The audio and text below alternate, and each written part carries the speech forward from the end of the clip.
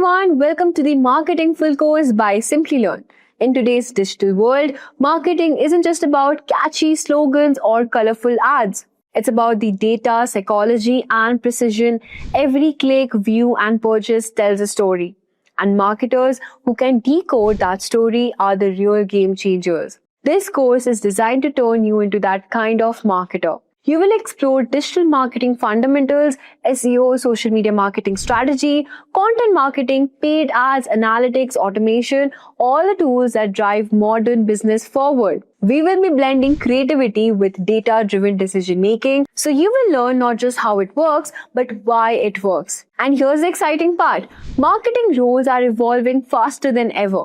Brands today want strategists who can connect creativity with conversion, insight, and impact.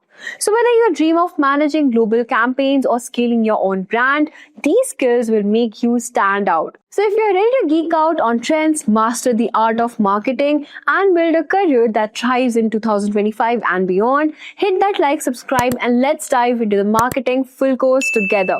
But before we begin, if you're interested in growing your career in SEO and digital marketing, then the professional certification is a great way to start. The professional certificate in digital marketing by Simplilearn is the right choice for you.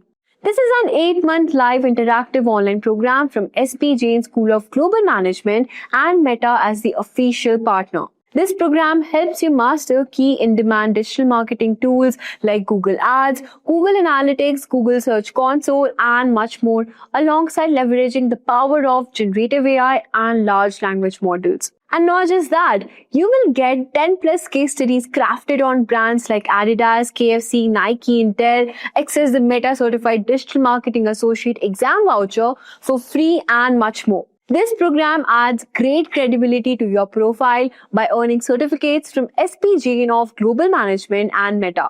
You will also get career support including resume help, mock interviews, and job assistance. So guys, what are you waiting for? Hurry up and enroll now. You can find the course link below. Did you know digital marketing is one of the hottest career skills in the world right now? Businesses everywhere, whether it's small startups or global giants, they are investing heavily in digital marketing to reach customers, build trust, and grow online. Now that's why the demand for skilled digital marketers has skyrocketed, making it one of the most rewarding career paths today. So in this video, we will follow the journey of Joey and see how he went from being a complete beginner in digital marketing to becoming the head of digital marketing at Amazon. Now through his story, you'll learn what digital marketing really is and why it's so powerful, the different types of digital marketing every marketer should know, how Joey applied these strategies in real campaigns, and how he eventually upskilled to turn his passion into a career. And by the end of this video, you'll not only understand the world of digital marketing, but also see how you can start your own journey in this fast-growing field. Now, before we move on, here's a quick quiz question for you. If a company wants to reach the maximum number of people with the lowest cost, which digital marketing channel do you think gives them the best chance? Your options are television ads, search engine optimization, billboard advertising, or radio ads. Drop your answer in the comment section below and let's see how many of you get it right. Also, if you want to watch more videos like these, do hit the notification bell and subscribe for more such content by Simplilearn. Also, if you're interested in building a career in digital marketing, then the professional certification in digital marketing by SP Jain School of Global Management is a great place to begin. This is ranked 7 in APAC by Bloomberg Business Week. SP Jain's 8-month live online program will help you master key skills like SEO, SEM, social media, mobile marketing, marketing analytics, and even the latest Gen AI tools. You'll learn by doing with 20 plus real world projects, 10 plus case studies, and 35 plus marketing tools used by top professionals. You also get access to expert-led masterclasses, sessions by Meta Blueprint trainers, and a free Meta exam voucher. And by the end of this course, you'll earn a certificate from SP Jain and Simplilearn, and you'll be fully prepared for a job in digital marketing. So what are you waiting for? Hurry up and enroll now, and you can find the course link below. Meet Joey, a digital marketer. He works as the head of digital marketing for Amazon. But how did Joey get here? Now, a few years ago, Joey began to see a large number of opportunities popping up in the field of digital marketing.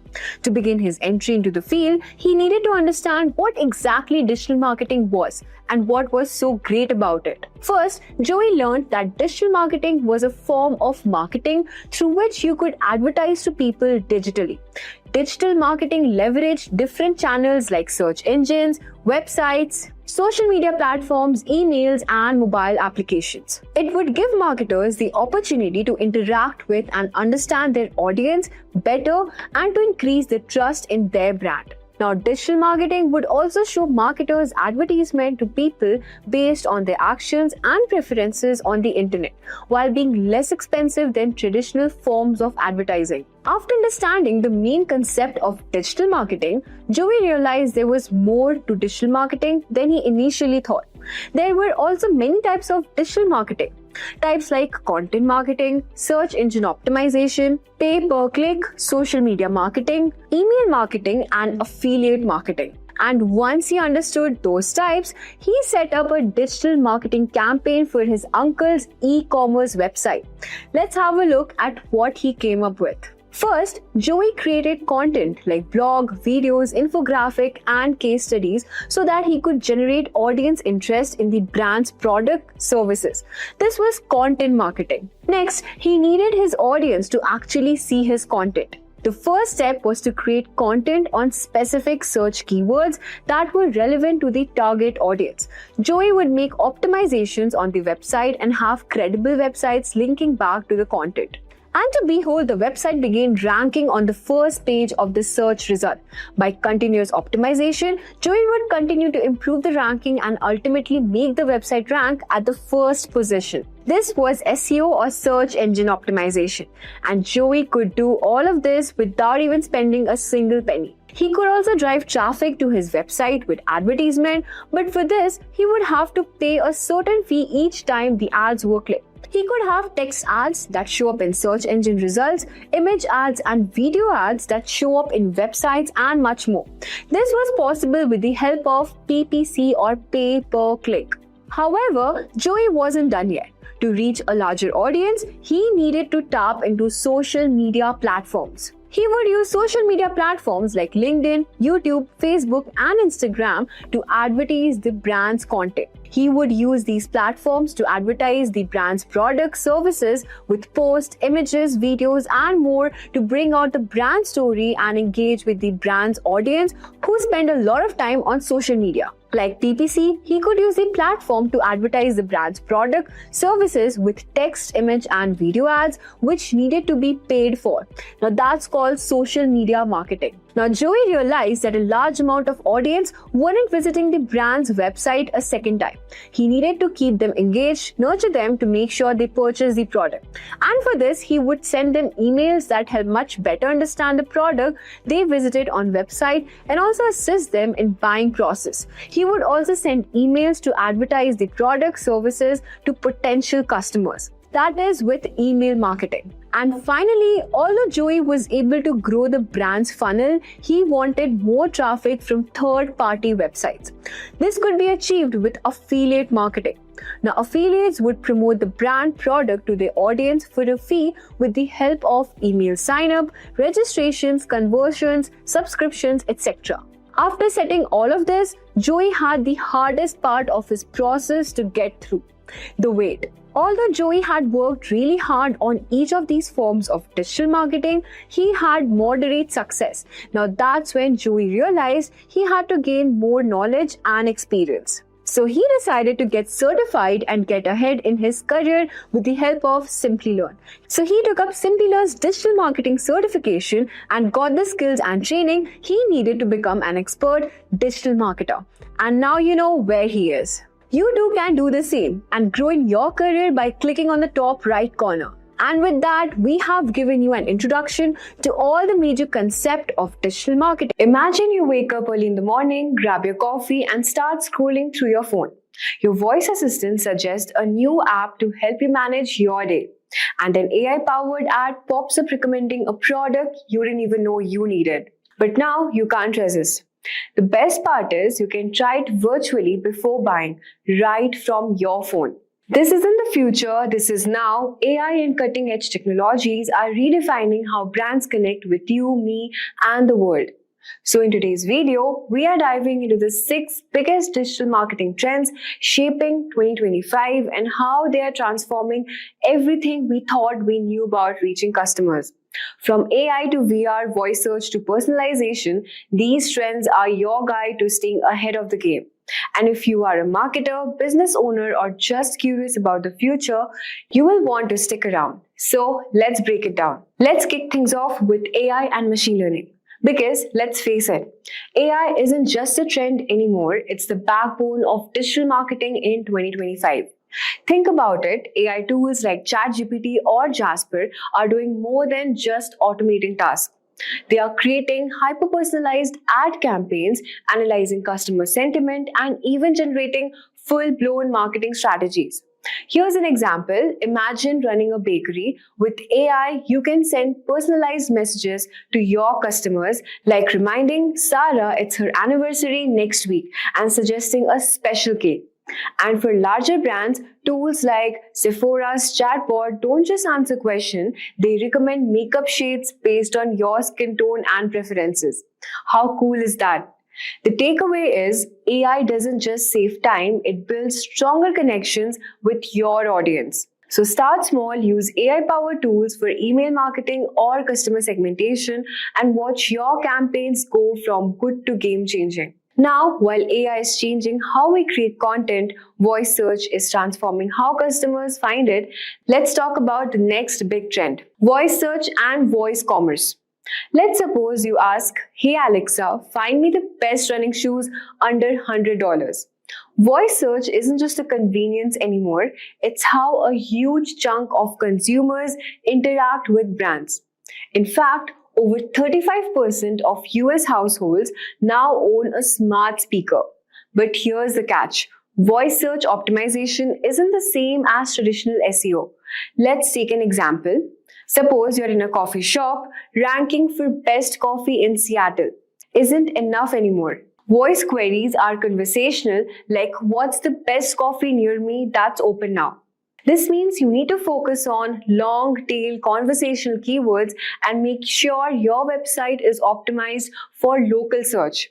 Voice search is all about meeting consumers where they are literally. While voice search is reshaping how consumers find products, AR and VR are also transforming how they experience them.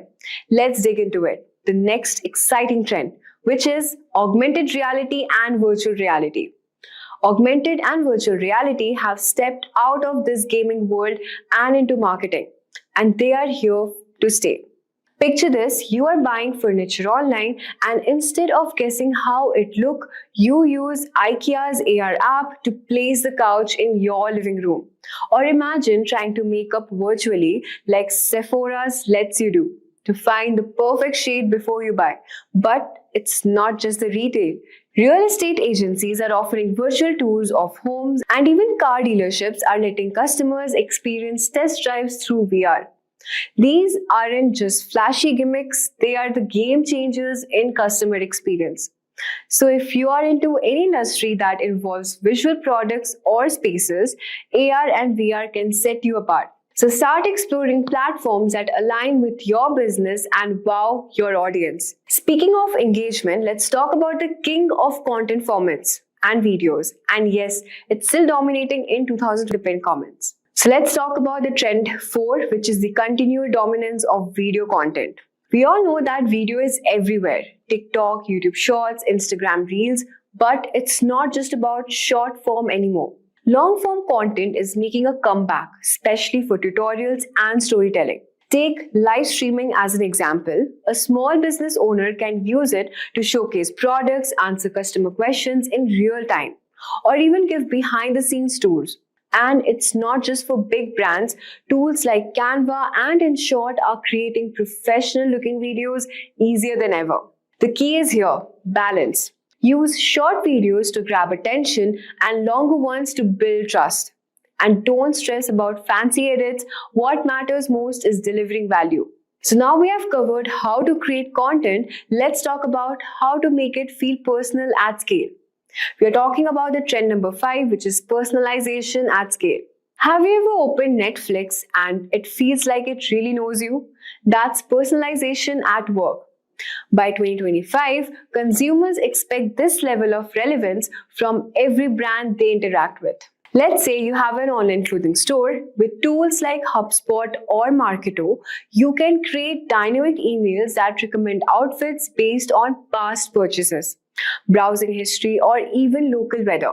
It's about making every customer feel seen and understood. Remember, personalization isn't just a buzzword, it's the key to build loyalty in a crowded market. And finally, let's explore how social media and e-commerce are merging to create seamless shopping experience. We're talking about trend number 6, which is social commerce and shoppable content. Scrolling through your Instagram, seeing a dress you love, and buying it without ever leaving the app. That's social commerce. And it's taking over. Platforms like Instagram, Facebook, and even TikTok are integrating shopping features that make the buyer's journey frictionless. Here's an example. Beauty brands are using Instagram shoppable tags to showcase products. Customers can see a lipstick in a post, click on it, and purchase all within seconds. And for smaller businesses, partnering with influencers can amplify your reach while building trust. And the secret is here. Create visually appealing interactive posts that don't just sell but also engage your audience. So there you have it. All the 6 digital marketing trends shaping 2025: AI, voice search, AR video, personalization, and social commerce. These aren't just trends, they are the tools to transform your. If you are looking to boost your website's traffic or dominate search engine rankings, then today's video is just for you. We are diving deep into keyword research, a crucial part of any successful SEO strategy. By the end of this tutorial, you'll know exactly how to find the right keywords to help your content reach its full potential. So let's get started. To kick off things first, let's understand what keyword research is. Now, keyword research is all about discovering the exact phrases and terms your potential audience is typing into search engines. Now, by identifying these keywords, you can create content that directly addresses what people want to know, buy, or learn about. This not only drives more visitors to your site, but also helps you connect with those who are most likely to engage with your content. In essence, keyword research is the backbone of a strong SEO strategy, guiding you in crafting content that resonates with your audience. Now that we know what keyword research is, let's dive into why it's so important. Picture this: you're hosting a party. Would you invite random people who might not even be interested? Or would you carefully choose guests who are excited to attend? So keyword research helps you do the latter by attracting the right guests to your website. When you know the exact keywords your audience is searching for, you can tailor your content to meet their needs. This increases your chances of not only driving more traffic, but also engaging visitors who are genuinely interested in what you have to offer. The better you understand your audience search behavior, the more effective your content will be. Remember, it's not just about quantity. Getting the right kind of traffic is key to conversions and overall success. Moving on, let's talk about the different types of keywords you'll encounter in your research. This is important because not all keywords are created equal, and understanding the distinctions can greatly impact your strategy. So, short tail keywords are broad and usually consist of 1 or 2 words like SEO or marketing. Now, these keywords have high search volumes, which means lots of people are searching for them. However, they're also highly competitive, making it tough to rank for them unless you have a very authoritative website. Next comes long tail keywords. Now, long tail keywords, on the other hand, are more specific phrases like how to do keyword research for SEO. Now, while they have lower search volumes, they tend to be less competitive and more targeted, attracting visitors who are further along in their buyer's journey. For instance, someone searches for best budget laptops for students is likely closer to make a purchase than someone just searching for laptops. Now, next type of keyword is LSI, which is latent semantic indexing keywords. Now, these are related terms that search engines consider relevant to your main keyword. Now, for example, if your main keyword is digital marketing, then LSI keywords could be online marketing, SEO strategies, or social media advertising. Now, even in this example, if you have given best leather shoes, the LSIs would be official and casual wear, best footwear brand, original leather shoes, etc. So, using LSI keywords helps you create more contextually relevant content with search engines' favor. Now, by balancing these types of keywords, you can create content that appeals to both broad and niche audiences, giving your website a better chance to rank well across different searches. So, alright, now that we have covered the types of keywords, let's explore some of the tools that can help you find them. So, keyword research tools are like treasure maps. They guide you to the keywords that can drive the most traffic to your website. Number one is Google Keyword Planner. So, Google Keyword Planner is a fantastic starting point, especially for beginners. It's free and provides a wealth of information, including search volumes and competition levels for various keywords. You can also discover new keyword ideas based on what people are already searching for. Next is Ahrefs. Ahrefs is a more advanced paid tool that offers in-depth analysis. It doesn't just give you keyword data, it also provides insights into how difficult it is to rank for a particular keyword, as well as click-through rates, CTR, and related keyword ideas. So Ahrefs is particularly useful for competitor analysis, helping you see which keywords for your competitors are ranking for and identifying gaps in their content that you can exploit. Now next comes SEMrush. Now SEMrush is another powerful tool that goes beyond keyword research. It offers comprehensive data on keywords, including trends over time, and allows you to conduct competitive analysis, track keyword performance, and more. SEMrush is a go-to for many SEO professionals because of its all-in-one capabilities. So these tools simplify the process of keyword research, allowing you to focus on creating content that will resonate with your audience and perform well in search engine results. So with so many tools at your disposal, the next step is figuring out how to actually find the best keywords for your content. So here's a step-by-step approach. Number one, start with a brainstorming session. So you can list down potential keywords related to your topic. Think about what your audience might search for and consider different variations of those phrases. So use the keyword research tools we just discussed to analyze these keywords. Pay close attention to search volume, competition, and user intent. The goal is to find keywords that have a good search volume but aren't too competitive. And next, consider user intent. This is crucial. Ask yourself, what is a searcher hoping to find? If someone is searching for best travel laptops in 2024, they are probably looking for product reviews or recommendations. Tailor your content to meet that specific intent, and you'll have a much better chance of converting those visitors into customers. So by following these steps, you can pinpoint the keywords that will not only drive traffic, but also ensure that the traffic is relevant and likely to convert. Now, one of the most effective ways to find high-quality keywords is by analyzing your competitors. This might sound like a spy mission, but it's completely above board and incredibly valuable. So tools like SEMrush allow you to see which keywords your competitors are ranking for. So this gives you insight into what's working for them, and more importantly, it highlights gaps in their strategy that you can exploit. For instance, if you notice that a competitor is ranking well for a keyword like affordable SEO tools, but their content is outdated or lacking in detail, you can create a more comprehensive and up-to-date piece to outrank them.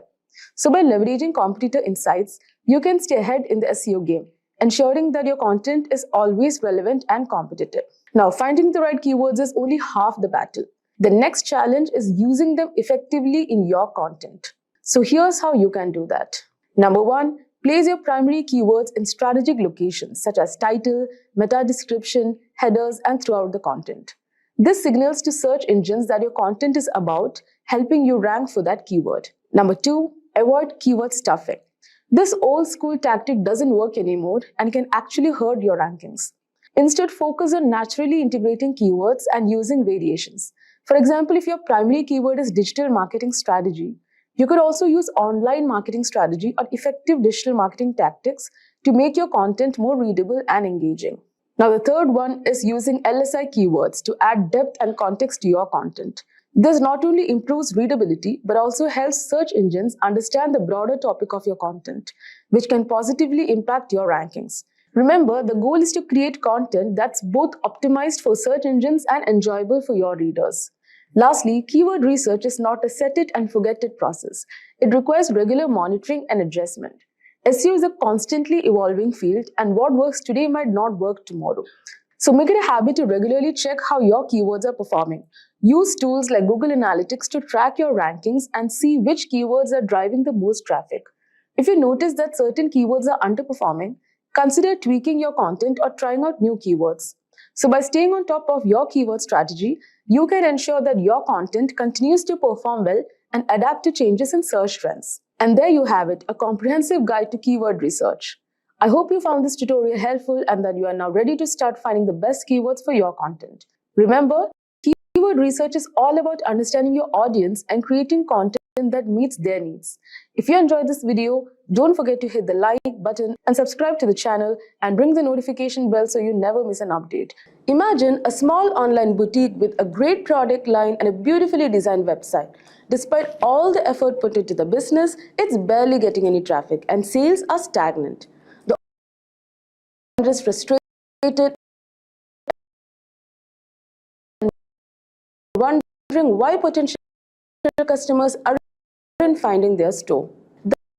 That's when they turn to Google Ads. Campaigns, they start reaching customers who are actively sees a note of Google Ads. Google Ads has become an essential tool for businesses looking to connect with the right audience at the right time. A Google Ads campaign helps businesses reach potential customers online by displaying targeted ads across Google's vast network, including search results, YouTube, and partner websites.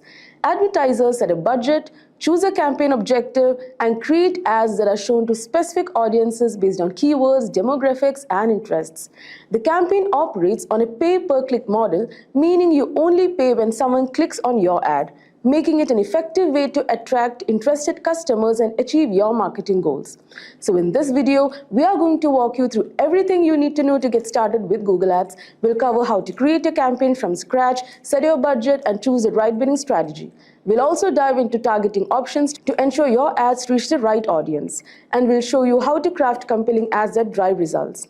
By the end of this video, you'll have the knowledge and confidence to launch your own successful Google Ads campaign. So let's get started. So to kick off our Google Ads campaign, we'll start by creating a new campaign. So once you're logged into your Google Ads account, begin by clicking the blue plus new campaign button. So here you're presented with a list of campaign objectives. Now choosing the right objective is crucial because it guides Google Ads on how to optimize your campaign. So let's see one by one. The first objective is sales. So this is perfect for businesses looking to drive direct conversions, whether it's online purchases, phone orders, or in-person sales. So for instance, if you run an e-commerce store, this objective will help you target users who are ready to buy. So Google will prioritize showing your ads to people most likely to complete a transaction based on their behavior and intent. So this makes it ideal for businesses focused on generating immediate revenue. So you can use this when your primary goal is to turn clicks into sales, making it perfect for businesses with clear purchase paths like online stores or service providers. Now next we have the leads objective. So this is designed for businesses that want to gather contact information from potential customers, such as through form submissions, phone calls, or signups. So for example, imagine you are a real estate agent aiming to build a list of potential home buyers. So by selecting the leads objective, Google Ads will optimize your campaign to reach users likely to fill out your contact form or call your office. Now next is website traffic. Now this is the objective you'll want to choose if your main goal is to drive more visitors to your website. So this is particularly useful for increasing brand awareness or getting people to explore your products and services online. Like for instance, if you're a blogger or a content creator, so this objective will help you attract visitors to your site to engage with your articles, videos, or any other content that you put up. So now next comes app promotion. So this is when you have created an app, like for example, an online gaming app or anything, and you want more installs or downloads. Now next you have awareness and consideration. So it is designed for businesses that want to engage users and encourage them to think about their products or services. So this is especially effective in introducing something new to the market. And then you have local shop visits and promotions. And then you can also create a campaign without a goals guidance. Okay. So here we are planning to give an example for lead generation, like how to generate lead for a free online course provider. So let's select leads and continue. Now, as we have selected an objective which is generating leads, the next step is to choose your campaign type. So there are several campaign types, like Google Ads offers several types, but the two most common are search and display ads. So anyways, let's start with the search ads. So these are the text-based ads that appear at the top of the Google search results when someone searches for keywords related to your business. Like for example, let's just see car rentals near me. So your ad could appear like this, like as you can see the sponsored ads. So your ads could appear at the top of the search results. So this is highly effective for capturing high intent users. So people who are actively looking for what you offer. Now next we have display ads. So these are visually engaging ads that appear across the Google display network, like which includes websites, like the ads, basically the ads you see in others' websites, apps, or even YouTube. So now display ads are perfect for building awareness and keeping your brand top of mind. So they work well for retargeting, like showing you ads to people who have previously visited your website but didn't take any action. Now the next one is shopping ads. Now shopping ads are a powerful tool for e-commerce websites. So these ads showcase your products directly in the search results, complete with images, prices, and your story. Like for example, if we search leather jackets, just a second. Leather jacket, yeah. So your shopping ad could appear displaying a product image, price, and a link to purchase directly from your website, as you can see here. So this makes it easy for potential customers to see what you're offering and click through to buy. So shopping ads are ideal if you're looking to drive sales of physical products, providing a visual, direct path to purchase. Then we have video ads, which is another impactful way to reach your audience, especially on platform. Video ads, you can create engaging content that appear before, during, or other videos on YouTube. So this basically the videos, like the ad videos that you see, like while watching your YouTube video. And then we have performance max campaign. So this type uses Google's machine learning to optimize your ads across all Google properties, like including search, display, YouTube, Gmail, etc. So performance max campaigns are perfect when you want to maximize your results without managing multiple campaign types separately. So Google's algorithms will automatically find the best combination of ad formats and placements to meet your objectives. So right now we'll select the search campaign type, and we'll be giving lead form submissions. And let's press continue. And let's just keep like lead search. So now that we have selected our campaign type, the next step is to set your budget and bidding strategy. So this is crucial as it determines how much you're willing to spend and how Google Ads will manage your bids. So now for bidding, since our objective in this demo is to generate leads, we'll choose conversions. So this strategy lets Google automatically set your bids to get the most conversions within your budget. So now you can set a target cost per action. So this budget is the amount you're comfortable spending per action. So like you can just give 0.3 rupees, per action. And let's press next. Now next, let's define our targeting options. So this step is about deciding who will see your ads, where they will see them, and when. So you can target users by location. As you can see, all countries and territories, India, or any other location, you have options. So for example, if your store is in Delhi, you might want to target only people within a 50-mile radius. Now, additionally, you can also refine your audience based on demographics such as age, gender, and household income. So this ensures your ads reach the most relevant customers. And you can also select the languages that your, customers speak. Like you can give English, you can give Hindi. So you can select multiple languages that your target audiences speak. And also you can, select the audience segments, like what your audience might be doing. So like for example, we are actually, giving this example for lead generation for a free online course provider. So what we do is we can actually, like, our audience will be students, right? So we can give students. Yeah, you can give current university students. And this is also for working professionals. So you can give working education jobs, IT and technical. So you can select who your target audience are. So effective targeting is crucial for maximizing your ad spend. So take the time to consider who your ideal customers are. Now let's go to next. So now next is selecting keywords. So for search ads, keywords are the backbone of your campaign. So these are the words or phrases users type into Google when looking for products or services like yours. So choose keywords that are closely related to your business. So for example, we are actually looking for lead generation for this particular website, which is Simplilearn skill website that provides free online courses. So first you have to give the final URL, and then you have to enter your keywords. You can also, type in the products or services like you advertise, like the course name and everything, and you can enter the keywords. Now you can take the help of Google's keyword planner for keyword ideas and see how often they are searched. So let's just go to keyword planner. discover new keywords.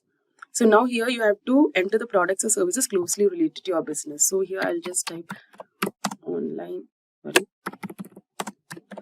free online course, digital marketing. So you can give so many keywords, okay?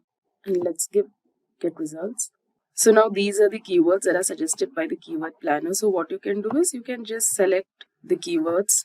Like you can select so many multiple keywords. You can copy it. You can paste it here. So this is a demo. That's why I've just taken, 3 to 4 keywords. But in fact, you have to use more keywords. So now you have selected your keywords. Now it's time to create your ad. So your ad copy includes the headline, description, and display URL. So this is what users will see in the search results or across the display network. So basically in your ad. So making it engaging and relevant. So first you can give the URL of your website. So in the headline, you can grab the attention by highlighting your key offerings and including one of your main keywords. Like for example, you can give master digital marketing. And you can give, like you have to fill at least 3 headlines. So you can give free digital marketing course, or you can give best digital, and you can even fill more headlines. Now you can use the description. So this is the description part. So you can use the description to expand on your offer. So like you can highlight unique selling points of yours, like expert instructors. For example, you can give expert instructors, sorry, or flexible learning, or like enroll today to boost your career, etc. So once you have done this, let's go to next. Now this shows your budget. So as you can see, we had given like 0.244 cost per conversion. So your weekly cost will be 58,100 rupees. So here you can see the budget. Now the final step is, before we launch, it's important to review all the details. Now Google Ads will show you a summary of your campaign settings, including your budget, targeting, keywords, and ad copy. So you can double check. So next is the review. So here you can double check everything to ensure it aligns with your objective.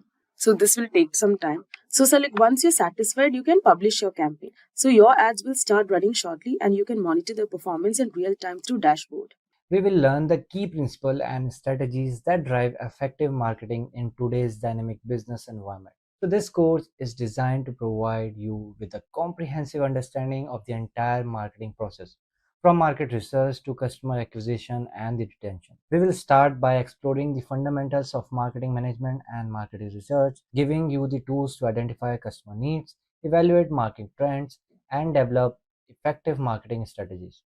You will learn how to conduct research that provides valuable insights into consumer behavior and preference, forming the foundation for all the future marketing decisions. Next, we will dive into consumer behavior and marketing strategy, where you will gain insights into how consumers make decisions and what influences their buying habits. Understanding these behaviors will allow you to craft marketing strategies that resonate with your target audience. And this course will also cover digital marketing and implementation, providing you with practical knowledge of how to leverage digital platforms and tools for reaching and engaging customers. From social media to search engine optimization, SEO, you will learn how to implement cutting edge digital marketing tactics that drive business growth. Finally, we will explore the process of customer acquisition, onboarding, engagement retention, and monetization. You will learn how to acquire new customers, onboard them effectively, engage them with personalized experience, retain their loyalty, and monetize your offering successfully. So by the end of this course, you will have a deep understanding of marketing management, and you will be equipped with the skills to execute successful marketing strategies in any business environment. So now let's jump into what is marketing management. So marketing management is the process of planning, executing, and controlling marketing activities to meet organization goals and satisfy consumer needs. It involves understanding the marketplace, developing strategies, and executing marketing plans that deliver products or services to the right customers at the right time in the most effective and the efficient manner. Marketing management isn't just about advertising or promoting products. It's a holistic approach that aligns all business efforts to meet customer needs, build brand loyalty, and ensure long term growth and profitability.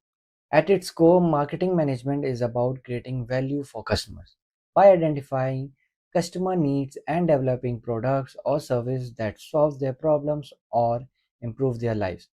A well executed marketing management strategy can be the difference between a thriving business and one that struggles to maintain market relevance. So now let's jump into marketing management in businesses. So, marketing management in businesses can be defined as the art and science of choosing target markets and building profitable relationship with them. It involves the analysis, planning, implementation, and monitoring of all activities related to the product development, pricing, distribution, and communication strategies. So, what is the importance of marketing management in business? So, marketing management is vital for the success of any business. Without an effective marketing strategies, a company risks losing market share, customer loyalty, and ultimately profitability. So, marketing management influences not just product design and branding, but also pricing, distribution channels, and customer service. So, here is why it's crucial. The first point is customer centric focus. Marketing management ensures that the business is constantly in tune with customer needs and preferences. By addressing these needs, companies can gain a competitive edge in the marketplace. Second point is brand awareness and the loyalty. Through consistent and strategic marketing efforts, businesses can increase brand visibility, foster customer trust, and build long term loyalty. The third point is revenue generation. Marketing is directly tied to the sales and revenue. Effective marketing strategies drive customers to make purchases, thereby fueling the company's profitability. Fourth point is strategic decision making.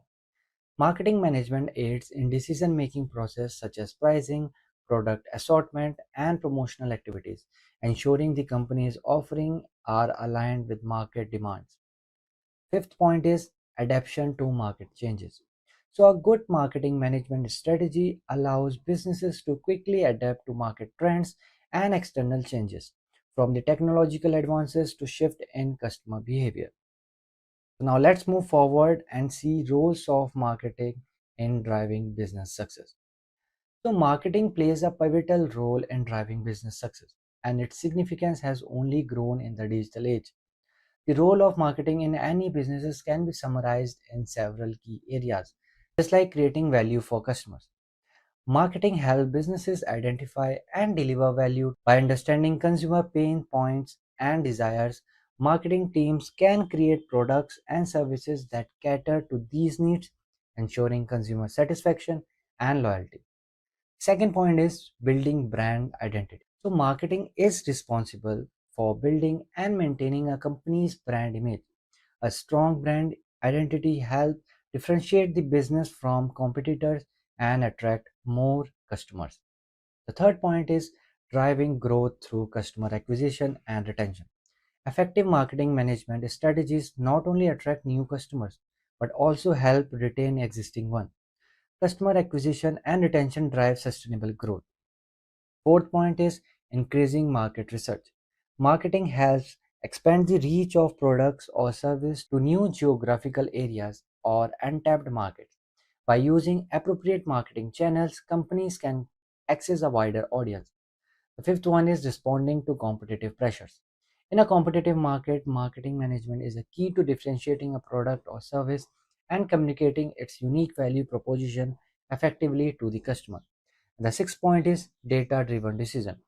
Marketing management leverages analytics and data to inform decision making. Through data analysis, businesses can adjust their strategies to better meet consumer needs and maximize the ROI, return of interest. So now let's jump to the key concepts of marketing. So to understand marketing management, it's essential to explore some fundamental marketing concepts that guide strategies and decisions. The first one is market segmentation, targeting, and positioning. So what is market segmentation? Market segmentation is the process of dividing a broader market into smaller, more manageable groups of consumers based on shared characteristics. These segments are usually created based on factors like demographics, psychographics, and behavioral patterns like buying habits or brand loyalty. So market segmentation also allow companies to customize their marketing strategies to address specific needs thereby increasing in effectiveness of their campaign. The second point is targeting. After segmenting the target or the market, businesses need to decide which segment they want to focus on. Targeting is the process of evaluating each segment and selecting one or more to pursue. This decision is based on factors like segments, size, growth potential, and the company's ability to serve them effectively. And the third is positioning. Positioning refers to how a company's product or brand is perceived in the minds of the target audience.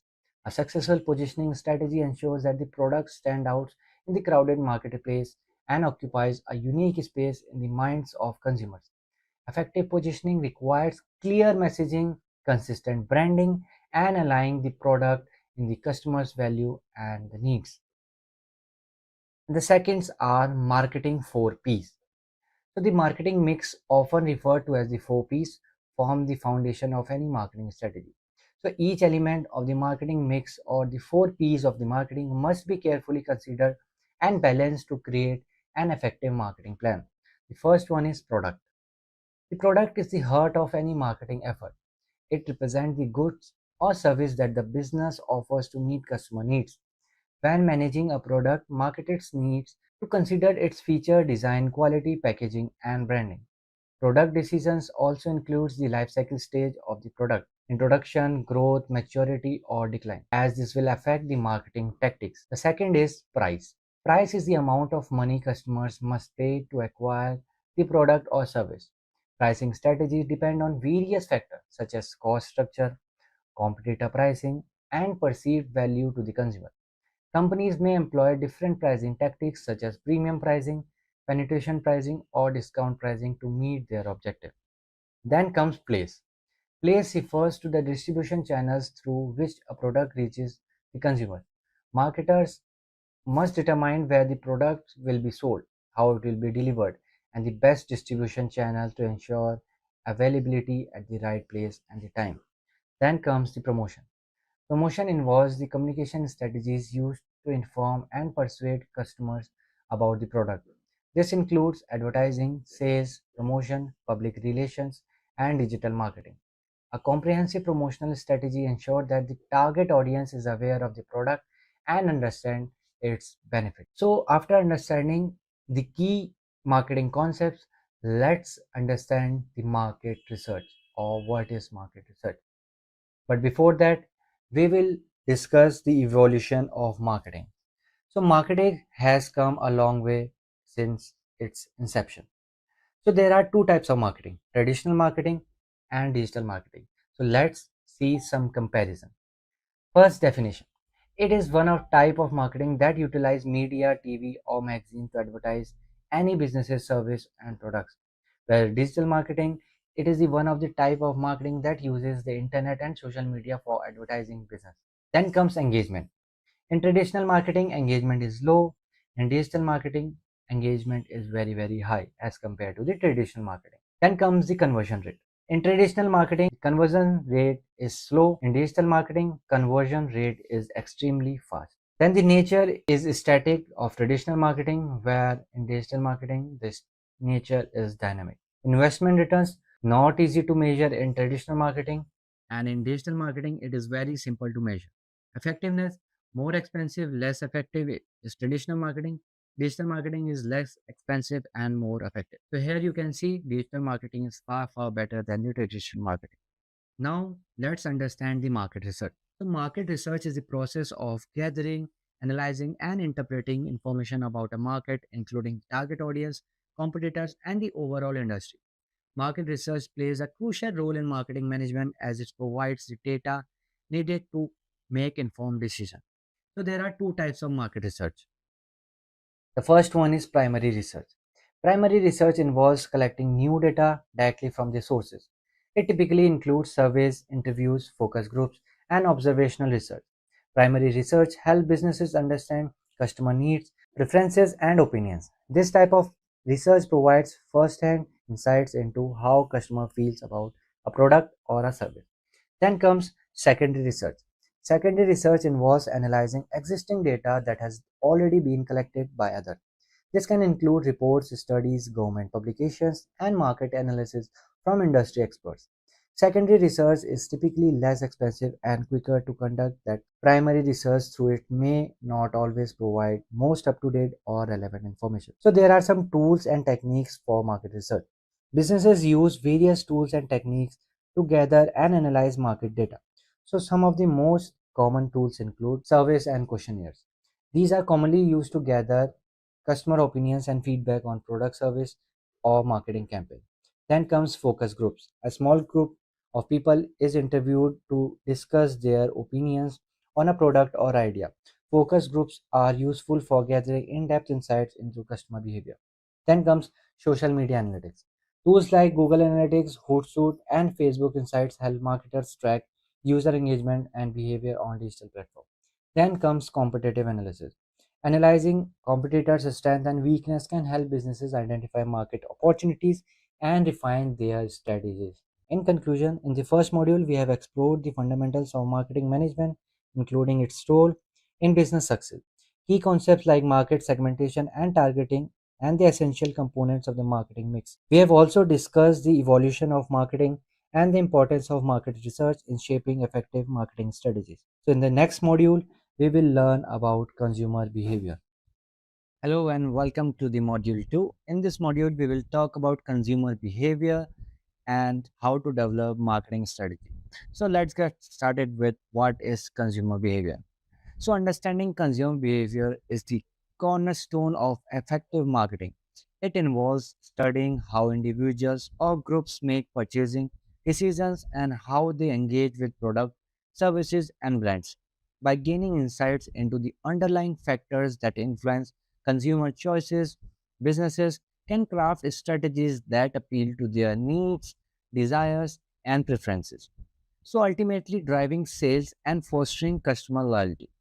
Consumer behavior encompasses various elements, including the motivation behind purchases, the decision making process, the role of emotions in buying, and how external factors such as marketing campaigns or social media influences impact the decisions. So, after understanding what is consumer behavior, let's understand factors influencing consumer behaviors or decisions. So, consumers' purchasing decisions are influenced by a combination of psychological, social, economic, and personal factors. The decision making process is not always linear or rational, rather, it involves complex interaction between internal and external forces. So, here are some key factors that influence consumer behavior. The first one is psychological factors. Psychological factors refers to the internal processes that influence how consumers perceive products, services, and brands. These factors plays a significant role in shaping decisions and behavior. First is motivation. So motivation refers to the underlying reasons driving consumers to fulfill a need or want. The most famous theory that explains consumer motivation is Maslow's hierarchy of needs, which categorize human needs into five levels: psychological safety, belonging, esteem, and self actualization. So, marketers must understand where their target market's needs fall within this hierarchy to tailor products that meet those needs. The second is perception.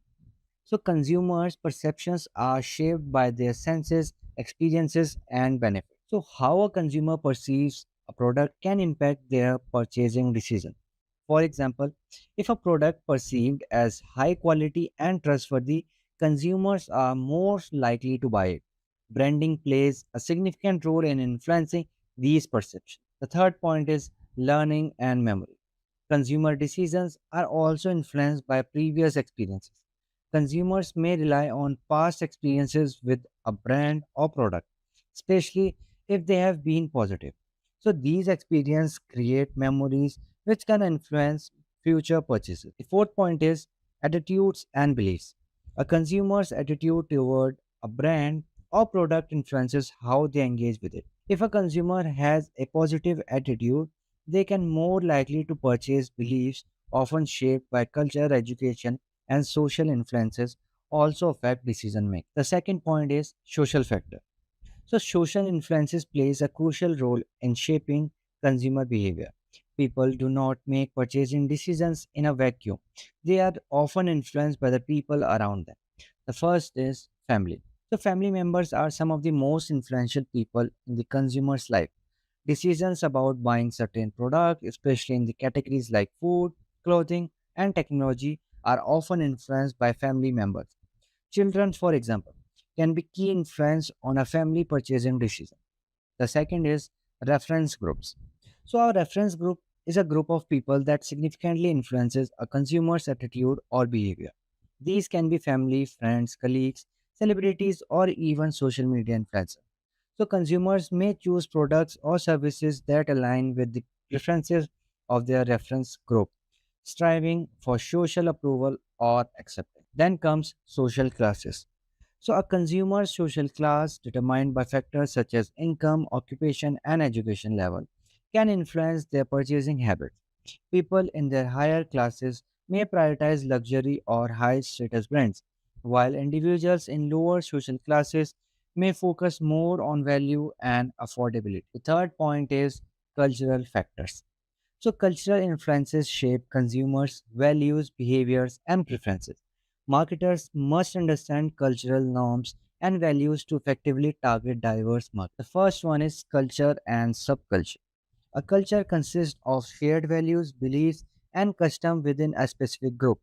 For example, cultural differences across countries, Western versus Eastern cultures, may lead to different consumption patterns. Subcultures, such as ethnic or religious groups, also influence purchasing decisions by shaping preferences for specific products.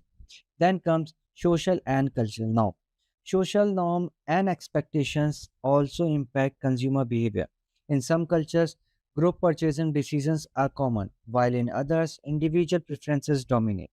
Understanding these norms helps marketers design strategies that resonate with local customs and expectations. Then come the economic factor. The economic environmental also plays a significant role in shaping consumer behavior. Consumers' purchasing power is influenced by factors such as income, employment status, and overall economic condition. The first point is income and affordability. Consumers with higher disposable incomes tend to have more spending power, allowing them to purchase premium products during times of economic recessions. Consumers may become more price sensitive, opting for budget friendly options. Then comes economic conditions.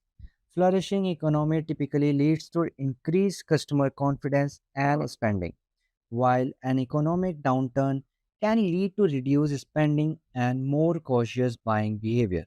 So let's discuss consumer buying process. So the consumer buying process refers to the stages that customers or consumers go through when making purchasing. So the first one is problem recognition. So the buying process begins when consumer identifies a problem or need that require a solution. For instance, a consumer might realize they need a new smartphone because their old one is outdated. So this stage is influenced by factors such as lifestyle changes, advertising, and word of mouth. The second point is information search. Once the need is recognized, the consumer searches for information about possible solutions. So this search can be internal or external, asking friends or experts. The third point is evaluation of alternatives. In this stage, consumers evaluate the various options available to them. They consider different brands, product features, and pricing before narrowing down their choice. The fourth point is purchase decision. So, after evaluating alternatives, the consumer makes their purchase decision. At this point, various factors such as promotional offers, ease of purchase, and availability can influence the final decision. The last one is post purchase behavior. After the purchase, the consumer evaluates their decision. If satisfied, they may become loyal to the brand and recommend it to the others. So, after seeing the consumer buying process, now let's discuss how to develop a marketing strategy. So, once a business has a clear understanding of consumer behavior, the next step is to develop a robust marketing strategy. A marketing strategy defines how a company will position itself in the market and achieve its goals through target marketing activities. The first one is setting smart marketing objects. Like the first one is specific. The object should be clear and precise, stating exactly what needs to be achieved. The second is measurable. The objective should include quantifiable metrics to track progress. The third is achievable.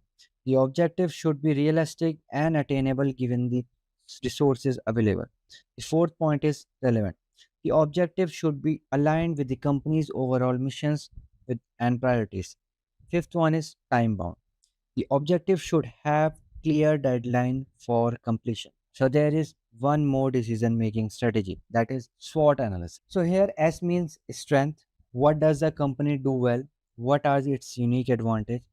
Weakness, where does the company need improvement? What challenges does it face? Opportunities, what external opportunities can company capitalize on? Are there emerging trends or untapped markets? Fourth is threats. What external factors pose risk to the company?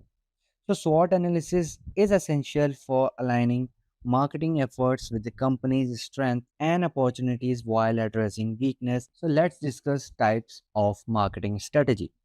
Business adopt different marketing strategies depending on their objectives, resources, and competitive environment. So here are three common types of marketing strategy. First one is product differentiation strategy. Product differentiation involves offering a unique product or service that stands out from the competitors in the market.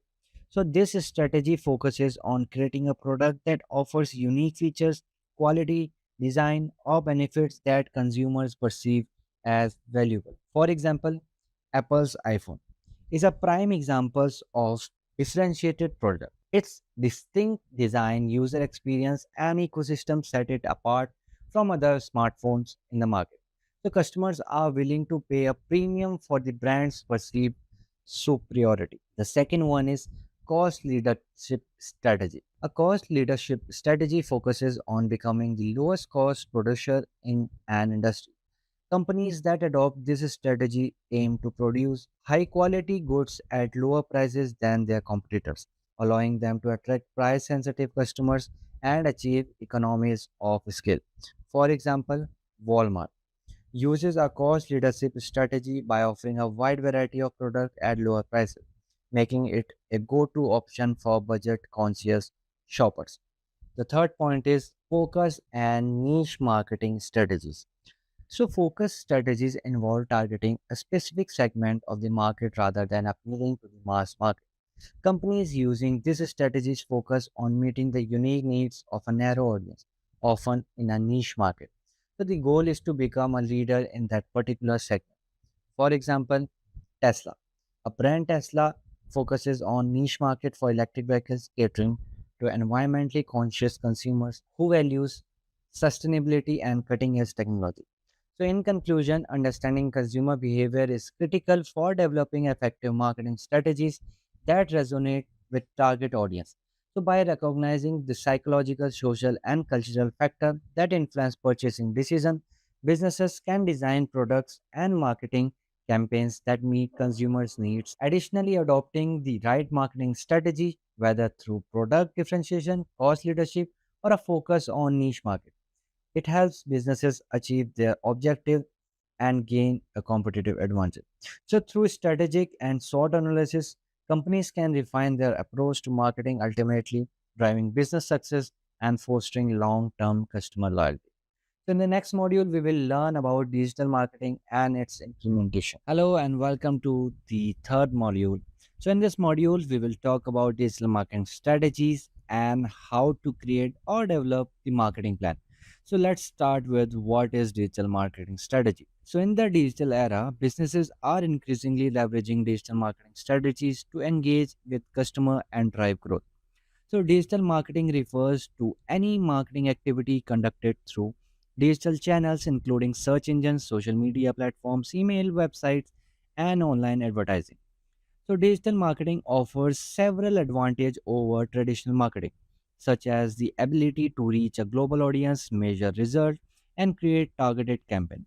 So, a successful digital marketing strategy incorporates a combination of techniques to engage the target audience, build brand awareness, generate leads, and boost objective customer needs, and industry trends. So, there are some key components of digital marketing strategy. The first one is understanding the target audience. So, knowing your audience demographics, behaviors, and preferences is essential for creating personalized and relevant campaigns.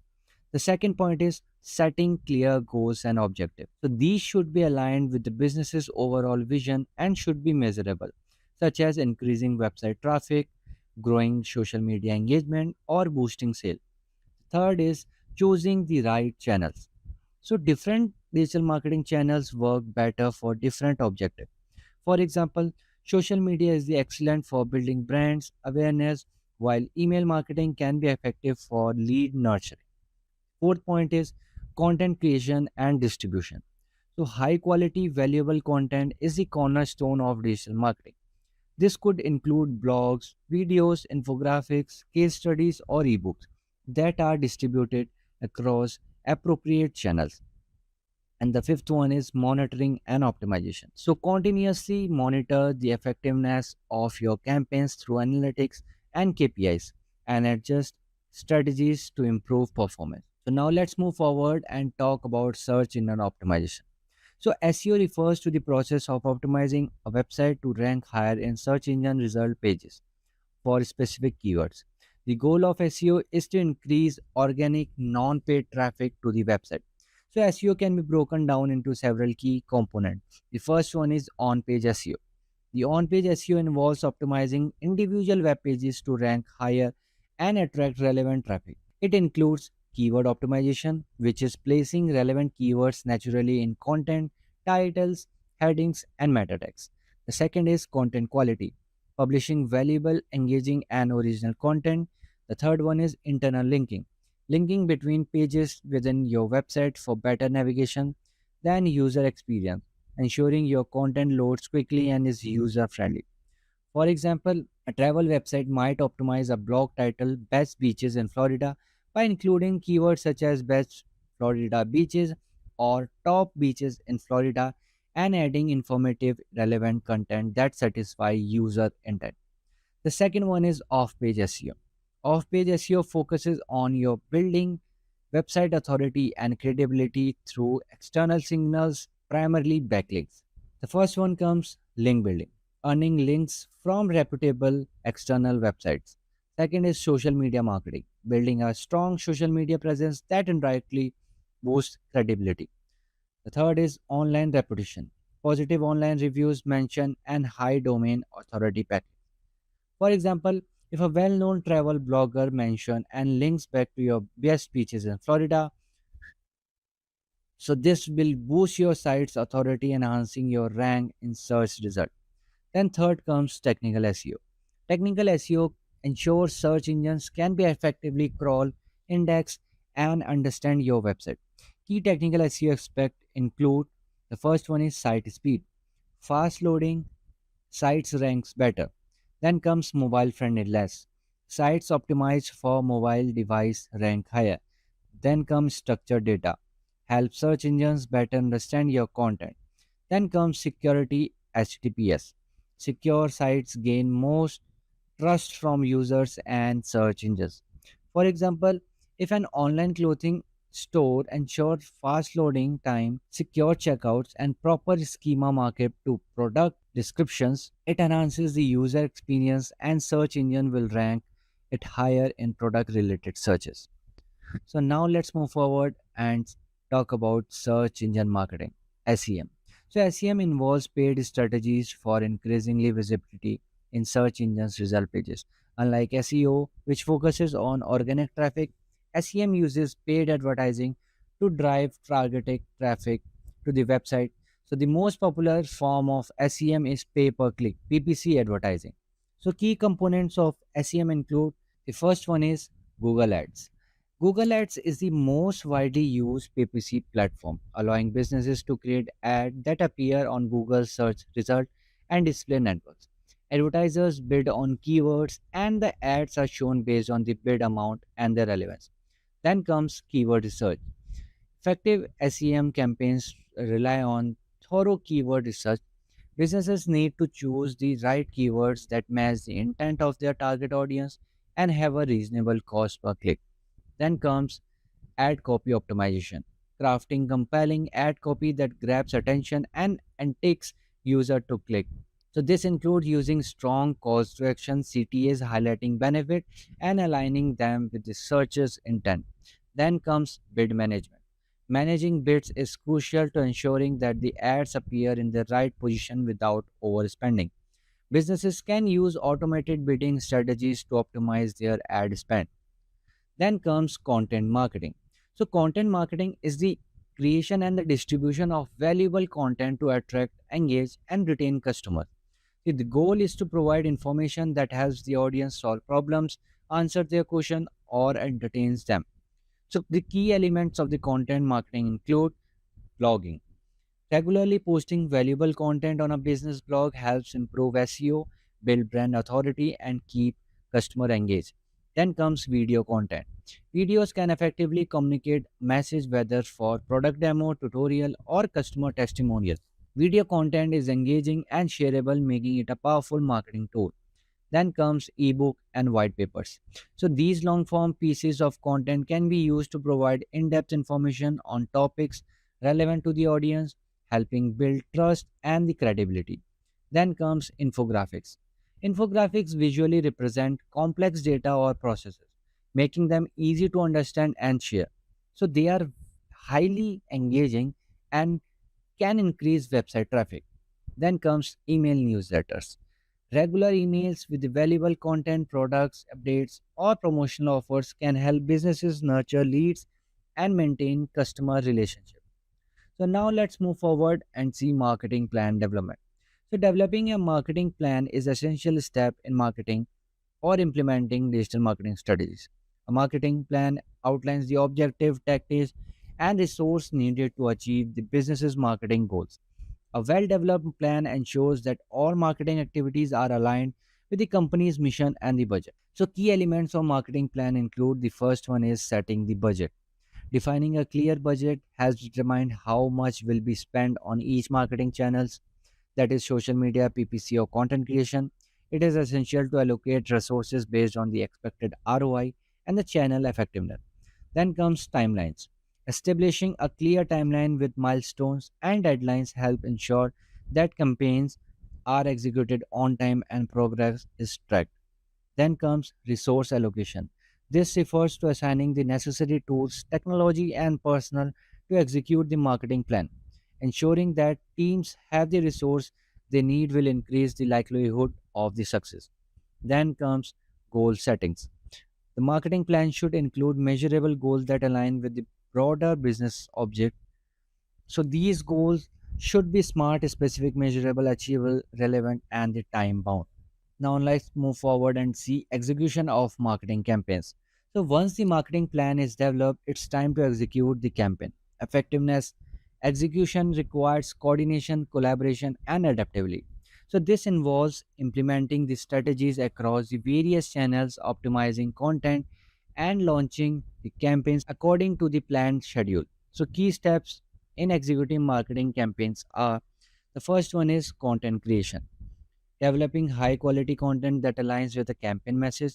Then comes platform management, managing a various platform where the campaign will be launched, whether it's social media, Google Ads, emails, or company website. Then comes ad placement and targeting, setting up ad with accurate targeting to ensure that they reach the right audience based on demographics, behavior, and interest. Then comes monitoring campaign. Continuously monitor campaigns to ensure they are running smoothly. So this can involve adjusting budgets, tweaking and copy, or testing different strategies. So how to monitor and evaluate marketing performance? So it is essential to track the performance of digital marketing campaigns to ensure that they are meeting the desired object. So monitoring helps marketer understand what's working and what is not working, so enabling them to make data driven decisions. So there are some common KPIs include: the first one is website traffic. So the number of visitors to website is an essential indicator of campaign reach. Then comes conversion rate, the percentage of visitor who can take the desired action. Then comes customer acquisition cost, the cost of acquiring a new customer. Then comes customer lifetime value, the total revenue generated from a customer over time. Then comes conversion rate, the percentage of visitors who take the desired action, such as making a purchase or filling out a lead form. Then comes CTR, the ratio of click to impression for ads or email campaign. So these are some common KPIs for monitoring and evaluating marketing performance. So there are some tools for tracking success as well. So several tools can be used to track and evaluate marketing performance. The first one is Google Analytics.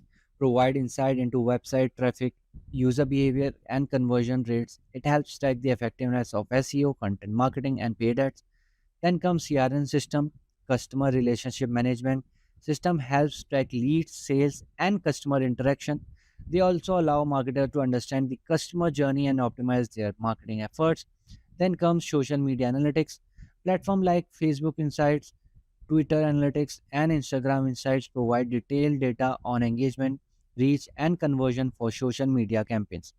So, how to calculate the ROI?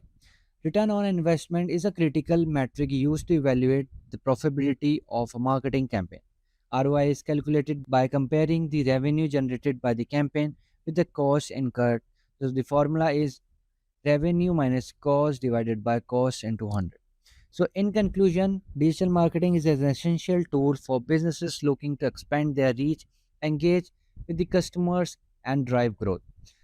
Through strategic use of social media marketing, SEO, SEM, and the content marketing, companies can effectively connect with their audience, deliver value, and achieve their marketing goals.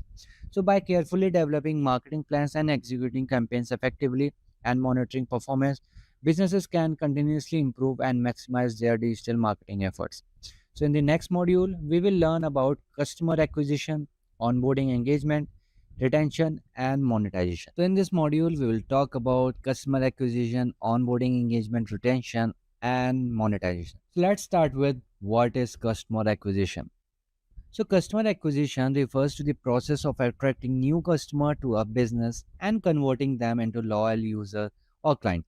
So it's a critical phase in the customer lifecycle, and it involves the strategies, tactics, and techniques used to bring in new customer, educate them about your offerings, and eventually convert them into paying customer.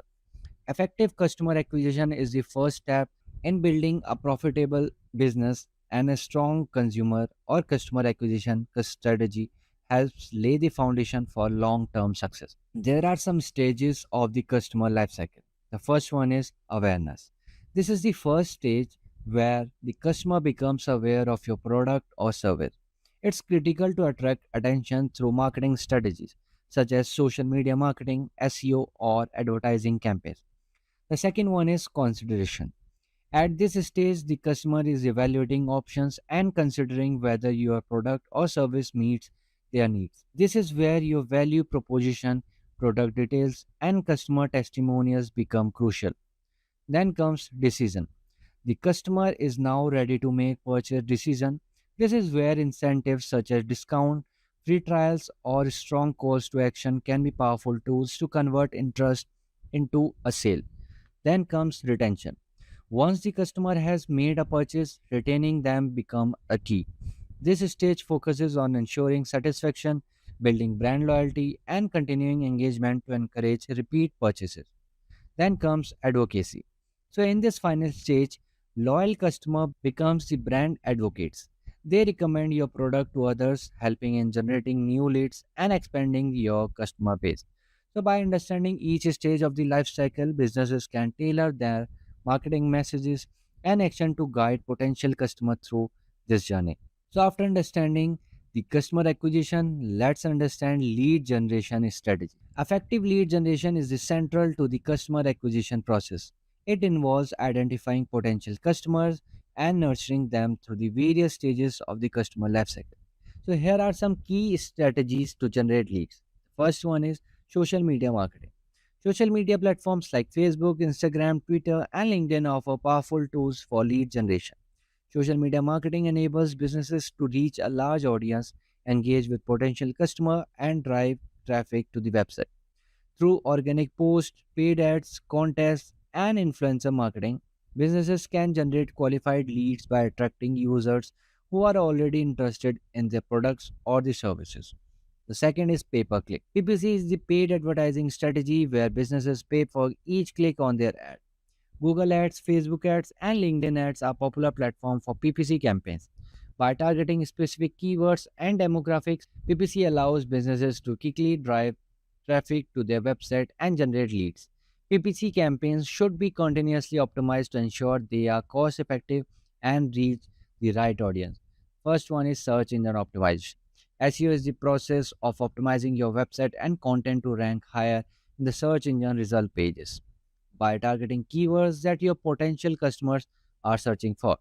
SEO helps businesses attract organic traffic. Effective SEO strategies involves on-page optimization, off-page optimization, and technical SEO, improving website speed and mobile friendliness. By utilizing these lead generation strategies, businesses can attract a steady stream of prospects, turning them into customers through a well-crafted marketing funnel. So, what is user onboarding? User onboarding refers to the process of introducing new users to a product or services in a way that helps them understand its value and become using it effectively. A seamless onboarding experience is essential for retaining customers and preventing churn. So the onboarding process is the first impression users have of your product, and it sets the tone for their long-term relationship with your brand. So what is the importance of seamless user onboarding? A seamless onboarding process helps user understand how to navigate your product, get started quickly, and experience its value right away. A confusing or frustrating onboarding experience can lead to user abandoning your product before they have a chance to see its full potential. What are the benefits of seamless process onboarding? The first one is reduced churn. When users are guided through the product effectively, they are more likely to stick around and continue using it. Second comes increase user adoption. A smooth onboarding process ensures user understand how to use your product, leading to higher adoption rates. The third is promotes long-term engagement. A positive initial experience sets the stage for continued use and engagement with the product. What are the reducing churn by engaging users early? So the churn is the rate at which customer stops using your product or service. One of the best way to reduce churn is to engage users early in their journey with your product. So here are some ways. The first one is welcome emails. A well-crafted welcome emails introduce new users to the product and sets expectation for the experience. The second one is interactive tutorials. Provide in product tutorials or guides that helps user get familiar with the key features. The third one is progress indicators. Display progress bars or steps that show users how far they are in the onboarding process, creating a sense of accomplishment. Fourth is personalized onboarding. Personalizing the onboarding experience by asking users what their goals are can help tailor the experience and make it more relevant to them. So now let's move forward and see how to personalize the onboarding experience. Personalization is a key element of effective onboarding. So by customizing the experience based on user preferences, needs, and behavior, businesses can create a more engaging and relevant experience. So here are some tactics for personalizing onboarding. First one is customize onboarding flows. Offer different onboarding paths depending on user behavior or preferences. The second one is behavior based recommendation. Suggest features or action based on the user's past behavior. Then comes target communication. Send personalized email or in-app message that addresses the specific needs or pain points of the user. So a personalized onboarding experience helps users feel valued and understood, increasing the likelihood that they will continue using the product and become loyal customers. So now let's move forward and see what is the engagement and retention design. So engagement and retention are key drivers of customer lifetime value, CLV. While customer acquisition brings in new users, retention ensures that these users continue to find value in the product over time. Designing for engagement and retention requires businesses to create strategies that keep user interested and motivated to continue interacting with the product. So, how to build engagement through content marketing, email campaigns, and the loyalty program. The first one is content marketing. So, content marketing plays a crucial role in keeping user engaged over time. By creating valuable, informative, and relevant content, businesses can continue to provide value to the user thereby keeping them engaged. Second one is email campaigns. Email marketing is a powerful tool for user engagement. So businesses can use emails to deliver personalized content, updates, offers, and reminders. Drip campaigns, which send a series of automated emails based on users' action, are particularly effective for nurturing leads and guiding users through the customer lifecycle. Then comes loyalty program. A loyalty program incentives users to engage with your product over time by rewarding them for their continued use. Loyalty program can take various forms including point system, discounts, exclusive offers, and early access to the new features. So what are the customer feedback loops and the building brand advocate? So the customer feedback is essential for improving product services and user experience. So by actively listening to customers, business can identify areas for improvement, uncover pain points, and address concern before they lead to churn. So how to build the feedback loops? The first one is by survey and the polls. Use surveys to gather feedback on user satisfaction, feature requests, and overall product experience. The second is customer interview. Engage with users directly through interviews or focus groups to gather in depth insight into their needs and preferences. Then comes social listening. Monitor social media platforms and online communities for unsolicited feedback and discussion about your product. So, incorporating feedback, businesses continually refining their offering and build trust with the users. So, at the last, let's discuss what is monetization strategy. So, monetization strategy refers to the process of gathering revenue from a product or service. Different business implement various monetization models based on their target market, product type, and goals. So, a clear and effective monetization strategy is the crucial for long-term success and sustainability of any business. So there are two type of model. The first one is freemium model. In the freemium model, businesses offers a basic version of their product or service for free while charging for premium features, upgrades, or additionally functionality. For example, Dropbox offers free storage space with paid plans for users who need to more storage or additional features. The second one is premium model. The premium model involves charging users for access of the product or service upfront. This model works well for products that offer a clear and tangible value. For example, software like Microsoft Office and Adobe Creative Cloud uses a premium model where users pay a subscription fee for full access of their product. At the last, let's discuss what is upselling, cross-selling, and subscription strategies. So upselling involves encouraging customers to buy a more expensive version of product or service. This could mean recommending higher tier plans or additional features that add more value. Example, an e-commerce website offering customers the option to upgrade to a more expensive product with additional feature. Then comes cross-selling. Cross-selling encourages customer to purchase related or complementary products. This strategy works well when customers are already engaged and willing to consider other product that enhances their current purchase. For example, an online clothing store suggests accessories like belts or shoes when a customer purchases a pair of jeans. Then comes subscription strategies. Subscription strategies or models are effective for products or service that offers ongoing value. By offering subscription plans, businesses create a consistent revenue stream while encouraging long-term customer relationship. For example, streaming services like Netflix or Spotify, where users pay a monthly subscription fee for access to the content.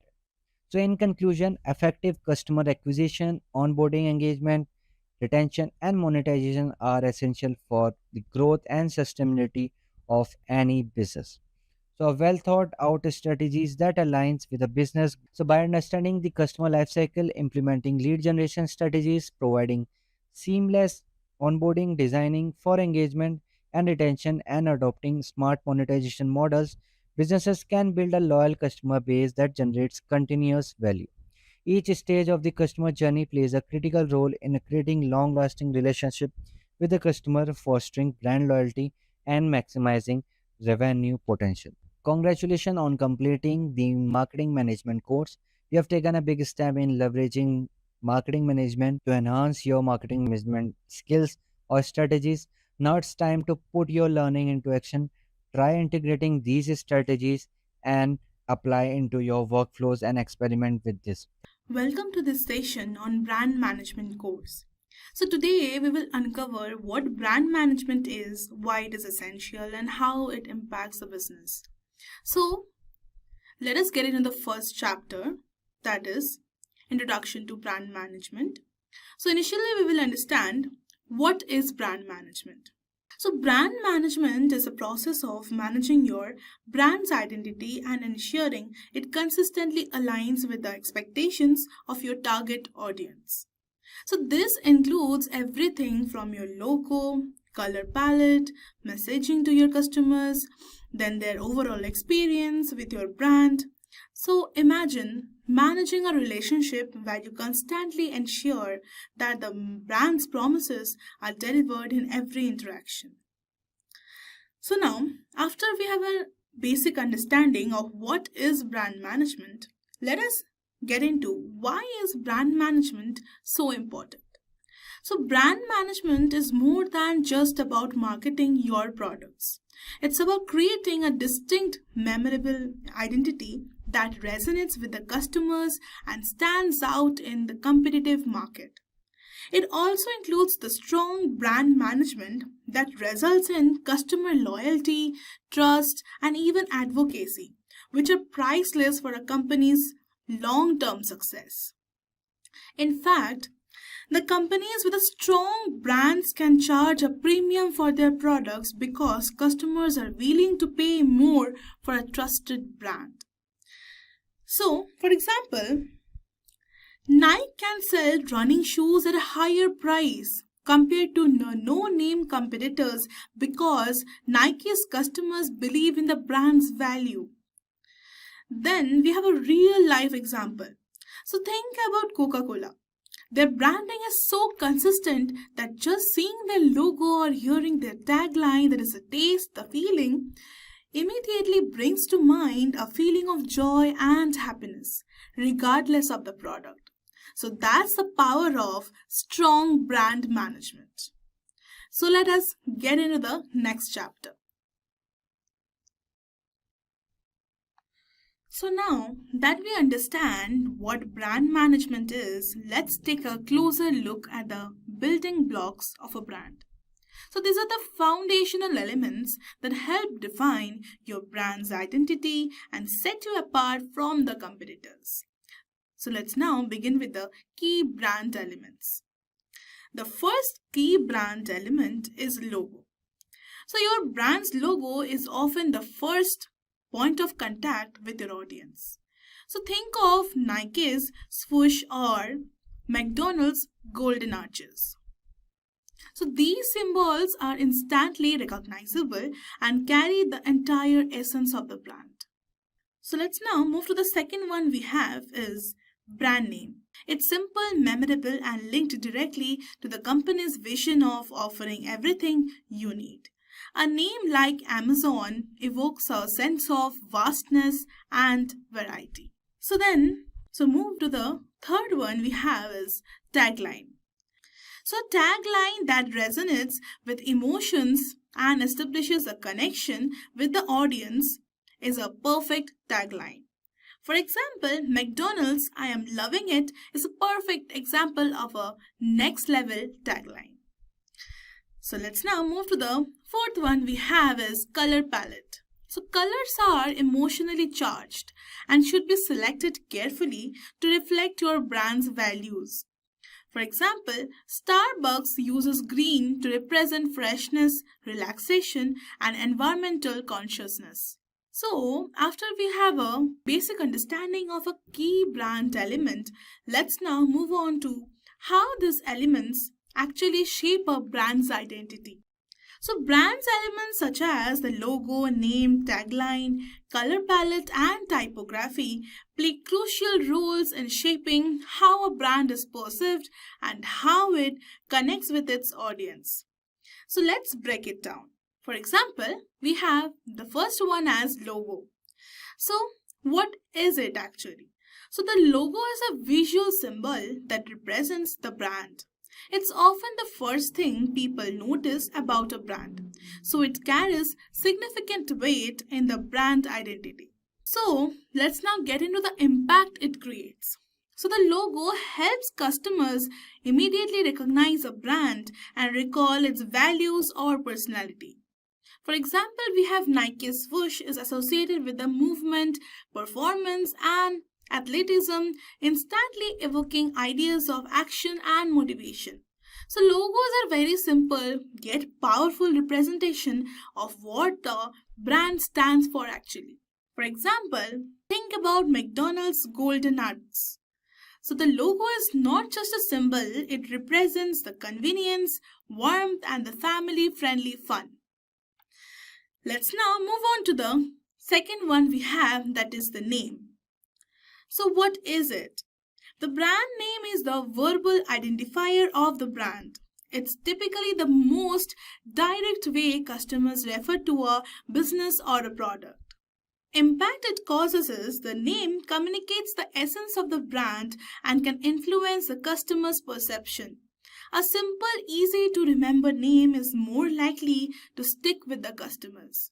For example, Amazon's names suggest vastness and variety, which aligns with its mission to offer everything under the sun, that is A to Z.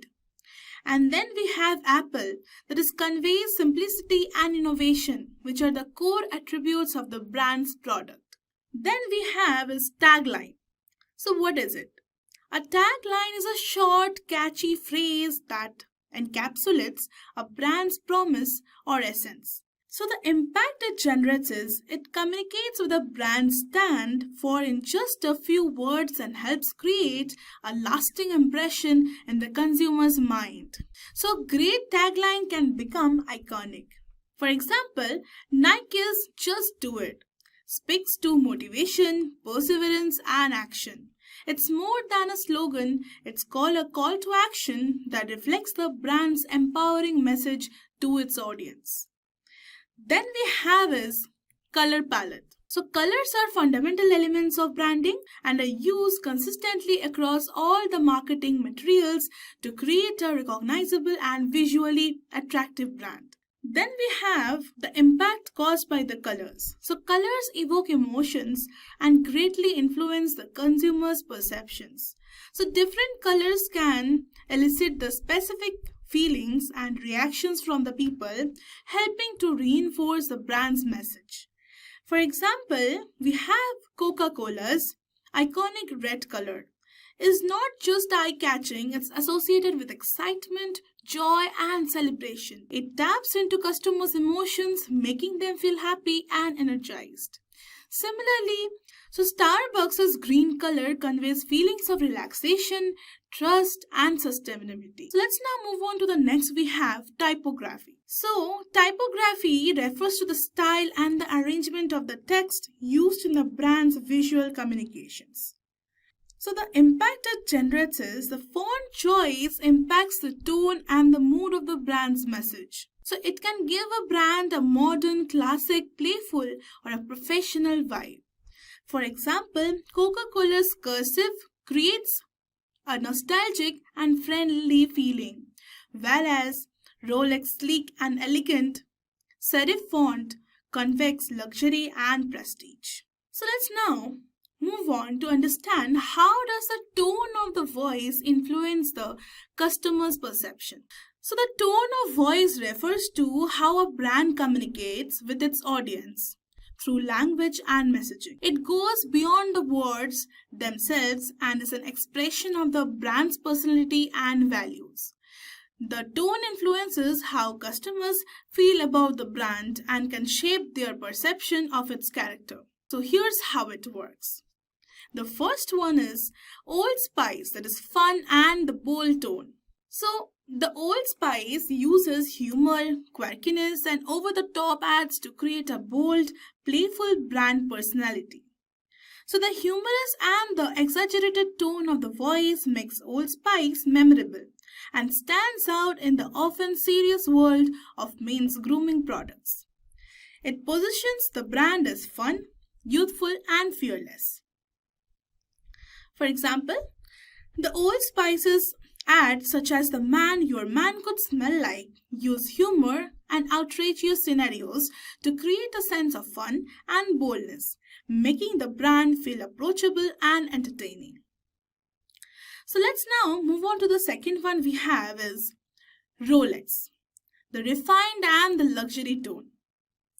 So Rolex uses a more reserved, refined and luxurious tone in its communication. The language used is sophisticated and elegant, appealing to the customers who value exclusivity and prestige. So the impact it generates is the tone reinforces the brand's image of high status and luxury. It positions Rolex as a symbol of achievement, wealth, and sophistication, targeting the affluent customers who associate the brand with success. For example, Rolex ads focus on craftsmanship, timelessness, and prestige, using refined language and imagery to emphasize the brand's commitment to quality and exclusivity.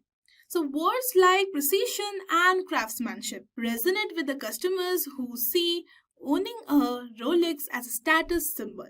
So, then let us understand why the tone of voice matters. So, let us now understand this with the help of some key points.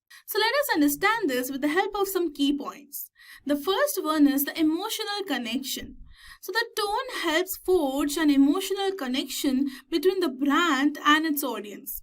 For instance, Ike's friendly and approachable tone makes it relatable and inviting, while BMW's tone conveys a sense of premium quality and driving excitement. So then we have consistency. So maintaining a consistent tone across all the communication is crucial.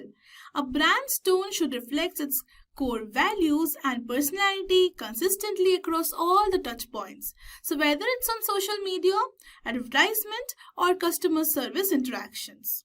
Then we have brand perception. So the tone of the voice influences how the brand is perceived by the target audience. A funny casual tone might appeal to the younger generations, while a formal and authoritative tone might resonate with a more matured or a professional audience. So let's now understand this with the help of some real life examples. Consider Nike and its Just Do It slogan. The tone here is motivational, encouraging action and perseverance. So this tone aligned with Nike's brand as a promoter of the athletic performance and achievement.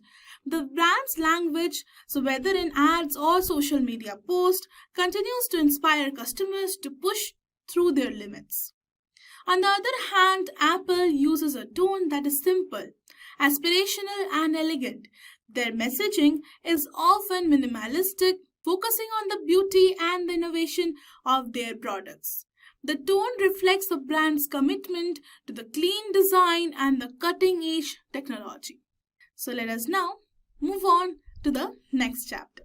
Welcome back, guys, to this next chapter. So let's kick things off by talking about types of brand management. So the first one we have is corporate branding. So corporate branding is all about shaping the identity of the entire company, not just one product or service. So think of it as a big umbrella that covers everything under a single brand. For example, we have as Virgin is a fantastic example of corporate branding. So whether you're flying with the Virgin Airlines, using Virgin Mobile, or even taking a trip to the space with the Virgin Galactic, the overarching brand message is the same: adventurous, bold, and fun.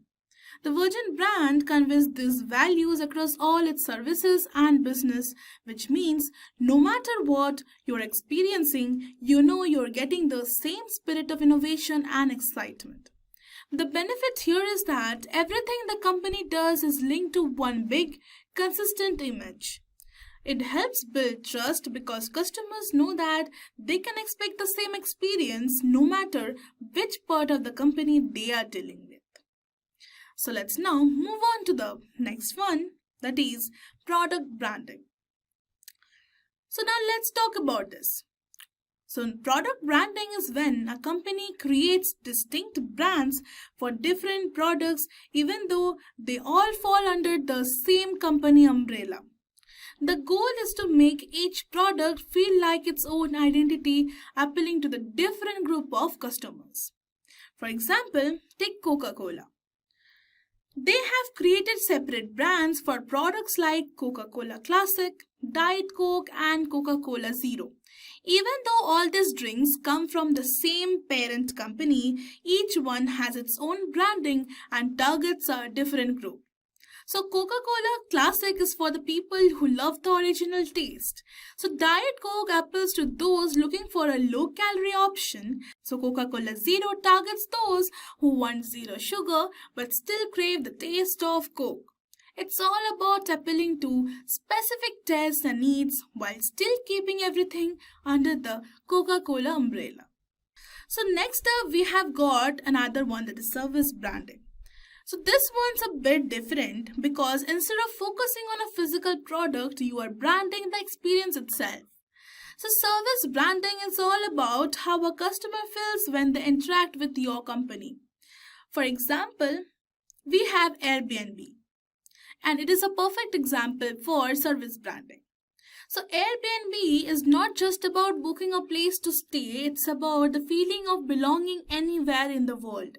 So whether you're staying in a chic apartment in Paris or a cozy cabin in the woods, Airbnb's brand is all about creating memorable, personal experience that make you feel at home wherever you go. So it's not just a service, it's an experience that connects emotionally with the customers. So then we will move on to the next one, that is something a little more personal, that is personal branding. So this is all about you as a person building your own brand. It's how you present yourself to the world, especially if you are in a public facing role or an entrepreneur. Then we have a perfect example. Oprah Winfrey is a perfect example of a personal branding done right. So everything she does, whether it's a TV show, her magazine, or her philanthropic work, reinforces her brand, that is trust, empowerment, and inspiration.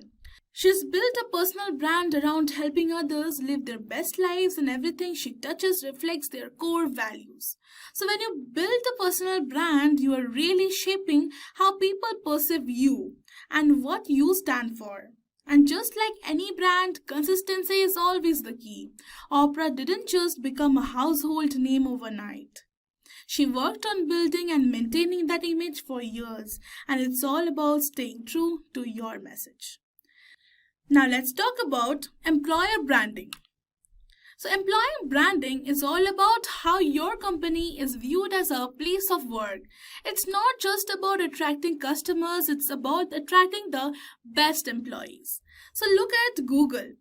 Their employer brand is so strong that people are constantly trying to work there.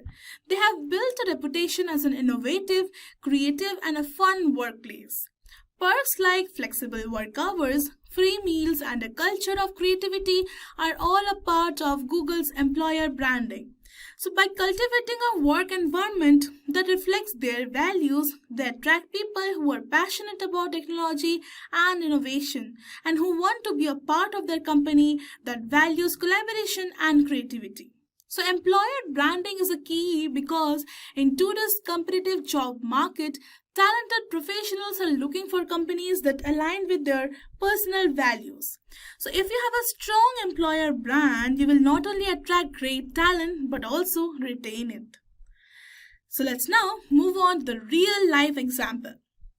So let's put all this into one perspective with a real life example. That is, Nike is a prime example of how branding can work across different strategies. So Nike's corporate brand is all about inspiring athletes around the world to achieve the greatness. They don't just sell shoes, they sell the idea of pushing yourself to be better every day. The message runs through all their products and marketing campaigns. But when you look at Nike Air, that product has its own brand identity, targeting the athletes who want the top performance, while the Nike Free line focuses More on the comfort and the flexibility. Nike also uses service branding with apps like the Nike Training Club, where the focus is on creating a personalized workout experience that motivates and help people improve their fitness. So Nike seamlessly integrates corporate branding, product branding, and even service branding to create an overreaching identity that's not only recognizable but also emotionally compelling. So each of these strategies help companies manage their brand image, connect with different audiences, and stand out in the competitive markets. So, whether you are running a large corporation or building your own personal brand, understanding these approaches is the key to creating a strong and recognizable presence. So, let's now move on to the next chapter. Alright, let's get into one of the most exciting parts of branding. So, how brands grow? It's all about the brand strategies. It's all about how companies can expand their market presence, keep their customers loyal, and find new ways to make money. So, there are several key strategies brands use to make this happen. So, let's explore each one and see how they work in the real world. So, let's start with the two strategies that are often confused with the brand extension and the line extension. So, brand extension is all about when a company takes its established brand and introduces a new product or a service in a different category. So, the goal here is to leverage the trust and the recognition the brand already has and expand into a new market. But the line extension is when a company introduces variations of an exciting product like new flavors, sizes, or formulations. The goal here is to meet the different consumer needs with the same product category, so without changing the core identity of the product. So then again coming back to brand extension, how that works.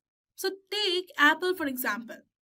So they started with computers and then over time they expanded their brand to include smartphones, tablets, and wearables like the Apple smartwatch. When Apple launched the iPhone, they didn't need to start from the scratch. Their brand was already associated with quality, design, and innovation. So when people saw Apple releasing new products, they trusted that the same quality would carry over. But then coming back to line extension, we will take the example of Coca-Cola. They already have the Coca-Cola Classic, but they have introduced several line extensions such as Diet Coke, Coca-Cola Zero, and Coca-Cola Cherry. So these products still belong to the Coca-Cola family, but they cater to different preferences. Diet options for the health-conscious consumers or new flavors for the adventurous drinkers. So then coming back to the brand extension, why it works. So brand extension works because it taps into the brand's existing customer base and builds on their trust. So the customer already trusts Apple's design and performance. So they are more likely to try out their new products like the iPhone or the Apple Watch. So essentially the brand gets to expand new markets without needing to start from the scratch with a new brand. Then coming back to the line extension we have that helps companies retain and attract more customers by giving them more choices within the same product category. So if a customer loves Coca-Cola but wants a sugar-free option, they can choose the Coca-Cola Zero without leaving the brand. So it's an easy way to expand the market share without needing a whole new product line. Then understand the house of brand versus the branded house. So let's move to the tragic choice companies face when managing their portfolio of brands. That is the house of brands versus the branded house. So, house of brands. What does that stand for? So, house of brands is when a company owns several distinct brands that each have their own identity and marketing. So, each brand operates independently and has its own target audience. Whereas the branded house, on the other hand, is when a company uses one central brand name across all its products and services, creating a unified experience.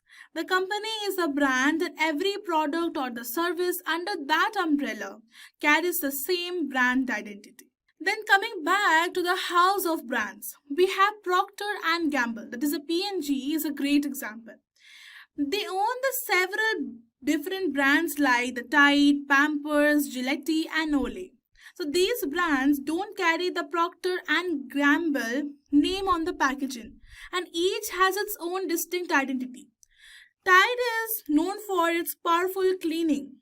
Pampers is trusted for baby care, and Gillette is all about shaving innovation. And P&G doesn't try to merge these brands. They allow them to live independently and appeal to a different group of customers. Whereas branded house, take Google as a perfect example of a branded house. All of their products from Google Search to Google Maps, Google Drive, and even Google Pixel phones carry the Google brand. There's no need to create different brand identities for each product because they all fit into the same vision, providing accessible, reliable, and innovative tech solutions. Then, coming back to the house of brands, why it works. So, a house of brands works well when a company wants to appeal to the different audiences with different needs and preferences. So, by keeping the brands separate, P&G can target distinct markets without one brand diluting the other's image. So, each brand can have its own messaging and personality tailored to its specific customer. Then, coming back to the branded house, we have a branded house works well when a company wants to create a cohesive brand experience across all the products and services.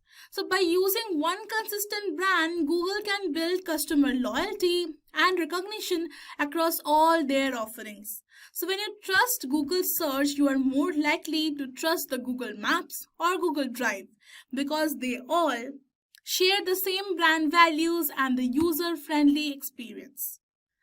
So let's now move on to one of the important concepts, that is brand revitalization. So sometimes brand need a little refresh to stay relevant. So this is where brand revitalization comes in. Brands that have been around for a while may need to reinvent themselves to appeal to the new customers or keep their existing audience engaged. So let us understand what is brand revitalization. So brand revitalization is when a company updates or changes its brand identity, messaging, or products to reconnect with the customers and stay fresh in a competitive market. So let us now understand how it works. So take the example of Pepsi is a classic example. So over the years, they have updated their logo, packaging, and even their marketing campaigns to reflect the changing customer attitudes. Pepsi has had to stay relevant by focusing on youth culture and the trendiness, something that's at the heart of the brand.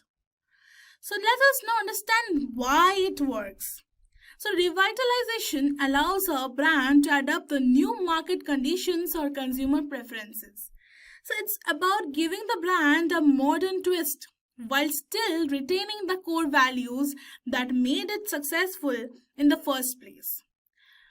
For example, for Pepsi, it was staying relevant to the younger generations and adapting their messaging to the pop culture has helped them stay competitive against Coca-Cola. So let us now understand another concept, that is niche branding. So this is when a company focuses on a specific narrow segment of the market instead of trying to appeal to everyone. So niche branding is about catering to a particular group with specialized needs. So what is it? So niche branding involves identifying and targeting a specific customer segment with a tailored products, messaging, and experiences. Now let us understand how it works. Take an example of Tesla. So Tesla doesn't make any car. They focus on creating luxury electric vehicles that cater to a market of the eco-conscious consumers who also want the cutting edge technology. So Tesla is about innovation, sustainability, and performance, so which resonates with a specific group of customers who value these traits. Now, you must be thinking why it works. So by focusing on a niche market, Tesla can build customer loyalty stronger. Their branding is deeply tied to their audience's value, that is, innovation, sustainability, and performance.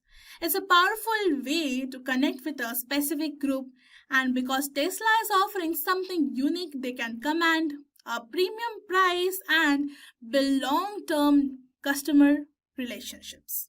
Now, let's understand this with the help of a real life example. So, let's zoom in on Tesla as a real life example. So Tesla's branding is all about innovation and sustainability. They have carved out a niche market of environmentally conscious consumers who are looking for luxury electric vehicles that offer cutting edge technology. So Tesla's commitment to the eco-friendly driving and advanced technology makes it appealing to those who want to be at the forefront of the green innovation while enjoying a high-performance driving experience. So the niche branding allows Tesla to be seen not just as a car manufacturer, but as a lifestyle choice. It's more than just driving. It's about embracing the future of technology and sustainability. So these strategies help brands grow, stay competitive, and connect with the customers in the deeper ways. So let's now move on to the next chapter. We often hear some terms like marketing and branding tossed around together, but they're actually two very different things. And understanding the difference between the two is a key to building a strong, recognizable, and successful brand. So let's start by diving into what these terms really mean and why they are so important. So let us start with branding, that is the foundation. So branding is the foundation of a house. It's what your brand stands for, the core values, personality, and image that you project to the world. So it's the overall identity that customers recognize, connect with, and trust over time. So it includes elements like your logo, the color scheme, and your company values, and even your tone of voice in the communication. But branding goes deeper than just visuals or messaging. It's about how people feel when they think about your company. For example, whenever you hear Nike, you probably think of athleticism, determination, and empowerment. So that's because Nike has successfully built a brand around the idea of pushing limits and achieving greatness. Now let's talk about marketing, the strategy to communicate your brand. So if branding is a foundation, marketing is like the house's interior. It's how you communicate the brand's value to the world and drive action. So marketing is about creating awareness, attracting customers, and generating sales through various tactics. So marketing includes things like advertisements, social media posts, email campaigns, SEO, and even public relations. So essentially, marketing is about telling your audience why your brand is relevant, solving their problems, and getting them to act. So whether that's making a purchase, signing up for a newsletter, or sharing your content. So while branding is about who you are and what you stand for, marketing is about how you communicate the message to the world and inspire the action. So now, let's understand how brands make and deliver on their promises over time. So the first point is making promises. Now, it's one of the most crucial aspects of branding is a promise that a brand makes to its customers. Then let me ask you, what does your brand promise? So think about the promises that Coca-Cola makes. It promises to deliver a refreshing, happy, and joyful experience every time you take a sip. Or think about Tesla. They promise innovation and a sustainable future with their electric cars. Your brand promise is a reflection of what you want customers to feel, experience, and expect from you. But here's the catch. A promise is only valuable if you deliver on it. If your brand promises something but fails to deliver, that trust evaporates quickly and it's hard to rebuild. So consistency is the key over here. Now let's move on and understand delivering on your promises. So how do brands actually deliver on their promises over time? So it's all about consistency and the customer experience. A brand needs to be consistent across all the touch points, whether it's online, in store, or in customer service. So every interaction should reinforce what the brand stands for. For instance, Apple has built its brand on innovation, simplicity, and premium quality. So from the design of their products to the retail stores and customer service, everything they do reflects these values. So if you walk into an Apple store, you are greeted with a clean, sleek, modern environment. The customer service is always top-notch, making you feel like a valued customer. So Apple doesn't just talk about innovation, they show it in every interaction. But it's not just about the big brands. Small businesses can use the same principles. So imagine a local cafe that promises to deliver a cozy, homey experience with every cup of coffee. The barista knows your name, the decor is warm and inviting, and the smell of fresh coffee fills the air. That's delivering on a promise of comfort and warmth. So over time, customers will come to expect that same experience every time they walk in. So let's now understand this with the help of a real life example. So now let's take a real life example to make this clear. So let's talk about Nike. So Nike's brand promise is all about inspiring the athletes to reach their full potential, no matter who they are. Their iconic slogan, "Just Do It," reflects this bold, empowering message. So Nike delivers on its promises through high-performance products, impactful marketing, and the athlete sponsorships. Their products are designed to enhance the physical performance and inspire the empowerment. Now, Nike creates an emotional connection, making you feel capable of achieving more when wearing their gear. So marketing campaigns feature both professional athletes and everyday people, highlighting Nike's role in helping them perform at their best. So Nike has built trust over time by constantly delivering on its promise through quality products, campaigns, and sponsorships. So let's now move on and understand how brands build the trust and loyalty. So consistency plus value is always equal to loyalty.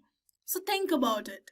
When brands consistently deliver on their promises, they build trust. And trust is crucial to customer loyalty.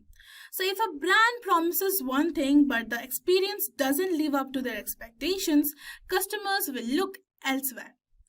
So for example, take Starbucks. Starbucks promises a consistent high quality coffee experience every time you walk into one of these stores. So consistency builds trust. So when a brand delivers the same experience consistently, whether it's the taste of the coffee or the ambience of a store, customers know what to expect. So this reliability fosters trust, encouraging customers to return time and time again. Then we have is branding becomes a ritual. Just like Starbucks has become a part of people's daily routines, strong branding can embed itself in the customers' lives. The more a brand is integrated into their day-to-day, the stronger its connection with them. Then we have creating a real value. So customers stay loyal to the brands that provide genuine value. So whether it's through high quality products or the exceptional customer service or reliability, brands that prioritize the customer experience foster stronger relationships and ensure the long-term retention. Then we have is branding is an ongoing process. So, successful branding is not a one time event, but a continuous effort. A brand must consistently meet the customer expectations, adapt to the changing needs, and deliver value in every interaction to maintain its standing. Then we have is building customer loyalty. So, trust and value go hand in hand in developing the lasting customer relationships. A brand that keeps delivering on its promises is more likely to foster the long term loyalty, ensuring customers return over the years. Now, as we have a basic understanding of how brands build trust and loyalty, let's now move on to the last chapter. So, welcome back, guys, to this last chapter in brand management. So, now let's talk about the role of a brand manager. So, if you think about brand management as building and nurturing a brand, then the brand manager is the person who is in charge of making it all happen. They're the ones that oversee everything related to the brand from its overall strategy to its daily activities. So, what exactly does a brand manager do? The first one we have is he is creating and maintaining the brand's identity. So then, the brand manager is responsible for making sure the brand's identity stays consistent across all the touch points. They are the guardian of the brand's image, tone of the voice, and messaging. Then now, how it works. So this means ensuring that the brand's logo, color palette, font, and even the tone of the voice in communications are always in line with the brand's core identity. For example, Coca-Cola's cheerful tone, vibrant red color, and the nostalgic messaging are all consistent across their packaging, advertisements, and the digital channels. Now, the second one we have is developing brand strategy. The brand manager is responsible for developing the long-term strategies to grow the brand. So this involves setting clear goals, understanding the target market, and identifying the opportunities for the brand to expand or evolve. For example, if a brand is looking to target a younger audience, the brand manager might develop a campaign or a product offering tailored to this demographic. So Nike's Just Do It campaign is a great example. They consistently develop the strategies around empowering athletes of all kinds, from professionals to everyday people. Now we have is managing marketing campaigns. A big part of a brand manager's role is overseeing the marketing campaigns. They work closely with the marketing teams to ensure that the campaign aligns with the brand's message and goals. Now let us understand how it works. Think of it like the orchestrating a big event. The brand manager makes sure every aspect of the campaign, from the visuals to the messaging, fits within the brand's identity. For instance, when Apple launches a new iPhone, the campaign is tightly aligned with their values of simplicity, innovation, and elegance. Then we have customer research and feedback. So brand managers are constantly in touch with the customers, collecting feedback and researching the customer needs. So this helps them understand how the brand is being perceived and what customers are really looking for. So let us now understand how it works. By using surveys, social media monitoring, and customer feedback loops, brand managers gain insights into whether their brand is meeting the needs of its audience or if there's room for improvement. A great example is how Starbucks listens to their customers' feedback to improve their products and create new experience, like introducing the seasonal drinks or the loyalty programs. Then we have is cross-functional collaboration. So brand managers work across various teams, including marketing, design, product development, and even sales. So they ensure that all the departments are working in harmony to support the brand's mission. Then let us now understand how it works. For example, if a new product is being launched, the brand manager will collaborate with the product team to ensure the product aligns with the brand's identity and values. They also work with the marketing to ensure the launch is properly communicated to the customers, like how Tesla collaborates internally to make sure their vehicles are not just cars, but extension of their brand's focus on innovation. So now, after that, we have understood the role of a proper brand manager. So here are some key takeaways to remember when it comes to the brand management and the role of a brand manager. So branding is a long-term effort. It's not just about a logo or a slogan. It's about shaping and maintaining a consistent identity over time. A brand manager is a brand steward. They ensure that the brand stays true to its values while also evolving to meet the market demands and the customer expectations.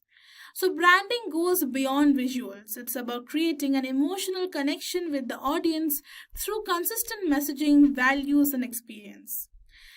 Then we have collaboration is essential. The brand manager works closely with the teams across the company to ensure that the brand is communicated and consistently both internally and externally. Then we have customer feedback is the key. To successfully manage a brand is crucial to constantly gather insights from the customers to ensure the brand remains relevant and resonant. So let's now move on to the conclusion. So, in conclusion, brand management is a lot more than just marketing or selling products. It's about creating a lasting connection with your customers, staying true to your brand's identity, and constantly evolving to meet their needs. A brand manager is the person who ensures this process runs smoothly, from developing strategies to managing marketing campaigns and collecting feedback. So, at the end of the day, the goal of brand management is to create a brand that the customers trust, love, and feel connected to. One that delivers on its promises time and time again. So, whether you are managing a global powerhouse like Nike or a small startup, the principles of the good brand management apply to all. So remember, branding is an ongoing journey, and a great brand manager is always navigating it with a passion, consistency, and a deep understanding of what customers want. That's how you build a brand that stands the test of time. So that's it. Congratulations, guys, on completing your journey into the brand management course. You have now got a solid understanding of what brand management is all about and why it plays such a powerful role in the business world. From the basics to the most exciting aspects of building and growing a brand, you have explored how brands shape perception, build loyalty, and create lasting value. Most importantly, you have realized the true impact a strong brand can have, not just on customers but on an entire business. As you move forward, use this foundation to think creatively, act strategically, and build brands that truly stand out. Thanks for being part of this journey. Keep exploring, keep creating, and let your brand building skills shine. Today, we are diving into Wix, an incredibly user-friendly platform that allows you to create a professional website without needing any coding skills.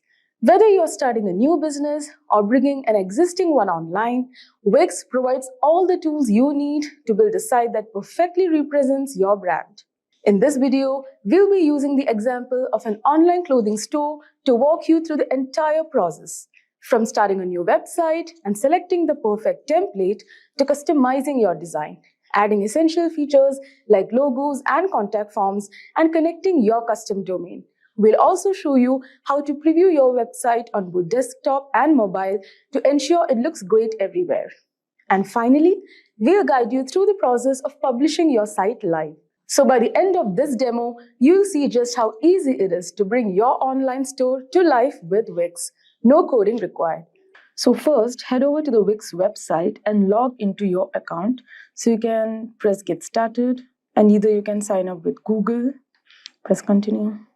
So first they will ask you a few questions like who are you creating a website for? So just answer those and press continue. So here I'm creating for myself. So initially, Wix will first ask you if you want to use AI to help set up your website. But today we are planning to do everything manually, so let's select setup without chat. And now they will ask questions about what type of website you want to create. So I want to create an online clothing store.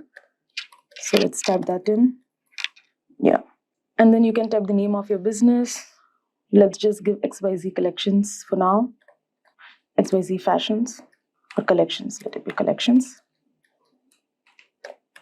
And then they will ask what your goal is. Like, is it to sell products, get booked online? Is it to host an event? So as ours is an online store, it's to sell products. Again, they will ask many questions. So just, answer those. Okay. Finish. So this is basically a dashboard. So we'll discuss about this later. So now first, our goal is to find a template, to pick a suitable template for our website. So let's go to design site. And again, here you have two options. You can either generate a design with AI or you can customize a template. So for now, we are customizing a template. So let's choose pick a template. See, as you can see, there are a variety of templates available. So scroll through and select one that matches your brand style. So let's see. So let's choose this template. Let's go to edit. So you should choose a template that not only looks good, but it should also fit the structure you need for your online store. So keep that in mind. So now we are in the Wix editor, the main interface where you will customize your website. So as you can see here on the left side, you have the main menu, which lets you manage your site's design, add elements, and configure settings. Now at the top, you will find the toolbar for quick access, like saving your design and previewing it. So the first thing you have to do is you have to go through the website. You must familiarize yourself with the interface so that it will make the editing process much smoother and easier for you. So that's the first thing you have to do. Just get familiar with the website options. So now let's get into designing. So as you can see, this is the template and the template is divided into sections, right? So here you have the header section. Here you have the main body section. Here you have the gallery section. And then you have the footer. So each section is fully customizable, okay? Even though this is a template, you can change each and everything of it, like the images, the text, everything. So this allows you to make the site of your own. So let's start with the header first. Let's just zoom in a bit. Yeah. So here you can go to quick edit to edit the header. So here you can change the background color, adjust the layout. You can adjust the layout and you can edit the menu. So let's just check how we can edit. You can even select images like these kind of images for the background, or you can keep it plain according to your wish and according to your creativity basically. Okay, so this is how you can change colors of the header. Now you'll also want to manage your site pages. So what you can do is you can go to page and menu from the left hand menu to add, delete or reorder pages. Okay, so currently in this template, this is the order of the template. So first we have the home page, then we have new collections, then we have collections for women, men, right? So if you want, you can reorder. Like suppose if you want the men's section before women section, what you can do is you can just slide it. You can just drag it. This is all drag and drop method. You can just drag it. It's that easy. It's that simple. Okay, and even if you want, you can add items also. So for example, basically you try to keep your menu simple, but again you must have, like some of the must have categories are shop, about us and contact, right? So here we have shop, here we have about us, but as you can see there is no contact. So what you can do is if you want to add contact, just add menu item. You can create a new page or you can create a new section. You can create dynamic pages. So right now I want to create a section. Now they'll ask, what do you want to link to? So is it a web address? Is it a document? So right now we want like if you want email for contact, you need email and phone number, right? So here you can write in your email, here you can write in your phone number and press done. Now next, let's add your store's logo. So as you know, logo is very important for a brand. So now let's see how you can upload your logo. So you can delete this section if you don't want. Just a second. Yeah, you press delete. Now let's add elements. Here you can search, like here's a search bar. You can search logo, custom logo. Yeah, so either you can upload your own logo, like if you have created a logo already, you can upload the images from your file, or else Wix also helps us to create logos. So let's add the logo first, adjust it. Let's see if the logo is here. Just a second. Yes. Now let's go to logo design. Design my logo. Okay, now again they will ask you questions about your business. So this is an online clothing store. Yes. Next. Now they will just ask you what vibe do you want for your logo? What it wants to represent. Should it be modern? Should it be fun? Should it be creative? So I want it to be creative basically. And it should be a fresh one. Yeah, you can choose multiple options. Give next. And again, they'll ask you what text you want in your logo. So basically, I just want XYZ collection. So I just want XYZ. So let's type that in. And then you can give your tagline if you want to. Or else, if you don't want to, you can skip this part. Now let's see what Wix suggests. The logos Wix suggests.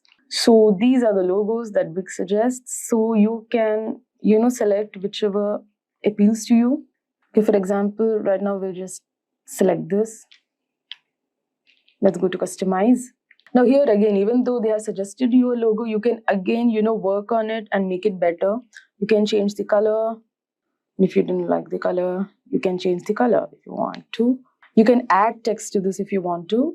Okay, you can add shapes, you can add symbols, right? And even you can upload images. Like inside this, if you want more images, you can upload images from your file also. So for now, let's just save this. Okay.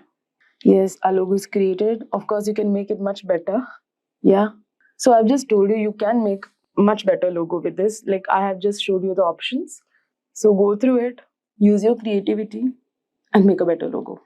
Because logo is very important. Like a well-designed logo is key to your brand identity. So you must ensure that it's clear and looks great on all devices. Now let's customize the hero section background. So here you can again go to quick edit. You can change the background color. I prefer to keep it plain color, which is better. So let's keep it black. Now this area must be very well edited because this is a great place to showcase your latest products or promotions. So make sure that you use high quality images that align with your brand's aesthetics to make a strong first impression. So you can change these images. For that you can go to manage media. So these are the images from the template. So what you can do is you can actually delete it. You can select this particular image. You can delete it, right? So accordingly you can delete these images and you can add a new image from media. So if you go to add media, you can add your product images from your side. You can go to upload media and from your file, or you can drag and drop from your computer. So that's how you upload your image to the website, right? Now it's time to edit the text. So click on the text box. We'll just see an example. Click on the text box, choose edit text, and we can just update it with something like, summer collection out now. Summer collection out now. You can resize it to bring it to a single line. Yeah. Now you can change the font. Sorry, we had to select it. I think this is cool. And again, you can make it bold, you can make it italics, you can underline it, you can change the color. Okay, let's keep it red. So this is how you edit the text. Accordingly, you can edit texts. So your text should be clear and concise. So be careful with the text color you choose, the text font you choose, and also the size of the text you choose, because your text will always contain a strong call to action. So it must really appeal and also draw the attention of the customers going through your website. So please keep that in mind. So now let's add new sections to the home page. So go to add section from the left menu and choose from options like product gallery, testimonials, or newsletter sign up. So here let's just go to testimonials, for example. Now you can just drag and drop. So these are the templates you can choose from and drag and drop. So you can just drag and drop it. I want it at the end, just before the footer. Yeah. So it's done. Now again, as I've already told you how to, change the images and also work on the text, you can use those and customize your testimonial section. So now let's customize the page footer. So here you can add your store's contact information, social media links, and important legal links like terms of services and privacy policy. So you must make sure your footer contains all the essential links and information customers might need, including return policies and customer service details also. So now let's see how to add contact form. So customer interaction is crucial. So let's add a contact form. For that, you have to go to elements, add elements. You can select contact form. You can just search here. Contact strips. And again, you can drag it to your chosen section. So customize the fields according to your needs, such as name, email, and message. So adding a contact form ensures that customers, can easily reach to you with questions or feedback. So consider setting up an automatic response to acknowledge inquiries promptly. So this is how you can edit your website in Wix website. Now, before going live, so like now our next step is going live. So before going live, you will want to connect a custom domain to your site, right? So for that, you can go to settings and select connect domain. So you can either purchase a new domain through Wix or connect one you already have. So having a custom domain adds professionalism and make it easier for customers to find you online, right? So while choosing a domain, choose a domain name that reflects your brand and which is easy to remember. Mostly avoid using numbers or hyphens if possible. So after connecting your domain, you'll be taken to the Wix dashboard. So this is your command center where you can manage orders, track inventory, and you can also access analytics. So from here, you can also update your site, manage SEO and settings, and send marketing emails. So you must regularly check your dashboard to stay on top of orders and site performance. So you can use the analytics tool to refine your marketing strategies. So before we publish, it's essential to preview your website, right? So click preview button, which is at the top right, to see how your site looks on both desktop and mobile. So this is how your site looks on desktop. You can also click here to see how it looks in a mobile. See, this is how it looks in a mobile. So you can slide. Pretty cool, right? So you must ensure that everything is working perfectly, from navigation links to the checkout process. So test every link and form to make sure your site functions flawlessly. This will help you catch any issues before your customers do. So now once you're satisfied with everything, it's time to publish your site. So you can click publish, which is at the top right, and your online clothing store will be live. So as you can see, you can share your site's URL on social media, in your email signature, and anywhere else potential customers might see. So before you start promoting, double check everything one last time, especially your store's payment options and shipping settings. Did you know that having a great website isn't enough to get visitors? Or have you ever wondered why some businesses get tons of traffic while others struggle to get noticed? The secret lies in Facebook ads. Think about it. Let's say you have just opened a new coffee shop with the best coffee in town, but no one knows about it. Will customers magically show up? Probably not. You need to spread the word, and that's exactly what Facebook ads do for your website. They help you reach the right people, ensuring that those who are most likely to be interested in your content or products actually see your ad. Facebook has over 3 billion monthly active users, making it the most powerful social media platform for advertising. Unlike organic reach, which can be unpredictable, paid Facebook ads allow you to target exactly the audience you want based on demographics, interest, and behavior. In today's tutorial, we are going to take you through the step-by-step process to create and run a Facebook ad that drives traffic to your website. But before you jump in, it's essential to know why you're using advertising and what success looks like for your campaign. Setting clear goals will help you choose the right ad objective and measure performance effectively. For example, if your goal is mobile app downloads, you could set 100 downloads in the first month as your success metric. Or if you're focused on lead generation, success might mean growing your email list significantly. Thinking through your objective first ensures you create a campaign that actually delivers result. What are Facebook ads and why are they so important? Facebook ads are paid promotions that allow you to showcase your website, product, or services to a highly targeted audience. What makes Facebook ads so powerful is its AI-driven targeting and vast user base. Some key benefits of Facebook ads are, first of all, it's accurate for audience targeting.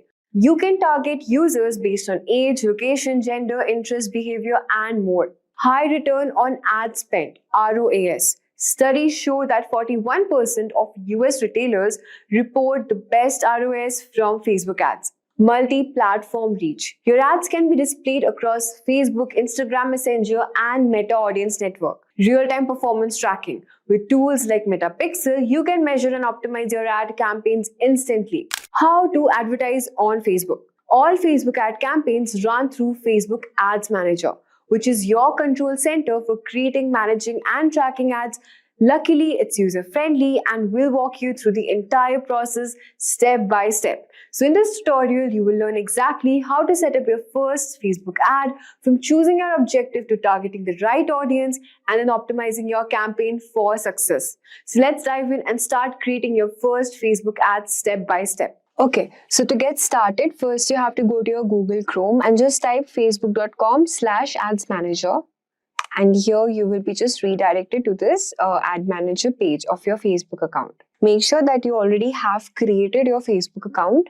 And even if you don't have an ad account, Facebook will automatically create one when you set up your first campaign. You have to ensure that you have a Facebook business page required for running ads and you have a verified payment method. All right. So from here, you can just, click on this campaign option and just click on create. And here we'll just select on traffic. We need a campaign objective. So basically we need traffic to our website. So we'll be just selecting on continue and then manual traffic campaign. All right. So here you have to just provide your campaign name. So we have this website for which we are creating the campaign, which is healthline.com. So basically, this website will provide you nutrition, sleep. It's a fitness training kind of website. So for this, we are creating a campaign over here and just simply write your campaign name as Healthline blog. Okay. And here you can mention your category, and you can also categorize your ads from here if you need any financial product or you're just promoting any of these following. And if you don't want to promote any of this following, you can just select the option from here. For now, I'm not just selecting anything. And for categories, you can select from here financial products, employment, housing, or whatever it is. So we'll just move on to this campaign details from here. All right, we'll just go to our next option. And here we can just set our ad set name.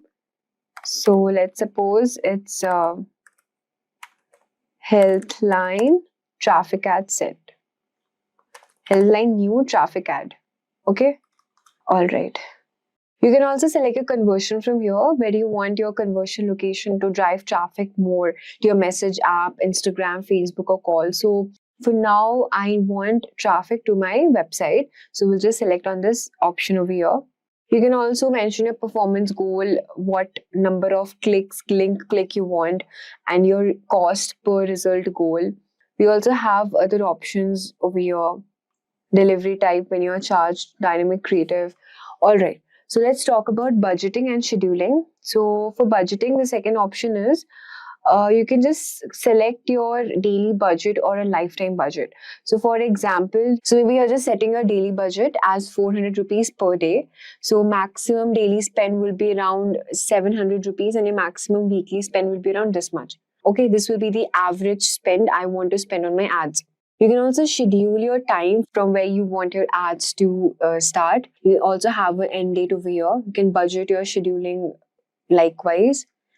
And there we also have audience controls. Let's move on to this location section. Where do you want your audiences to be located at viewing your ad? All right. So suppose I want the people of Bangalore, okay, to view my ads. So I want that the audiences of Bangalore to look after my this particular website, since my website is also created in Bangalore itself. So driving traffic audiences to located in Bangalore. Then we also have our advantage plus audience over here. You can save your audiences from here. See, you also have minimum age limit. What age number of people you want. So we'll just select on 18. You can also exclude custom audiences if you want to exclude any number of audiences. Like suppose you want any particular website audiences not to look like the ones who are already clicking and liking your Facebook page. You do not want that particular audiences. So you can also just click on this exclude option from here. You also have this advantage plus audience where if you share an audience suggestion, so you can also save your audiences and you can switch to original audience options from here. We have a lot of options for brand safety and sustainability, filters, publisher block list. Suppose if you want to block any particular publisher or what type of content exclusion you want to do it, you can just do it. For this timing, we are not just doing anything. We'll just simply click on next here. All right. So now one more thing.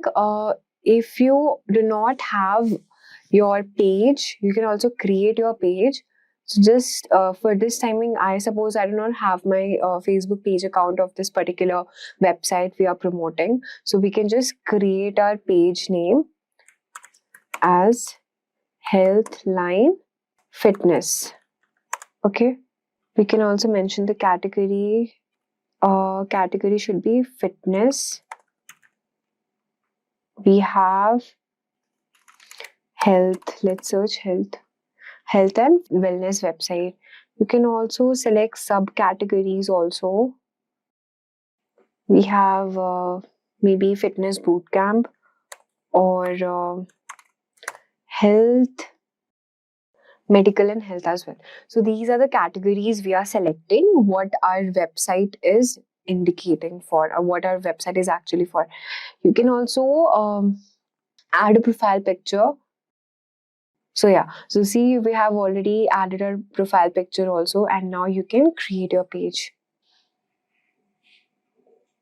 So as you can see now, we have already created our Facebook page of our particular website. You can also provide your link for your website.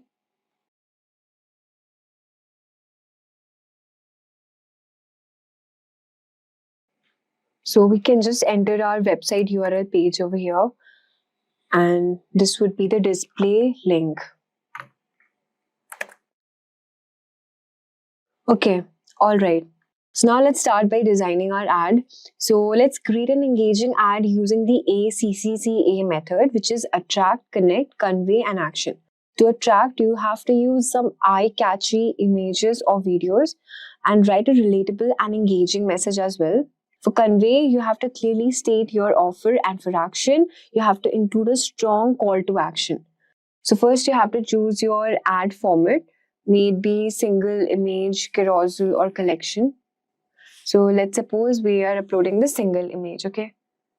As you can see, the preview of our ads are over here.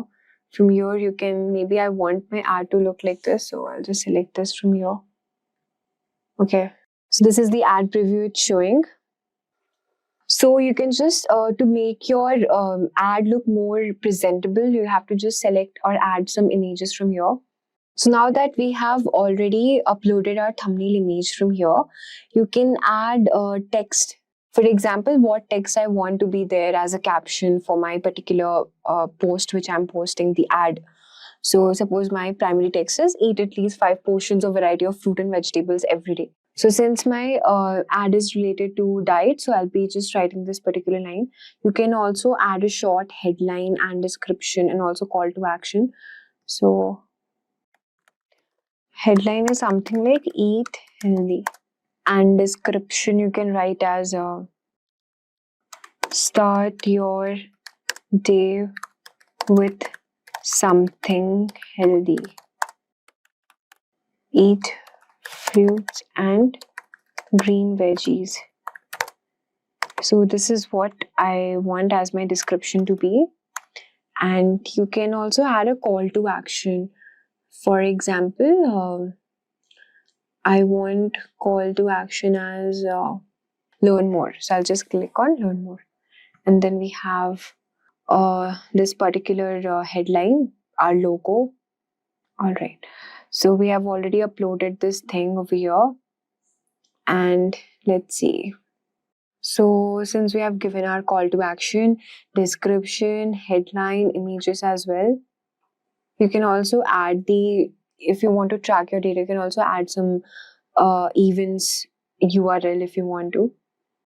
You can add a browser add-on, for example, WhatsApp or Facebook event or something, or maybe call button to your website.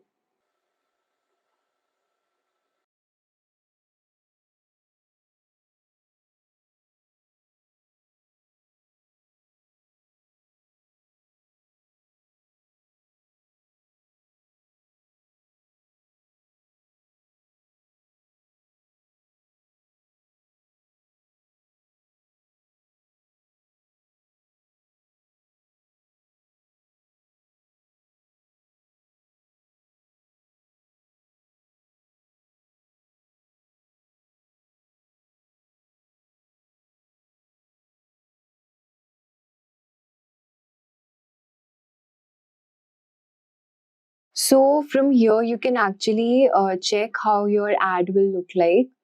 All right. So see, we have made some changes, and so my ad will be something like you can see from here the page name and the primary description is also there.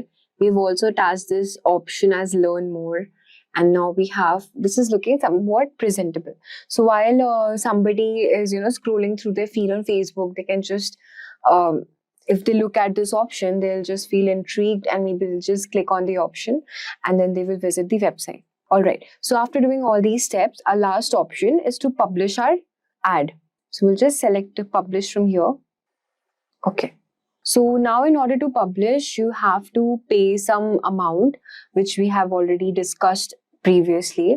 So, if you have your credit card or whatever it is, so you can just select a payment method and then you will be eligible to upload your particular ad on your Facebook.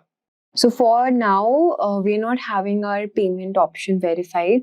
So you can just check from here how your ad will be look like. So after you have published your ad, so you will have an option from here to see how your ad will look like. One more thing, after launching, you have to also track your ads performance using Facebook Ad Manager. So after when you publish your ads, from this option, you have seen this metrics option. From you can monitor and optimize your ads performance. So in this option, you can just see what are the number of impressions, the clicks and the conversion rates which you're getting for your particular ad. And if your ad is not performing well, you can try changing the image, video, or refining your audience, or also adjusting your budget for some better reach. Also, just a bonus tip, you can also use Facebook's Pixel for retargeting. For this, you have to just select on Events Manager over here. So basically, the Meta Pixel will allow you to track visitors and show them targeted ads later. To set up, you have to select on this Events Manager. So you have to connect data from your resources. So you can just select to web over here and you can enable retarget ads to bring back visitors who left without converting. So basically, this is how you can create your Facebook ads. And now you know that a complete step-by-step guide to create and run Facebook ads to drive website traffic. Imagine giving your website a boost with the power of AI, helping it climb higher in search results and attract more visitors. Exciting, right? That's exactly what an SEO audit does. It's like a health check for your site where AI tools can quickly find the little things that might be showing you down, from page speed to broken links, and suggest smart ways to fix them. By using AI to optimize your site, you not only improve how it looks to search engines like Google, but also give users a smooth, faster experience. It's a simple but powerful way to get more eyes on your content, stay ahead of the competition, and make sure your site is always in the tip-top shape. Regular SEO audits powered by AI are your secret weapon to keep growing and succeeding online. Now you must be wondering what an SEO audit is. Is it necessary? How to even perform it? No worries. In this video, I will let you know everything you need to know about SEO audit and how to perform it as a complete beginner. Without making any delay, let's understand what is an SEO. SEO, or search engine optimization, is the process of making a website easier to find on search engines. It involves using the right keywords, creating helpful content, and ensuring the site loads quickly and works well on mobile devices. SEO also includes improving individual pages and building links from other sites. The goal is to help the website rank higher in search results so more people can discover it. After we have a basic understanding of what SEO actually is, let us know what is an SEO audit. An SEO audit is a detailed check of a website to see how well it can be found on search engines. It looks at factors like how fast the site loads, if it works well on mobile devices, and if the content uses the right keywords or not. AI tool plays a crucial role in the process by analyzing data more efficiently, identifying keyword trends, and accessing user behavior to provide insights. The audit also checks how other website links to it and whether the content is useful for visitors. It examines how easy it is for users to navigate evaluate the site and compares it to the competitors. After the audit, you receive a report with suggestions, often enhanced by AI recommendations on how to improve the site's SEO, helping it rank higher in the search results and attract more visitors. So, by now, you must be wondering why it is important to conduct an SEO audit. So, here's why. Conducting an SEO audit is crucial for improving our website's search engine rankings and overall performance. It helps identify technical issues such as broken links or poor site structure that can hinder search engine crawling and indexing. Additionally, an audit enhances user experience by ensuring the site is mobile friendly, fast, easy to navigate, which reduces bounce rates and increases conversions. It also ensures content remains relevant and optimized for target keywords, driving organic traffic without the need for paid ads. Regular SEO audits help websites stay updated with algorithm changes and provide insights into how to outperform competitors. Now, the most important part, I will let you know the 2 AI tools to conduct a basic SEO audit for complete beginners. So let's get into the video. So the first SEO audit website I would be talking about today is AIO SEO, that is all-in-one SEO. It is very easy and beginner friendly. What you need to do is you have to paste your website URL over here in the search box and then you have to click on analyze.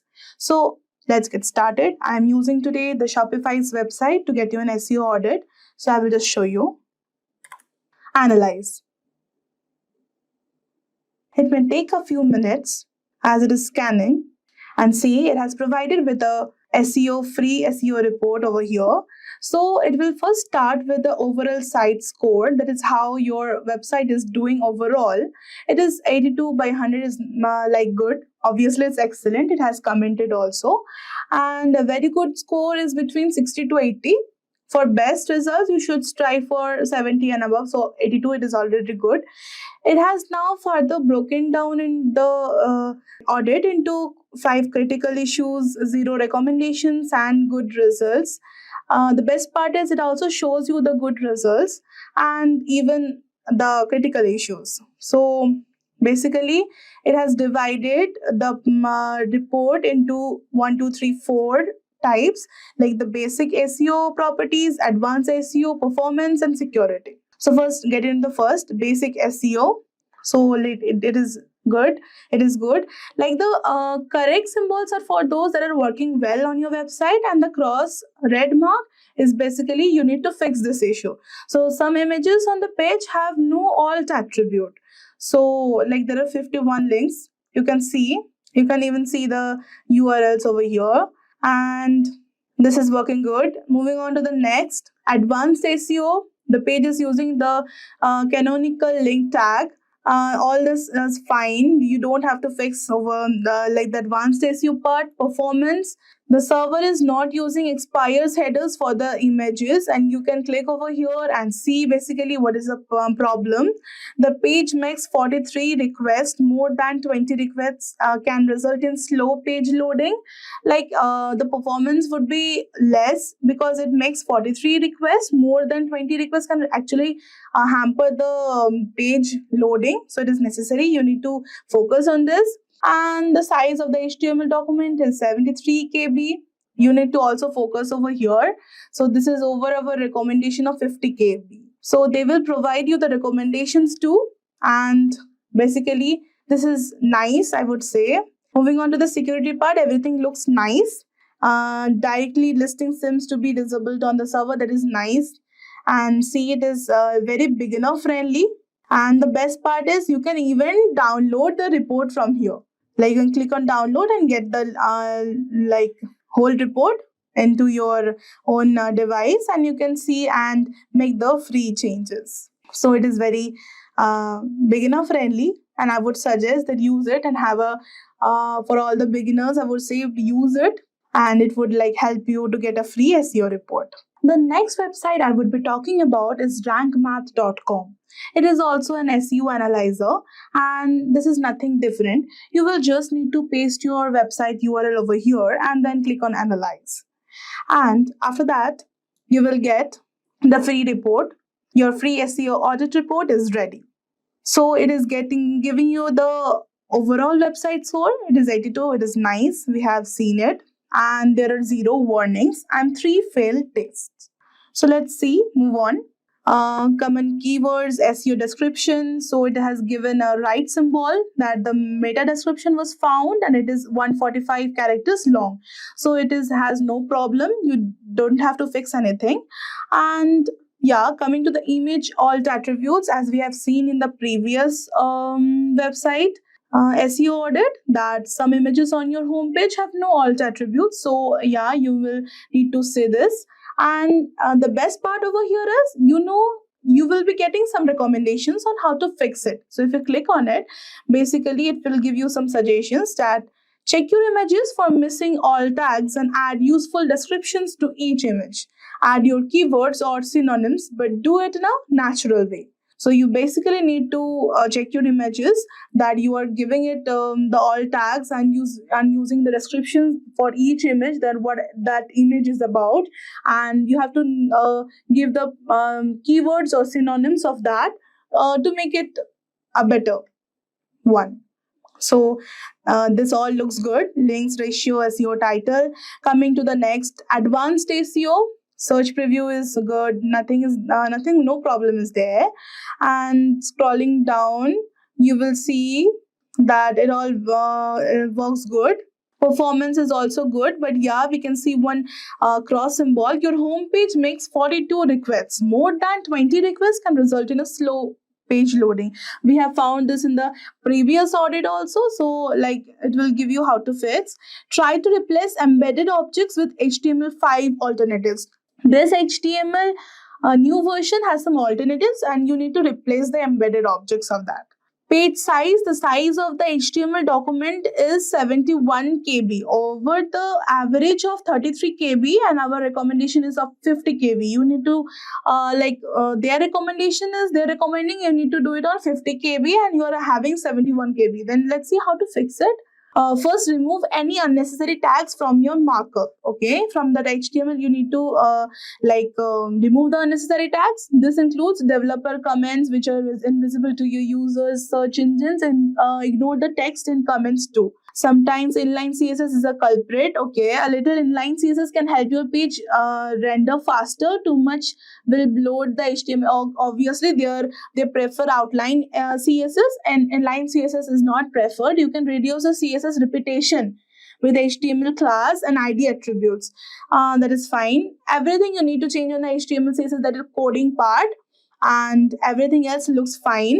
You can even share an email and print this SEO audit.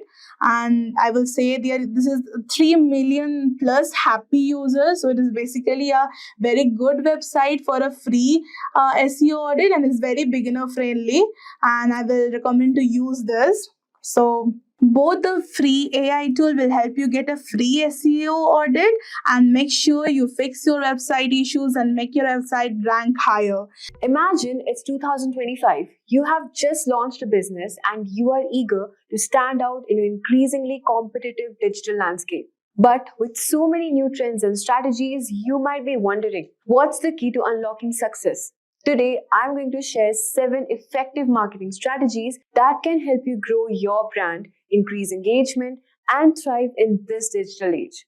But this isn't just about quick fixes. It's all about understanding the bigger picture of how marketing works in 2025. So let's start with a common scenario. Suppose you have posted on Instagram, run Facebook ads, and even created YouTube videos, but nothing seems to click. What if I tell you that the missing piece isn't just your effort, but in the strategy you are using? So these 7 strategies will help you see marketing from a fresh perspective and give you a roadmap to success. So let's jump in. So let's start with the first strategy, which is finding your marketing sweet spot. To kick things off, let's talk about the concept of the bell curve in marketing. Imagine the curve represents the volume of marketing efforts. On one side, you have the minimum affecting dose where your marketing efforts are so minimal that they barely make an impact. On the other side, you reach diminishing returns where too much marketing doesn't necessarily lead to more results. So your goal is finding the marketing sweet spot in the middle. This is where you're doing just the right amount of marketing to get the best possible results. But how do you know when you have reached it? That's where the rule of 7 comes in. This rule suggests that your audience needs to encounter your brand at least 7 times before they have taken action.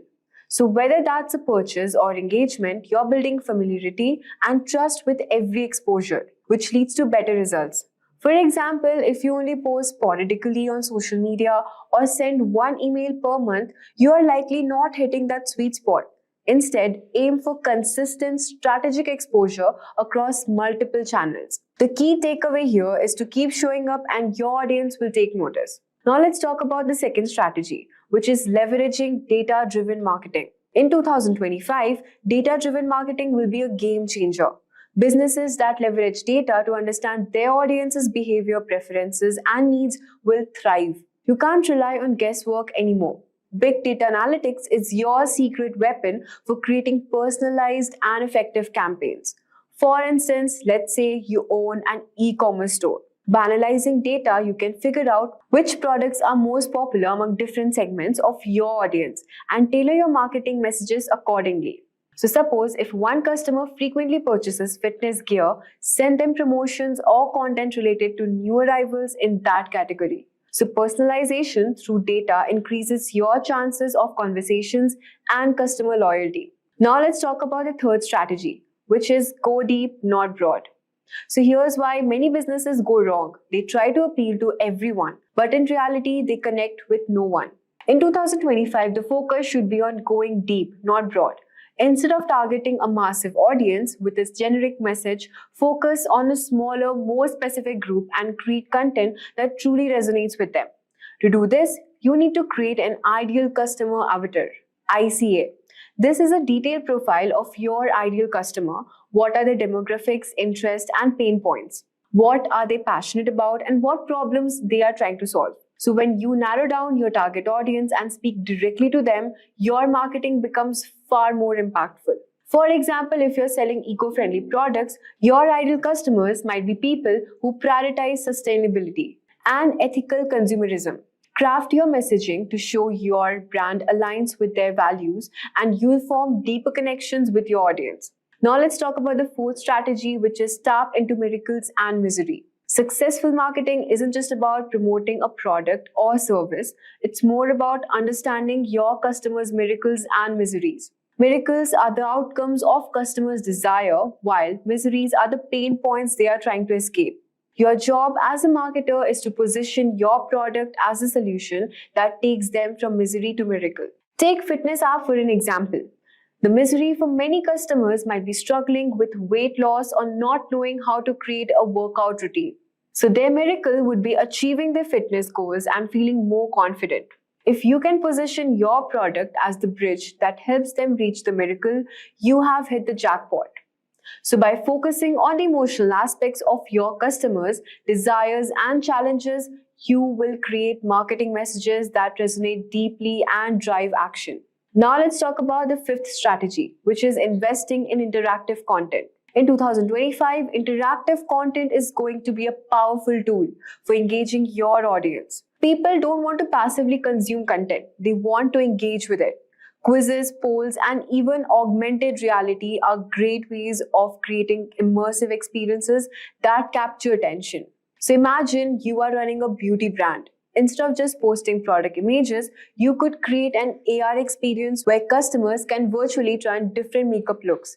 This not only makes the brand more memorable, but also encourages users to spend more time interacting with your content. So the more they engage, the more likely they are to convert into customers. Let's now talk about a sixth strategy, which is sell benefits and not features.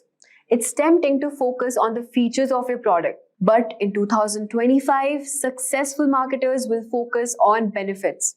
The reason is because customers don't care about the technical details. Moreover, they care about how your product will improve their life. Let's go back to the smartwatch example. Sure, it might have a long battery life and advanced fitness tracking. But what customers really want to know is how these features will benefit them. Will it help them to stay on top of their health goals, or will it make them the life easier by syncing with their devices?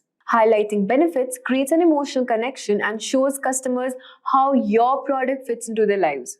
Let's now move on to the seventh strategy, which is using the mere exposure effect and AI. Finally, let's talk about the two important tools for 2025: the mere exposure effect and the AI-driven marketing strategy. The mere exposure effect is a psychological phenomenon that states the more people see your brand, the more they begin to like it and trust it. That's why consistently showing up in front of your audience is crucial. This is closely tied to the rule of 7: frequent exposure, building familiarity, and trust. AI and automation will play a significant role in making this happen. AI can help you automate processes like email marketing, product recommendations, and even customer service through chatbots. By analyzing customer behavior and personalizing experience, AI helps you consistently show up the right time with the right message, boosting conversations and enhancing customer satisfaction. So let's talk about the future of marketing in 2025. So what's the future of marketing in 2025? It's all about finding your marketing sweet spot, leveraging data, and connecting emotionally with your audience. The key takeaway is this: it's not just about doing more marketing, but doing smarter marketing. By understanding your audience's desires, leveraging data, and using tools like AI, you can create personalized, effective marketing strategies that drive real results. So, if you found these strategies helpful, make sure to subscribe, hit the notification bell, and share more thoughts in the comment section below. Did you know that 75% of product launches fail due to poor market planning? A great product is only the beginning. Without a solid go-to-market strategy, even the most innovative ideas can get lost in the crowd. The good news: with the right GTM strategy, you can ensure your product reaches the right audience, stands out from competitors, and drives your business forward. Today, AI and generative AI are transforming how businesses craft and execute GTM strategies. From automating customer insights to creating targeted marketing content, AI is helping businesses launch faster and smarter. These technologies enable you to gather market insights, predict trends, and automate large parts of marketing funnel, leaving your team free to focus on more strategic moves. Take Dropbox, for example, competing with giants like Google Drive and OneDrive. They used a product-led growth strategy and a referral program to grow their user base without massive ad spend. Now imagine how faster they could have scaled with AI-powered analytics and generative AI for personalized messaging. AI is reshaping digital marketing and making GTM strategies more effective than ever. By the end of this video, you will understand key GTM strategies, how to define your market, and execute your plan like a pro. So let us first start by understanding what is a go-to-market strategy framework. In simple terms, it's a step-by-step process for bringing a product or service to market. It answers key questions like who we are selling to, how do we reach them, and how do we stand out from competitors. For example, let's say you're launching a new project management tool. Your GTM framework would help you identify your target market, maybe small business or startups. Figure out how to communicate the benefits of your tool and decide whether you'll focus on inbound marketing or outbound sales to get the word out. We will understand inbound marketing and outbound sales in the upcoming topic. The GTM framework aligns everyone on your team and gives you a clear plan to follow from start to finish. Now, first, we have to understand how to define your market. This is all about figuring out who you are selling to. A common mistake businesses make is trying to sell to everyone. But in reality, you need to narrow down your target market. Let's say you have developed a new fitness app. Instead of targeting all fitness enthusiasts, you could define your market as busy professionals who want quick, effective workouts. This helps you focus your marketing efforts and craft more tailored message. The more specific you get, the better you can target your audience and connect with their needs. So now, the next step is to define your why. Your value proposition is essentially why people should choose you. It's the unique benefit your product offers that your competitors can't match. Let's go back to the fitness app example. Your value proposition might be we help busy professionals squeeze in a 15-minute workout that's just as effective as a full hour in the gym. You're not just offering fitness, but also offering convenience and time saving, which speaks directly to your audience. A well-defined value proposition makes it clear why your product matters and why your audience should care. Let's go back to the fitness app example. Your value proposition might be we help busy professionals squeeze in a 15-minute workout that's just as effective as a full hour in the gym. You're not just offering fitness, but also convenience and time saving, which speaks directly to your audience. A well-defined value proposition makes it clear why your product matters and why your audience should care. The next step is positioning. Positioning is all about figuring out where your product fits in the market and how you will differentiate from the competition. Let's say you're launching a premium skincare line. Your positioning might focus on the high-end natural ingredients you use, which differentiate you from the mass market products. Your positioning helps set the stage for your pricing, branding, and overall market strategy. So, what are the 5 go-to-market strategies? When it comes to launching a product or entering a new market, there are 5 primary go-to-market strategies which businesses typically use. The strategy allows you to choose which depends on your product, target market, and overall business goals. Let's break down each strategy with examples so that you can see how they play out in real life. The first is inbound marketing. So this marketing attracts customers by creating valuable content that addresses their needs and pain points. Over time, potential customers find your content organically through search engines or social media. For example, HubSpot mastered inbound marketing by providing free resources like blogs and webinars. Their content is optimized for search engines, leading small businesses to their site, where they eventually convert to customers. This marketing is best for companies which is investing in long-term content creation and SEO to attract organic leads. The second is outbound sales. Outbound sales involve directly reaching out to prospects through cold calls, emails, and demos. This approach is more direct and aggressive, targeting high-value clients. For example, Salesforce uses outbound sales by targeting decision makers at large enterprises with personalized outreach, scheduling demos, and closing deals through direct interaction. This type of marketing is best for B2B companies which target enterprise clients that require personalized engagement. The third is product-led growth. In product-led growth, the product itself drives growth. A freemium model lets users try the product for free, with upgrades to premium features based on the product's value. Example, Slack, which offers a free version of its platform, allowing teams to experience its benefits before upgrading to a paid version for more features. So this type of marketing is best for software as a service companies, which is focused on user experience and self-serve onboarding. The fourth is channel sales. Channel sales rely on third-party partners, resellers, distributors to sell your product, which allows you to reach market you couldn't through direct sales alone. For example, Microsoft partners with resellers to sell products like Office 365, bundling their software with other services to reach more customers. So this type of marketing is best for companies which is looking to scale quickly through third-party networks. Fifth is account-based marketing.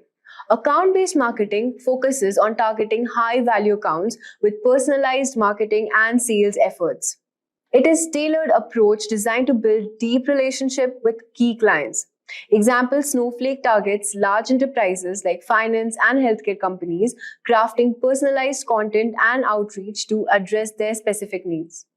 This type of marketing is best for B2B companies, which targets large enterprises where personalization is key to closing deals. Now that we have discussed the top 5 marketing strategies, let's now talk about important step, which is understanding the competition. Knowing your competition is crucial to understand the successful go-to-market strategy. You need to ask who else is solving the same problem and how they're doing it. Once you understand your competition, you can figure out how to differentiate yourself. For example, if you are selling a new project management tool, you might find that the competitors offer more features, but they are too complicated for small businesses. So your strategy could be offering more simpler, user-friendly tool specifically designed for startups and small businesses. The next step is messaging. Your messaging is how you communicate your value to your audience. It's important to keep your message clear and consistent across all the channels. Think of messaging as the story you tell about your product. What makes your product special? How will it improve your customer's life? This messaging needs to come across in your website, email, ads, and even in sale conversations. For example, if your value proposition is about saving time, your messaging might say, get fit in just 15 minutes a day. No gym required. This directly speaks to your audience pain point of not having enough time for long workouts. Next step is execution. Now it's time to put everything into action. You have defined your market, crafted your messaging, and figured out how to stand out from the competition. Your execution could involve inbound marketing like content, social media, and SEO, outbound sales through cold outreach or email campaigns, partnerships with other businesses that reach your target audience. For example, if you're using inbound marketing, you might create helpful blog posts or videos that address your audience's pain points and lead them to your product. If you're using outbound, you'll want a highly targeted email campaign that resonates with potential customers. Imagine you're running a business and you don't have a clear plan on how to market it. What happens? You end up wasting time, money, and effort without seeing any real results. And that's why having a solid B2B marketing strategy is so important. But what exactly is B2B marketing? Let me explain it to you. It stands for business to business, meaning one business sells its product or services to another business, not to regular customers. This is different from B2C, which stands for business to consumer, where the companies sell directly to consumers. B2B marketing is usually more complex because the sales are bigger and the process takes longer and there are more people involved in making decisions. Think about Salesforce, for example. They don't just advertise to anyone. They target businesses that need CRM tools and they build strong relationships over time. This is a great example of how B2B marketing is about providing real value and not just pushing a product. But here's the problem. Without a good marketing strategy, your business will struggle. You'll waste resources, lose opportunities, and never reach the right people. In B2B marketing, the sales cycle is longer and there are usually multiple people involved in making the decision. So if your strategy isn't spot on, your business can get lost. B2B marketing isn't just about flashy ads or quick sales. It's all about showing your value clearly using facts, numbers, and testimonials to prove why you are the best choice. B2B buyers are careful and do a lot of research before making a decision. If you can't show them why your product is right for them, they'll likely move on. In short, a B2B marketing strategy is your roadmap to growing your business, getting quality leads, and closing deals. Without it, your business could be in trouble. So in today's video, we will cover the 8 powerful B2B marketing strategies to boost lead and conversions. We'll also explore content marketing, email automation, and paid search ads to engage your audience. We'll dive into SEO, which is search engine optimization, LinkedIn for B2B, and multi-channel campaigns. Plus, we'll look at product marketing and performance to generate more leads.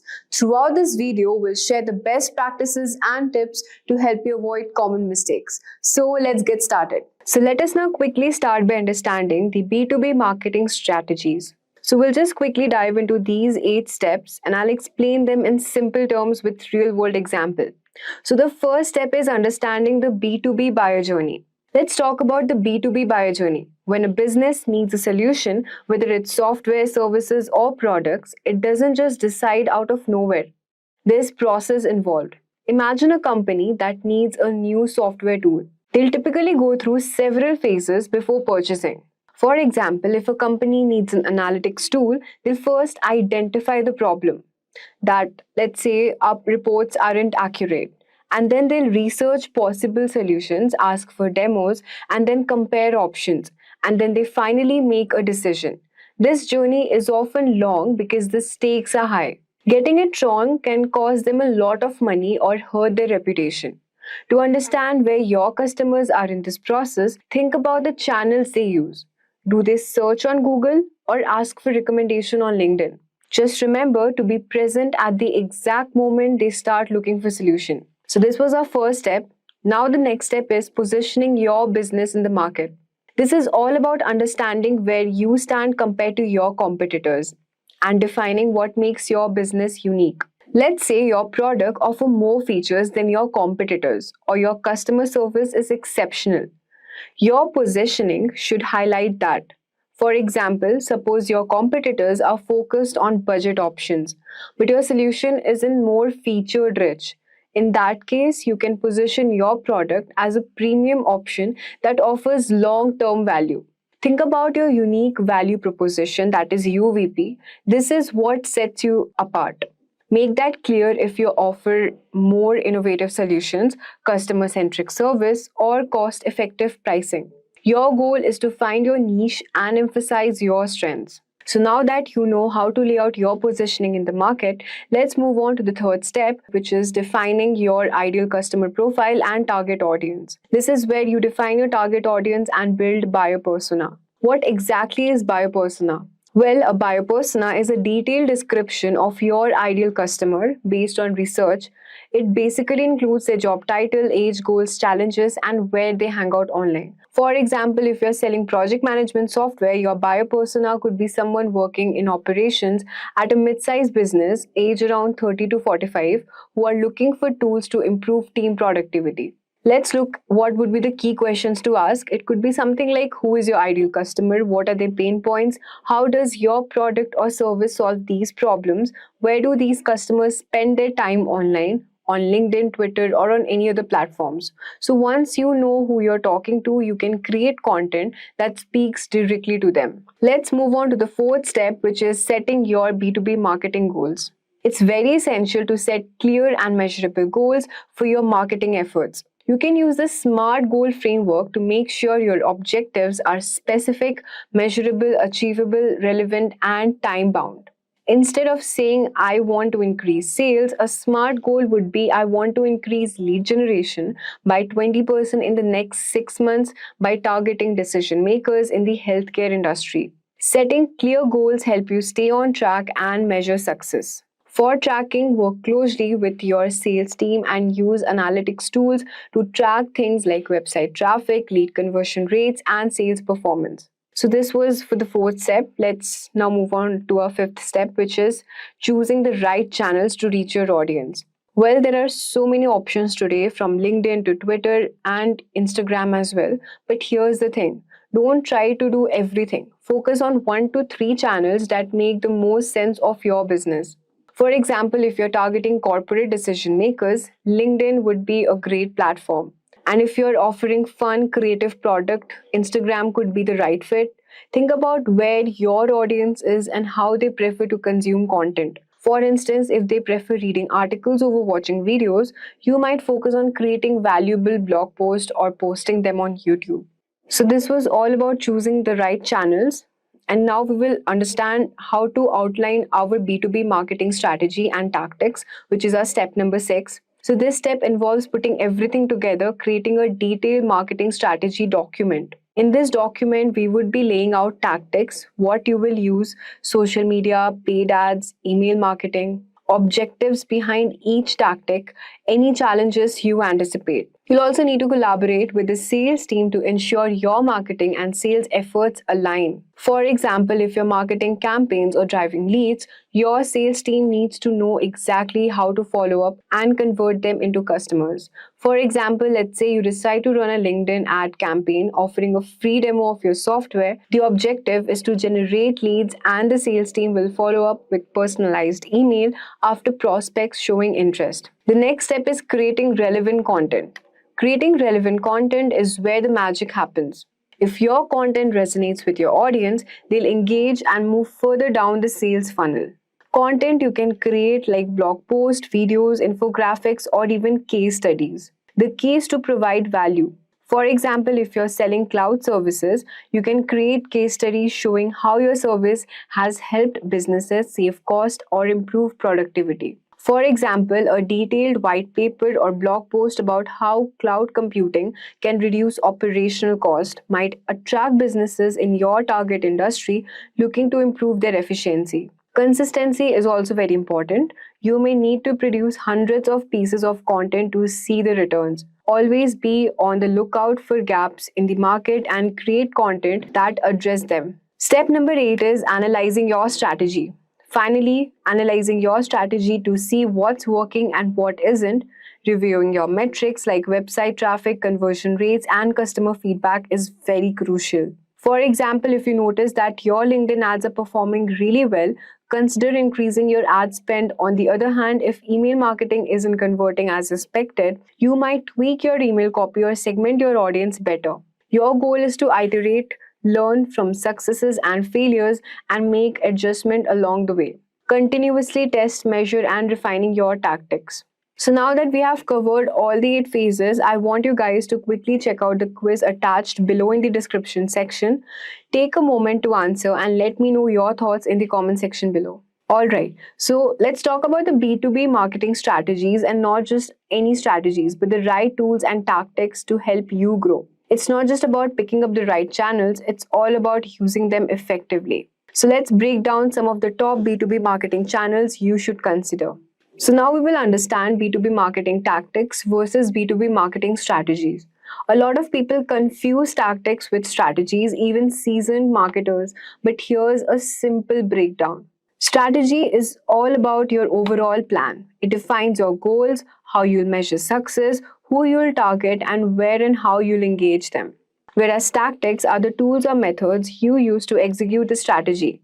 They're all about the how, like using email marketing, social media ads, or SEO. For example, a B2B marketing strategy might state our goal is to grow signups to 1 million over the next 12 months. We'll target tech savvy salespeople aged around 20 to 50 using email marketing, social media advertising, and paid search ads. In this case, the tactics are email marketing, social media advertising, and paid search ads. So now that you know the differences between tactics and B2B marketing strategies, we will understand the B2B marketing strategies and best practices and the best examples. So first up, we have content marketing. This one is huge. Content marketing is all about creating valuable content, whether it's videos, blogs, white papers, case studies, or even podcasts.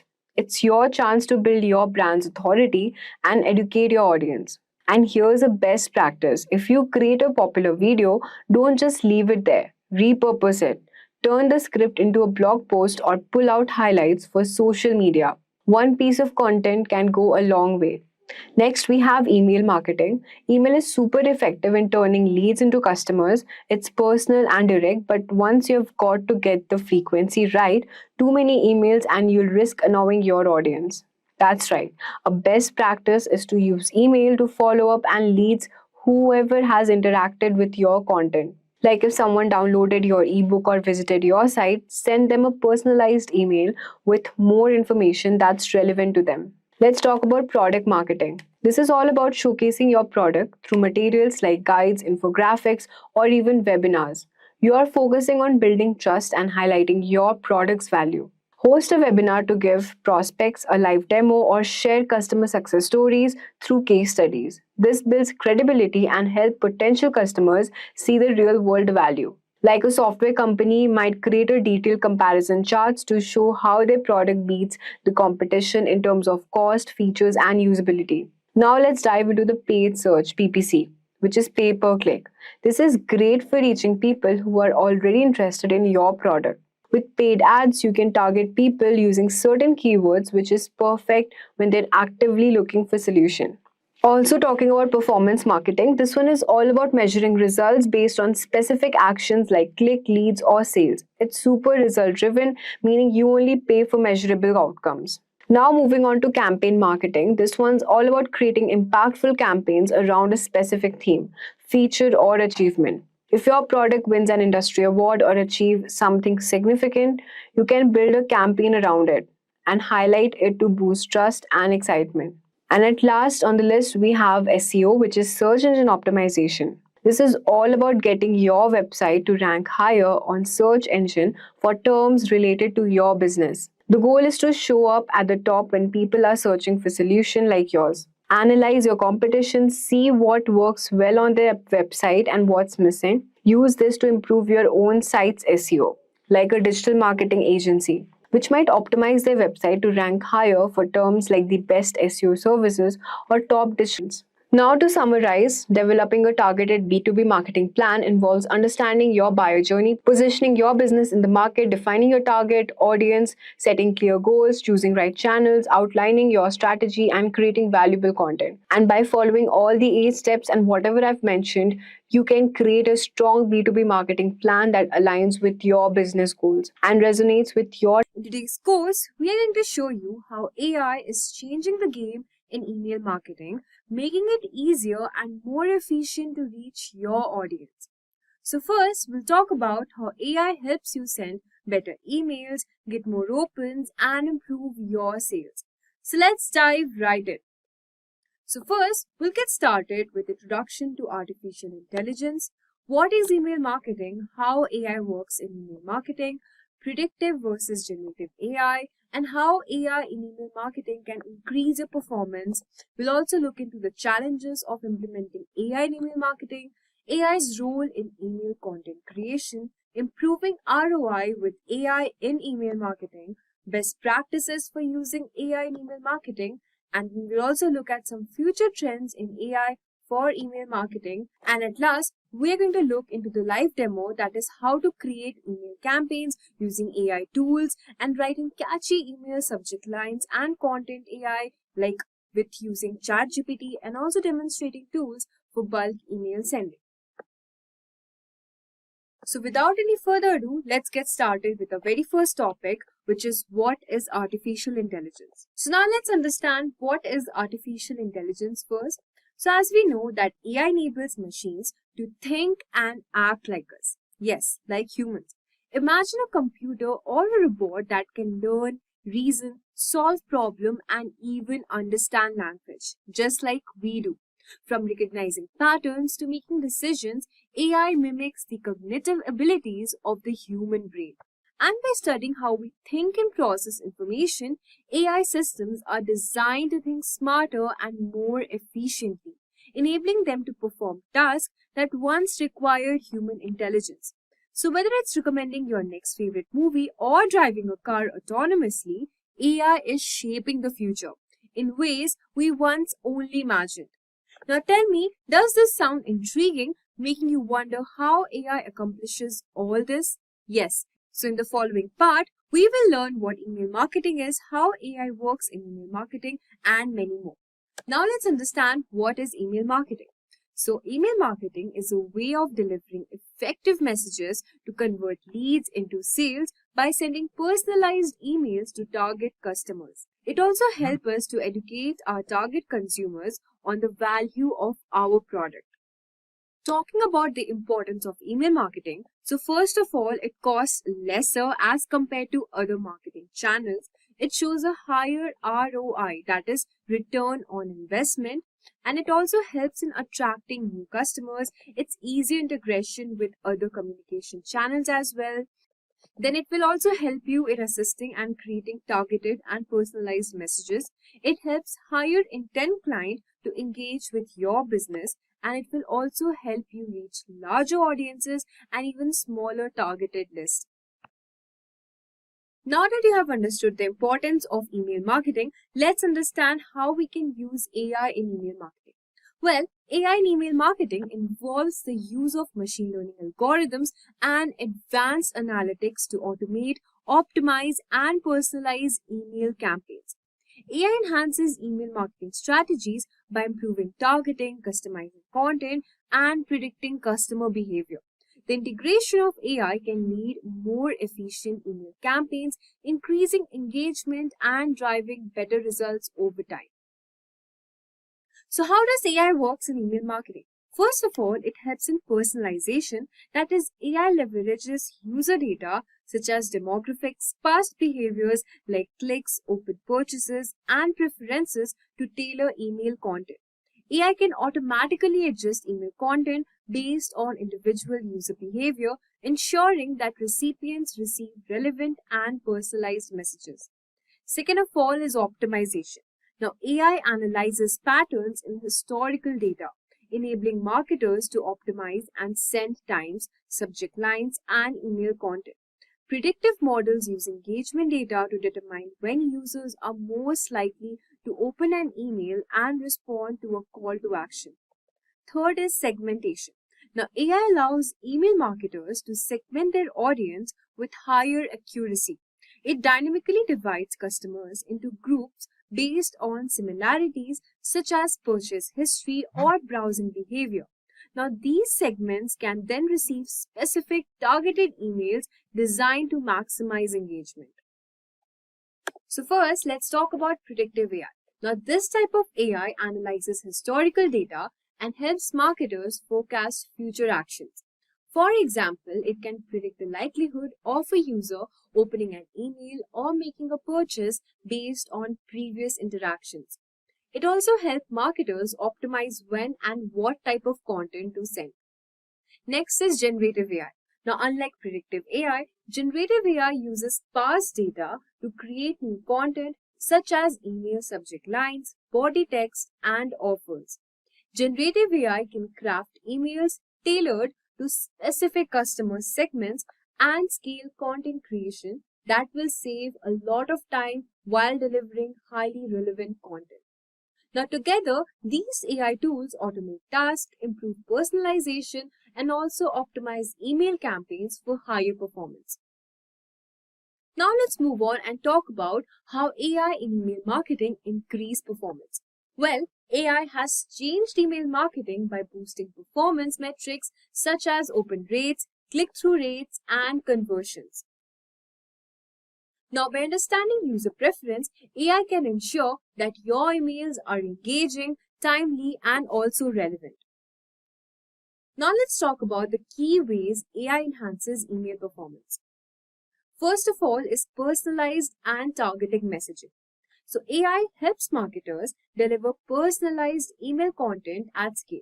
So, it uses customer data to tailor emails for different segments, ensuring each recipient gets content that resonates with their preferences and their interests. Now, this level of personalization drives higher engagement. Second thing we are talking about is the optimized timing.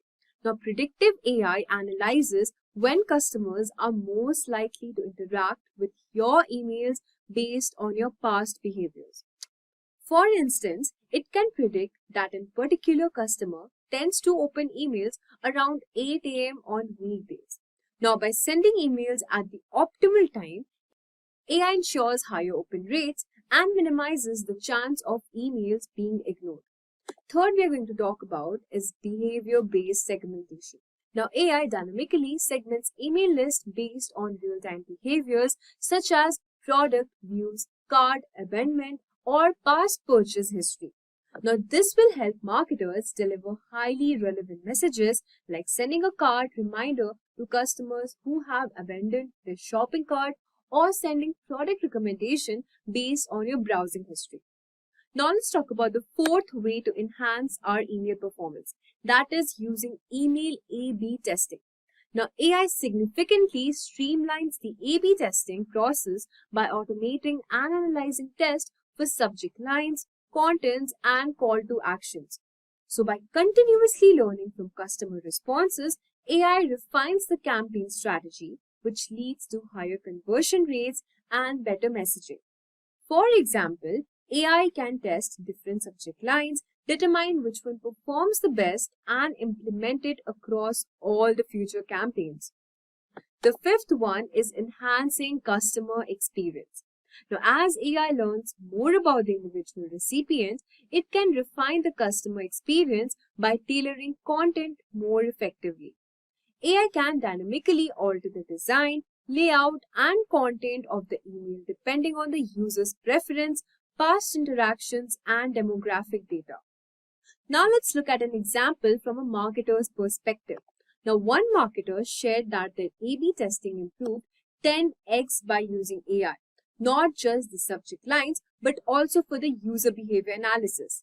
Now, with AI, they could test email content designs and even images that resonate with their target audience, allowing for more strategic email sends.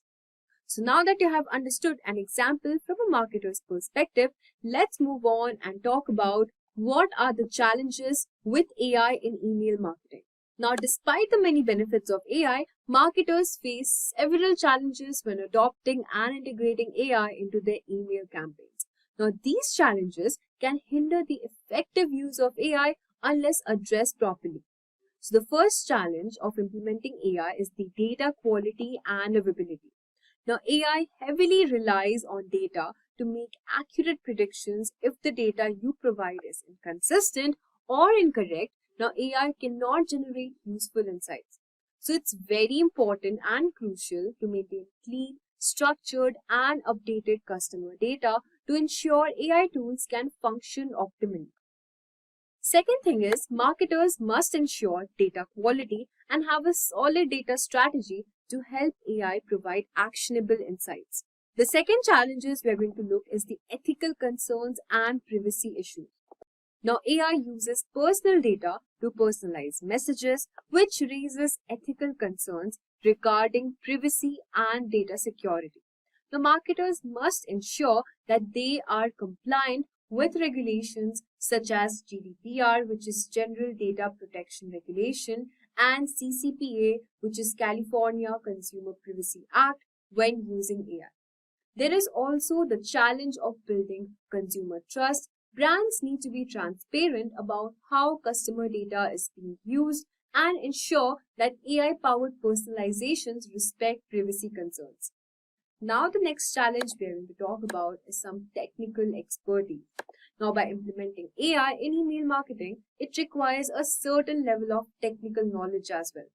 Now, for companies that are new to AI or lack in-house expertise, there is a steep learning curve. Marketers may need to invest in training or hire specialists to integrate with tools properly into their campaigns. Now, the fourth challenge is cost of AI implementation. Now, while AI provides powerful tools, many advanced AI solutions come with a high upfront cost. For small businesses or those just starting out with AI, the cost of implementation can be prohibitive.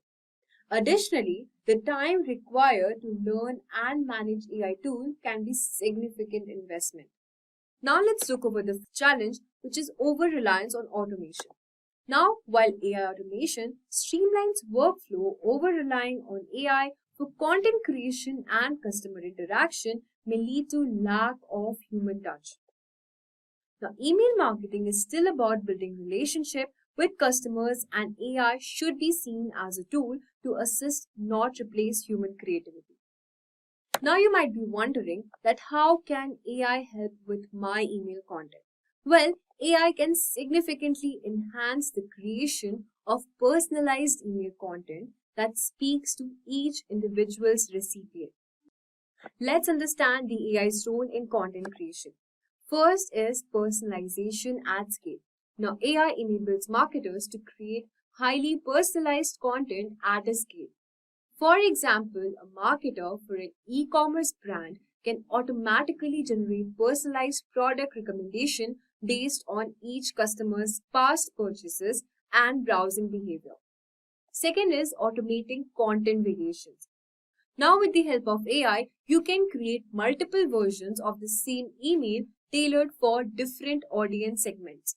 Now, this can include changes in the subject line, offer, CTA, or images based on what resonates most with a specific segment. Third, we are going to talk about is dynamic content. Now, AI can insert dynamic content based on real-time data. For example, if a customer has recently interacted with a specific product on their website, AI can automatically add that product into the email content as a recommendation, ensuring relevance and increasing the chances of conversion. The fourth point is the content optimization. Now, AI can analyze past email campaigns to identify which type of content, for example, visuals, copy, offers, works the best. Now, this data can be used to optimize future emails, ensuring that each piece of content resonates better with its audience. So now that you have understood how can AI help you with your email content and the content creation, let's switch our gears and understand how does AI in email marketing improve ROI over time, which is return on investment. So as we know, AI is instrumental in improving the return on investment, which is ROI of email marketing campaigns. So its ability to personalize content, automate testing, and optimize send times will lead to higher conversion rates and it will lead to reduced cost.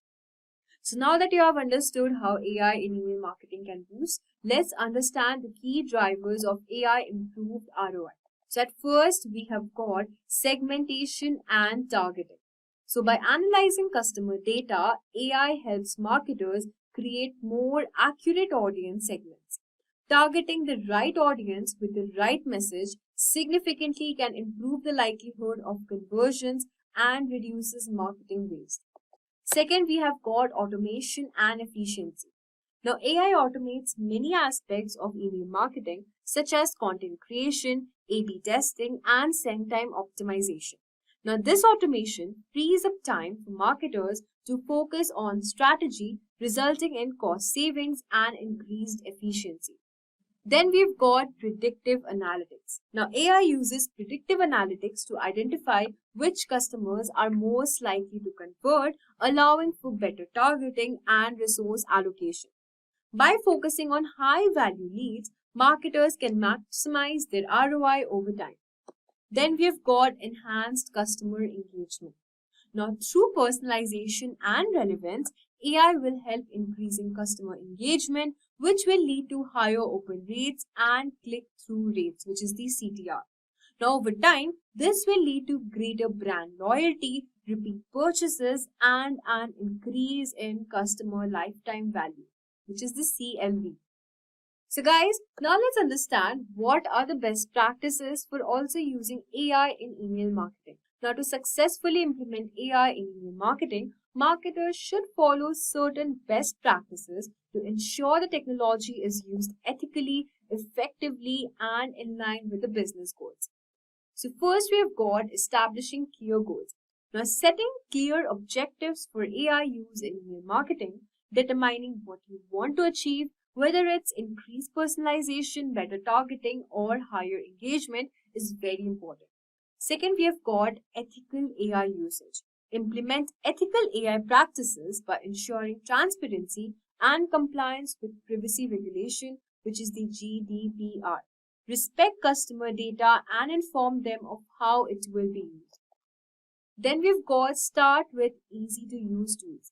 So for beginners, start with no-code AI tools like send time optimization, content generation, and subject line testing. So as you become more comfortable, you can expand to more complex AI applications. Then we have got leveraging data. Now integrating AI with your customer data platform CDP to get a unified view of your audience. You can use this data to personalize emails and improve targeting. Then we've got testing and iterate. Now continuously testing and refining AI models and email campaigns.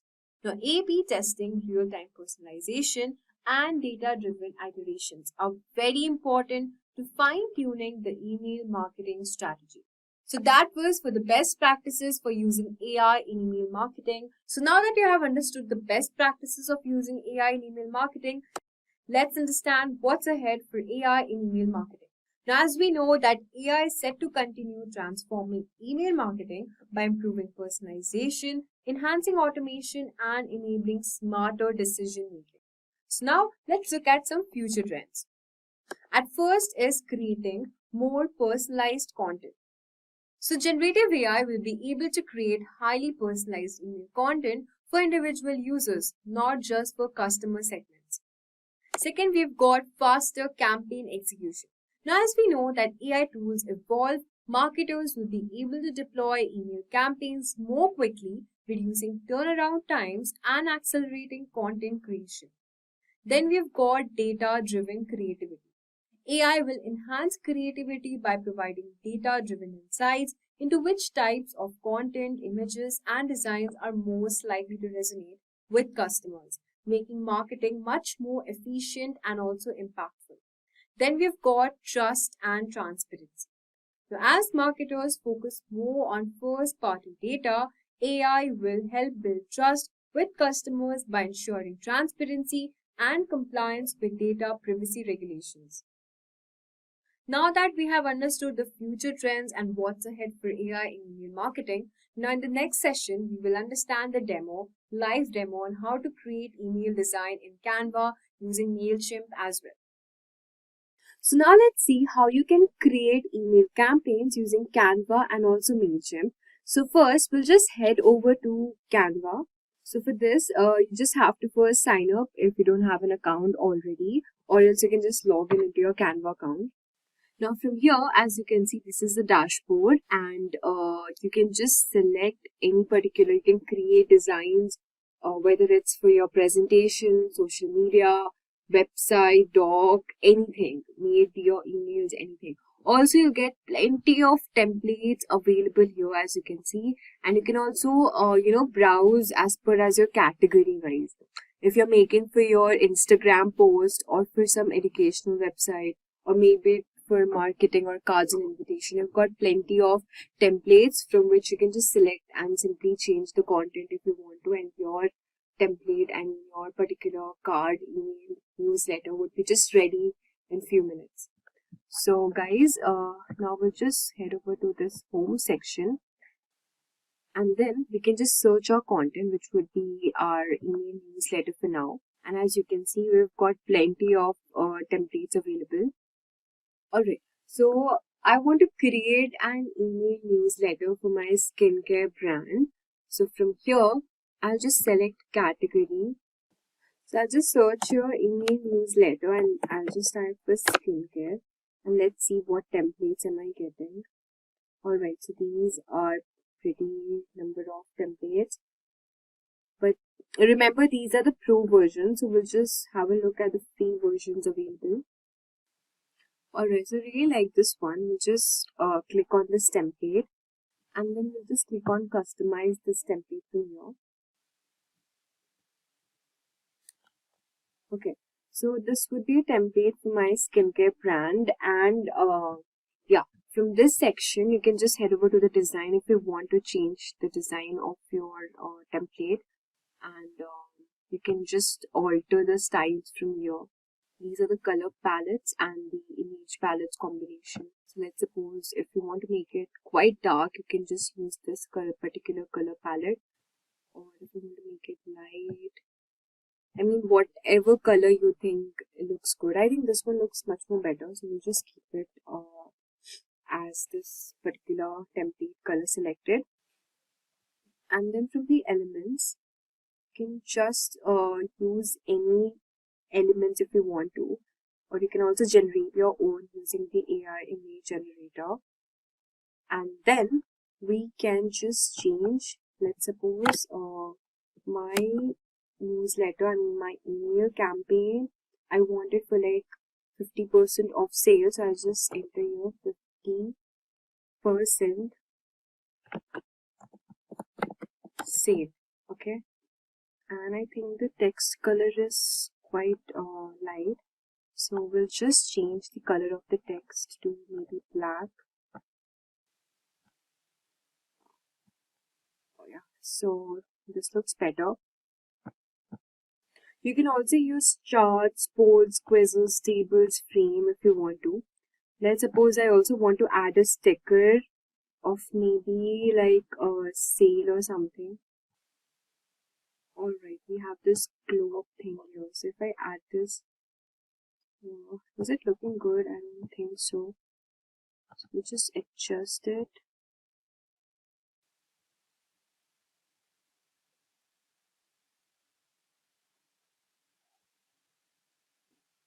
Or maybe we'll just remove this particular sticker from here. And so if I want to change the image of this, or maybe this, we'll just head over to, we'll just go back to the stickers and the section, the images one. You can also insert videos if you want to, but I don't think so. It's free, of course. So maybe for the skincare brand, we'll just get plenty of images. Let's suppose I want to use this. Alright. So I'll just click on this, and then we can use this particular image here.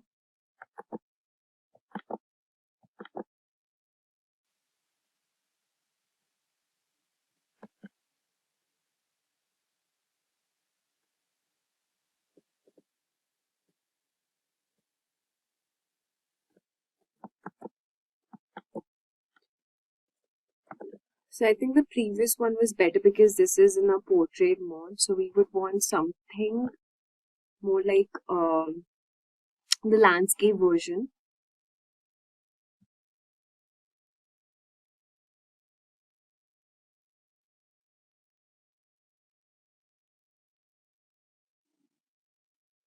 So here, maybe suppose I want to use this image instead of this.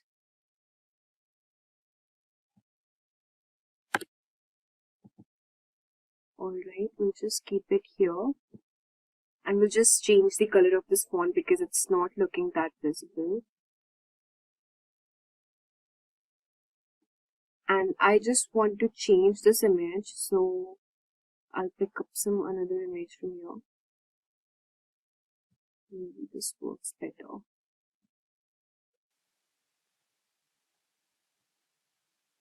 Okay, so I think this is better, right? And for this, we'll just click on this black color thing.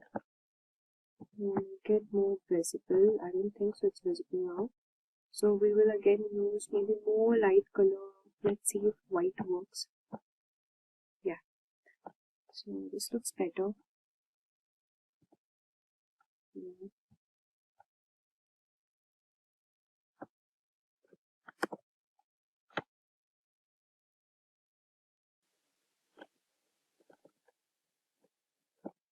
We'll even make this more white and let's see. So I think this looks better now.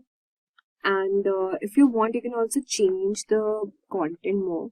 So yeah, this looks a bit not that much interactive. So we'll just put some more emojis. Okay. We also have this effects option from here. So you can use such effects also. Let's say if you want this particular or this shape. I think this shape is better, right? You just make it more, increase maybe the intensity. No, this looks better. Okay.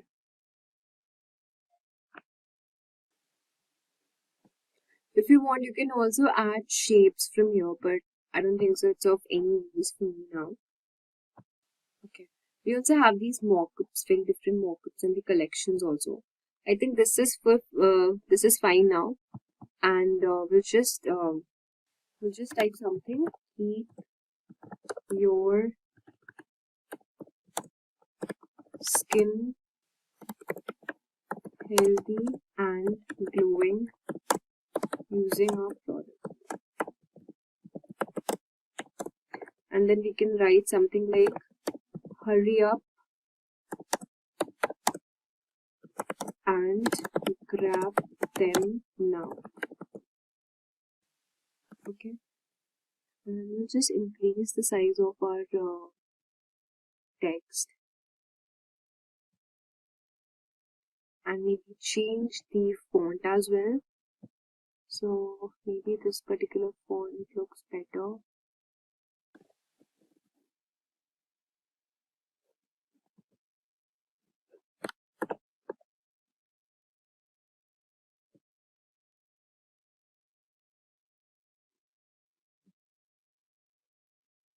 So we'll just keep the adjustment here, maybe in between, and you can remove the punctuations if you want to. And for this hurry up, I want to increase the size of this.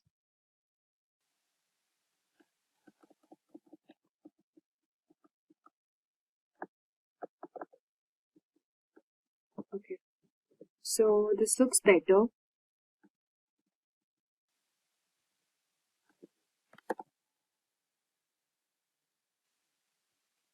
And in place of our products, we can write limited sale. Okay. And yeah, this looks pretty much convincing now. We have given 50% sale, glow your skin naturally, limited sale is there, hurry up and grab now. And that's pretty cool for now. So this is how our page would look like. And here you can just edit and give your website name, your product website name. So we can also add one more page here. And here again, you can use another template. Let's check if we could use some more templates from here.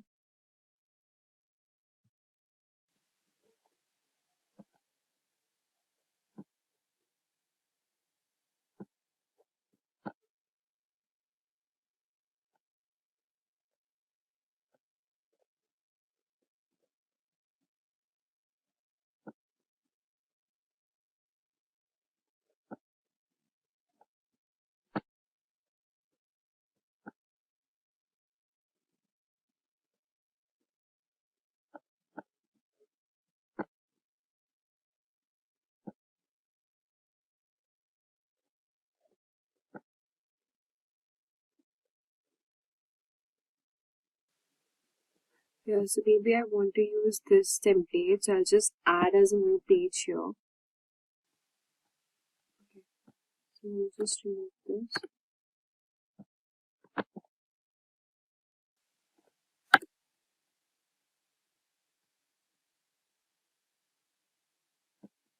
Okay. So this is our first page, 50% sale, and this would be our second page from here. You can add your Instagram channel, your social media as well. So this is the price rating, and we also have options as a shop now.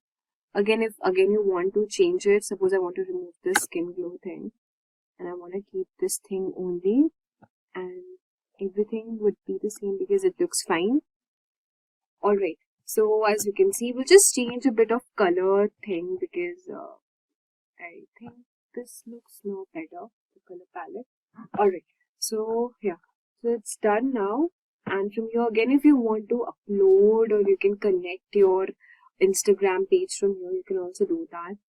We also have this video section where you can insert your videos. So for now, we'll just do this thing, and so our email template, our email campaign is ready now. What we will do is we'll just share this, so you can just download on this option from here, and we'll just opt for this JPEG image from here, and we'll keep the size, and we'll just download both the pages, and just click on download from here. Yeah, it's getting downloading, so we'll just wait for a few seconds. So as you can see, our download has been completed. So we'll just extract this particular file from here. We'll just click on extract all, and then just click on extract. Yeah, so our images is ready.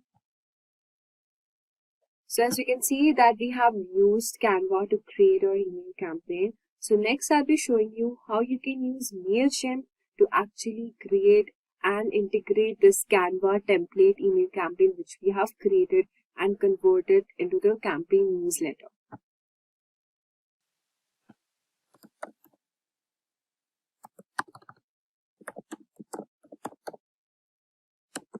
So we'll just head over to MailChimp.com first, and yeah, this is our website ready. So we'll be using the free version now. So as you can see that you can turn your emails into revenue. So MailChimp is actually an email marketing company. So where you can get plenty of options. With that, you can grow your audience with high quality leads. You can also refine the segmentation. You can create email campaigns much more faster using generative AI. You also get these automations, email automations options from here. So if you want the paid version, you also get that. So we have got this offer starting, which is 50% off for 12 months. Alright, so we'll just click on login. And now since we already have our account,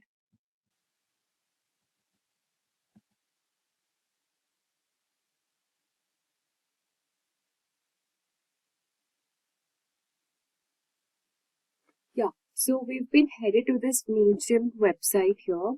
And you can see in the navigation bar, we've got this home where we have the email performance option here.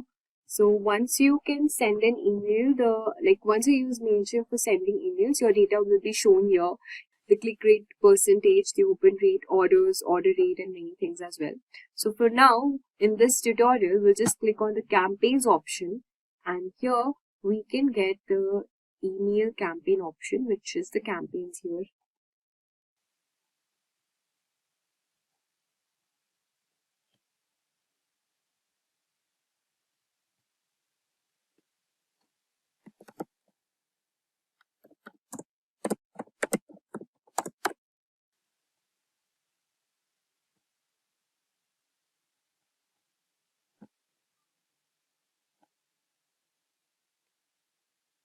Okay, so for this, we'll just have to click on create for now, and then in the email section, you get this regular plain text or template.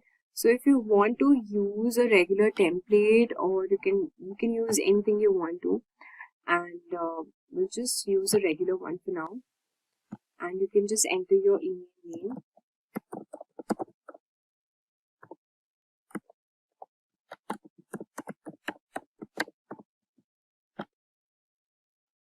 And then you can just select begin from here.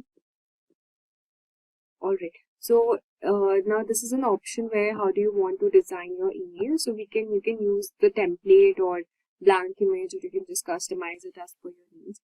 So the first option is to whom are you sending the email. So you can actually import your contacts from here. So it would be better for you, like if you create a sheet, and you can also connect to a store, or you can upload a file and then copy paste the contacts if whatever you want to.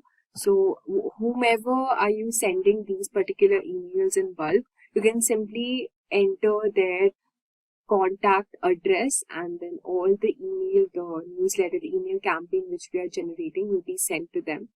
And then we have got this option of from which are you sending. So the name of my skincare brand, let's suppose it's Zyka, okay, and this is the email address here, and we'll just enter the subject of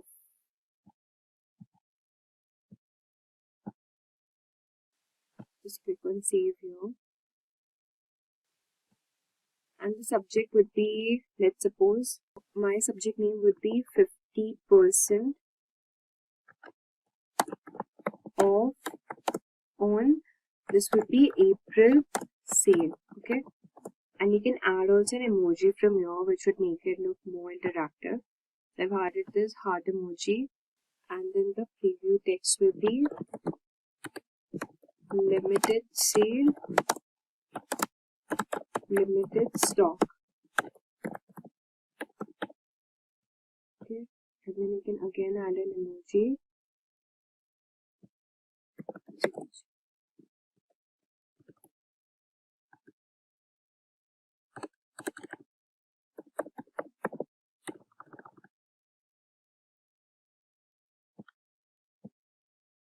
Okay, and now this would be our subject and our preview text. We'll just save from here. Okay.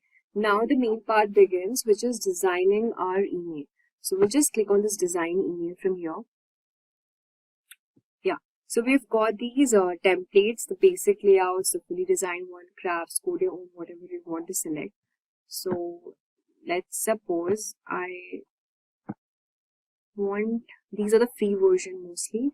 So we'll just click on the basic template from here. Okay, we'll just click on apply. Yeah, so it says that you can add your text from here. So this will just remove these options.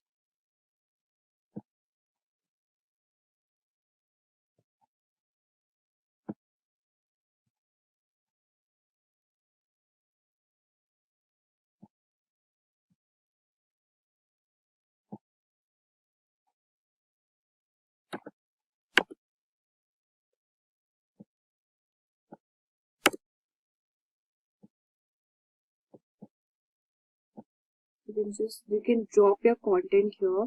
So we'll just click on this image option,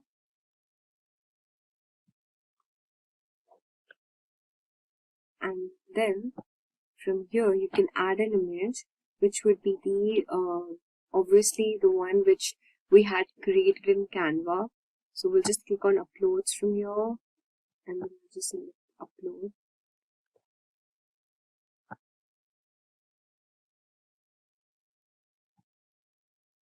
So this is our first image. We'll just click open.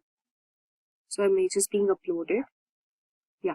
So as you can see, this was the image you remember we had created before. Alright. So this is the first page, how it looks like. And again, you can drop your content here, which would be the text you want. I think this looks better. and then you can edit your image, which would make it more enhancing.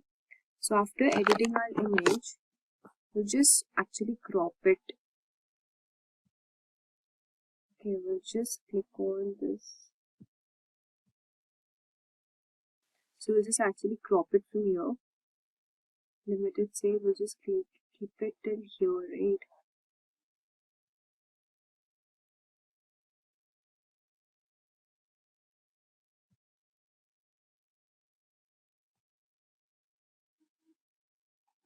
Alright, this looks better. So this is our first image again. Again for this image, we'll just click on add image, and now we will just select the second image of ours, which would be this one which we had created before. Yes, and now we will again click on edit image.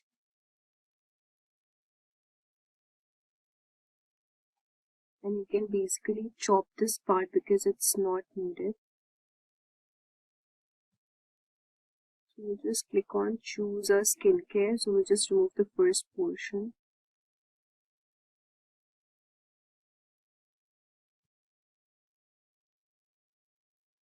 Alright, we want to keep it till here only.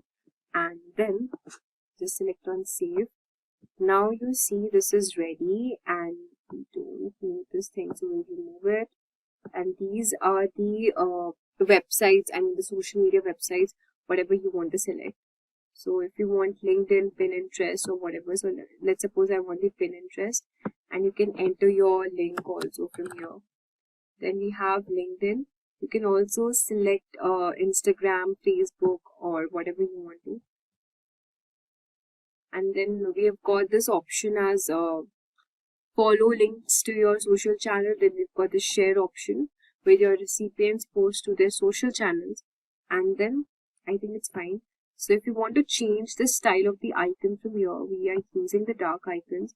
But if you want, you can also use the colored icons or the dark one. I think the colored one looks much more enhancing.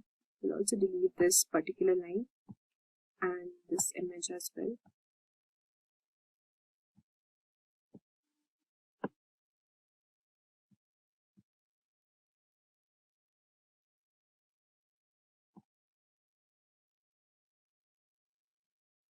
Yeah.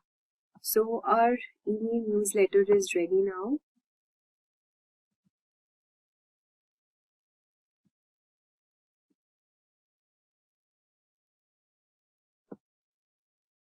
So we can just click on save and exit from here.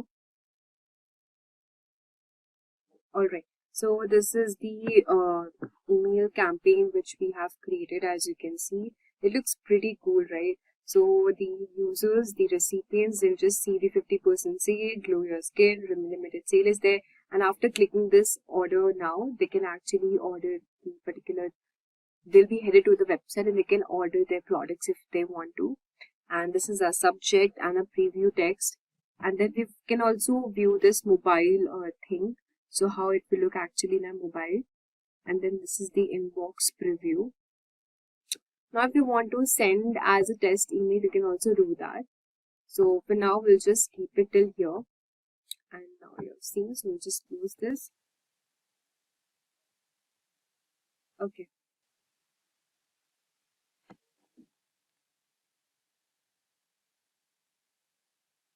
So guys, we have learned how to actually create our email campaigns using this MailChimp as well as Canva. Now the last thing would be you can actually schedule your content. You can just select the send time. You can actually schedule whatever time you want to. I think for this, you will have to upgrade your plan. But it's best if you find a particular time for posting your email campaign. I mean, maybe on weekends day, usually people log in the afternoon. On the weekdays time, people actually log into their email. I mean, suppose around maybe in the morning. So that would be fine. So you can actually schedule according to the post and the engagement, how the viewers and the audiences are using the mail. Alright. Now, in this session, we have done with this particular thing. And now the next we'll be learning about how we can use ChatGPT in email marketing. So in this particular lecture, we'll see how we can use ChatGPT in email marketing.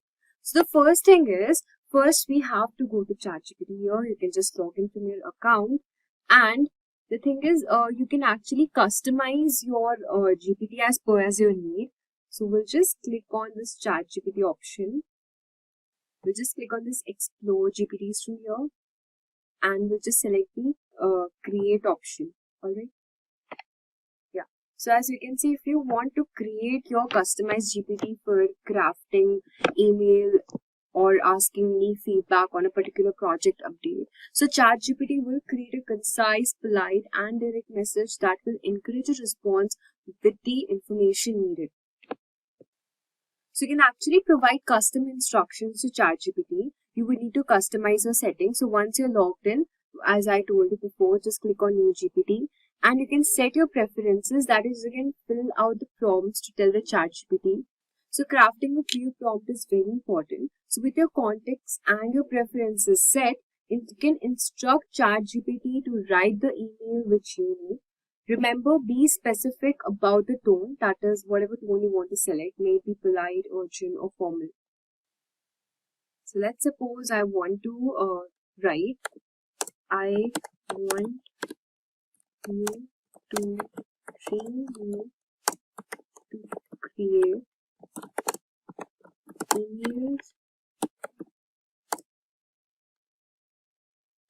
regarding category would be maybe a resignation mail, okay?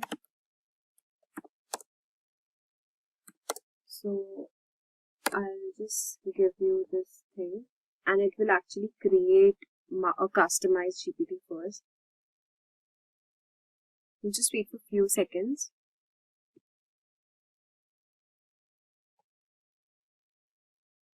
No, the name should be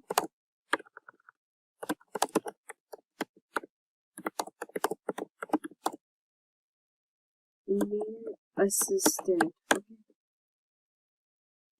Okay. Yeah. So it's actually creating a profile picture for my GPT needed. So as you can see that our profile picture is also set for our customized GPT, which is our email assistant, and we'll just click on yes from here. So now we are creating actually our customized email assistant. There you can actually start with your email, I mean whatever email you want the GPT to make it for you. Just write good to go. So now in the preview chat, we can actually write our prompt regarding the mail we want to generate. So let's say I'll just give a prompt like write a resignation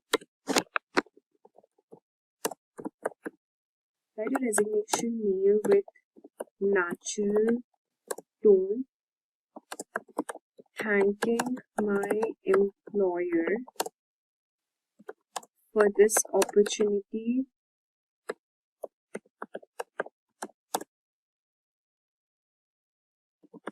and informing them about my last working day, which would be 245 days from today. Okay, so I'll just click enter now. Let's see. So it's given certainly as a professional resignation email with a natural tone and respectful tone, including gratitude. So here's your subject, which is the resignation notice. Dear, you can enter your manager's name. I hope you're well. So I'm ready to formally resign at my position at this particular company, and the last working day, you can just enter the last date from today onwards. And this was not an easy decision to make. So as you can see how clearly and in such a natural tone it has actually written an email for you. Now, if you think if the initial draft isn't quite right, then you can again ask ChatGPT to regenerate the response until it aligns with your expectations. So if you want, you can just enter the name, title, contact information. If you want all the mail to be ready, get ready by the GPT itself. So you can also give the prompt like maybe the full name, or my full name is this, the recipient name is this. So you can actually get the full particular mail, because here you have to actually enter your manager's name and your name as well. So you can just simply copy from here and you can just send it using your Gmail account from here. So ensure that the email looks professional and it is all aligned with your email management strategy. So this was for my resignation mail. We'll also check for one more mail. Let's suppose create an email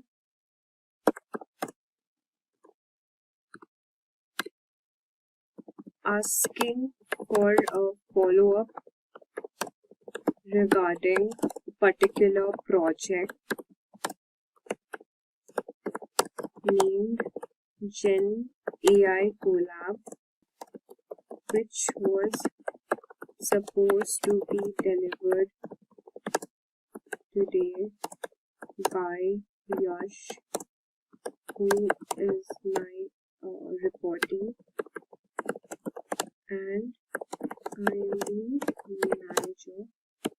And then you can just write the tone should be natural, polite, and concise, asking about the follow-up. Okay, and just click enter. So as you can see, it has again generated a mail for us, which is the follow-up on Gen AI Collab. I hope you're doing well. I just wanted to check on the status of this. Could you please share an update? So it's very simple and very concise manner. So talking about the limitations of using ChatGPT would be, I would say that first of all, it's contextual understanding. Now ChatGPT may struggle with understanding deep, complex details of your email, especially in sensitive situations. Second is your personalization issues. Now the AI might miss personalized touches like names or specific preferences, so you can add them manually. Then we've got this accuracy concern. So you can verify any factual information like dates or figures accordingly. Then is your overuse of cliche. Now what ChatGPT does is ChatGPT sometimes relies on generic phrases which can make your email sound less engaging. So to overcome this, you just need to keep on asking ChatGPT to again restructure my email, use this particular tone, use this particular format. So by following all these steps, now ChatGPT can help you streamline your email writing process, save your time while ensuring your emails are polished, professional, and all aligned with your communication goals. So now that we have understood how we can use ChatGPT for our email marketing, now in the next lecture, I'll see you how to use the free email marketing software, and I'll be listing you the top 5 or the 4 email marketing software which will help you to send bulk messages and emails in one go.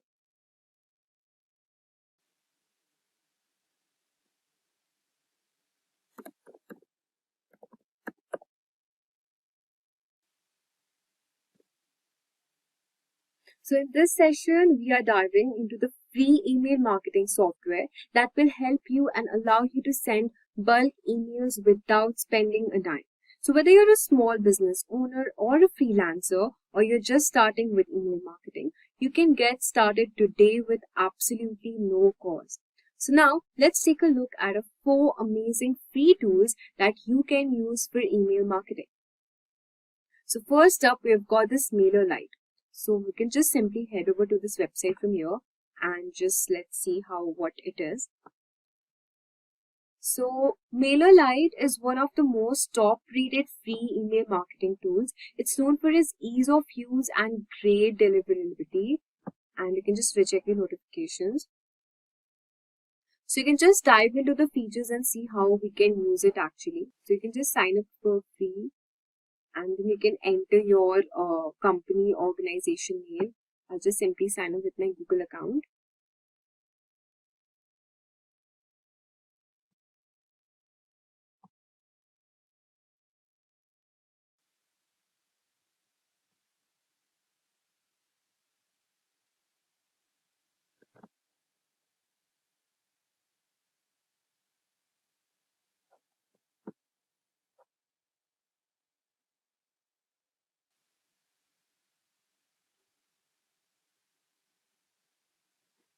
So from here, you can just enter your account name. You can just type email tools and just click on continue.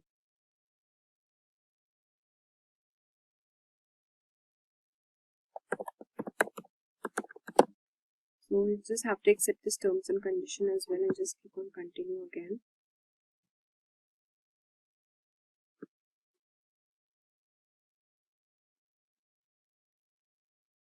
So now we are head over to this dashboard of MailerLite. So you can see from here, you just have to complete your profile, and this is the navigation bar. We've got these campaigns options, so let's explore what's there.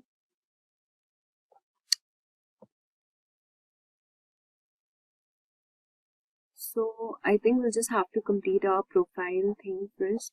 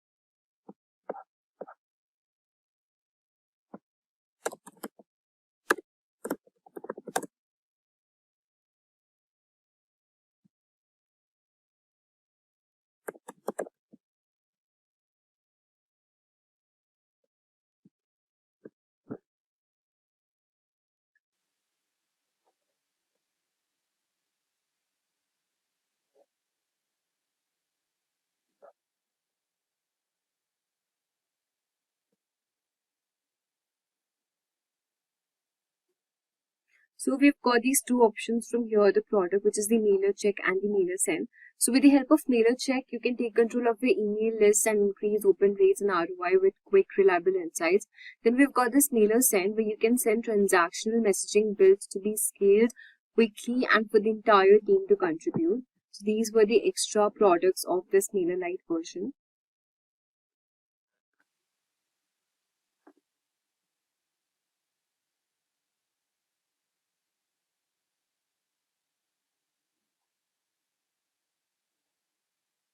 So this is the dashboard, and it's saying our performance reviews as well. We'll just click on again this campaign option. Okay, so you can actually create your first campaign. You can pick any editor and design a campaign in minutes. Also, these are the advanced features, which is the A/B testing, which makes it easy to find which elements work. So we'll just check and we'll just click on create. So there are multiple options. Either you want to create a regular campaign, an EP split campaign, RSS campaign. So when we create this regular campaign, you can just enter your campaign name, your subject, the sender, okay, and then you can have this pre-header tools and everything. So you have to actually import your contact list from here, and in this way you can actually send your emails in bulk. You can also select your audience. Either you use your pre-existing audience or you can upload your contacts manually. So just have to enter the details and we have the content, and then you can actually review and schedule accordingly. Okay. So now that we have seen this thing, the second tool we'll be talking about is the Brevo. So we'll just search Brevo on Google. Yeah, so it is the number one. So as you can see, the first website which we get Brevo. So we'll just click here. And again, you can sign up for free. So basically, Brevo, it was formerly known as Sendinblue, and it's perfect for people who are looking for more than just email marketing. So because Brevo also offers, and it includes a CRM and an SMS capabilities, which is free of plan. So there are many, you can have this marketing platform, sales platform. If you're using for marketing purposes, you will get these features, which are the email marketing, Aura AI, SMS, and all of these things. So this was pretty cool. And again, you can just sign up for free and just will have a look at the interface of the Brevo. Again, you need to just sign in with your Google account. So basically, these tools are free of cost. You would not have to pay any particular amount for these.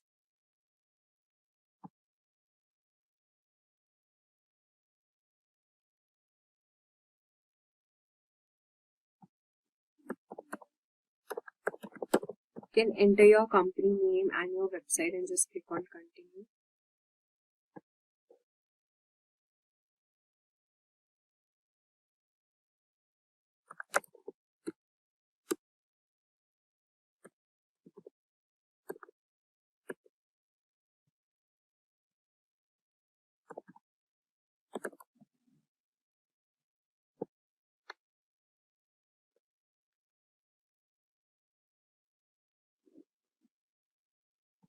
So you can just select your contacts and how many people are there in your team.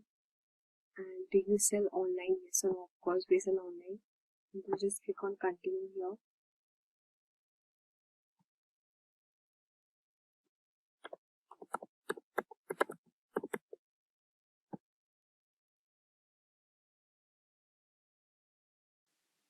So we'll be using the free version here. So we will get up to 300 emails to send per day and also customizable email templates as well. We've got these drag and drop editor feature, then the transactional email. So you can just click on the free version and just click on continue with free plan. And you'll be redirected to the website and the interface of Bravo here. And yeah, so you can see that you have this campaigns option, the contacts option. So here you'll have these lists of contacts. So you can actually load a list or a segment of your contact. Then you've got this company, the landing pages, and then we've got these campaigns options. So maybe WhatsApp, web push. So for now we're just looking for email. So we'll just click on email and you can just enter your campaign name, which is maybe 50%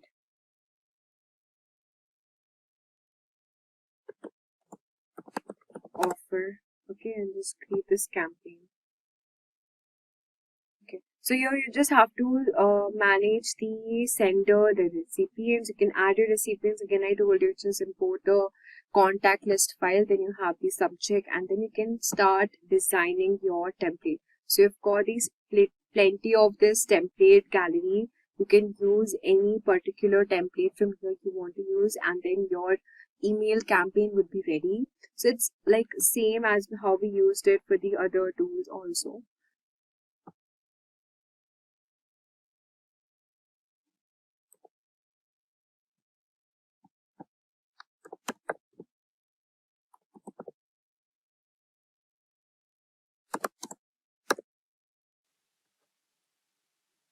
Now the third AI tool on our list is OmniSend, and let's head over to this website first and see what this tool is like.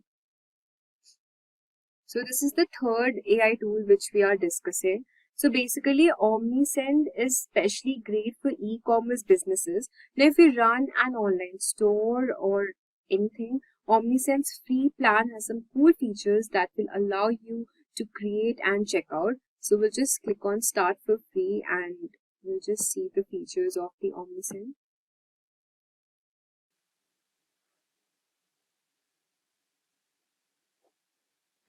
So you can just sign up with your Google account first.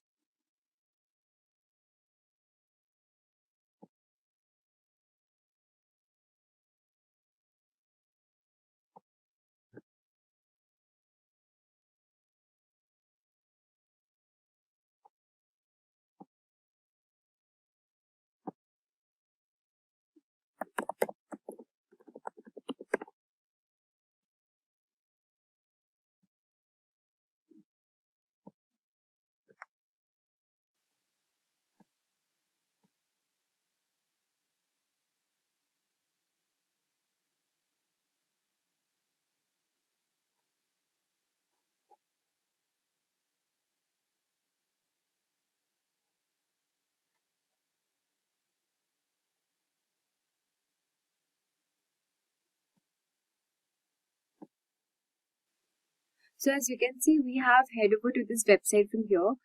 You can actually connect your Shopify account to this OmniSend, where you can personalize your brand email, set up automations like cart abandonment, segment and target your customers also. So we've got these campaigns option from here. So just click on that campaigns option. We also have this automation forms, audience reports, and many things. So we'll just for now we'll just be looking at the email campaign. So you can actually create an email campaign. It must be the same as the other free AI tools, but this is one more additional feature we have got in here. Yeah, so you can actually enter your subject line, sender's name, the same thing which we did before. Then you can email template. We've got the email template from here. You can actually choose your email template like how you did for your Canva and Mailchimp as well. So yeah, it's pretty cool. And now we'll just be seeing at our the last AI tool. So finally, we've got this Sender. Now, if you're looking for a tool with a generous free plan, now Sender offers one of the most best option. So you'll have to actually sign up first, and then you can upload your contacts. You can create emails. Now Sender comes up with easy to use email builders. So you can actually drag and drop elements like images, text, buttons into your email. It also has features for adding product URLs, making it easy to promote your products. We've also got options like automations and support, limitations and everything. So you can actually sign up for free and just look over it. It's basically the same as we did for the other AI tools as well. So guys, each tool has its own unique features. So the best one for you really depends on your needs. All of them offers free plan. So you can try them out and see which one works best for your business. So guys, we have completed and we have come to the end of our course. Congratulations on completing the AI for Marketing course. Now you have built a strong foundation on how to use AI for your email campaigns and creating email marketing campaigns. Now from understanding the core components using tools like Mailchimp, Canva, all of these things, and you have understood everything. And also we have seen how we can use ChatGPT to leverage our email campaign. Now, as we move forward, you continue experimenting with your own AI tools and refining on how you can actually leverage with other AI tools as well and creating your email campaigns. Did you know that you can easily build a website for free using AI? And that's not a trick. It's completely true. Thanks to the amazing new AI tools, anyone can create a website even without writing a single line of code. Even if you have no technical experience, you can set up a professional website quickly and easily. In this video, I'm going to show you how you can build a website without even writing a single line of code, using the power of AI and no-code tools. In today's video, we have split this video into two parts to make it more simple and easy to follow. So whether you are a complete beginner or a business owner or even a student, this is something anyone can do. In the first part, I'll guide you through how to build a website using Pantheon and WordPress. You don't need any coding skills for this. Plus, we will use Gravity Write, an AI tool that helps you generate content for your website, like About Us page or blog post. AI will take care of everything from writing to saving your time and also giving the maximum effort. In the second part, we look at some of the best AI website builders like Durable, Cleap AI, and Pineapple AI. These tools are actually free of cost and can build your website for you just in few seconds. You don't even have to worry about the design or content. AI will handle everything. It's fast, easy, and perfect for anyone who needs a website but doesn't want to struggle with coding. So if you're looking to create a website quickly and for free, you're in the right place. Stick around and I'll show you step by step how to get your website live using these top-notch code and AI-powered platforms. So let's get started and see how AI is making web design easier than ever. So let's move on to the demo part. Alright, so now that we know what we're going to cover, let's jump into the first part, which is building a website using Pantheon. And this is the Pantheon website we have logged in. And for this, you have to just click on Get Started. And then we will move on to the WordPress part. So here, as you can see, you have to just simply fill up your details. So I've filled up my details here and just click on Continue. Wait for a few seconds till the dashboard is being loaded. And then you have to just simply click on Create a Site. And then we will be selecting WordPress. So now as you can see, we have successfully logged into our Pantheon account and we have also created our account. Now the next step will be installing this WordPress account and then deploying our website in Pantheon in WordPress. So we will just simply click on WordPress here. Okay, you have to enter your Pantheon site name. Suppose I want to keep my name as Urban Threads India and then just click on Continue here. So as you can see, the site name already exists. So we have to just change our name. We'll just put new over here. Let's see what it shows. New urban threads. And just click on continue. So if this website name is not registered, it will successfully create my website using this particular name. So now the dashboard is being loaded. We just have to wait for a few seconds till it deploys our WordPress.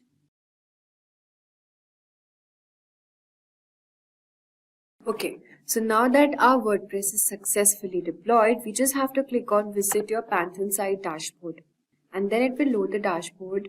So now you have to click on visit development site, and here you have to select the preferred language which you'll be using. So I've already selected my language, which is English here, and just click on continue.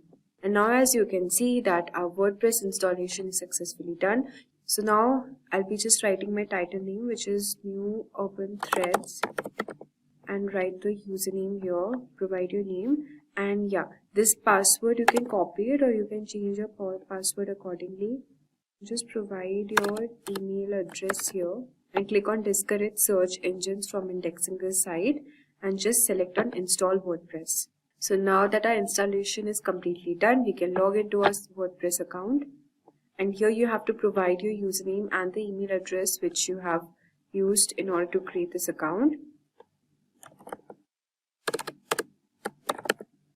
Copy paste the password here and just click on login.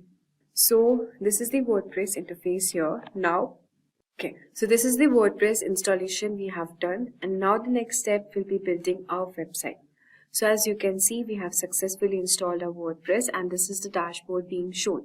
Now you have to click on plugins and just select add new plugin, and from here you have to select plugin which is starter template and just select enter. So this is the template which we will be using to create our website.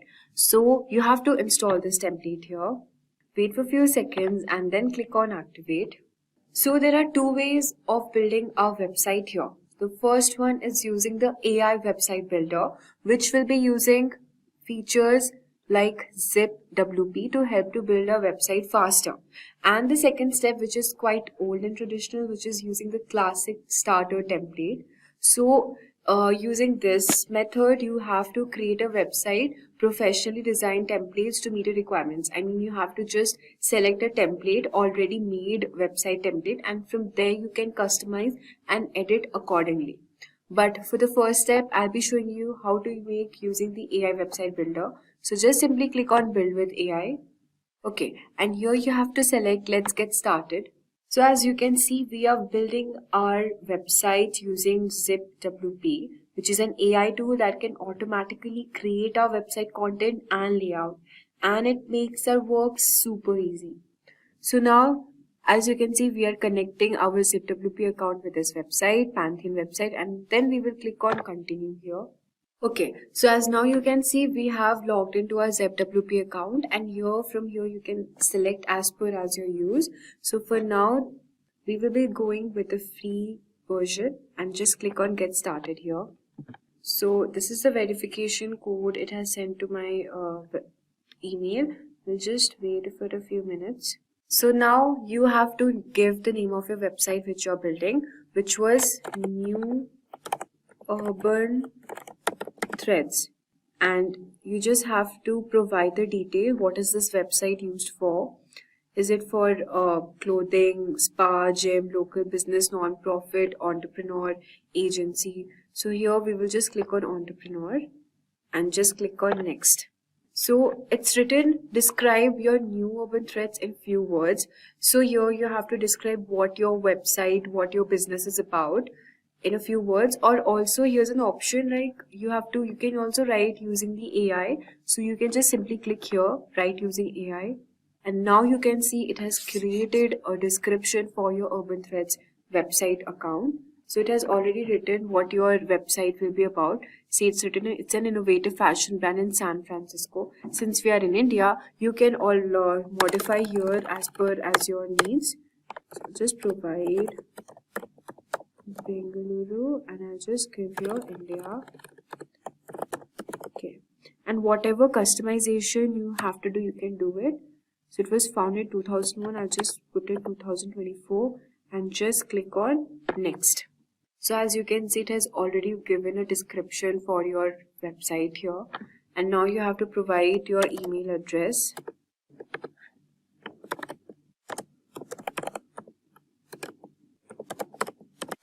You can also add your social media account if you want to, and just click on next here. Okay, so these are the images you want to pick. So just select on the images. Since it's my clothing online store, you can just select few images from here. You can select this. You can also just simply search here fashion or street style fashion. Okay, so as you can see, these are few images it has shown for us. I'll just select this also.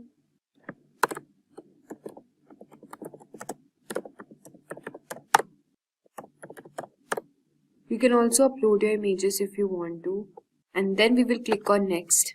So now since we have described our website and given our contact details and address and also uploaded the image here, the next step is choosing the design. So here from this templates given, you can choose your design, whatever you want your website to be displayed as. So these designs are actually premium. You can select, since we are using the free trial here, you can select the free version here. So whatever style it's looking good, you can just select that accordingly. Since I like this more, I'll just select this. And this is just a sneak peek of how our actual website will be. So just take a look, how will it look like. Alright, and from here you can actually upload your logo. So just click on select files. So this is our logo here, new urban threads.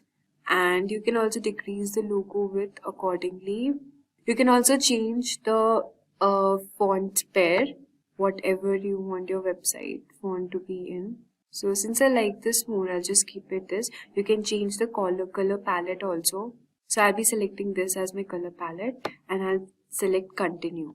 So also you can add features in your website, what features you want. Blog, contact form, automation integrations, video player, page builder, e-commerce, that cart, donations, free live chat. So I will just simply click on free live chat as I want this to be displayed as a feature in my website, and I'll just select start building. So we are preparing your website. You just have to wait for a few seconds till it prepares our website. So as you can see, our website is now ready and you can just click on this option.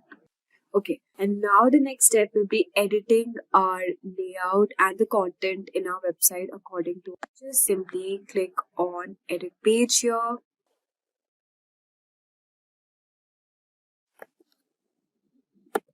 So from here, you can just edit the home page, sustainable or okay. So this is the description here. You can add it accordingly, or you can also ask the AI to write it or make it more shorter here. You can also change the layout of this button, and from here click on content and the image icon you want it to be. So if you want this icon to be labeled, you have to just click on select here, and what style you want in your title plus your description. You can just change it accordingly. Since I want to keep it in white color, I'll just go with it. And okay, Alex turns journey to some sustainable fashion. These are the demo post 1 reviews. You can just simply click here and change if you want to. These are the testimonials of what our customers say here. And now if you want to stay in touch, you have to just enter your email address. To continue reading, you can just select here. So see, you can just customize it accordingly and edit your layout if you want to. And the best way I do it is using an AI tool known as Gravity Write. So you can just search your Gravity Write. This AI tool will help you to generate content for your website. I'll just show you how. So you have to just enter your email address here.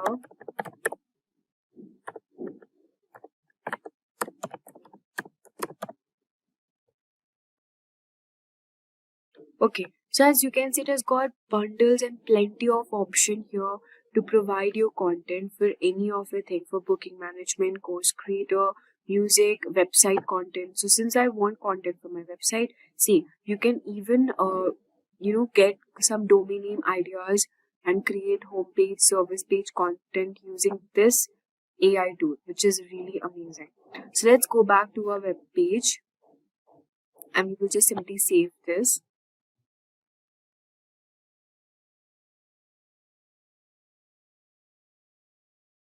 So now we have finally viewed our page here. So this is how our actual page will look like. Our actual website, how it looks like. Isn't it really amazing? Just within few seconds, following few steps, you are now able to create an amazing website. Also, just a quick info for you, if you want to make your career in machine learning and AI, you can unlock your potential in machine learning with Simplilearn's professional certificate course in generative AI and machine learning, which is in collaboration with IIT Kanpur, which is designed for aspiring AI professionals. This program will offer hands-on experience with machine learning algorithms, deep learning, NLP, and many more. A year of experience is preferred. So you can hurry up now and enroll in this course and start your step forward in the future of AI and machine learning. You can find the course link in the description box and in the pinned comment. So now that we have created a website, the next step is purchasing a domain name. For this, you can use one website which is called Web Space Kit or Hostinger. So I'll be showing you here. Just simply type Web Space Kit.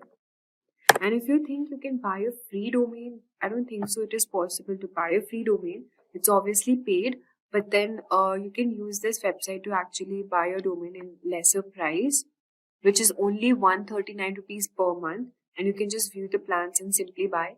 And the next website is Hostinger. So these services will let you buy a domain and host your website in a very small fee. So all the links will be added in the description box if you want to check out these websites and create and buy your domain for publishing it online in the internet. You can use either hosting it or WebSpace Kit. Also, one more thing. Now that we have decided to move our website for WebSpace Kit for hosting, you need to install a plugin on your Pantheon website, which is known as Migrate Guru. And using this plugin, you can actually wait. I'll show you the plugin here.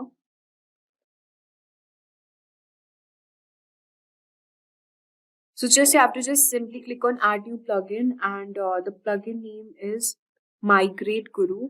So we'll just search for Migrate Guru here. And using this, you have to just simply click on this. Now, why do we have to do it? I've already explained you. This will help you just have to install it on both your Pantheon site as well as your WebSpace, and it will help you to move everything over just within a few clicks. So we have now created a fully functional website using our AI. The second step was using the template version. You can also use the template version if you want to. So now that we have covered how to build a website using Pantheon, WordPress, so now we will discuss quickly the free AI tools which you can use to make your website even more faster.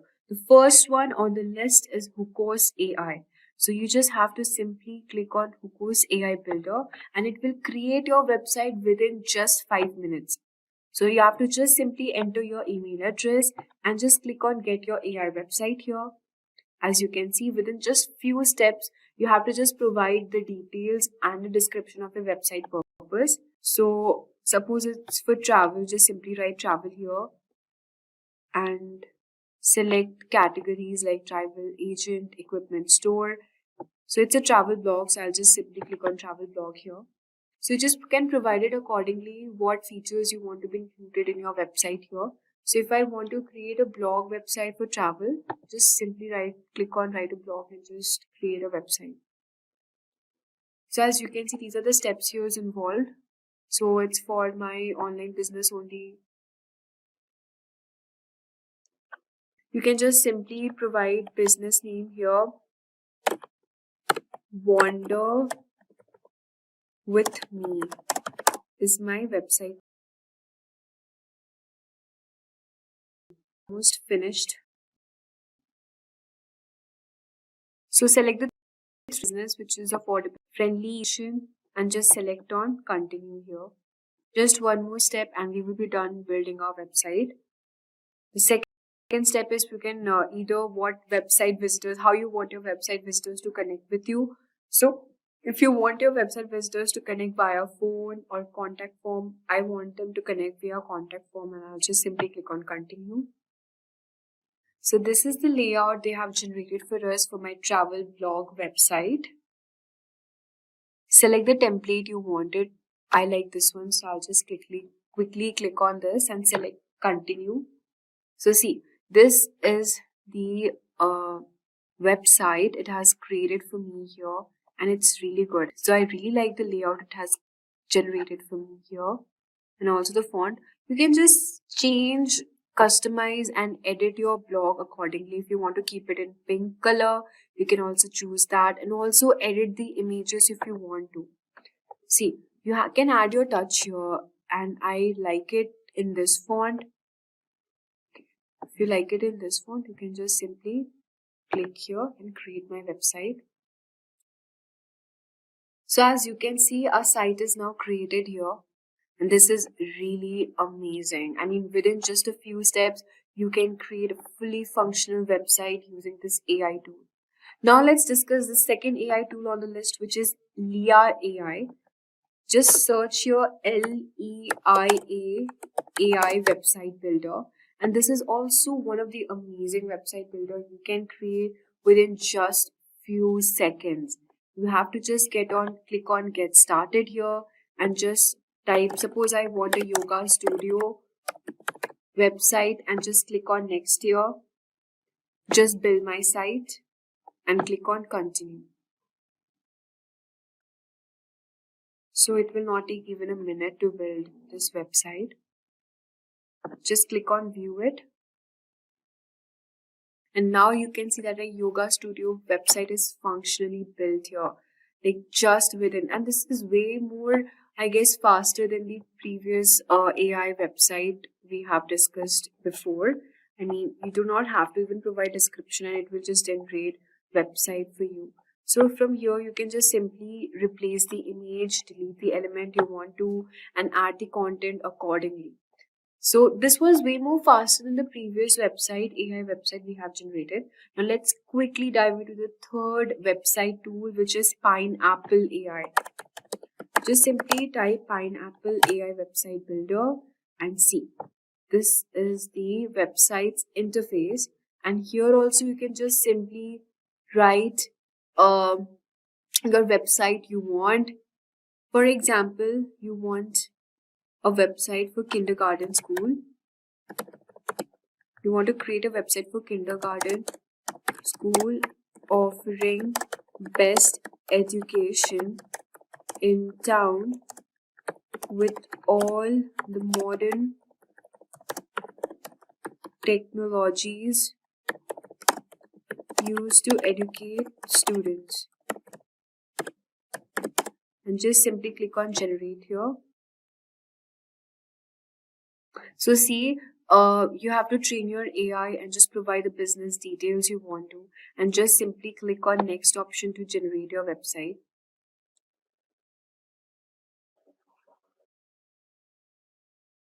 So you can just simply click on the website template you want to. So if I like this one, I'll just simply click here and just click on AI customize and see, it will generate a website for you. And from here, you can add details to start generation. And like this, you can create a website. I mean, it is good, but I like the previous two AI tools more, which could create really amazing website within just a few seconds. This was the template we had selected, and from here you have to just simply click on each of the content you want to edit and just pick your design here. Alright, so let's move on to the next website, which is Cleep AI. Just simply search Cleep AI website builder and let's see how this website is. So you can just simply click on try for free option here and search for business. If your business is related to health and beauty, just select that. If you're an entrepreneur, select entrepreneur. What name it should be? Fit India. What's your goal to make money online? Location you can set accordingly. With AI, add some information. For information, you can use either ChatGPT or your Gravity Right to generate content.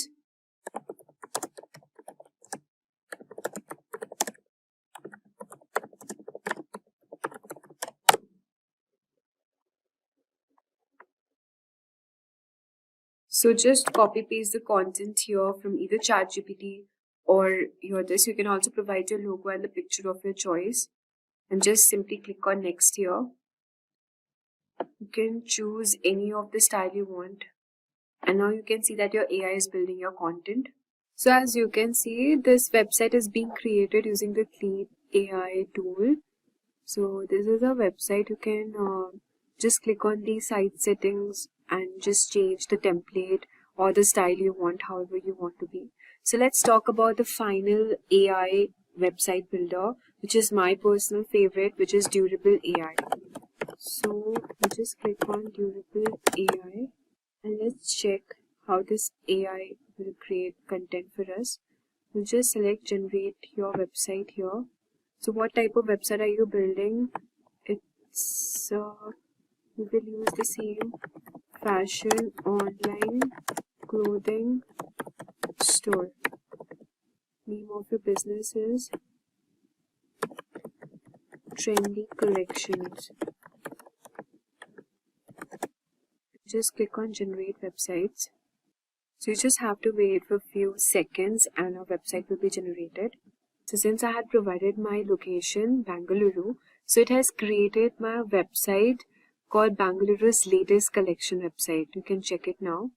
So as you can see, our website is now ready and you can also edit your website accordingly. This tool creates websites in a matter of seconds. Just give some basic details and Durable AI generates a complete website including content, images and layout. If you're in a hurry, this is the perfect solution for you. I would highly recommend using this tool. And now you can see the pricing label and everything mentioned here. It's superb. I mean, the quality and the layout it has provided is really good. So now you can just click on edit section and edit accordingly.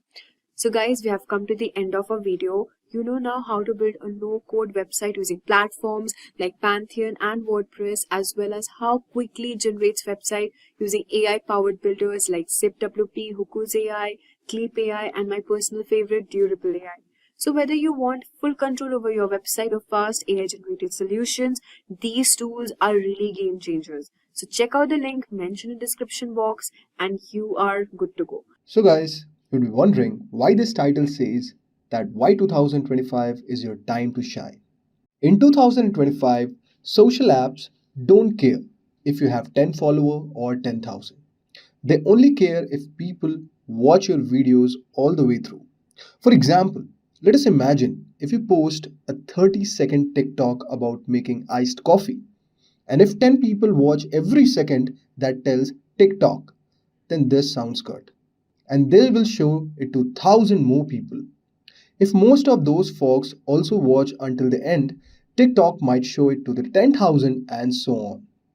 In short, make videos that keep people glued and the platforms will spread them far and wide. Even if you start with 0 followers. And that's why 2025 is your time to shine. Because here we have a couple of reasons. Like algorithm is rewarding new creators.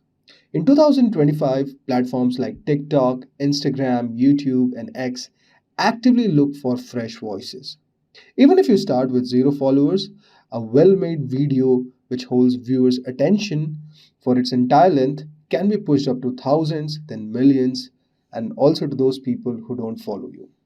Next is, if you look at AI driven discovery makes it kind of easier.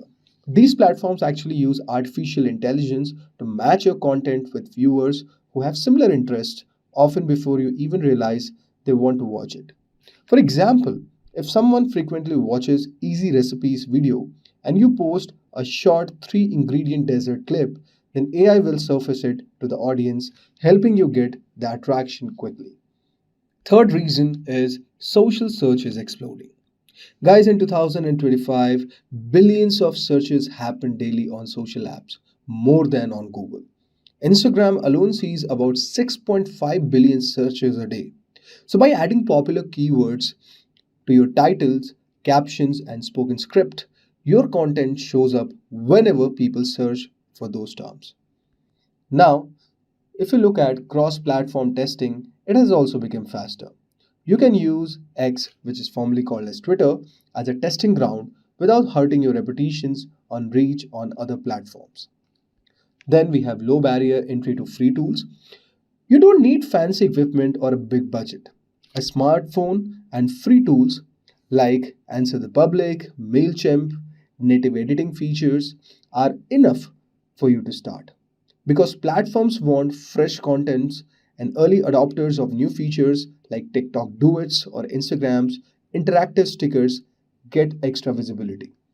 Finally, repurposing your content multiplies your reach. So these are some of the reasons which can make you shine. So guys, let's move ahead and discuss about steps which will be required for you to have a complete roadmap for a social media strategy. So guys, let us discuss the steps. So first step would be building a team when the time is right. Second is grabbing the attention fast. Then we are going to discuss how the algorithm will do its magic. Then also we'll discuss about making your content easy to find. Then you have to borrow ideas, turn one idea into tons of content, then figure out what people want. Then you have to build an email list, then keep improving and stay ready for a change. Now, let us move ahead and discuss our first step in detail, figuring out what people want. Now, before you hit record, you need a clue about what your audience is already interested in. Think of it like checking what questions they are typing into search bars. So, guys, what you could do, you could go to a website like answerthepublic.com. You could type a keyword related to your niche. For example, if you love baking, you can try cooking recipes, and the tool will show you trending searches on platforms like TikTok, YouTube, and Instagram, etc. Let me show you what I mean to say. So, guys, this is the website answerthepublic.com. So, suppose let's say we want to check on Instagram, okay, and first you need to create account. So you'll get certain free searches. Like if you are a new user, just right click on this. Now let us check on Instagram like cooking recipes. So guys, it will start loading. Okay, you could download a CSV file. Okay, you could also share this, and let's wait for the results. So you could see you'll get a couple of hashtags. Okay, these are the trending thing. Okay, all over here. And if you click on the people, so you could see this is the channel name, which is showing you like what basically in the realm of cooking they have made their Instagram account. This is an amazing website, and you could try out what are the trending contents in YouTube, TikTok, Amazon, and also Instagram. So it has given a couple of options. Now let us move ahead and discuss our next step. Now our next step is grabbing the attention fast, like using your hook. You have about 3 seconds before people scroll away. So your opening lines or your hook must be super catchy. You can do something like this. You can start with a bold promise or question instead of simple greeting and try to keep it under 3 seconds. Example, like instead of saying, "Hi, today I'm watering my plant." Okay, so you could say something like this: "Want a plant that's impossible to kill? Then watch this." So you have to be presenting lines catchy like this. Keep them hooked with subhooks also. So after your big hook, drop smaller teasers or subhooks every 5-10 seconds to keep viewers watching until the end. So, with related to the example that I have shared with you, you could say something for the 10 seconds like stick around and I will reveal one plant even that I can't kill. That little tease make people want to stay tuned. So I hope so you would have got what I mean to say when you want to grab attention by using hooks. Now let us discover the step 3, that is the algorithm working its way out. Platforms like TikTok and Instagram push videos based on how people watch them, not on how many followers you have. So focus on making your content engaging from start to finish. If a small group, say 10 people, watches your entire 30-second video, then the platform will show it to 1000 more. If most of these 1000 watch all the way, then it gets shown to 10,000, and so on and so forth. For example, if you post a 30-second video like 3 easy plant care tips, then 10 people watch it fully.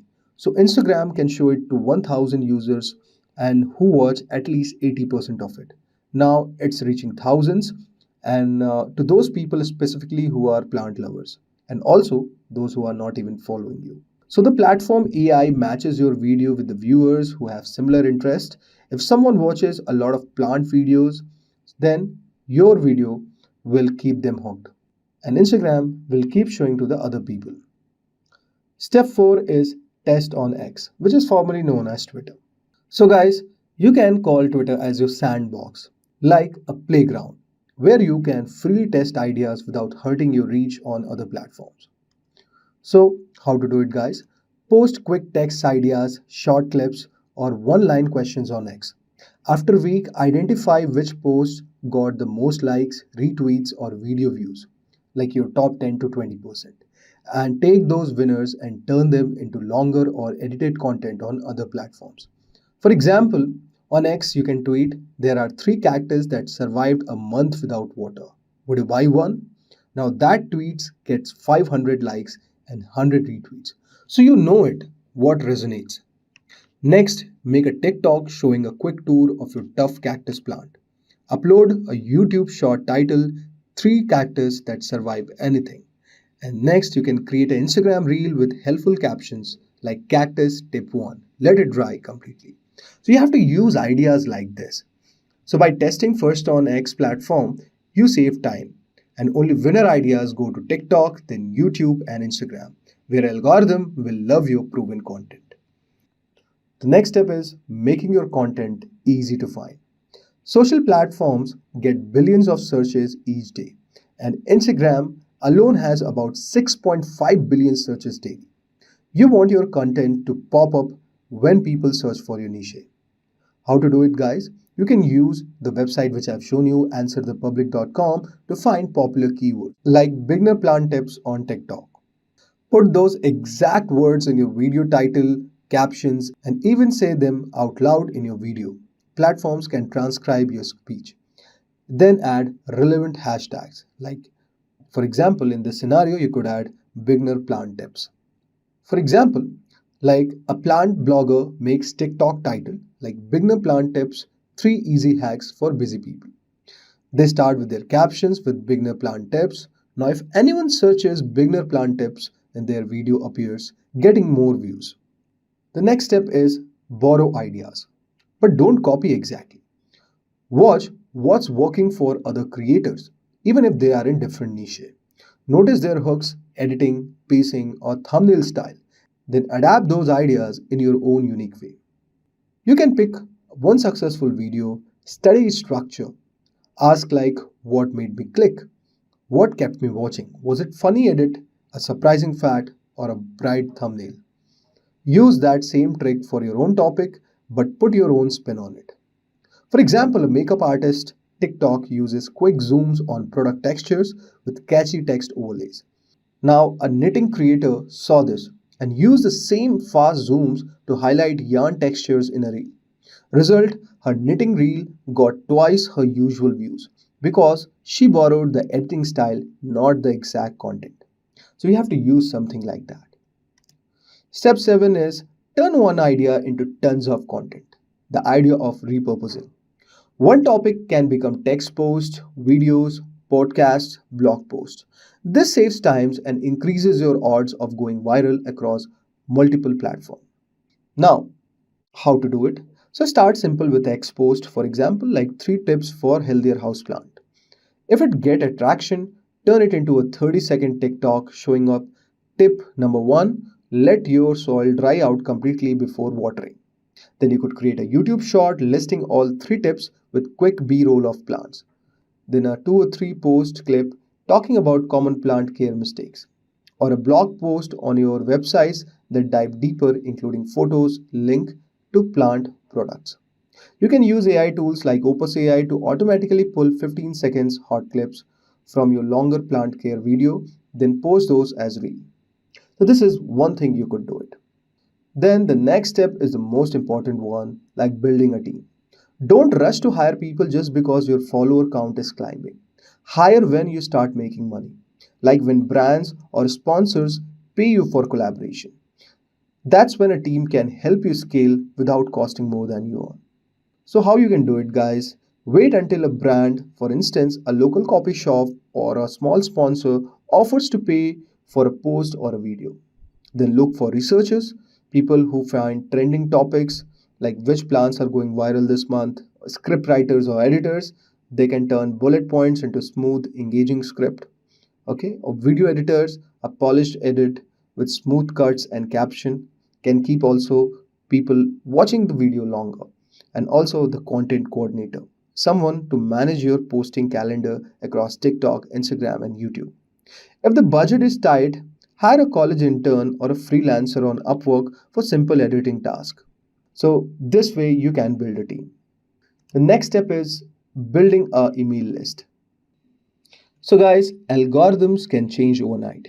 Your followers might shift, but your email list is yours forever. It's a direct line you can control.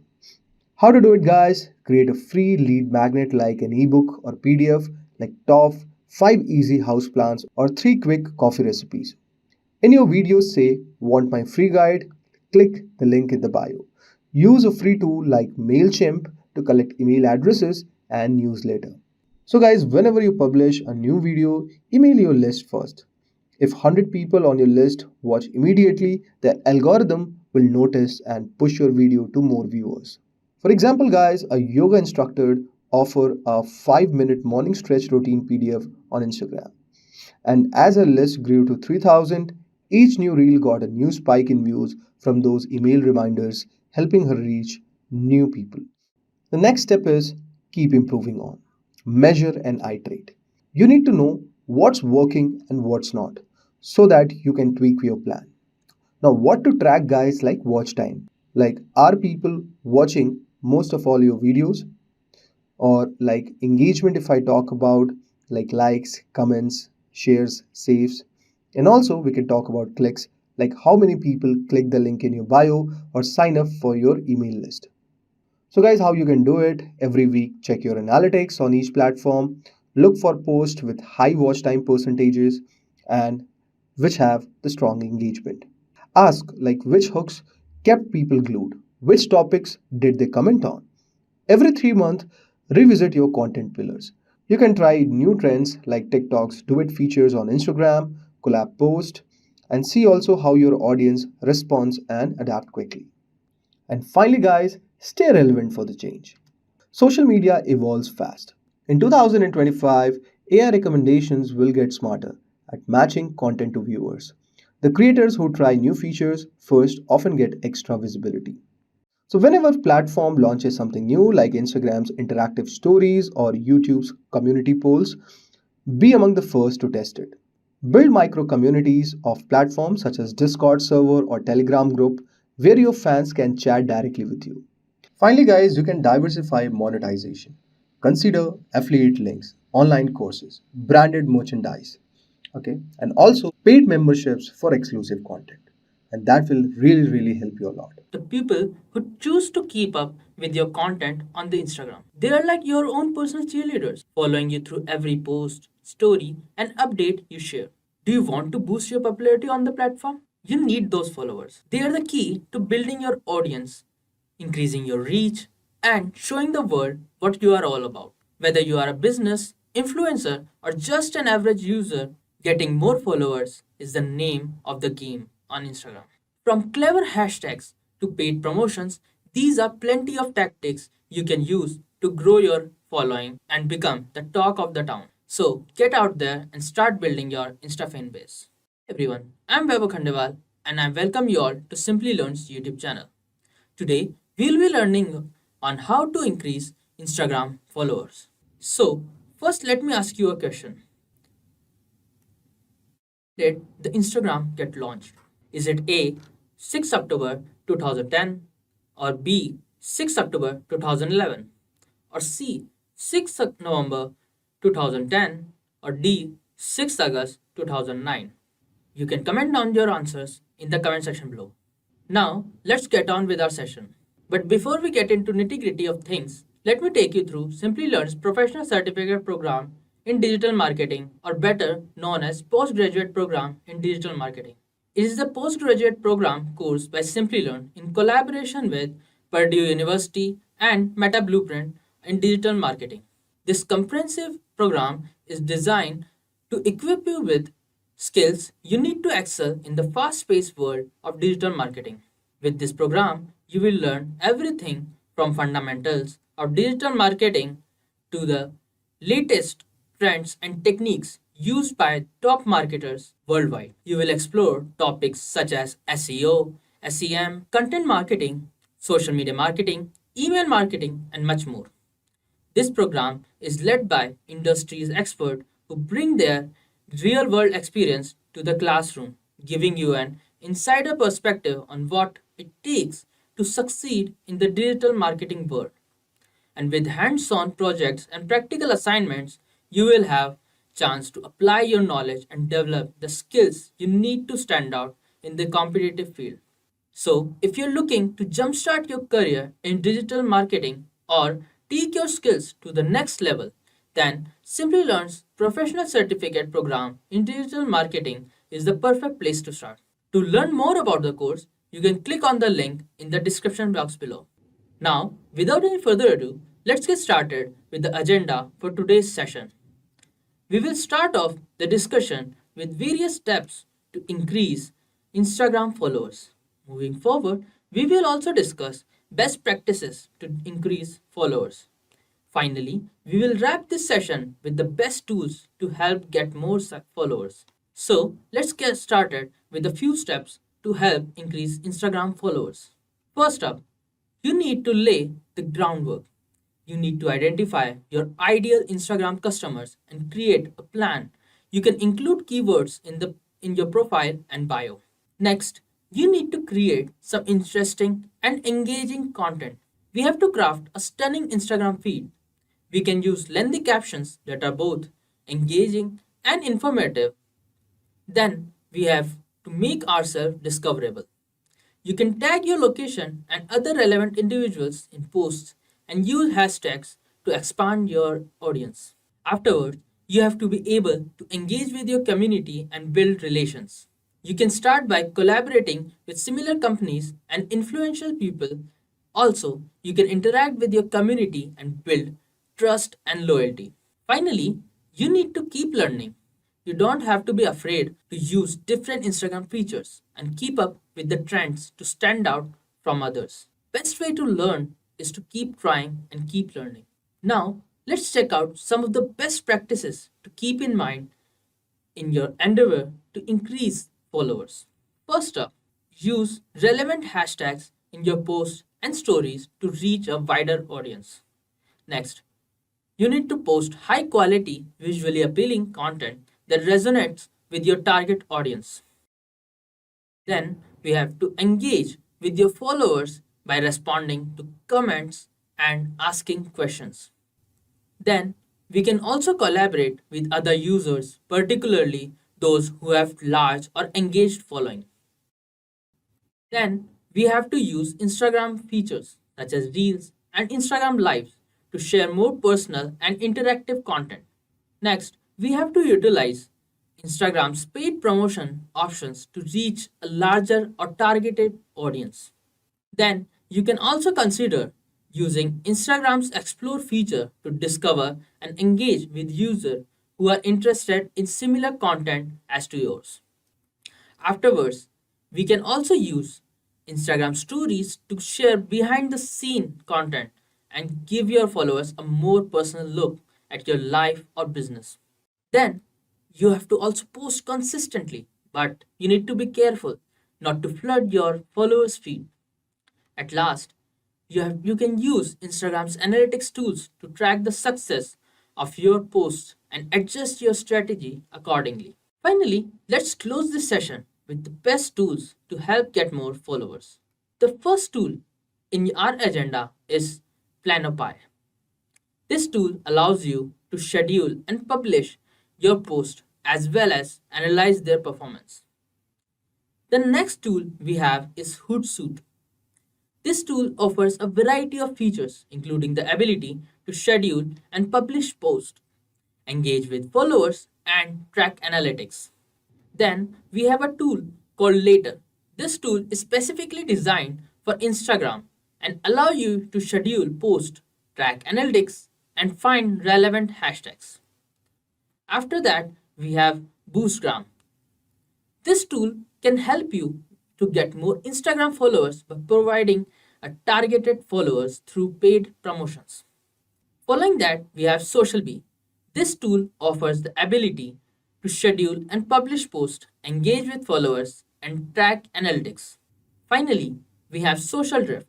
This tool helps you get more Instagram followers by using artificial intelligence to engage with users who are likely to follow you. Now let me tell you about Simplilearn's postgraduate program in digital marketing that is created in collaboration with Purdue University and Meta Blueprint.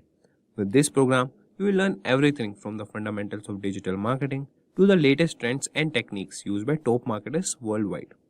You will explore SEO, SEM, content marketing, social media marketing, email marketing, and more. The program is led by industry experts who bring their real-world experience to the classroom, giving you an insider's perspective on what it takes to succeed in the digital marketing world.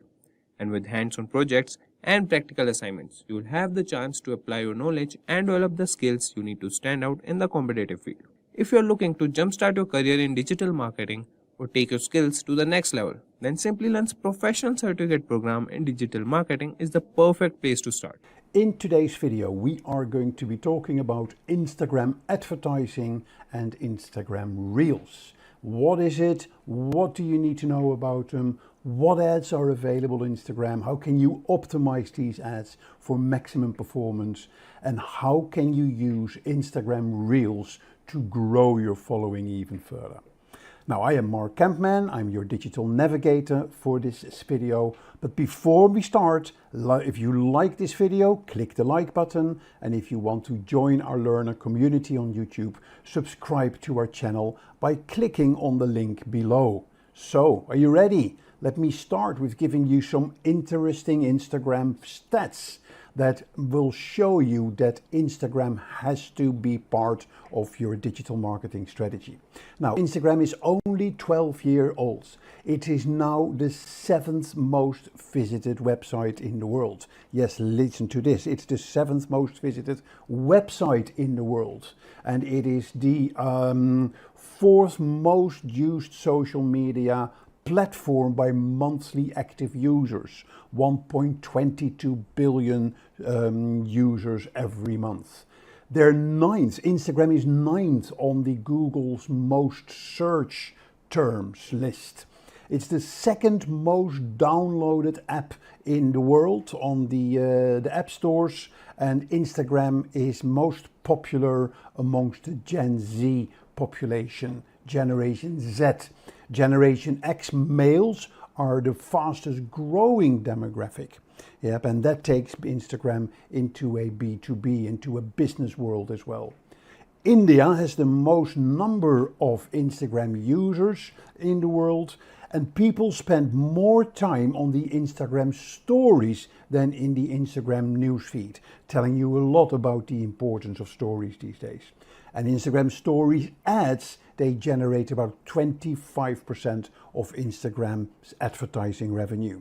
Now, do you need any more facts to convince you that Instagram is one of the most popular social media networks and that it has to be part of your digital marketing strategy.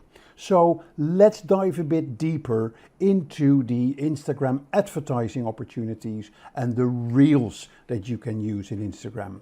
So in this session, we are going to be talking about Instagram ads in digital marketing. Why is it so important? What are the benefits that you can get from Instagram ads? We're then going to look at the different types of Instagram ads that you have available. I'm going to show you some Instagram ad types on Instagram, and I'm also going to show you where on Facebook you can go to create the Instagram ads. We're then going to dig into the Instagram Reels. Yeah, it's a new feature about 2 years ago. It is kind of the follow-up from IGTV. It is Instagram's response to TikTok's success.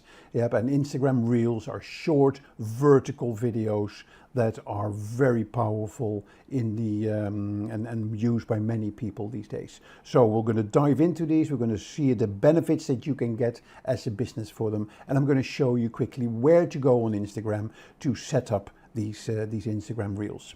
I'm then going to give you a few tips on the Instagram Reels, and then we're going to close off today's session with some frequently asked questions that I'm getting a lot when it comes to Instagram advertising and Instagram Reels. So, are you ready for this? Let's get started. Let's look at Instagram ads in digital marketing.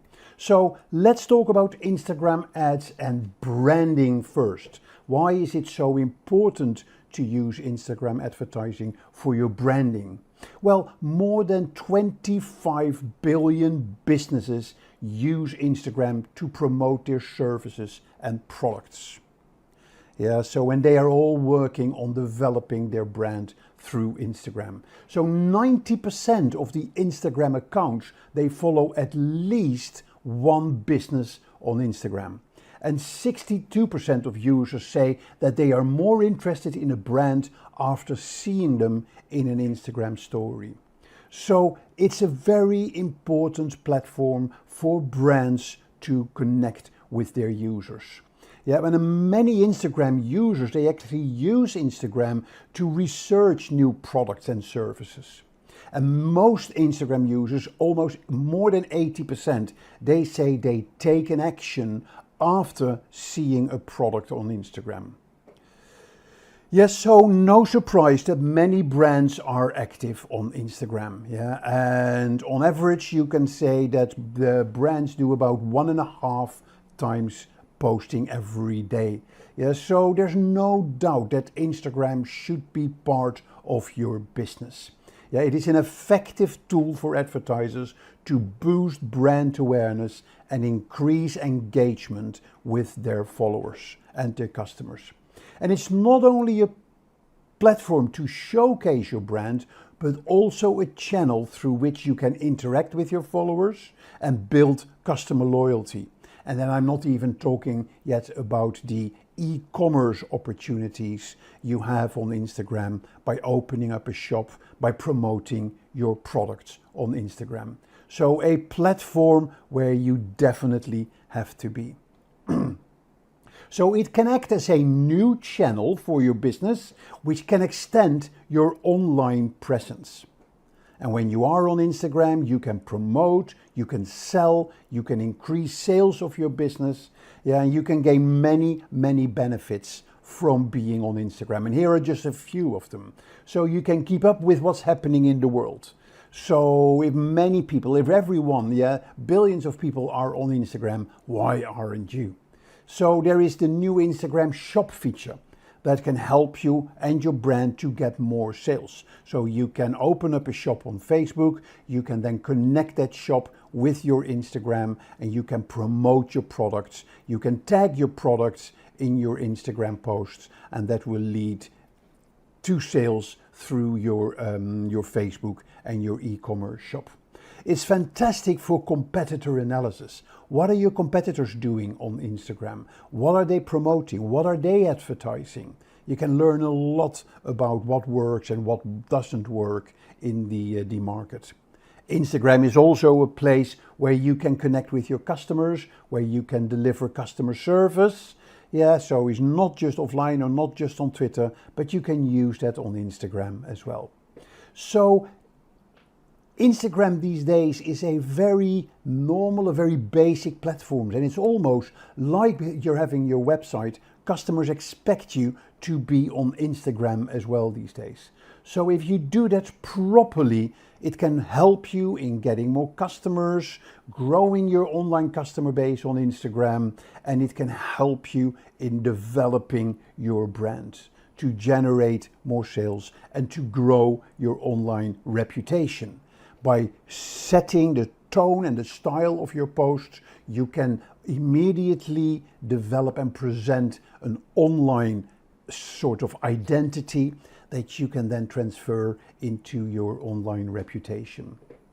Another powerful aspect of that you have with Instagram is that you can work with influencers. Yeah, there's many influencers, many Instagram users with large followings. They offer their services to brands to help them in promoting their products and services.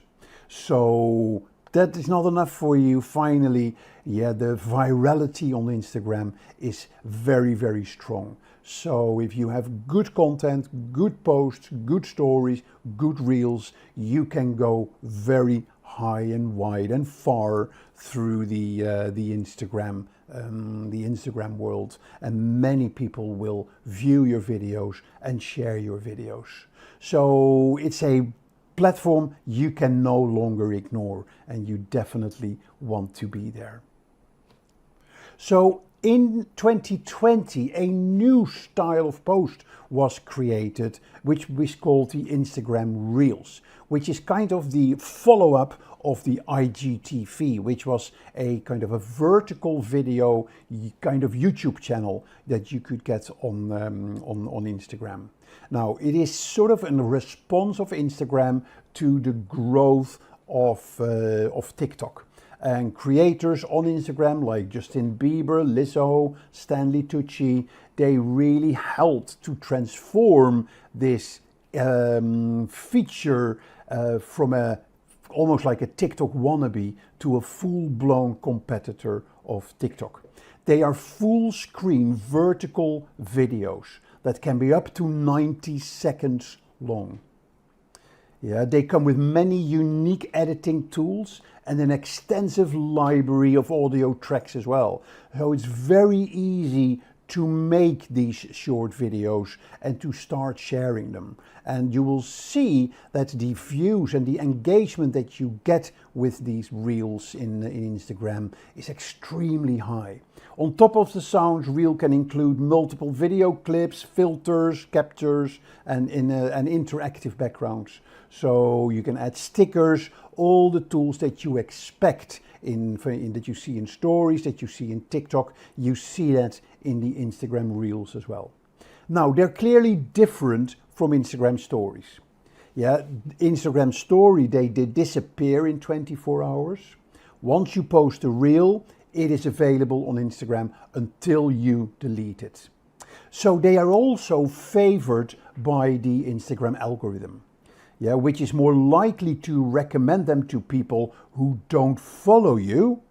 Yes, so it is a very good tool to grow your following. But we'll talk about Reels a little later when we go into the, after we've gone into the advertising on Instagram.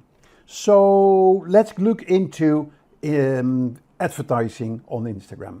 Here are some interesting facts about Instagram advertising. Each month there are 2 million advertisers active on Instagram. Yeah, so that is a big number of people. The estimated advertising reach for Instagram users is 1.32 billion users. Yeah, so there, and that is an important one. The Instagram advertising reach has outpaced Facebook's advertising reach in the last year. So, and did you know you can reach 22% of the global population age 13 or older in Instagram. So a platform, an advertising platform that you cannot ignore. Yeah, and through Instagram Reels, you can reach another potential audience of close to 1 billion people. So, and interesting fact to know is that the split in female and male is about 45 and 55% on the advertising audience for the Instagram Reels. So how do you create Instagram ads? Through the Facebook Advertising Manager. Yep, and we've done a short or a video about Facebook advertising in the in an earlier video of this series. But so I'm not going to go into this, but I do want to show you a new feature in the Facebook and Instagram advertising setup. But before we go into this, let's have a quick look at Instagram and see if we can find some ads. So if I go out of here and I go to Instagram, yeah, so here you see my mobile. Let's log in and we're going to Instagram. Yeah, so by browsing through your newsfeed, you will already come across ads. Yeah, so let's see where we see an ad popping up. So here you see one. Yes, so Sahara Services Official, and because it's an ad, you see it's a sponsored ad.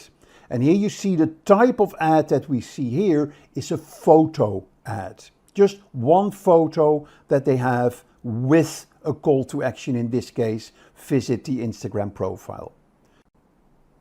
So here you see an ad, yeah, which is again is sponsored, but here you see I can flick through the photo. So this is what we call a carousel ad. Yeah, so there are multiple photos, or in this case videos, so you could also see this as kind of a video ad.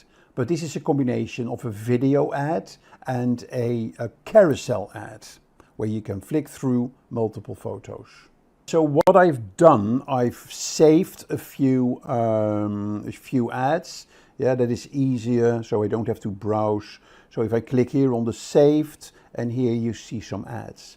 Yeah, so here you see an example of a photo ad, but multiple photos, and that's why we also call this a carousel ad. Okay, here you see an example of another carousel ad. Yeah, so you can see that it's an ad because it says sponsored. Again, multiple photos and a call to action. Yeah, here you have a photo ad where it's just one photo, and here you see another carousel ad with two photos, and here you see a video ad.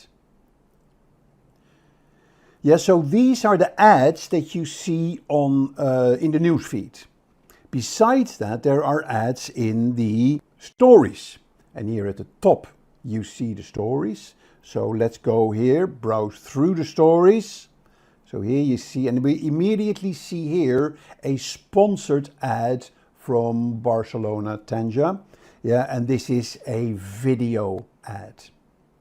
Yeah, what I like about the ads on the stories, and that's why they are so powerful, they have a very sort of natural blend with the stories before and after them. They don't really look like ads, and particularly if you're making them full screen vertical ads, yeah, they blend in very well with the news feed, yeah, of the story feed.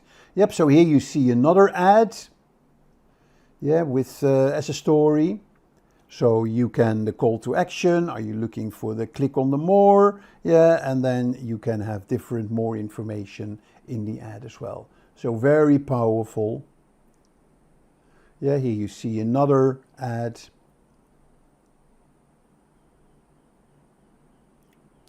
Okay, so those are your ads on the stories. And then here you see the reels. Yeah, now, yeah, but we'll come back to the reels later. And here in the reels, you will be able to see and to showcase your ads as well. Okay, so that is those are the ads on Instagram. Yeah, so if I summarize this, yeah, if we look at the Instagram ads, so the first ads that we saw were the photo or the image ads. Yeah, so particularly for campaigns where there is a very strong visual aspect. Yeah, strong visual information that you can summarize in one single image. They are the best for creating image ads. These pictures can be produced using your own photographers or designs or illustrations. Or you can even take an existing post that you can promote or that you can boost as an image ad as well. So very straightforward, very simple, but the image ads are the simplest way of creating Instagram ads. Here you have a story ad. So a story ad, multiple visuals that go in a story. Engagement is typically greater with story ads. Yeah, because it sort of gets the entire mobile screen and it's much more engaging than ads in the news feed. Yep, so you see here there is not really video in there, but it is moving kind of images, moving text, yep, and audio in this ad from Spotify. So story ads are extremely powerful, one of the most popular types of ads in Instagram, and again, very easy to create. You then have the video ads. So if you want to give the viewers a more in-depth look of your brand, your products, your services, then run a video ad on Instagram. So make them short, you can make them square, you can make them full sort of vertical, full screen. But the important thing is try to make the content engaging. Yep, and that is where video ads are so powerful, and they can bring a message across in a very powerful way. Video ads on Instagram, they are probably the ads with the highest conversions, yeah, for people that view the ad and if you want them to take an action. So yep, so those are the video ads, and then you have the Reels ads. So intermixed with Reels, you can have 30-second long ads that are sort of comparable to story advertising. So they're full screen vertical videos. And again, they properly merge with the organic Reels. Yep, and they have feature, they have sound, they feature sound and music. So very powerful ads where you can get very good call to actions, learn more, buy now. Yeah, different sort of call to actions that can really lead people to either to drive them to your website or drive them to your shop where they can buy your product. Yep, and then we have the carousel ads. And the carousel ads is what I showed you, where you have a collection of photos or videos that people can swipe through. Yep, so they can, particularly they work really well in your Instagram feed, and they are really good for showcasing multiple products in your ad. What you also see is that people use carousel ads where they have one large sort of horizontal photo that they split up in 3 sections. So it is almost like browsing through the photo from left to right. So very powerful ads that you can get on Google, on Facebook, and on Instagram advertising. Okay, now before we go into the Reels, let's go to Facebook ads and show you a new feature on the advertising for Instagram advertising. So here you see the Facebook Business Manager. Yeah, so it is the Meta Business Suite, which is sort of a new integrated platform which brings together a number of functions. It used to be the Facebook Business Manager, but they now have brought it all under the Meta Business Suite. So if I go there for my Riyadh Farasha page, It takes you to everything you need to do and to plan and to manage and to track of your Facebook or your Instagram account. Yeah, you see here, I can manage the Facebook page and I can manage the Instagram page. Now, we're not going to go into the whole of the Meta Business Suite. I just want to show you the advertising. And a new feature here in advertising, if I click on All Tools, and then I click here on Add. Yeah, so this is kind of a quick creation of ads. I can automate my ads, I can choose a goal for my ads, or I can boost existing content. And I just want to show you how easy it is these days to make an ad for your Instagram. So if I want to boost a post, yeah, or I can get more leads or whatever I want to do, yeah, boost an Instagram post or reel, let's go into that. Yeah, so content type, I'm just going to do a post for this sake. Yeah, so we're going to boost this post. Yep, and then here you will see how the ad will look like in your Instagram feed in this case. Yep, and that's where you can change the text of your ad. So it's a really good feature to quickly launch an ad of an existing post. Make sure you've got your ad blocker switched off to get access to this. Yeah, you can have other previews as well. Let's see what that will give us. Yeah, so here you see the feed in Instagram Explorer. Here would the Instagram feed. Here would be how it looks in Instagram Stories. Here is how it would look in Instagram Reels. Yeah, so really useful tool to quickly see how your ad will show on Instagram, yeah, for an existing post. And then of course you can have the same facilities if you want to create a new post. Okay, so that's all I'm going to share with you on Facebook and Instagram advertising and how to create your Instagram ads through the Meta Business Suite. Right, so let's go back to the presentation and let's look at the Instagram Reels. So yeah, so where are the Reels in Instagram? If I click here on Instagram and then here is my home. Yeah, if I click at the bottom on the little icon here, I can then go to Reels. And this is exactly like TikTok. I can just flick up and that takes me to the next post. Okay, so very useful and very simple way of creating and sharing content, and very popular way. And a lot of people spend time on the Reels to find really cool content. Okay, so here I can go to the search and I can search for items. So I can search, for instance, look at marketing how to. Yeah, and here you see books to master marketing, which is in a Reels format. So this is how I can then access posts in relation to marketing, yeah, and other elements, yeah, books to read. Yeah, so lots of stuff here on the Reels that you can use to find content in every topic that you're interested in. Yep, so here is more Reels on Morocco.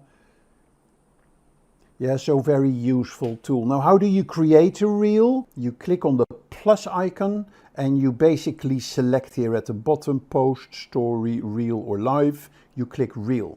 And then you see the five options that you have here for the audio, the length of the video, the speed, yeah, the grid that you want to change, the scale, and there's even a timer. So there's lots of functionality that you can use here in your in developing your video.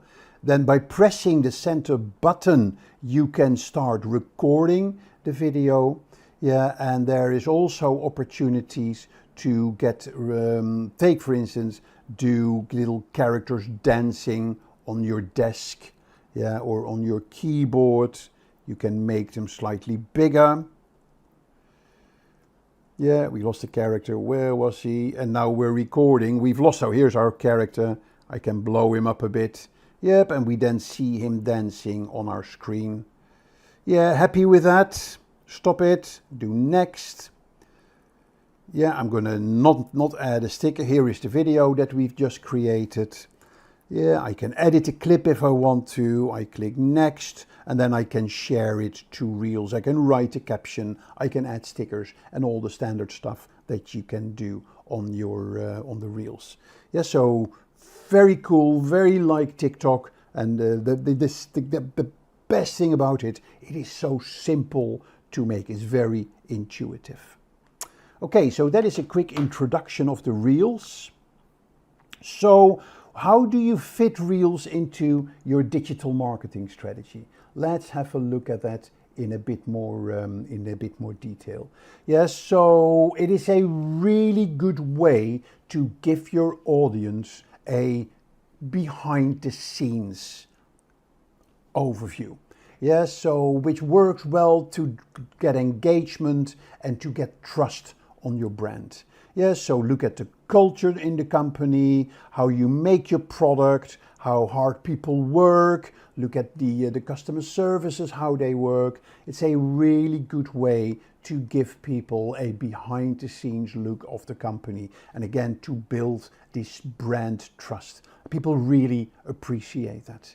Yeah, so that is one of the things that you can do with Instagram Reels.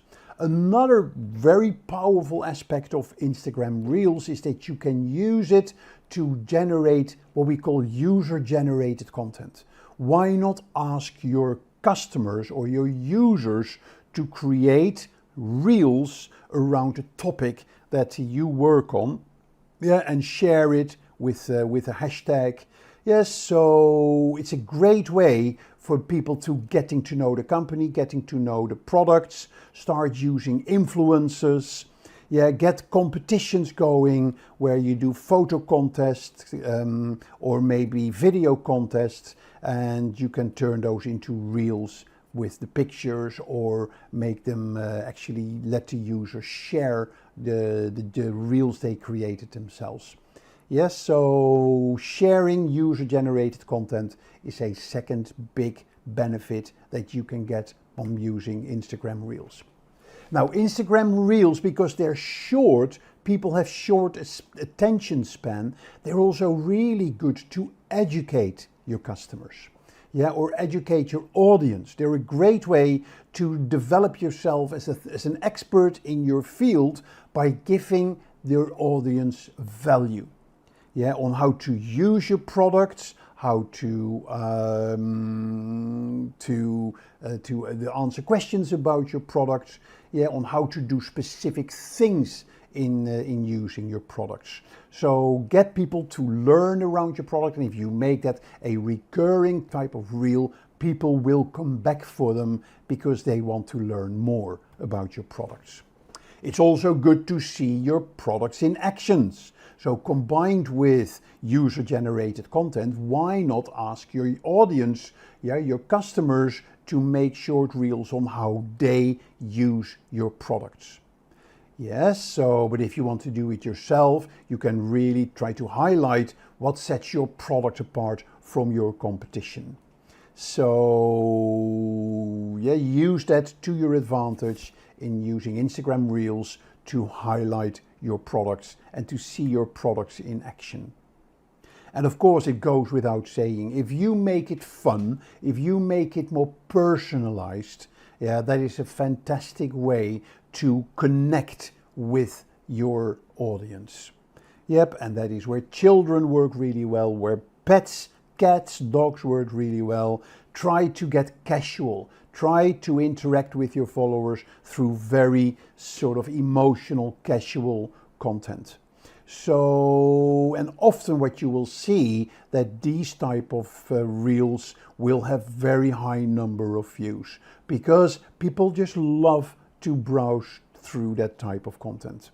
Yeah, create your own challenge or create your own trends. Encourage your fans to participate and use a special hashtag to share the content they create, yeah, for you. So that's the big benefits that you can get from the Reels. Yes, so use that to your advantage. Good, so let's look at some tips and tricks on Instagram advertising. Now remember, most people watch content on their mobile. Instagram is a mobile app. So make sure that you design your ads with mobile in mind. Make sure that you optimize your ads for mobile.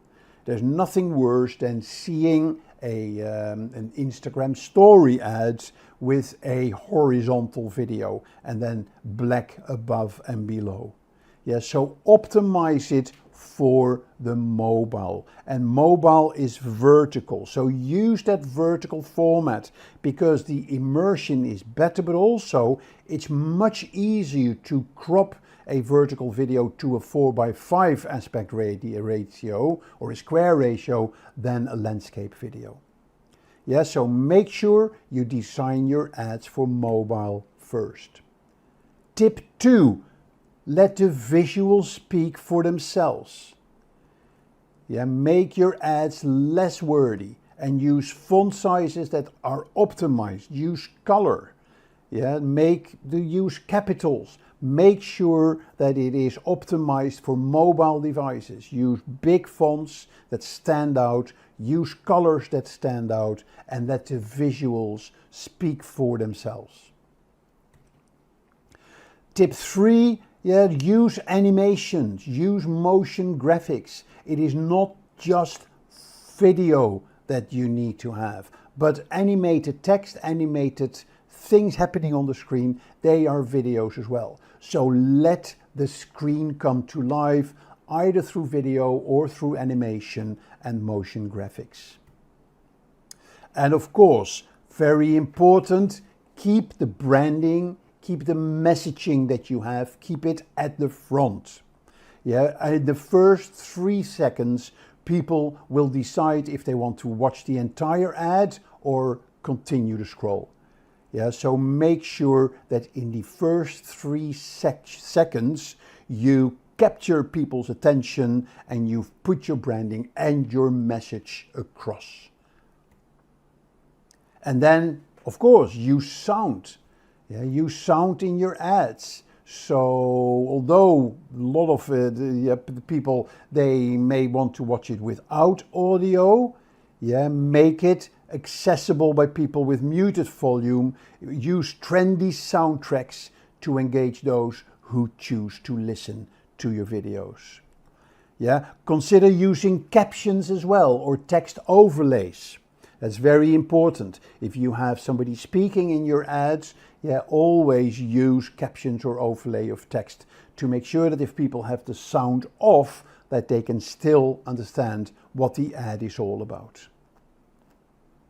Right, so that is all on the Instagram ads and the Instagram Reels. So let's look at some of the questions that I'm getting, yeah, from people when we talk about Instagram Reels and Instagram advertising. So one question I'm getting a lot is, if I do my Reels, yeah, I didn't get much engagement. What should I do to improve? Yeah, so now first of all, in general, Instagram Reels have a very high engagement. Yes, so they're probably the part of Instagram with the highest engagement that you will see. And I will show you. Yep. So if I go to my Instagram here on my Riyadh Farasha, let me close this here. Yes. So save the draft. Close. Yeah. So I'm going to my Instagram. So this is my profile, and here you see my Reels. Now, if I post a video, a normal video, I used to get I get some views, but nothing like thousands of views. Yeah, so since we've been using Instagram Reels, yeah, we've now get views and plays on our videos here, 1,244. Here is a view, 11,000 views of the video. Yeah, here you see 6,000 views of the video.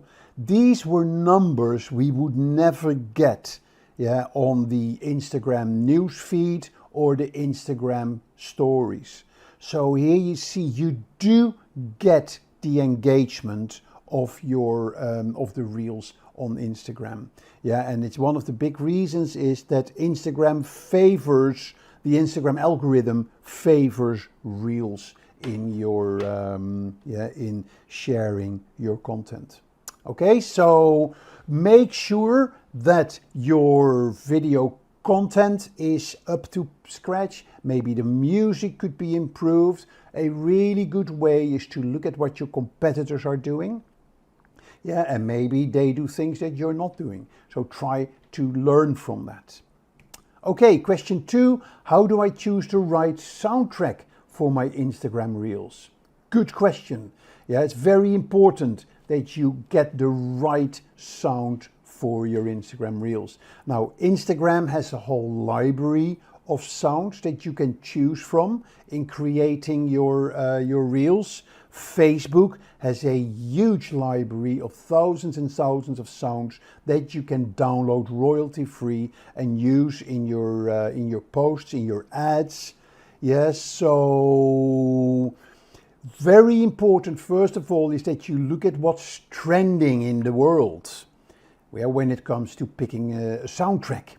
Yes, so learn from that. What are the hits at the moment? What are the most popular sound of music videos on YouTube? What's the most popular music on Instagram? Learn from that, yep, and then make your decision on what music you want to use in your video.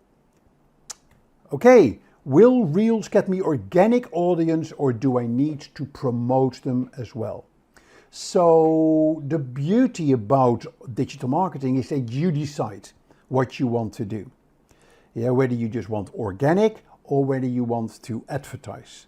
Yeah, so just to be clear for everybody, when I say organic audience, it means that if I do a post without any advertising, how many people will see my post, how many people will see my video, my reel, and how many people may like it or share it.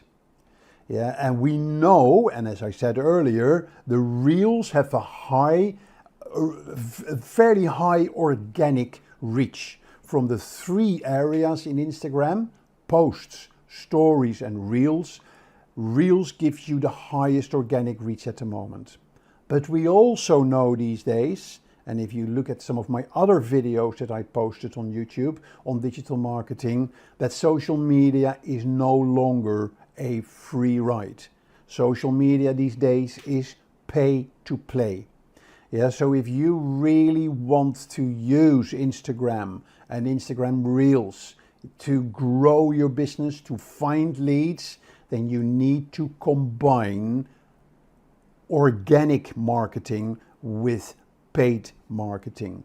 Yes, so start looking into what we call the pay-per-click advertising and see how much wider and how much bigger the audience is that you can target.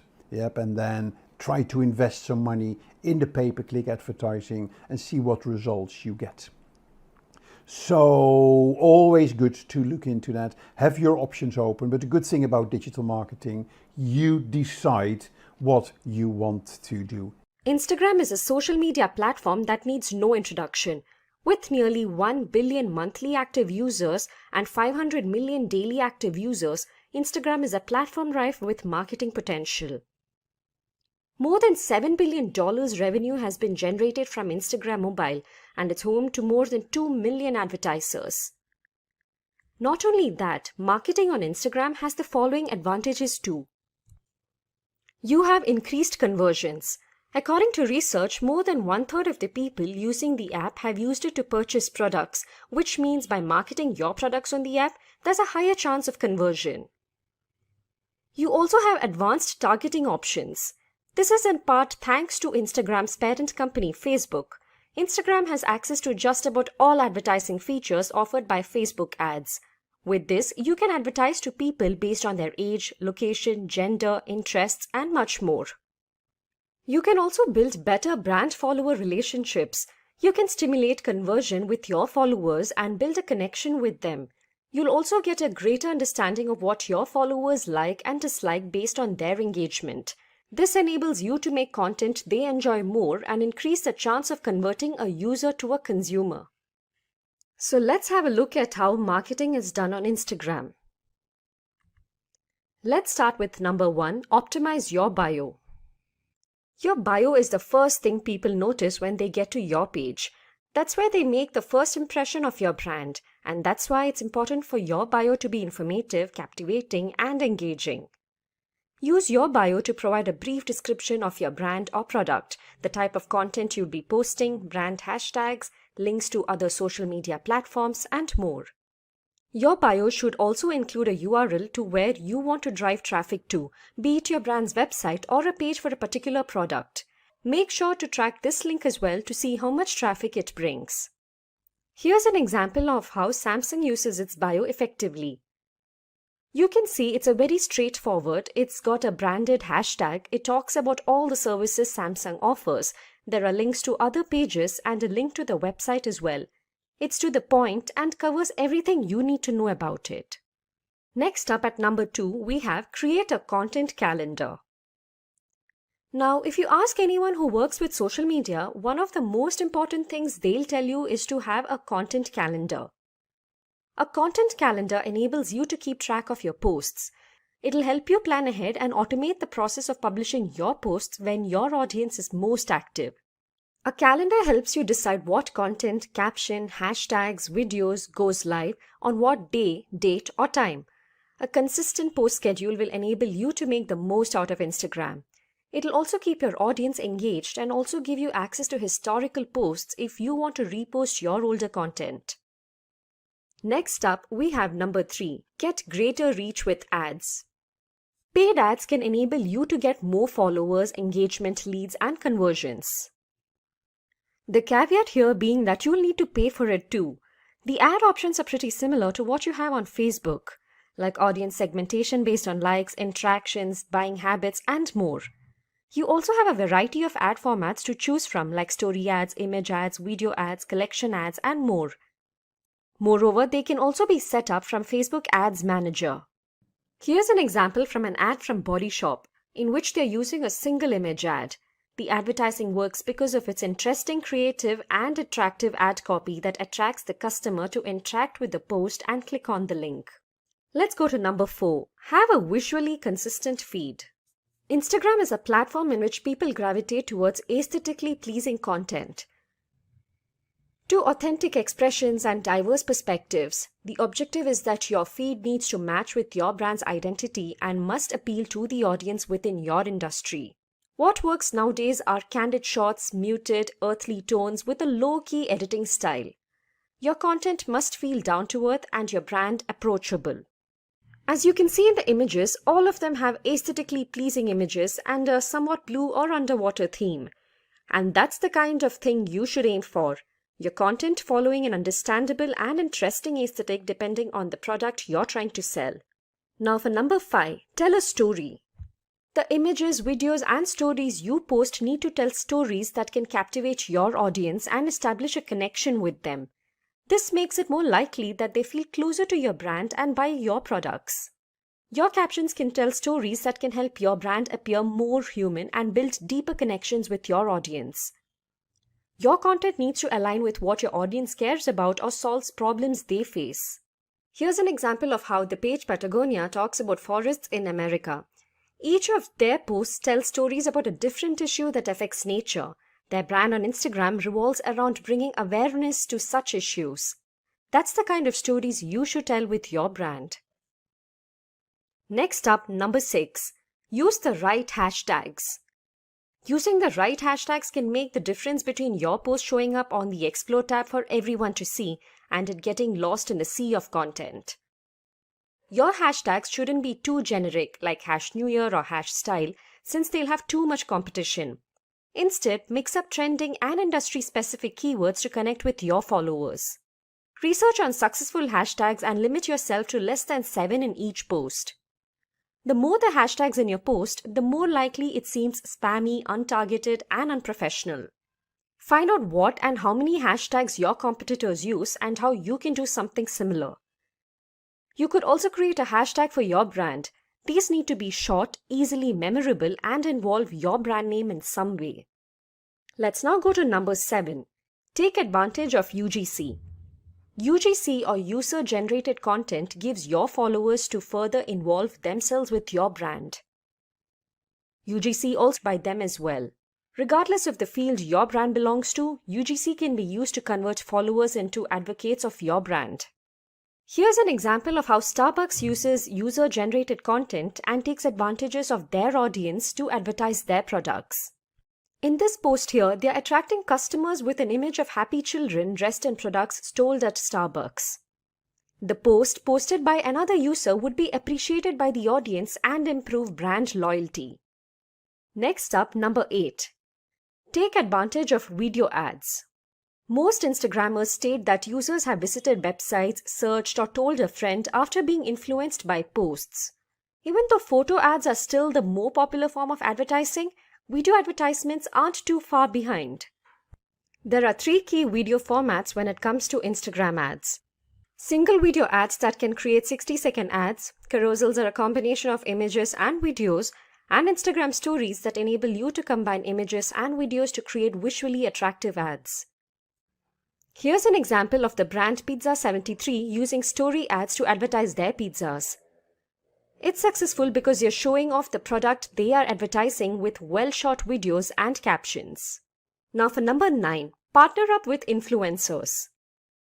Connecting with influencers will enable you to connect with thought leaders within the industry and enable you to show off your brand to a larger audience. By connecting with them, your brand will have greater authenticity and authority. Influencers need to be given new tools, resources, and guidance to carry out their role effectively and to work together as partners. Micro-influencers are also considered to be more affordable and they have a closer connection with their audience. Here we can see how Ralph Lauren have collaborated with an influencer to advertise their products. The influencer is showing off the latest Ralph Lauren has to offer. This encourages his interested followers to check out the page and buy something for themselves. Next, for number 10, host contests and giveaways. Contests enable your audience to engage with your brand with 3.5 times more likes and 64 times the comments. You can give away a product or a service which enables you to boost engagement and brand awareness. Contests and giveaways need to be planned, brands need to be partnered with, contest rules need to be identified, posts need to be created, and much more. Monitoring the contest and then running it is also really important. You would need to track your contest performance and promote the results on other social media platforms as well. Here's an example of a contest run by Domino's Pizza which encourages people to contribute their own short stories and connect better with the brand. Number 11. Take advantage of stories and IGTV. Stories enable you to create a combination of photos and videos that disappear after 24 hours. Stories can greatly influence your reach and engagement rates, even giving your story the chance to show up in the Explore section. It can also help make your brand seem more approachable and authentic. Adding links to the Instagram stories can also help with driving traffic to your website. IGTV, on the other hand, although now seemingly on the decline, still has a few advantages to offer to the savvy marketer. IGTV provides you a unique, mobile-friendly layout that serves as an evergreen content very well, like featurettes and interviews. Another new tool they have introduced is Instagram Reels, Instagram's answer to TikTok. Instagram released Reels through which users would be able to upload 15-second clips, and since it released very recently, it's rife with marketing potential. Finally, we have number 12, Track and Learn. Identify effective hashtags, visual styles, and the best times to post. Doing this, you can develop the best practices for your brand. Social listening and analytics will help you fine-tune your marketing strategy and increase Instagram engagement. Welcome to today's training where we will be talking about YouTube channels. We're going to be talking about what are YouTube channels, how do you set them up, how do you optimize them, and how do you subscribe to them. But before we start, let me quickly introduce myself. I am Mark Campman. I will be your digital navigator for this video. And if you like the video, please click the like button, or if you want to join our YouTube community, why don't you hit the subscribe button? So what's all this about in YouTube? Why is YouTube so popular? What makes it so special? And why do you need a YouTube channel? Well, the numbers, they speak for themselves. Over 2.5 billion people open YouTube at least once a month. That is 1/3 of the world's population. YouTube generates around $30 billion of revenue in 2021. That is $78 million a day. These are extraordinary amounts, and this is primarily advertising revenue. Now, 25% of global mobile usage is for YouTube. It's one of the most popular mobile apps. And YouTube is the main source of video for 78% of its users. Look at the younger generation. They don't watch terrestrial TV, they watch TV on YouTube. So on the back of this, a whole community of video creators have emerged. People who go on YouTube to present, to share, to discuss, to debate, to invent, to compare, and become famous with posting their videos. We call them YouTubers. And I don't have to mention people like Gangnam Style, Justin Bieber, Shawn Mendes, Ariana Grande, Dua Lipa. And what about brands that made it big on YouTube? The Dollar Shave Club, Blendtec with Will It Blend? And it's the YouTube channel they use as the social platform for their videos. A YouTube channel serves as the homepage for a user's account. Anyone can view YouTube without having an account. However, you need to create a YouTube channel if you plan to upload videos, add comments, or make playlists. But more about how to do this later. Businesses can also have a YouTube channel. These channels are different from the personal channels because they can have more than one owner or manager. So, how do businesses benefit from YouTube? Well, posting on YouTube will help people find you on Google. Remember, Google owns YouTube. By consistently utilizing YouTube for your business, you can increase your chances of showing up in the search results and improving your own rankings. YouTube will also expose you to a huge global audience. YouTube is available in over 80 languages, and it receives more than 30 million visitors a day who watch nearly 5 billion videos. It's the second biggest search engine, coming only after Google itself. And the YouTube app, again, as I said earlier, is one of the most popular apps in the store. YouTube gives you qualified traffic. People on YouTube often have a question they search for, and if your video can answer the question they have, you will get a qualified lead. It's much like Google search, but then it's visual. Also, video content is 12 times more likelier to be watched than text to read. Video can evoke emotion. They can make you think, they can make you feel, and if they make you think and feel, you're not likely to forget those videos. And that's much more that can be said for most other types of online marketing. Video also help to humanize your brand. They bring it to life, taking your messages from flat and static to dynamic and engaging. Videos help your brand build trust and loyalty in a unique way. You can also use YouTube ads to reach an even bigger audience. YouTube advertising runs through the Google Ads platform and has some very powerful features. And more about these ads on YouTube later. Videos can also be repurposed across many other channels, so they can help you drive additional traffic to your website. You can share them on your social media channels, you can embed them on your own website, or you can include them in your email marketing. To summarize, video marketing is a must for your business. And if you're not on the video train, you will miss the next stop. Publishing regular videos is key, and YouTube offers you a YouTube channel as your YouTube homepage for all your videos. So here's a bit more background information about the YouTube ecosystem. It's important to know that there are 3 players in the YouTube ecosystem. There's you, the viewer.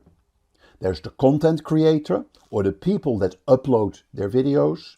And there are brands who want to reach you to sell their products. And it's YouTube's challenge to keep everybody happy in this ecosystem. To keep you happy, to show you the best videos.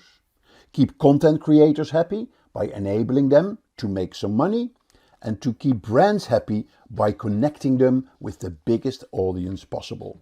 So, how do brands connect with you? Very simple, through advertising. Showing your short video ads before or during the videos you watch. In fact, 84% of YouTube viewers bought from brands after watching videos or ads they see on YouTube. And then how do content creators make money? Very simple. YouTube enables them to earn ad revenue from ads that run before or during their videos. Every time an ad shows in front of or during the video, they get a percentage of the ad revenue. And I'm sure you've seen those ads while you were watching YouTube videos. But not every YouTube content creator qualifies for this. You need to have at least 1,000 subscribers to your channel and a minimum of 4,000 watch hours on your channel. In other words, advertising in YouTube is the oil of the YouTube ecosystem. It keeps everybody happy. And there are a variety of ads marketers can choose from. Many of them find pre-roll, skippable ads the most effective. You know, those ads that you can skip after a few seconds.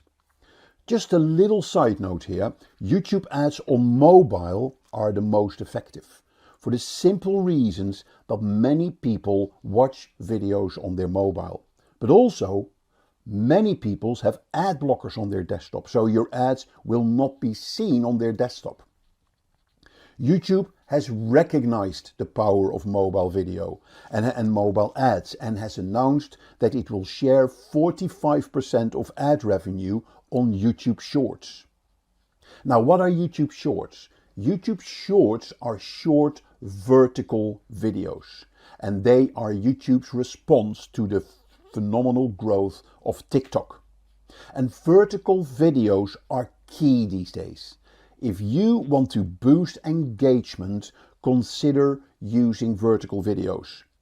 And here's why. It has a 90% higher completion rate compared to vertical videos. About 80% of consumers claim that the format is more engaging.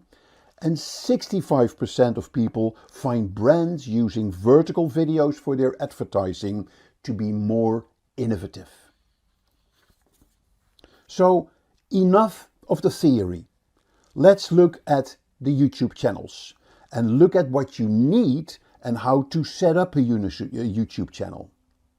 First of all, you need a kit to make videos. Whether it's your computer, your webcam, a camera, a smartphone, and of course you need video editing software. And very important, you need an indoor or outdoor environment to make your videos. And then of course you need to make the video. This will be a topic for another Simplilearn video in its own right. But here are a few tips. What make people watch videos? People watch videos when they are educational, informational, entertaining, funny, controversial, or shocking. Lots of examples in these categories of videos in YouTube.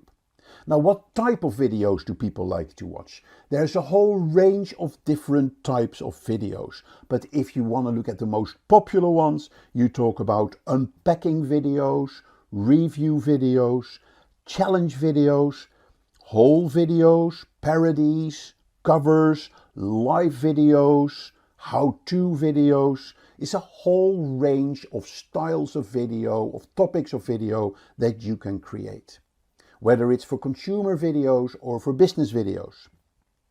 Now, what type of videos can you make? There's a whole range of different types.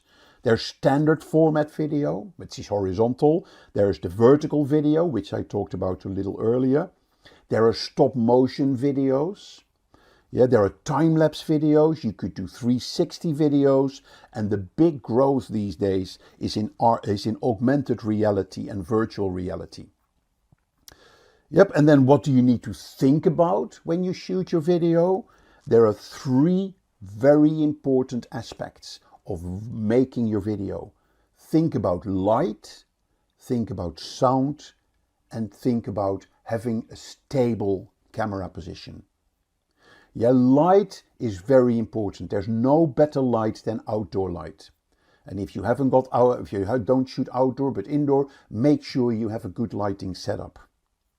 Sound can be very deceiving. If you're interviewing somebody on a video outside, you think there is no wind.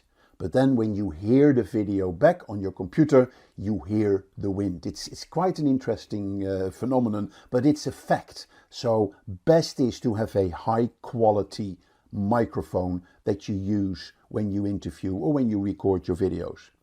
And think about a tripod as well. Make sure your camera is in a stable position. So that's the theory behind all this. Let's now look at some YouTube channels and show you how to make a YouTube channel. And here is the Simplilearn YouTube channel. A very clear channel with lots of content for people to learn about all topics in technology. So here you see the banner, yeah, with some good messaging in there. You have your logo. Here you see the number of subscribers. Yep, so you see it's a verified account by YouTube, and here is the subscribe button. Yep, and when you are subscribed to a video or to a channel, you get sort of personalized notifications, or you can switch off the notifications. But the beauty about people subscribing to your channel is that they will receive a notification when you publish a new video. Then here you have a menu of things that people can go to. There's the home page for all your videos. There is a list of all your videos. You can organize your videos in playlists. You can look at the comments that you're getting in the community section. You can set up different channels and you can group those channels under your account. And here is the About page, where you have about information about the company. Yep, and this is, you can optimize this with keywords, so Google will index this for the search as well. So let's look at this home page again and the branding. Yeah, so here you see a feature video, and there are 2 elements in this that are important here. First of all, you saw just when I got on the page, before I subscribed, you saw a different video. Yep, and then when you come back to the page, you can see another video. So basically, you have a video that you can put here for first-time visitors, where you can promote your company or your channel, and then you can have another video set up for returning visitors. And then here you have all your videos and you can organize them in playlists. And in a minute I'm going to show you how to set this all up and how to create your own channel. Okay, so this is Simplilearn. Another example would be one of my favorites on social media is Social Media Examiner. Here is the Social Media Examiner YouTube channel. Yeah, so here you see the featured video, here you see the branding, very good branding with strong messages on there, an industry report that people can download.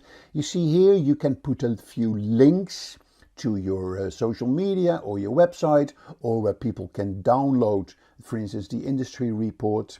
Here you see the branding, the logo. Yeah, again, I can subscribe to it. And then here you have the descriptions of the video and the different channels, the different playlists. Okay, so and then here you have the different channels that they have under their main channel, the Social Media Examiner.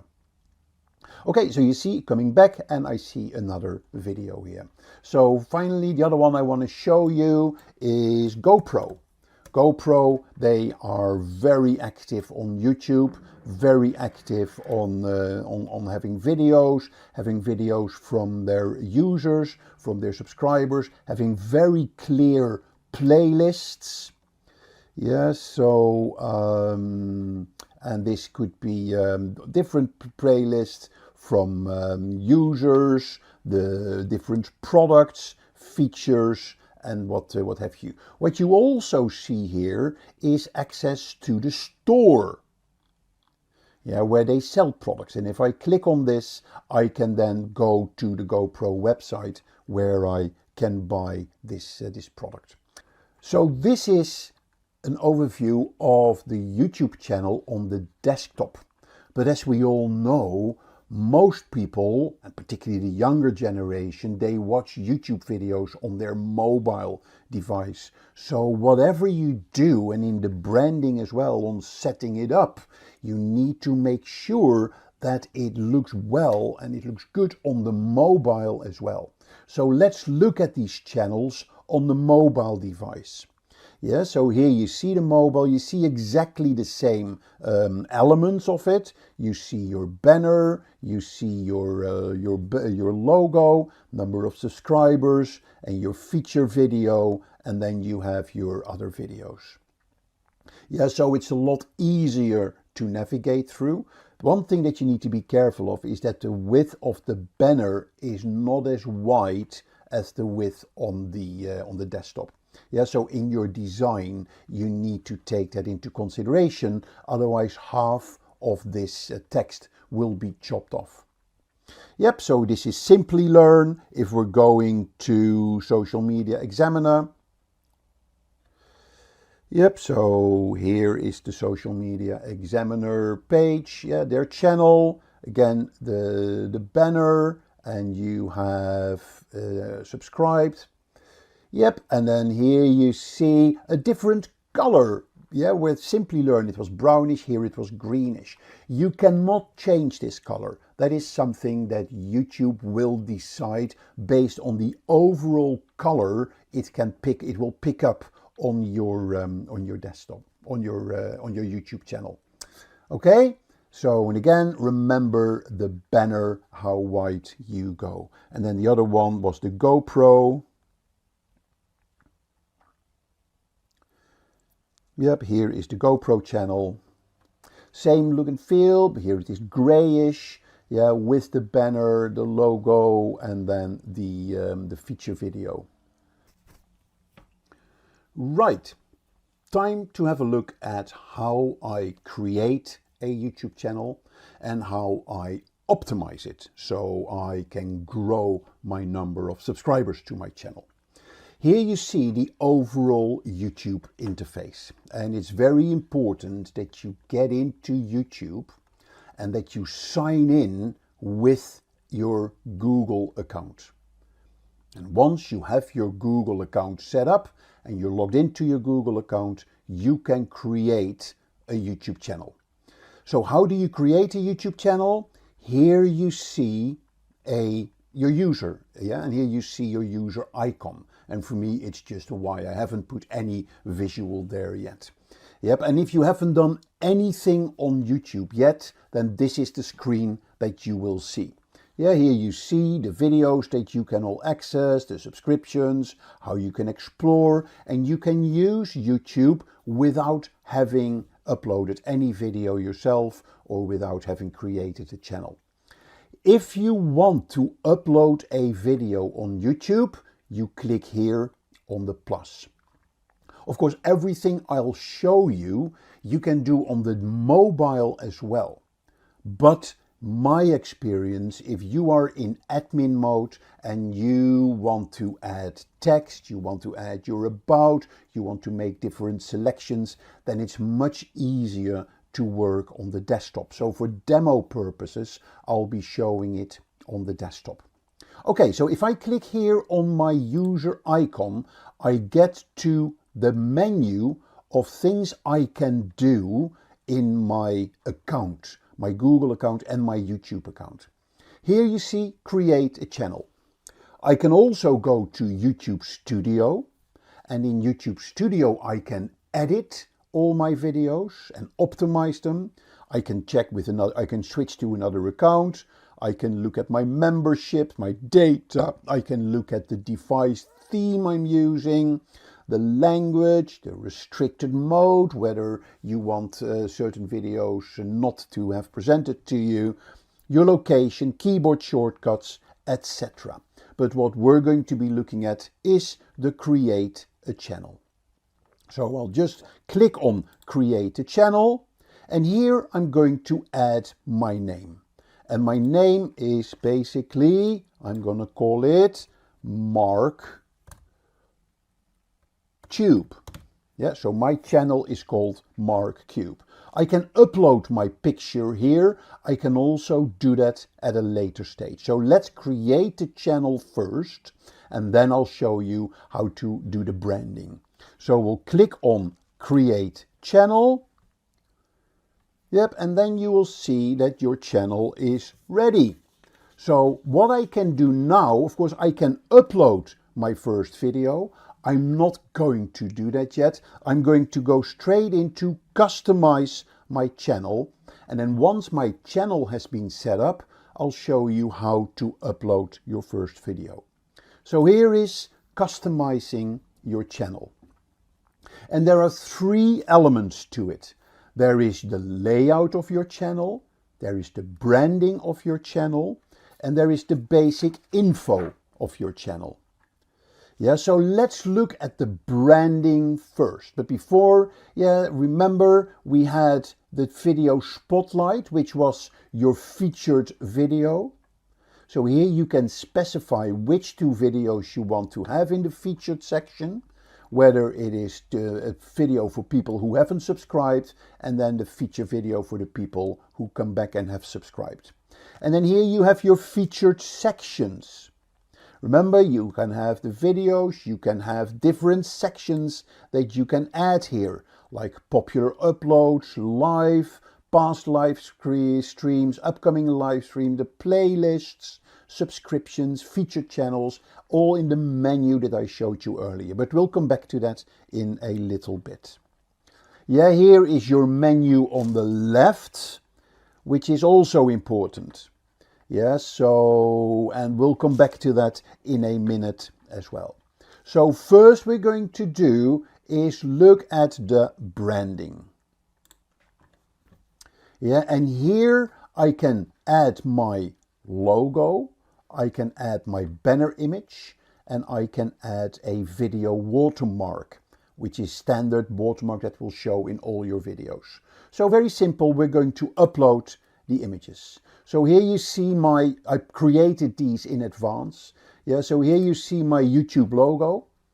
Yep, so very simple icon, and I can now select, okay, what section do I want, and make sure it fits within your image area, and you click done, and you have your icon, your picture set up. Here you see the banner image. You see at least 2048 by 1152 pixels and 6 megabytes or less. If I click upload, I then have my banner image. I click open.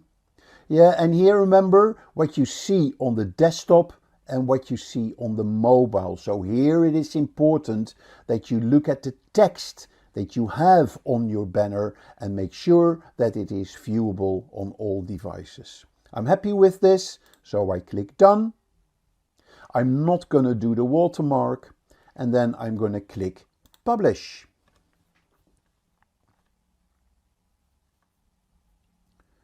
Yep, so the changes have been published. So if I'm now going to look at my channel, view the channel on YouTube, you now see I have my banner, I have my banner here, I have my logo, but of course there's still a lot I have to do. I have to look at work on the about, I have to add maybe some other items in the menu, and of course I have to upload a video. So let's go back to the customize the channel, and what I'm going to look now is to the basic info. So first of all, I have my description. So in the description, I'm going to tell people what my channel is all about. Welcome to my YouTube channel, a place to learn everything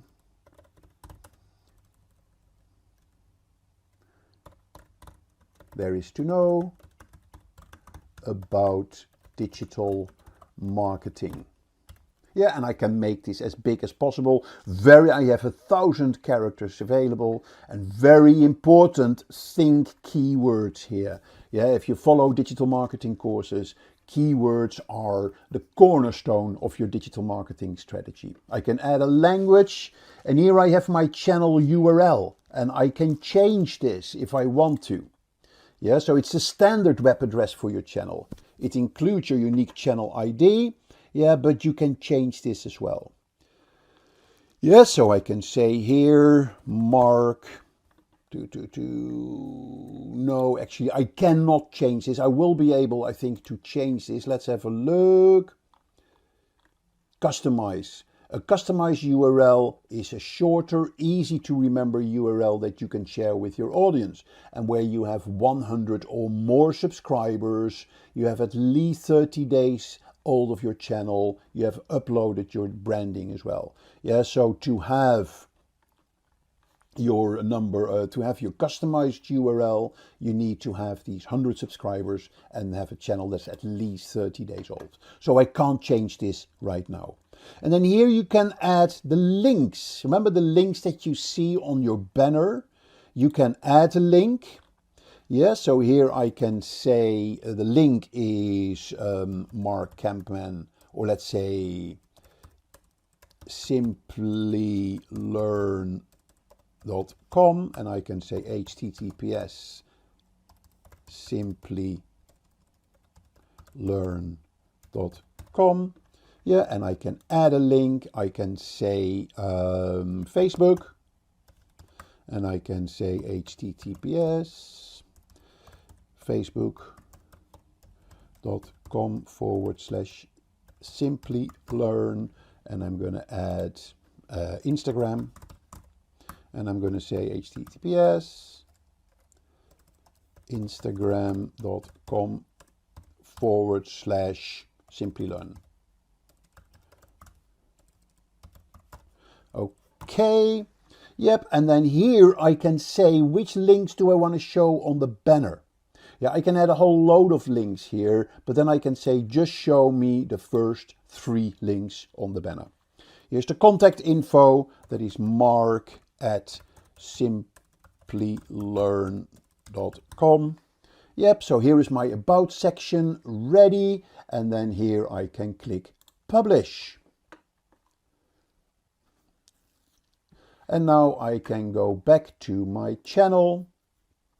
And what you see now, my channel is ready. We have the banner, we have the home, the logo. And now here you see simplylearn.com, the website, the Facebook and the Instagram. It will automatically pick up the logos from the Facebook and the Instagram and the other social networks that you want to add here. All right, so the next thing is that we need to look here at the topics that we want here. Yeah, we have home, videos, playlists, channels, and about, so I can add multiple channels if I want. But let's go back to customizing. Yeah, so we've done the layout. We're going to look at the layout now. We've done the branding. We've done the basic info. So here is the channel trailer we're going to do in a minute when we've uploaded our first videos. So let's add a section, and that would be the created playlists. Yep, and we want to add a section, let's say popular uploads. Okay, and then I can say give me the created playlist I want to the top. Yeah, I want the uploaded videos, and then I have the shorts and I have the popular uploads.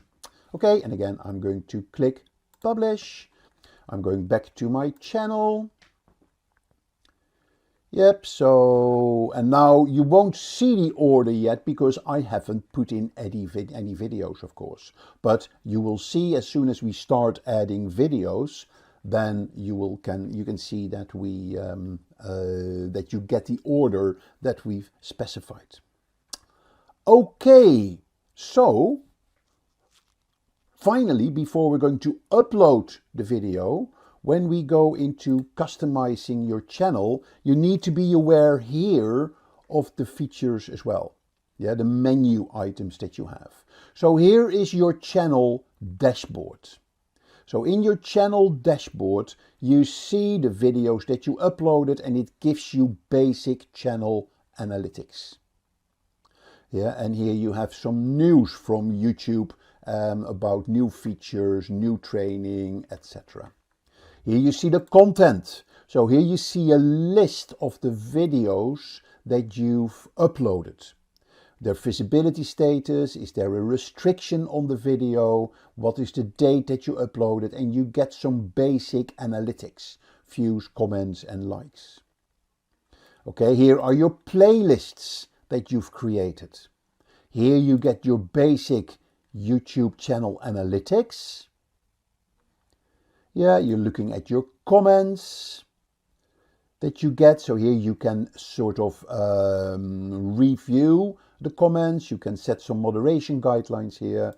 You can also add subtitles to your videos. Now, we'll go into that in more detail when we go into YouTube and uploading videos and how to optimize your YouTube videos. But Google will automatically subtitle your videos, and you can edit the subtitles that Google will do. Yeah, and very important to remember, if you use the Google subtitles for your video, it will not be indexed for search, for the simple reason that there may be words that Google misinterpreted in your video. So you always need to edit the video, take the typos, the words that are misunderstood by Google, change those, and then as soon as you then change the revised version of the subtitles, Google will then index the transcribed file, yeah, for search. Here is copyright information. Here is monetization of your videos. It's important. We talked about this earlier. Yeah, so remember where you can have advertising showing before or during your videos. And that is, you will have to become part of the YouTube Partner Program. And once you're a member of the Partner Program, you'll be eligible to earn money from your videos. But you need to have a minimum of 1,000 subscribers and a minimum of 4,000 watch hours on your videos. You need to set up two-step verification, and you need to agree to the community guidelines. Okay, here is customization of your channel. Yeah, we sort of went through this earlier. And then here is a little nugget in YouTube that not many people are aware of, and that is the audio library. YouTube holds a huge audio library of tracks and sound files, yeah, and sound effects that you can actually download and add to your videos. You can search the library, yeah, so it is a huge library that you can add for free to add to all your videos. And then finally, there is the settings of your channel.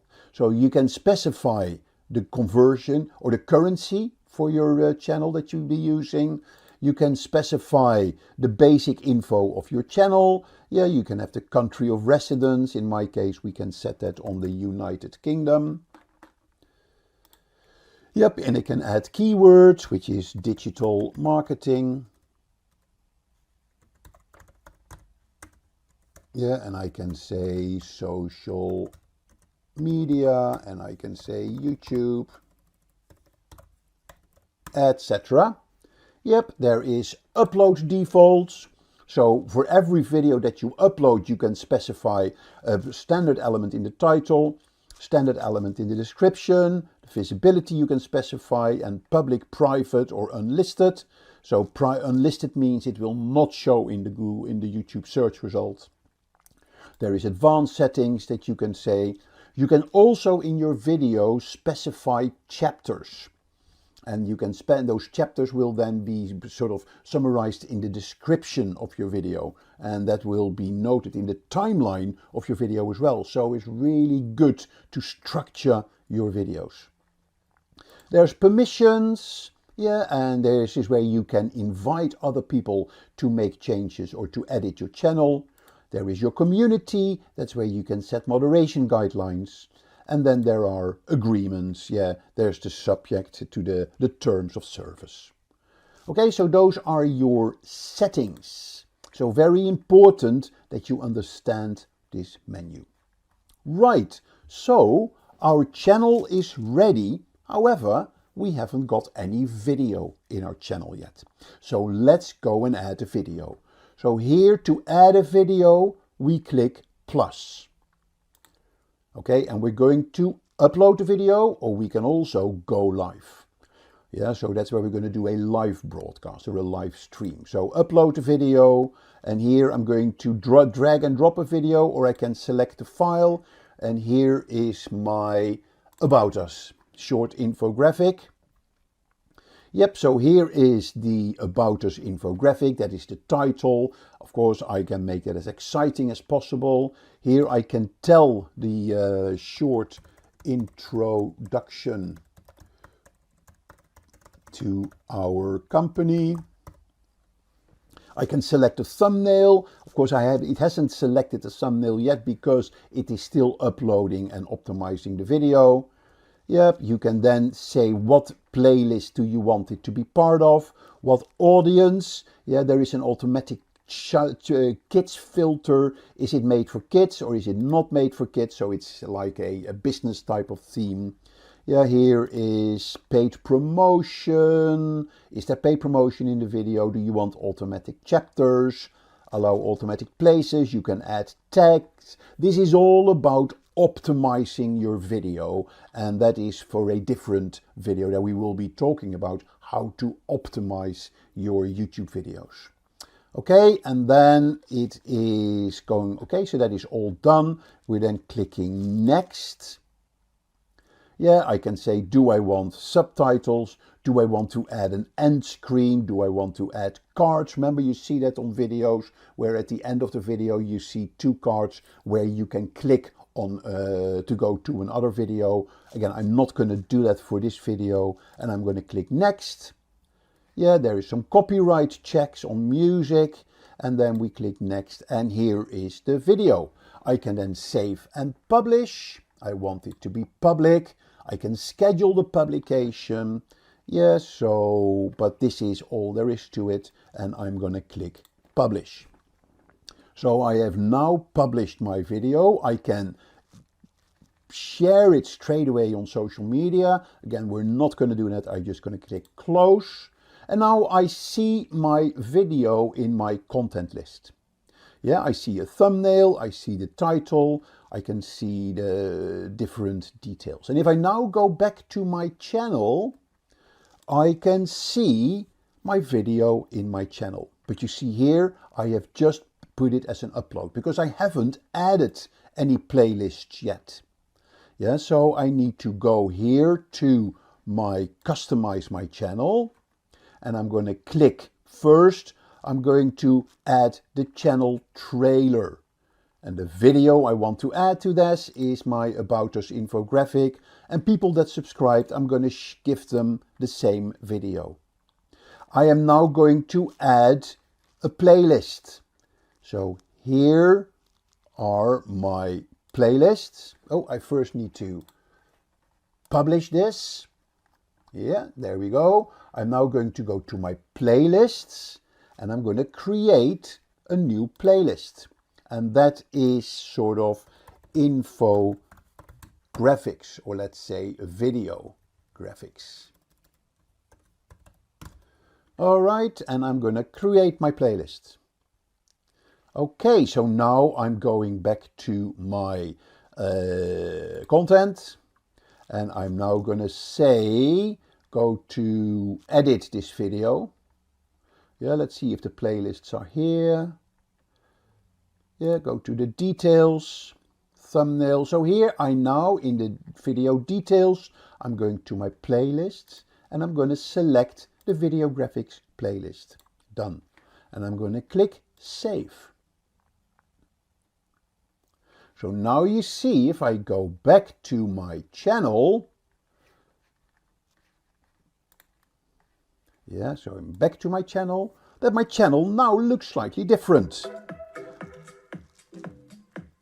Yeah, I have my presentation, my featured videos, okay, and I have my playlists, and I have my uploads.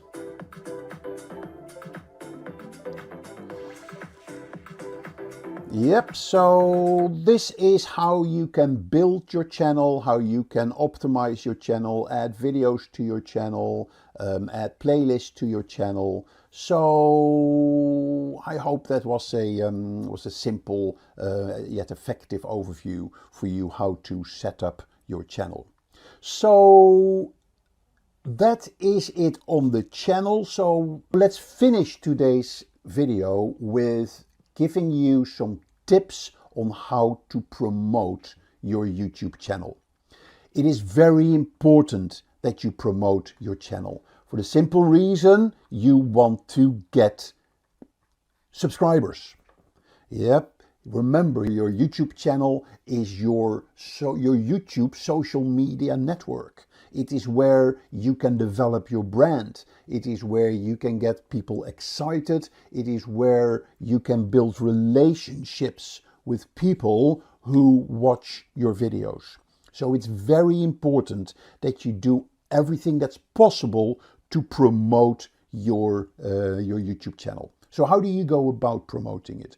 First of all, very important in video marketing is the title of your video.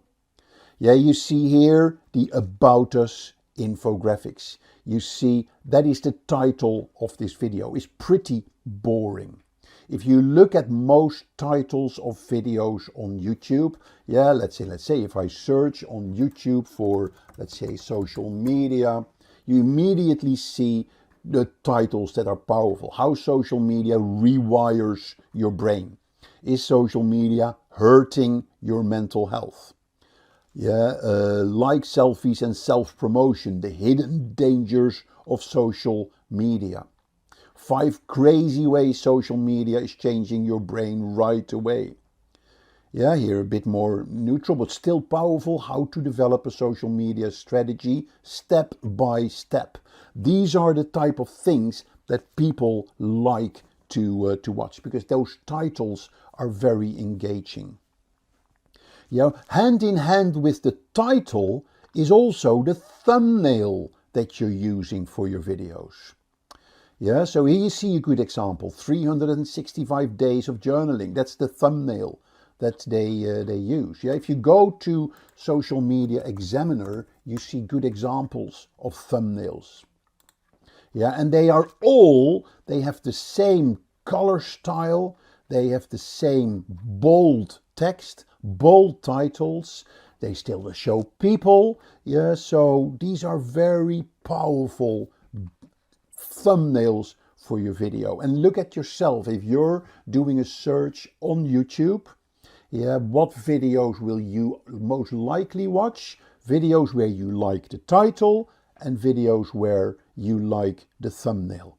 When they spring out, when they scream out of the search results. Okay, so very important that you look at that. Okay, next thing, how do you optimize your channel is by making sure that your videos are optimized. Yeah, so if I go to my videos, your videos, and then here you have your video and I go to edit the details, I can edit the title, the description, remember, keywords. I can edit the thumbnail, I can edit tags, yeah, I can edit language, lots of stuff that you can optimize about your videos. Another important factor is make videos that your audience wants to see. Understand your audience.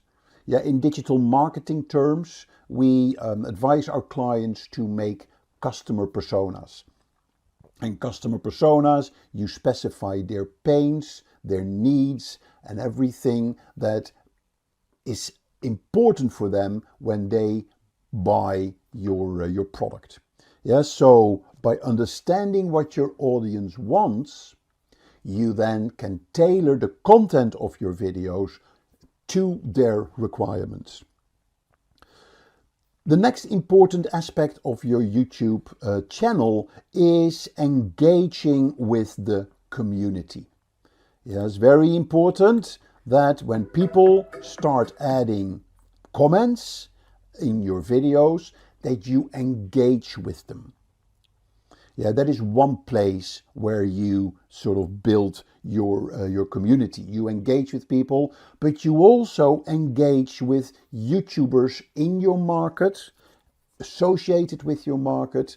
Yeah, comment on other people's videos. So start engaging with other content creators in building your online YouTube reputation, as it were, and start sharing your videos, yeah, with them. So that is an important one. Another important aspect of your channel is that you need to cross-promote your own videos within your videos. Yeah, so it's very common if I go to Simplilearn, yeah, I go to their channel and I'm sure they have it on one of their videos. If I go to, let's say here, data analytics, yeah, so it's a long course, but if I go to the end of the video, I'm sure you see that here at the end.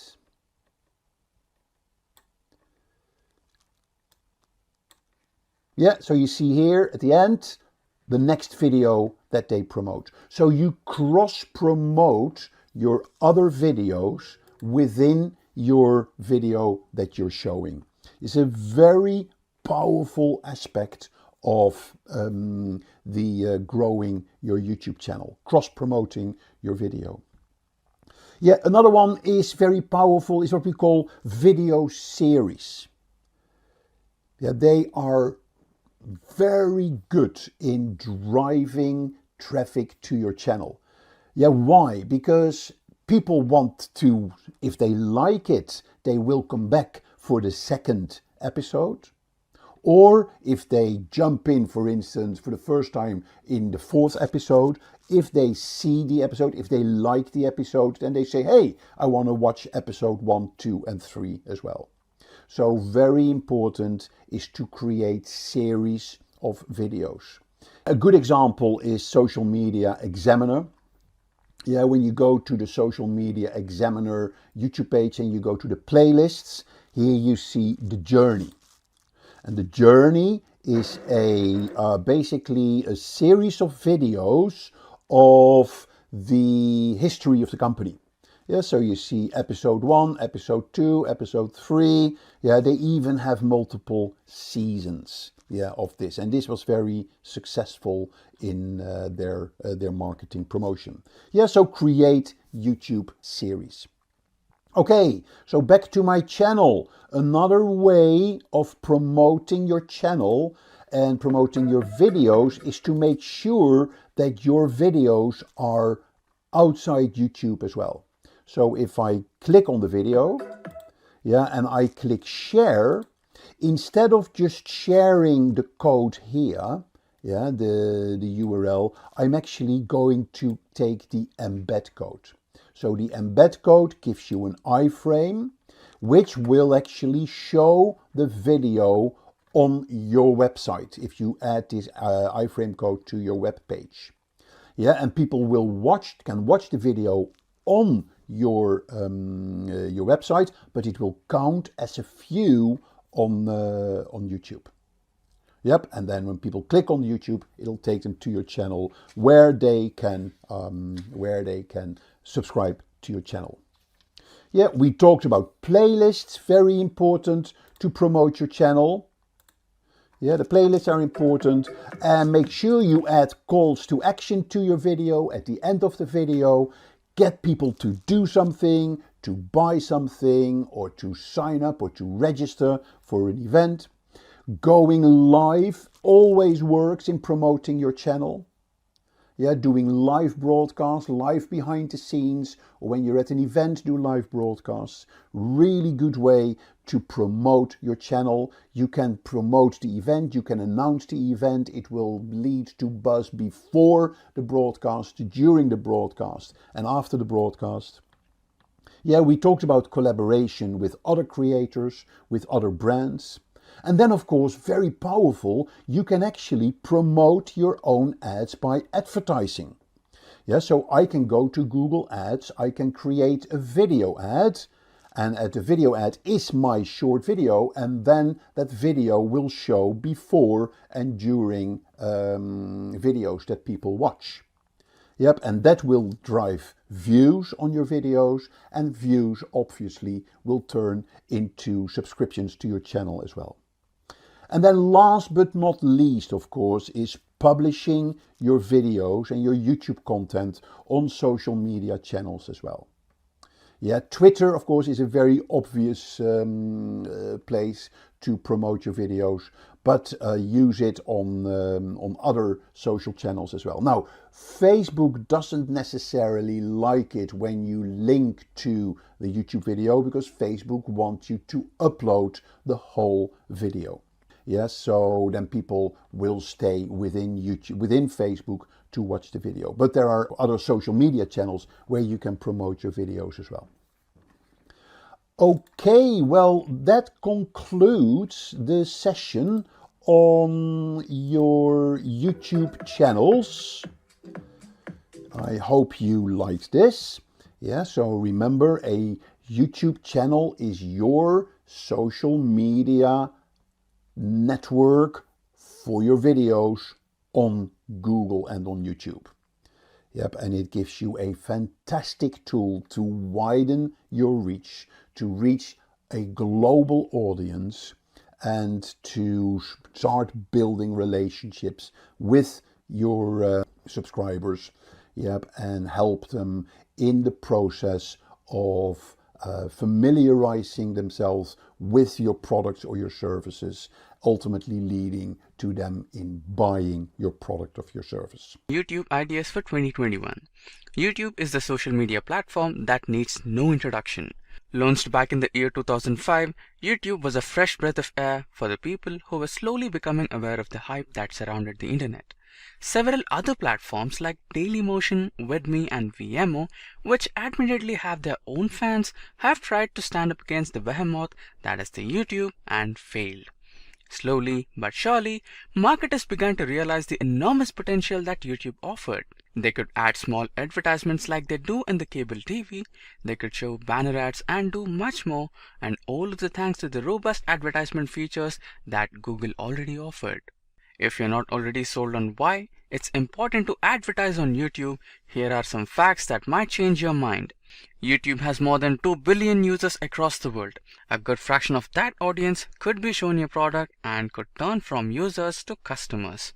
Next important fact is that 8 out of 10 marketers consider YouTube to be one of the best platforms to advertise their products and services. Followed by that, people watch 1 billion hours of YouTube per day. As you watch this video, you are contributing to that number. Next, 62% of the business use YouTube to post content. This could be just videos on their products, tutorials, event announcements, and much more.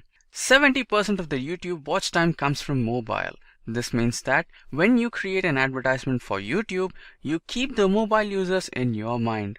And finally, 90% of the people say that they've discovered new products or brands on YouTube, which means that by posting on YouTube, your brand awareness is highly likely to increase. Now, let's talk about the video ideas. The first one is behind the scene videos. These videos give you the opportunity to showcase your audience how your business or brand operates. A creatively made video on the inner workings of your business will show off a more human side of your brand and make you more relatable to your audience. It is also guaranteed to get you loads of views and engagement. Here's an example how Amazon showcases the warehousing and distribution aspects of its products. It takes the viewers into the factories and involves the various people working there. This shows to the audience that even a large organization like Amazon, how each individual has an important role to play in the overall process. Next we have the company culture. A video that highlights your company culture will tell the audience what your business goals are, what its values are, and why it exists. It can also focus on the various people who make sure the company works in the way it does. This can help better connect with your audience. Here's an example, a company culture video created by GoDaddy, the popular domain registrar. The video talks about how GoDaddy creates a fun, inclusive, and energetic environment for its employees. It includes interviews of employees talking about why they enjoy working in GoDaddy so much, and this helps the audience relate with the company and could also catch up the interest with some potential job seekers. Next we have the third idea, that is the marketing team. A brand is nothing without the people working behind it, and that's where these videos come in.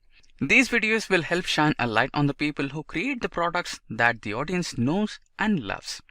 This helps create a personal connection with the audience. These individuals can end up becoming mascots for your brand. Here's an example of Meet the Team focusing on Olympus Group. The video goes into the history of Mascot Maker's brand and the people that make it a grand success.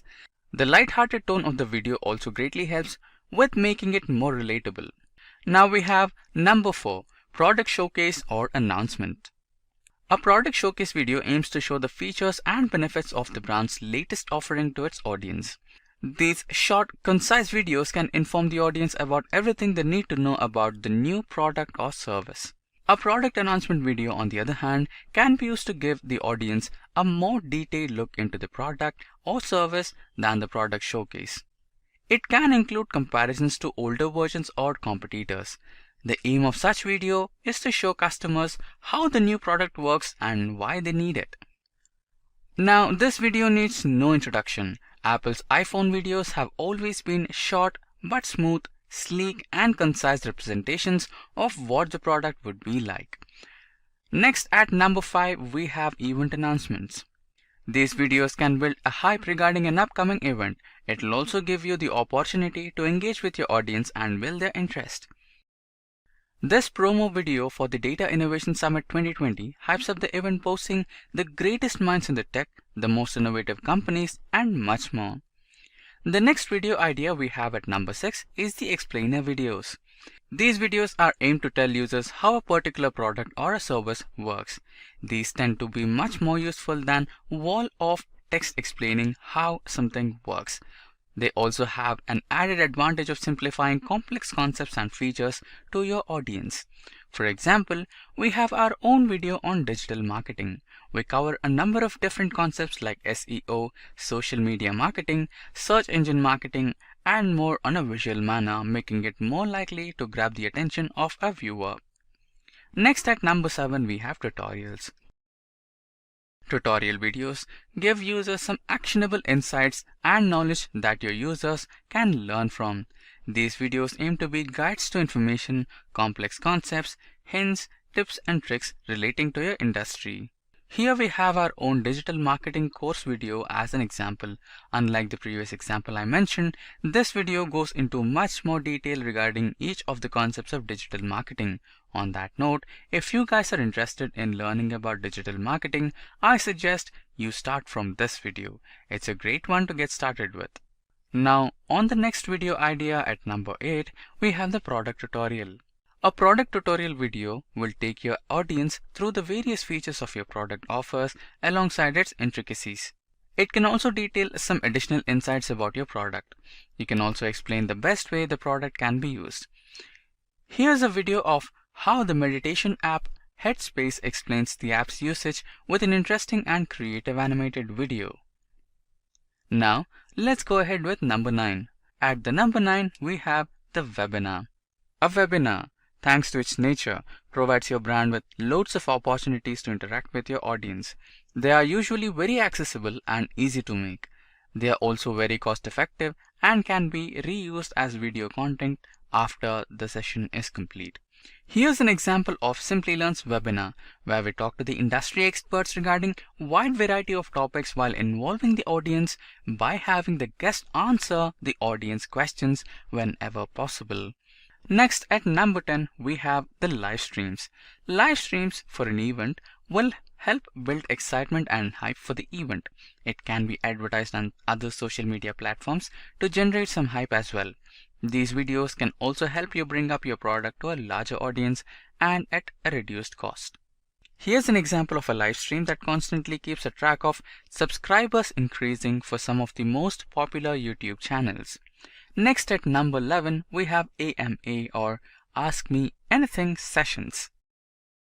The AMA or Ask Me Anything sessions are usually live streams or pre-recorded sessions that feature questions collected from the audience. Although it originated from Reddit, these videos are finding a success on YouTube thanks to the interactivity that it offers. These sessions can also give your audience the opportunity to interact with you, provide suggestions, feedback, and much more.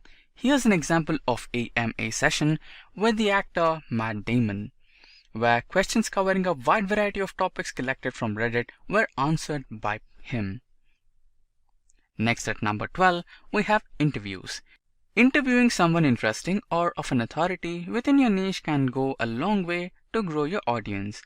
These sessions are doubly advantageous too. Firstly, you and by extension your audience get to interact with an industry stalwart, and since this video can be shared on your channel as well as theirs, you can expose your channel to a brand new audience. Here's an example of an interview between Marcus Brownlee, a popular tech YouTuber, with Bill Gates. The interview covers a wide variety of topics and maintains a pleasant theme throughout.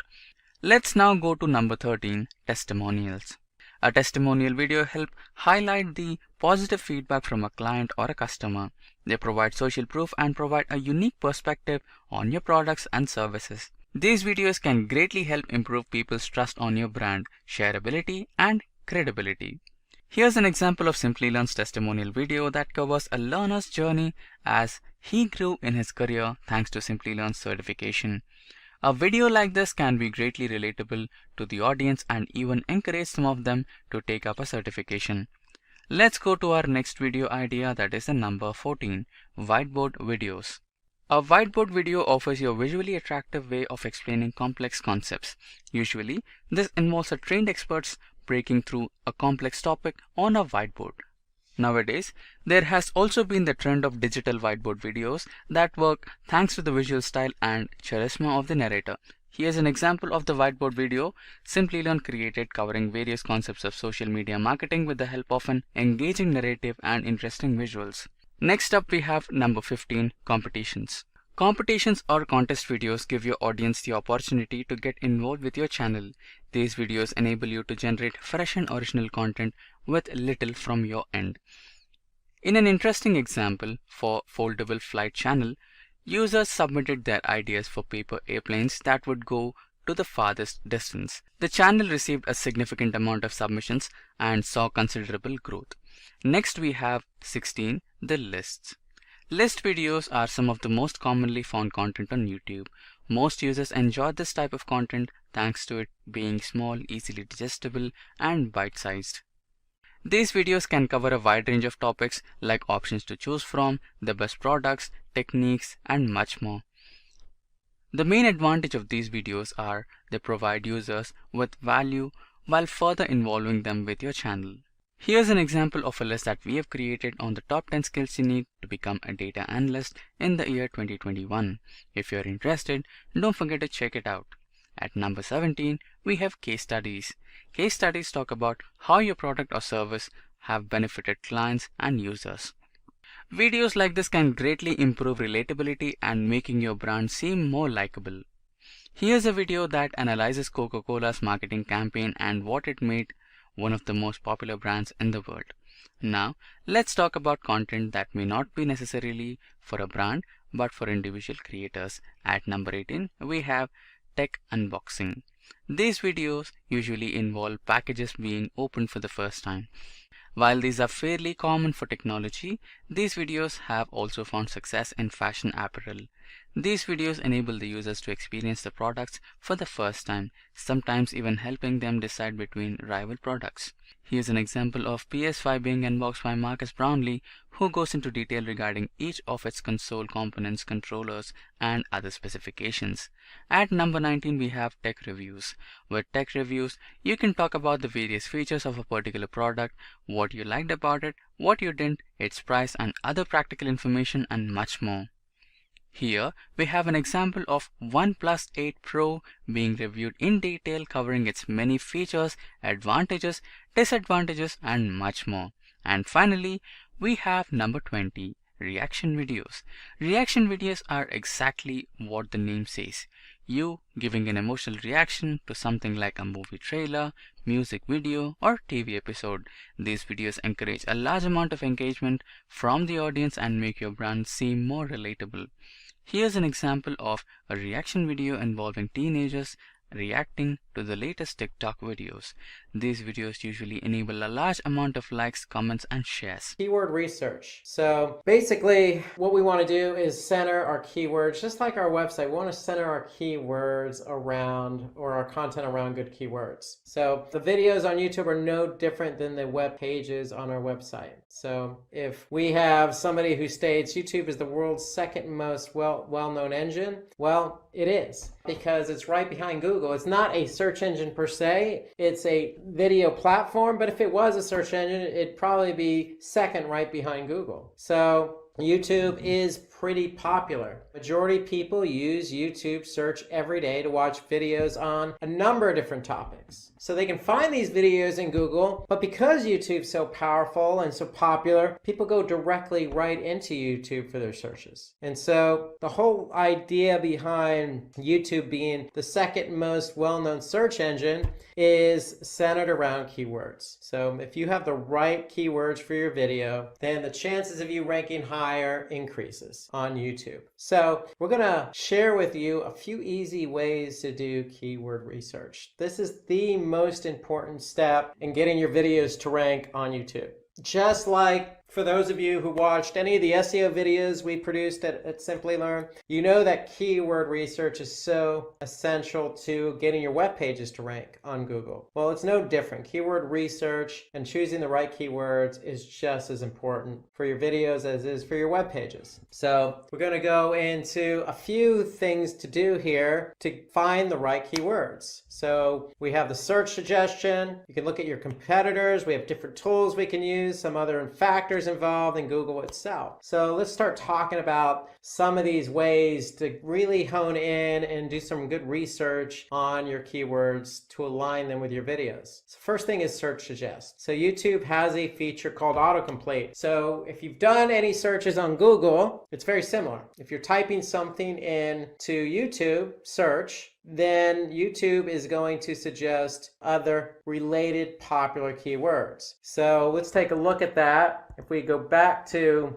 YouTube for a second, and I just type in machine learning, YouTube is going to populate on the autocomplete in the search bar some other popular keywords that we can potentially use. Or in this case, if I choose, machine learning tutorial, I'm going to see a video about machine learning tutorial. So here you can see Simplilearn's ranked #1 for machine learning tutorial, but there are other videos that show up in my search result. So we want to be able to use the search suggestion box in the search box field. So when we're typing in something, YouTube, just like on Google, is going to give us those suggestions. So if we're focusing a video on machine learning, then we have some ideas of some other keywords that we could center around, because these are our popular keywords. These are keywords that people are using to search on YouTube. So that's one suggestion. Looking at competitors is another suggestion. So we could search for keywords used by our competitors in their video title and description. So let me talk a little bit about that. What you want to do is you want to go to that particular channel of your competitor. So when you go to your particular competitor's YouTube channel, you want want to be able to click on the videos tab. When you click on the videos tab, then you're going to sort by most popular, and then what you could do is see a list of videos, and then when you look at a list of videos, you're going to choose a video, and then what you're going to do then is take a look at the keywords used in the title and description.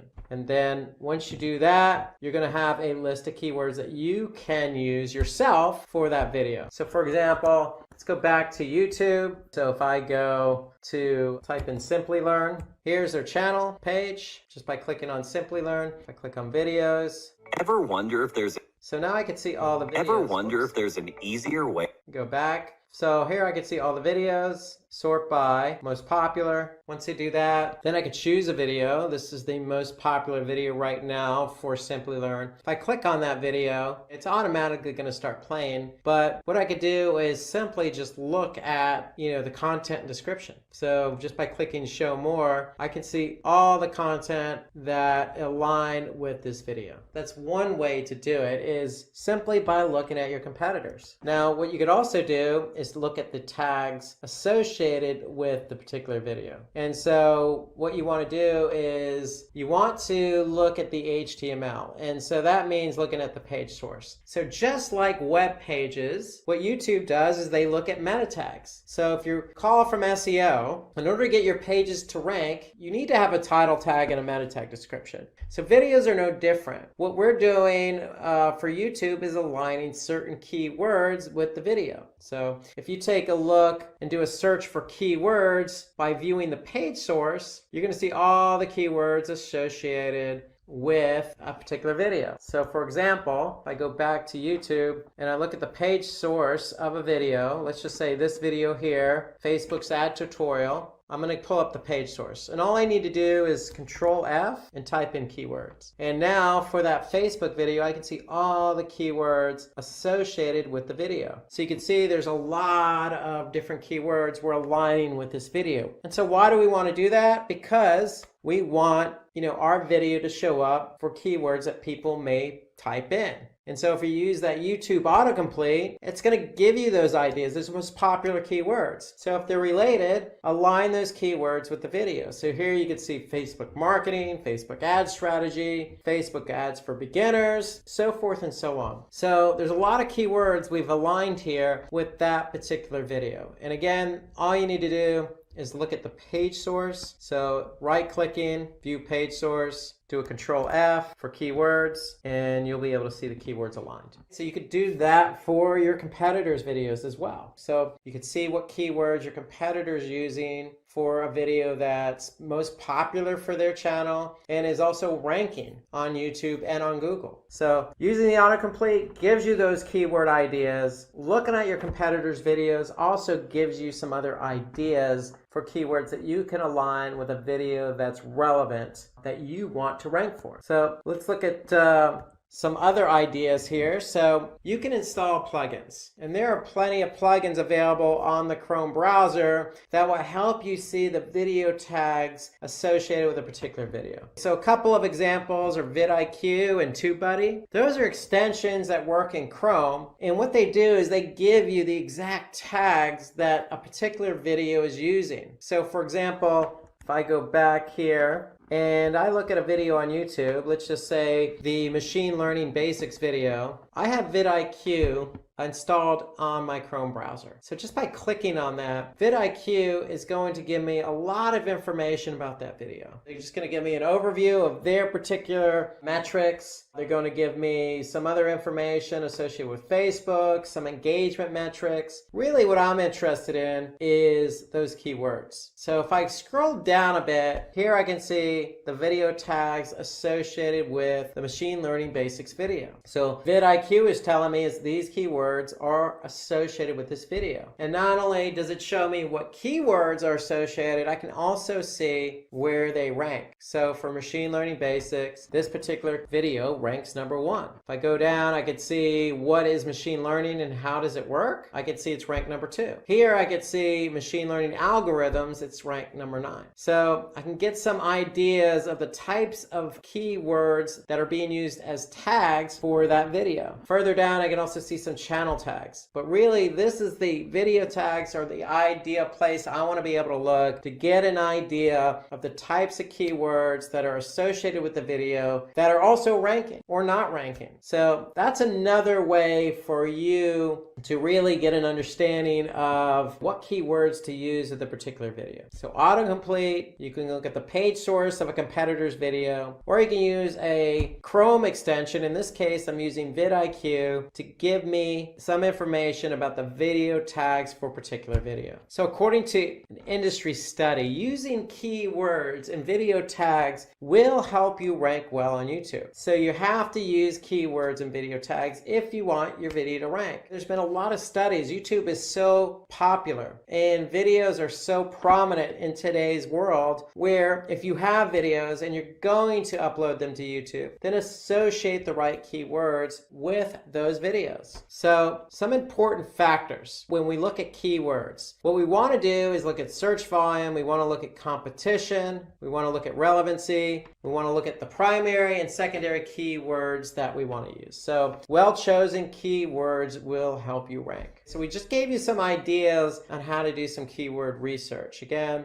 those ideas were really to use the autocomplete on YouTube or Google. They're going to give you some popular keywords. You can look what your competitors are doing by looking at the page source and just looking at the keywords that are aligned with that video. Or you can use a third-party extension in Chrome. In my example, I used vidIQ that gave me the keywords associated with that video. So you have ways to get the keywords. So what we want to do is we want to make sure we choose keywords with high search volume. They're going to drive more traffic to your video. However, we want to balance it out with keywords that have low difficulty and are easier to rank for. So you don't want to choose something very broad that's just going to be very difficult to rank for. And of course, we always want to go with relevancy. So if we're talking about machine learning basics, then we want to choose keywords associated with that. And that's where that autocomplete comes in handy, because what Google's going to do and YouTube's going to do is give us keywords that are very closely related to the video that we're trying to optimize for. And so we have a number of different keywords at our disposal that are relevant that we can look to see if they have good volume and low competition. And so the whole idea is we want to choose a keyword that defines the nature of the content. And then what we want to do is support that with secondary keywords. So we want keywords that are highly relevant to the primary keyword. So that's the way to go about aligning your keywords. You want keywords that are high volume, low competition, are relevant, and you want to choose that one keyword that is really what the content's about, and then those secondary keywords that support the primary. So if you have a machine learning video, you could choose your primary keyword as, in this case, the machine learning basics video. So well-chosen keywords help you rank well on YouTube, just like the machine learning basics. So if I go back to our video, our machine learning basics video, if I just type in machine learning basics, I'll be able to pull it up. And so here it is. If I click on it, I'm going to go to YouTube. And so here I can see this keyword. We know humans learn from their past. Is well aligned because it's in the title, it's in the copy, and it's aligned as a keyword tagged with the video. So we know that that keyword has good volume, low competition, is relevant because that's what the video is about, the basics of machine learning. It's an introduction to machine learning. So instead of honing in on just introduction to machine learning, primary keyword is machine learning basics. And then we supported that video with those secondary keywords. What is machine learning? Because somebody who doesn't know what machine learning is probably going to type in that keyword. And then introduction to machine learning is a good secondary keyword because it's explaining the basics of what machine learning is all about. So primary keyword, machine learning basic, secondary keywords, what is machine learning, and introduction to machine learning. So that's the whole idea behind choosing keywords. You want that keyword that really is going to define the content and then support that with those secondary keywords. So remember, when you're performing your keyword research, choose keywords for your videos that Google shows on the video results page. So what I mean by that is your video can get more views if you rank on Google as well. So the whole idea is not necessarily to be found on YouTube, it's also to be found on Google. So if I go back to Google and I just type in data science for beginners and I type in videos, then you could see we're ranked #1. So even if you're not looking at the videos, clicking on the videos link on Google search, you can always just, when you do a search, what Google's going to do is also put in the videos here as part of the search results. So what they're going to show you is the top videos that are ranking for that particular keyword. And so we may not rank overall for data science for beginners, but we're ranked #1 in the videos category. And so if somebody's looking for a video, that's important. And you can see here that these first two are ads. So what Google is doing is they're saying, hey, this is so relevant, this particular video, for the keyword query data science for beginners, that we're going to show it above the organic listings, even though it's a video. So the whole idea is to be found on YouTube and Google because you're increasing your visibility. You're increasing your chances of getting found on both search platforms. So according to Backlinko, Google ranks videos with keywords like how-to, tutorials. So, a lot of the videos that you find on YouTube are going to be instructional based. And so what Google's doing is they're saying, hey, if somebody types in how to or tutorial or an introduction to, anything that's going to signal to Google that it's instructional, it's going to help you rank. So when you search for machine learning tutorial or how to become a machine learning engineer, you're going to get results related to that. Because if you look at these examples, we have machine learning tutorial in our title, or how to become a machine learning engineer. So keep that in mind. If you're creating a video and it's educational in nature, use those key terms like how to and tutorials in the video title, because that will help you rank. So let's move over now to video title. So we want to use our target keyword in the title of the video. And again, we want to make sure if it's educational to include that keyword tutorial or how to. So for every video title, YouTube has a limit of 100 characters. So we really have to pick and choose really wisely. So if we look at the video that we were focusing on a couple of minutes ago, so machine learning basics, here we could see under 100 characters, we have machine learning basics, what is machine learning, introduction to machine learning, and then the brand name. So that is the title of this particular video. So it takes into account the primary keyword, the secondary keywords in the title, and it also includes that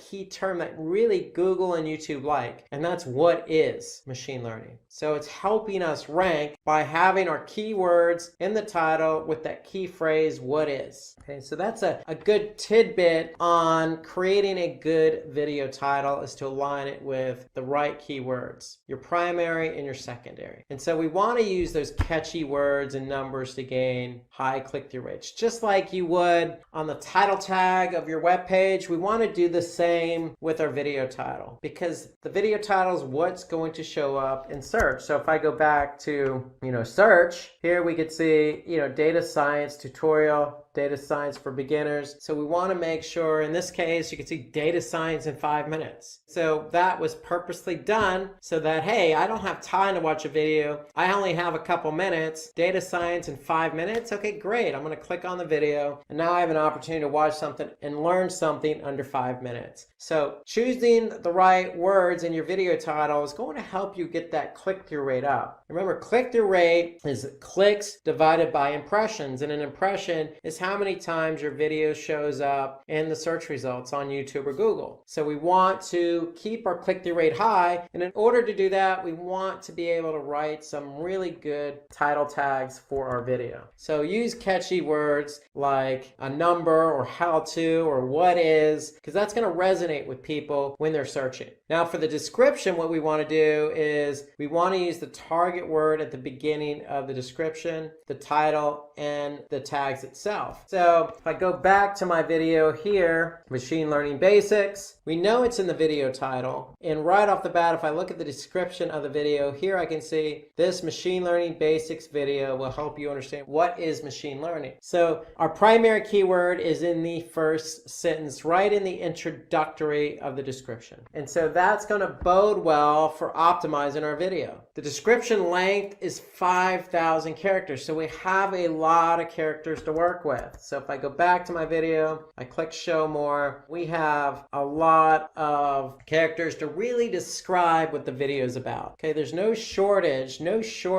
of including keywords into the content. So you have 5,000 characters. Go ahead and see if you can work in naturally your keywords. But one of the key tips here is just make sure that first sentence starts out with that keyword. That's a good tip. Of course, you always want to make it sound natural as possible. You don't want to stuff it with keywords. At the same time, work them in naturally. Work in your keywords naturally. And then include hashtags in your description to help the audience find your video easily. So if I go back here, we want to be able to include hashtags. So hashtags, it's like anything else you would use on social media. It just signals to the end user, hey, this is what the video is all about. And if I go ahead and type in that keyword, then our video has a better chance because it's aligned with that hashtag. And then there's target keywords and LSI keywords, latent semantic indexing keywords. We want to be able to use those keywords as target keywords with our video. So if you recall the example I gave a few minutes ago, we used the Facebook ads tutorial as our example. Here I could see all the target keywords associated with that particular video. So don't be afraid to use those LSI related keywords, meaning keywords that are related to the content. Use them as target keywords with the video. So between your LSI keywords, target keywords,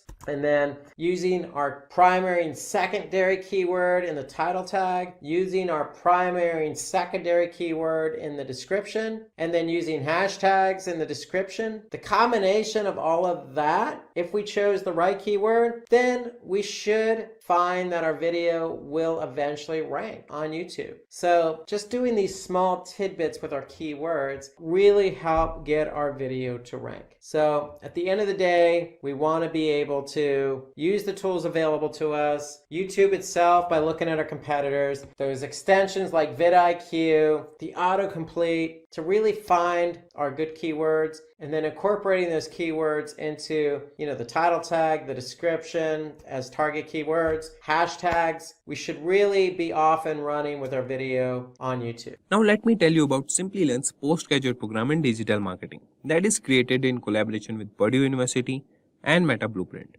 With this program, you will learn everything from the fundamentals of digital marketing to the latest trends and techniques used by top marketers worldwide. We will explore SEO, SEM, content marketing, social media marketing, email marketing, and more. The program is led by industry experts who bring their real-world experience to the classroom, giving you an insider's perspective on what it takes to succeed in the digital marketing world.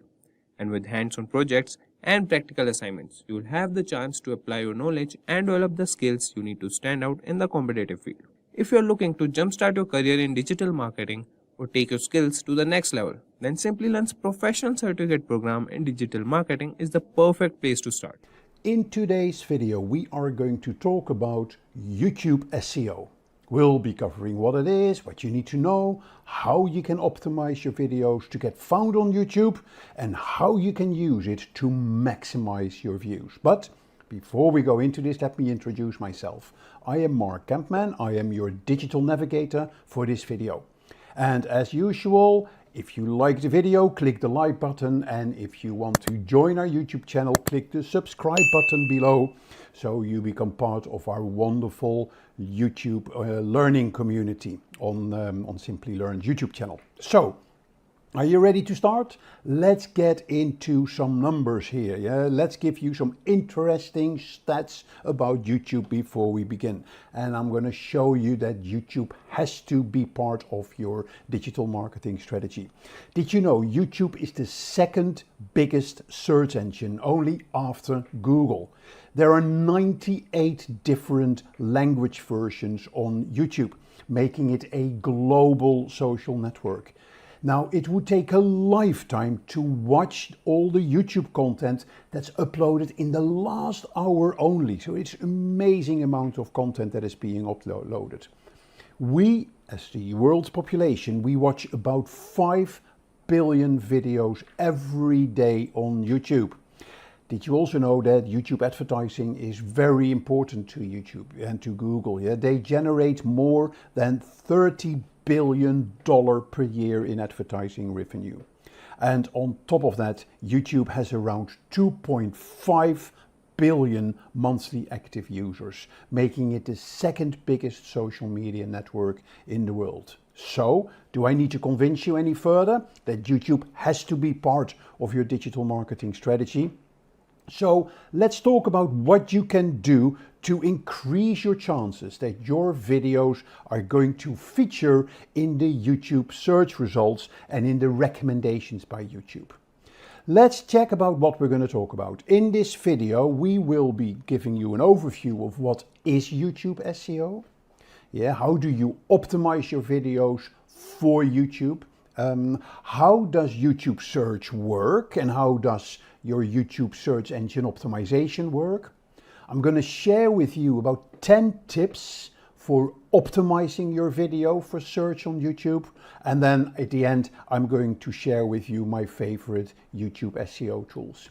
I will also show you in a demo where to find all the tools that you can use within YouTube and within some of those tools to optimize your videos for SEO. So let's start with explaining what is YouTube SEO. As mentioned earlier, YouTube is the second most popular search engine right after Google. In fact, YouTube searches are actually more in numbers than Microsoft Bing, AOL and Ask.com combined. So we're talking about a very important part of your search strategy.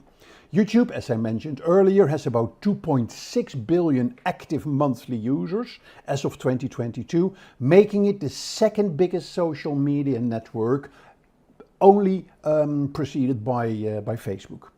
Yeah, so now 62% of global consumers say they use YouTube. And since the creation of YouTube, its mission has been to provide fast and easy video access to users and the ability to share videos frequently. And since then, it has grown beyond expectations. Now, with so many people uploading videos on the one hand and watching videos on the other hand, how do you make sure that your video features in the top of the YouTube search results? And that's where YouTube SEO plays a vital role. So before I explain YouTube SEO, let me give you a little bit of a history about YouTube. Late 2004, an idea for a website for users to upload video dating profiles was born. And in February 2005, the website launched to a small subset of users, as I said earlier, as a video dating platform. Now, based on feedback from their subscribers in April 2005, YouTube turned into a free video hosting platform where each clip had a unique link. In April 2005, the first video ever was uploaded on the website by one of the YouTube founders. And in May 2005, YouTube launches its beta version to the public for the first time. And it became a massive hit. In a year later, October 2006, Google acquired YouTube for the not too small amount of $1.6 billion US. In 2007, YouTube allowed YouTube creators, people who upload videos, to earn money from their content based on ad revenue. Yeah, turning their hobby into a career. And that, of course, gave a tremendous push of people getting into YouTube, creating content for YouTube, where they could link it to advertising, where they could make a substantial income.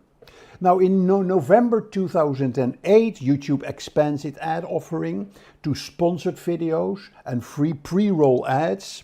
And in 2009, they launched a new music video service called Vivo in collaboration with Vivendi. So it moved on. In 2010, one of the most famous YouTubers, Felix Kjellberg, joins YouTube to create content under the channel's name PewDiePie. And that is now one of the biggest channels that you can find on YouTube. In April 2011, YouTube entered the broadcast business, launching YouTube Live. And in August 2012, it became the go-to place for presidential elections by launching the YouTube Elections Hub.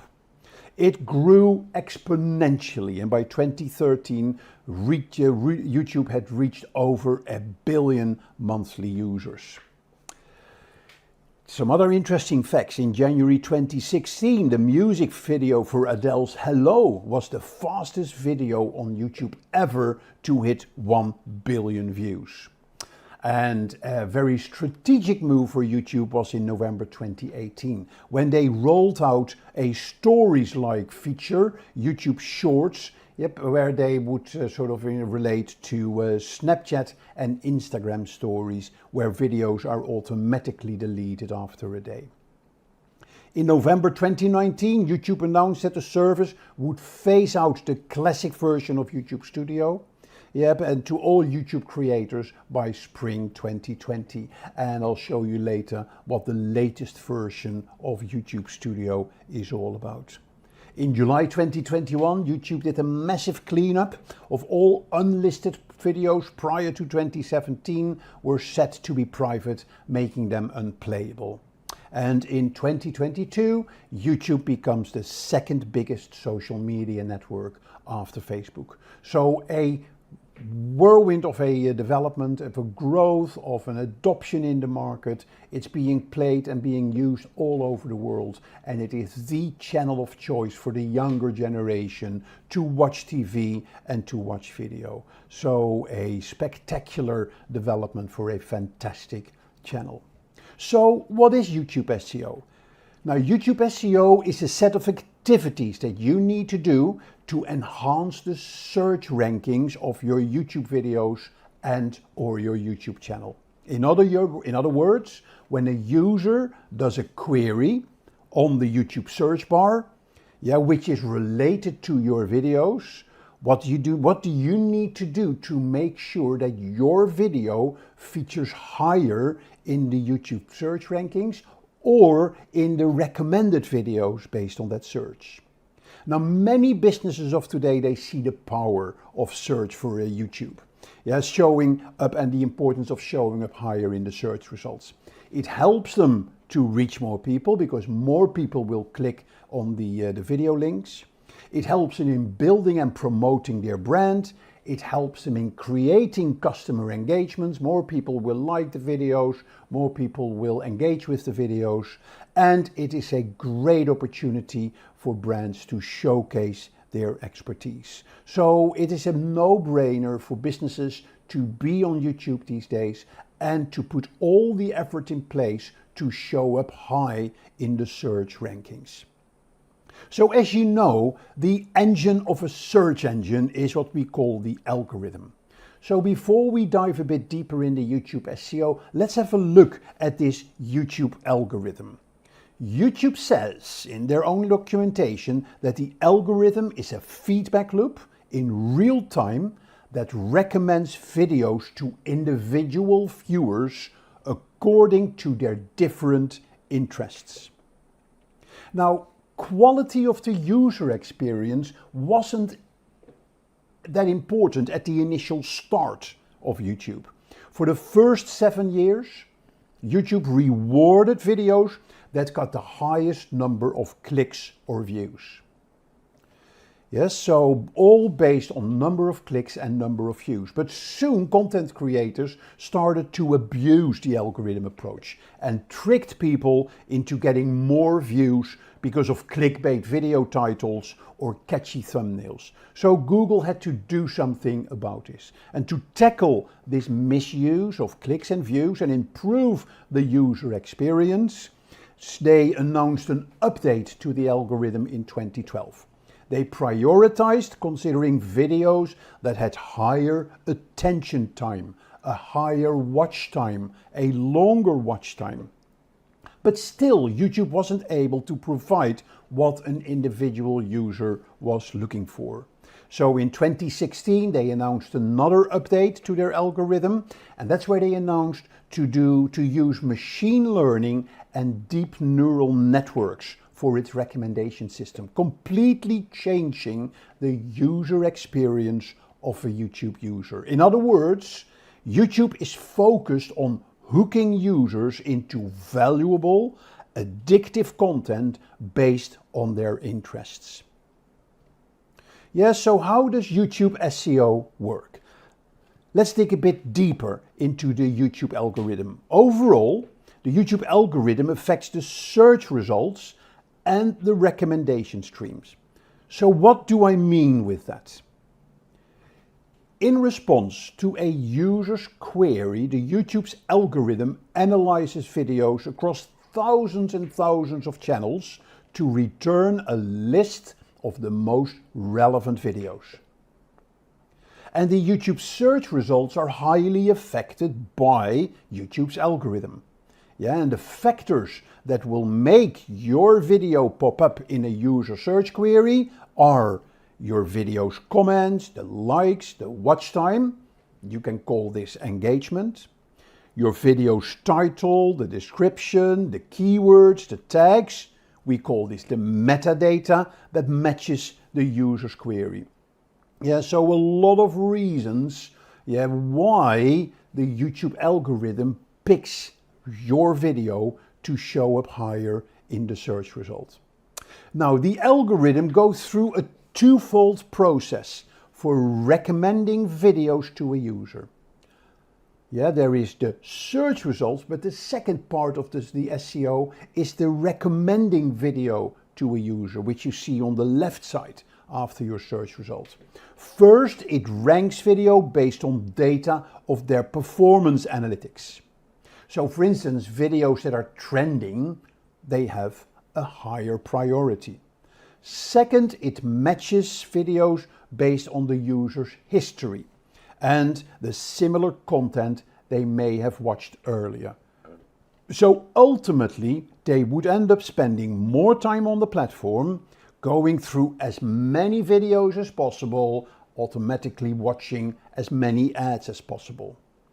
So now you got an idea about the end goal of YouTube's algorithm in 2022 and how it works to create a better user experience. Right, now that you understand the YouTube algorithm, how can you make this algorithm work with you? What I'm going to do here, I'm going to share 10 tips with you on how to optimize your videos for search. So let's start with tip number 1. Tip number 1 is to make sure that you conduct your keyword research before you optimize your videos. Make sure your keywords are relevant to your video, because they allow YouTube to determine the video topic and index the content and relate it to the user queries. So here are 5 simple steps for you to do your video keyword research. First, start with topics that you want to be an authority for. Identify those topics. And then for each of these topics, you generate keyword ideas. You find those keyword ideas by going on YouTube for the YouTube Suggest, and you can go to Google as well, you go to other video platforms, you go to keyword recommendation tools. So you generate keyword ideas. Then for those keyword ideas, you're going to look for monthly search volumes and the difficulty for those keywords. How difficult is it to get a higher search ranking for those keywords? And there are tools that you can use to find out about these keyword metrics. You're then going to conduct a YouTube SERP analysis. So you're going to analyze the search engine result page for your keywords and find out what you can see. Yeah, a SERP analysis is very important because it helps you to determine the types of keywords that are currently ranking for that keyword, so the type of videos that are currently ranking for that video. It helps you in determining the quality of those videos, and it also helps you in determining the search intent for those keywords. Why are people searching for those words? Is it with a buying intent? Is it with a learning intent? Or is it with an informational intent? And the fifth tip on your keyword research is to select those target keywords that are the most, that have the highest search volume, have the best competitive difficulty. Yeah, so it's finding the right balance and come up with a list of keywords that you can start using for your videos. And then you're going to assign those keywords to your video. Yeah, and make sure that those keywords are relevant to the content. And that you use them in the title, that you use them in the thumbnail, that you use them in the transcription of the video, and I'll tell you more a bit about that in a little bit. Yes, so it is all about capturing the content of the video, make it unique, and encouraging viewers to watch your content. So keyword research is a very important topic. Second is to make sure that you use the right title for your videos. Titles is critical. There are two elements of your video that will decide whether people watch a video or not. It is the title of the video and it is the thumbnail of the video, and more about the thumbnail later. So get a good catchy title. Make sure your keywords are in your title as well. Yeah, so it's not only about explaining the content of the video in a very strong title, but also encouraging people to click on the video link. Yeah, so your keywords and your title play a very important role in this. Right, let's look at the third tip. That is the description of your video. Yeah, and for the algorithm, the description is very important. The algorithm uses the description to check the topic of the video. So make sure that your description includes the keywords as well. So the video description is the text below each of your videos, and viewers can read the YouTube video description by clicking on the See More button below the video. Yeah, so these descriptions usually include a short explanation of what the video is about, including the relevant keywords, links to any resources mentioned in the video, maybe affiliate links, website links, maybe social media handles. Definitely ask the viewer to subscribe, and chapters and timestamps. And Google now has the feature to sort of split up the content of your video in timestamps, and people can jump from timestamp to timestamp. So YouTube descriptions, including all the right elements like the informative text, the links, the buttons, they can help the viewer to discover your video, can help you to increase your subscribers, to increase your views, and to increase your watch time. So tip 4 is about tags. Very important to add tags to your video. YouTube uses tags to effectively index and search for videos, but also to suggest other videos you might be interested in. They help, again, the YouTube algorithm to understand what your content is all about and to serve it to the right users. So here are some best practice tips on using tags. Don't overdo them. Don't use too many tags. Use trending tags. Yeah, so find trending topics with YouTube Auto Suggest. Yeah, so and use those trending tags. Be specific with your tags. For example, a road trip is a tag that is less broad and has a higher chance of ranking well in search engine than, for instance, the word vacation, because that is too generic. Also include synonyms. Think about the words your audience is likely to use when describing the topic of your video, and use those synonyms to broaden the reach of your tags. And if you're out of ideas, use a tag generator to identify related and potentially trending tags. A really good tool for this is TunePocket. Right, let's move on. Let's go to the next tip. Tip number 5. YouTube creates transcriptions and captions for your videos. And you can create your own transcription, because the algorithm can't interpret visual content, only text and code. So if you can transform your video in text through a transcription, that can really help in your search effectiveness. So a transcription is the translation of what is spoken in the video. And you can use this transcription for subtitles in your video as well. They will also help you to generate captions for your timestamps in your video. Now, very important, YouTube will automatically generate a transcription file. But be aware, this transcription file will not be indexed for search, because the raw file may have typos or wrong translations, wrong interpretations from the Google automatic transcriber. So what you need to do is that you edit the transcription file and take out the typos and the mistakes, and once you've done that, you've then uploaded that transcription file up to your video, and once you've uploaded it again, YouTube will then index the file and use it for the search. So very important, and I'll show you later where you can find that transcription file. Tip number 6, think about the length of your videos. Focus on both the watch time and the video length. And let's be realistic about it. If it takes 20 minutes to explain how to do something on your video, then make a 20-minute video. If you can say it in 1 minute, then make a 1-minute video. Don't waste people's time by stretching out the content just to hit a certain number of minutes. It's not about how long your video is, it is about when people stop watching your video.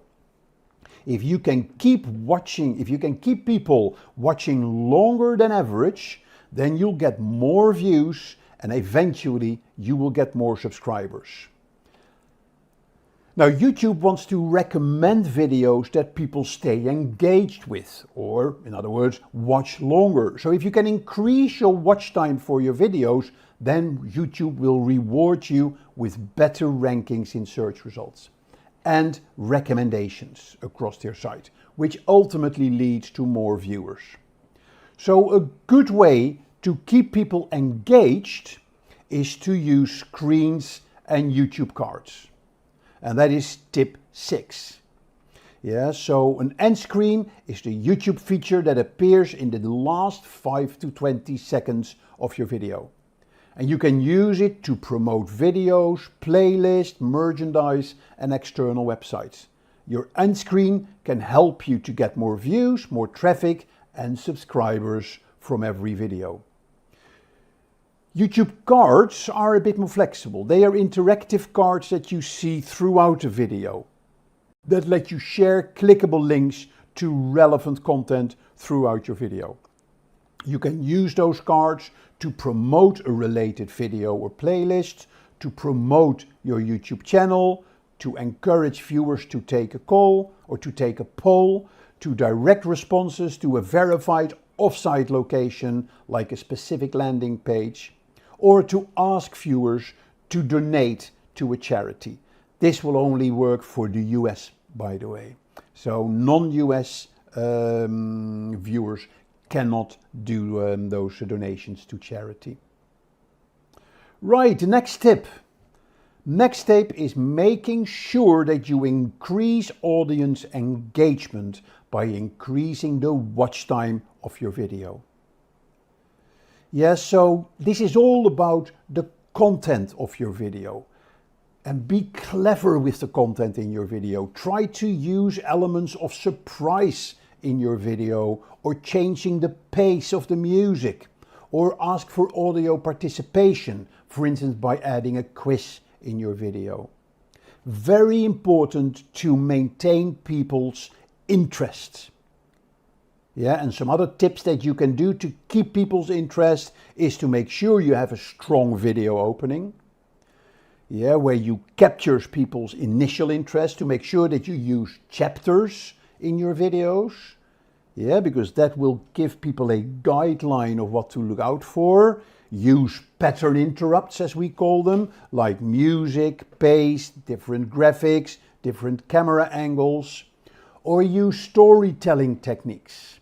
Why are people so interested in stories? Because stories use techniques like good and bad, yeah, or one extreme to the other extreme, yeah, to actually keep people engaged in the story.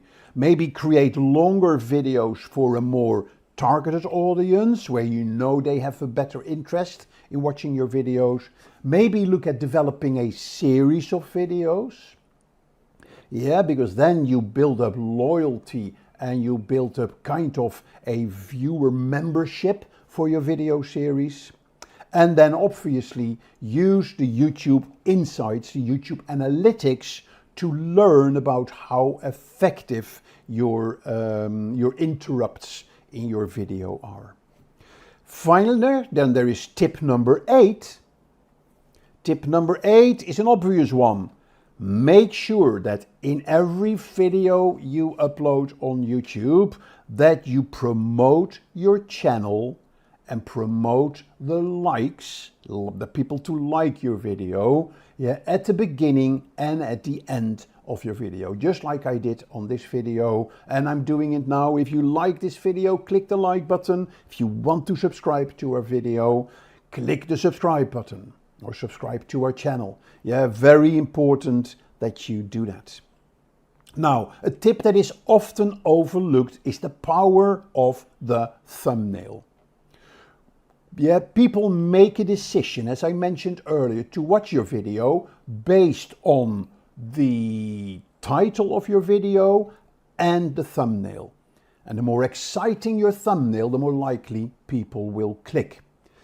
Yeah, so now YouTube will create thumbnails for you, but if you don't like them, you can also upload your own thumbnails. So you can design those on any tool, any creative tool.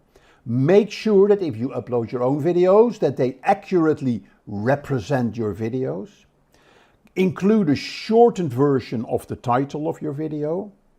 Yeah, make sure that the text is large enough to read, because particularly on mobile, and remember, about 60% of people watch YouTube on their mobile. Yeah, so make sure that the text is large enough to read. Use contrasting colors to capture the attention. Make sure that you pay attention to white space between the images, and add your brand logo to your thumbnail as well. And the final tip, it goes without saying, tip number 10, make sure your video keeps your viewers' attention. Yeah, your videos have to be unique, they have to be different, they have to be engaging. The best videos are controversial, educational, funny, or shocking. Check your analytics, your YouTube analytics, to see and to analyze your viewing behaviors. Learn from that and tailor your content to what you learn in your analytics. Okay, so those are the 10 YouTube SEO tips. And now let me show you where to find all this in YouTube. So if you go to YouTube, Yeah, I'll show you here. This is of a company and this is their YouTube kind of channel. Yeah, if I go to the channel of the company, then here you see the channel. It is a shoe store, and here you see their videos. Now, I'm not going to explain the channels to you, but here you see, if you go at the top right, yeah, you see this little photo here. You're going to click. I'm going to switch the account. I'm going to my solution, and I'm going to here have the dashboard. I'm going to look at the content. This one. How we made 2,500 African kids happy with a pair of shoes. So here you see the metadata of this video. Okay, so let me share with you the elements that we discussed. First of all, there is your video title that you can add here. Right, how we made 2,500 African kids happy with a pair of shoes. Then here you have your description. Remember, keywords. Actually, what I did here, I took the script of the video and put that here in the description. Yeah, you have a lot of characters available here. I always start the description with the website, because that is another free opportunity to get a link to your website. Yes, so there is your title, your description. Then if I scroll down, then here you see your thumbnail. I've picked a thumbnail, yeah, the one that YouTube created for me. I can also upload my own thumbnail. Okay, I'm not going to go into the details. I'm just focusing on the elements that we discussed. So here you see show more. And this is where I can go to the automatic chapters. Yeah, so those are the chapters that YouTube will create for you. And here you see the tags.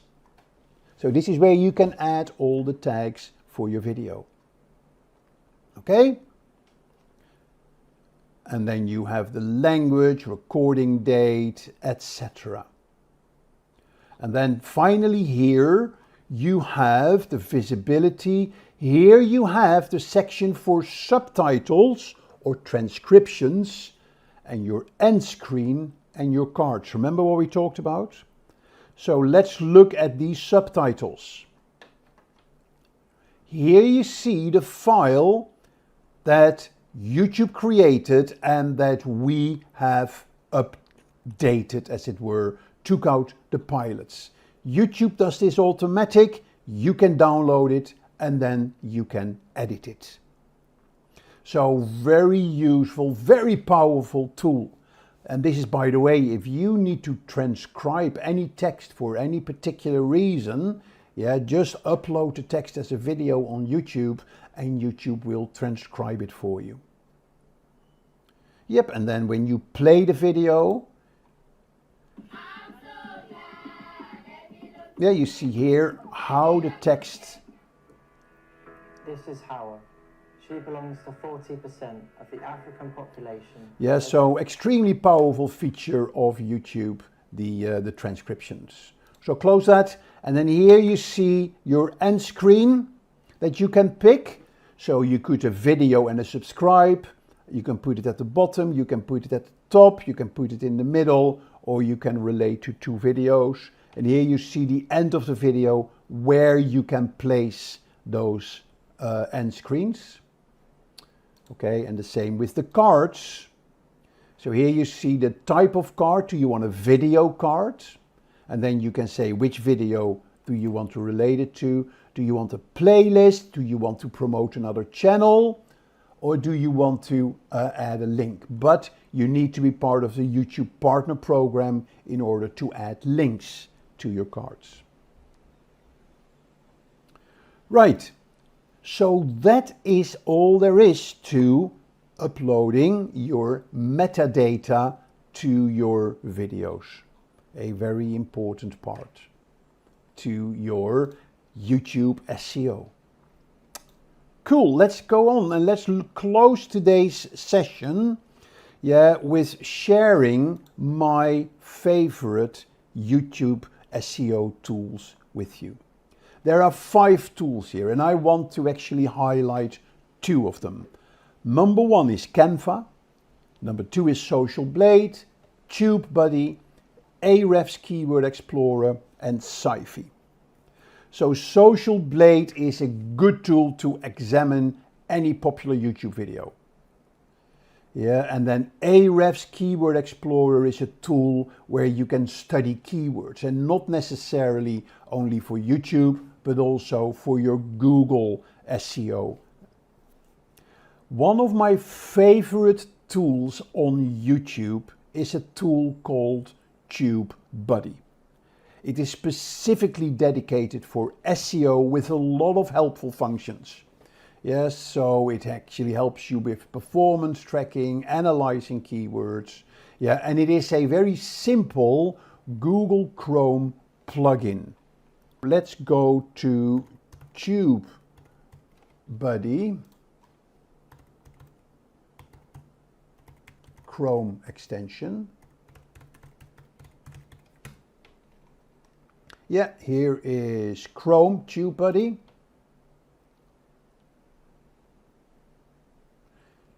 Yeah, so here you see the TubeBuddy extension, and here I click Add to Chrome. Add extension. And you will now see up here that we're going to add an extension. Yeah, it has been added to Chrome, and now you see here the extension. Okay, so if I now go to a video, let's say Simplilearn social media.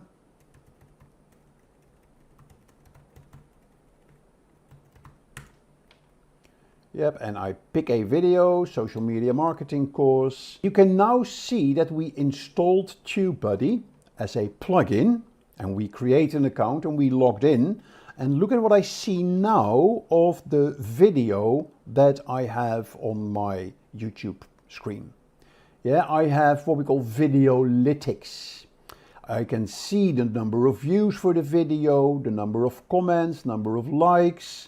Yeah, I can see their social channels. I can see their channels, the YouTube channels. I can see the best practices. Does it have a high-res thumbnail, have info cards being added, end screen being added, has comments been pinned, etc. So some work to do here. And here I get the tags that are being used for this video. I can also show search rankings. Yep, and I can have additional tools as well, where I can look at various elements like search rankings, share tracker, etc. So a very powerful tool on YouTube through TubeBuddy that gives you a whole load of metadata of each video. So if you are doing a social media video and you want to upload that on YouTube, look on videos that are similar to the one that you want to upload and look at their tags, look at their best practices, learn from that, and you can use that for your own video. Okay, so that is TubeBuddy. And then the next tool I want to share with you is a simple editing, graphics editing tool. It is a tool called Canva. Canva is what I call Photoshop on steroids. It is a very easy site to create graphics, to create thumbnails, to create graphics that you can use on your videos, and there's even video tools in here as well that you can use. Yeah, you can create a design. You can just say, let's see what you can create specifically for YouTube. You can do a YouTube banner, a YouTube channel logo, YouTube display ad, a profile picture.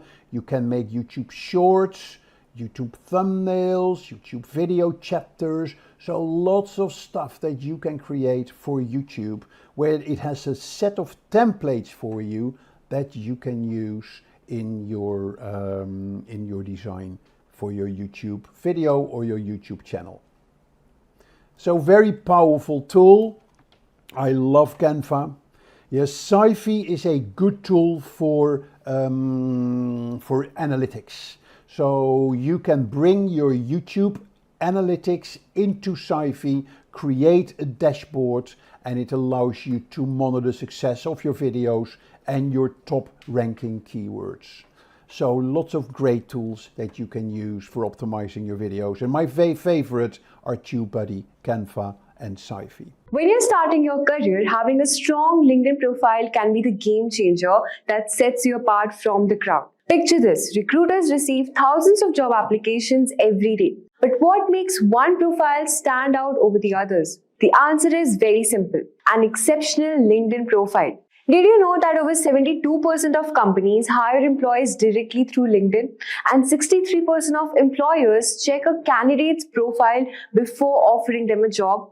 This shows just how important it is to have a polished and professional LinkedIn profile. So whether you're a fresh graduate or an entrepreneur looking to make meaningful connections, LinkedIn can be the key to unlock countless opportunities.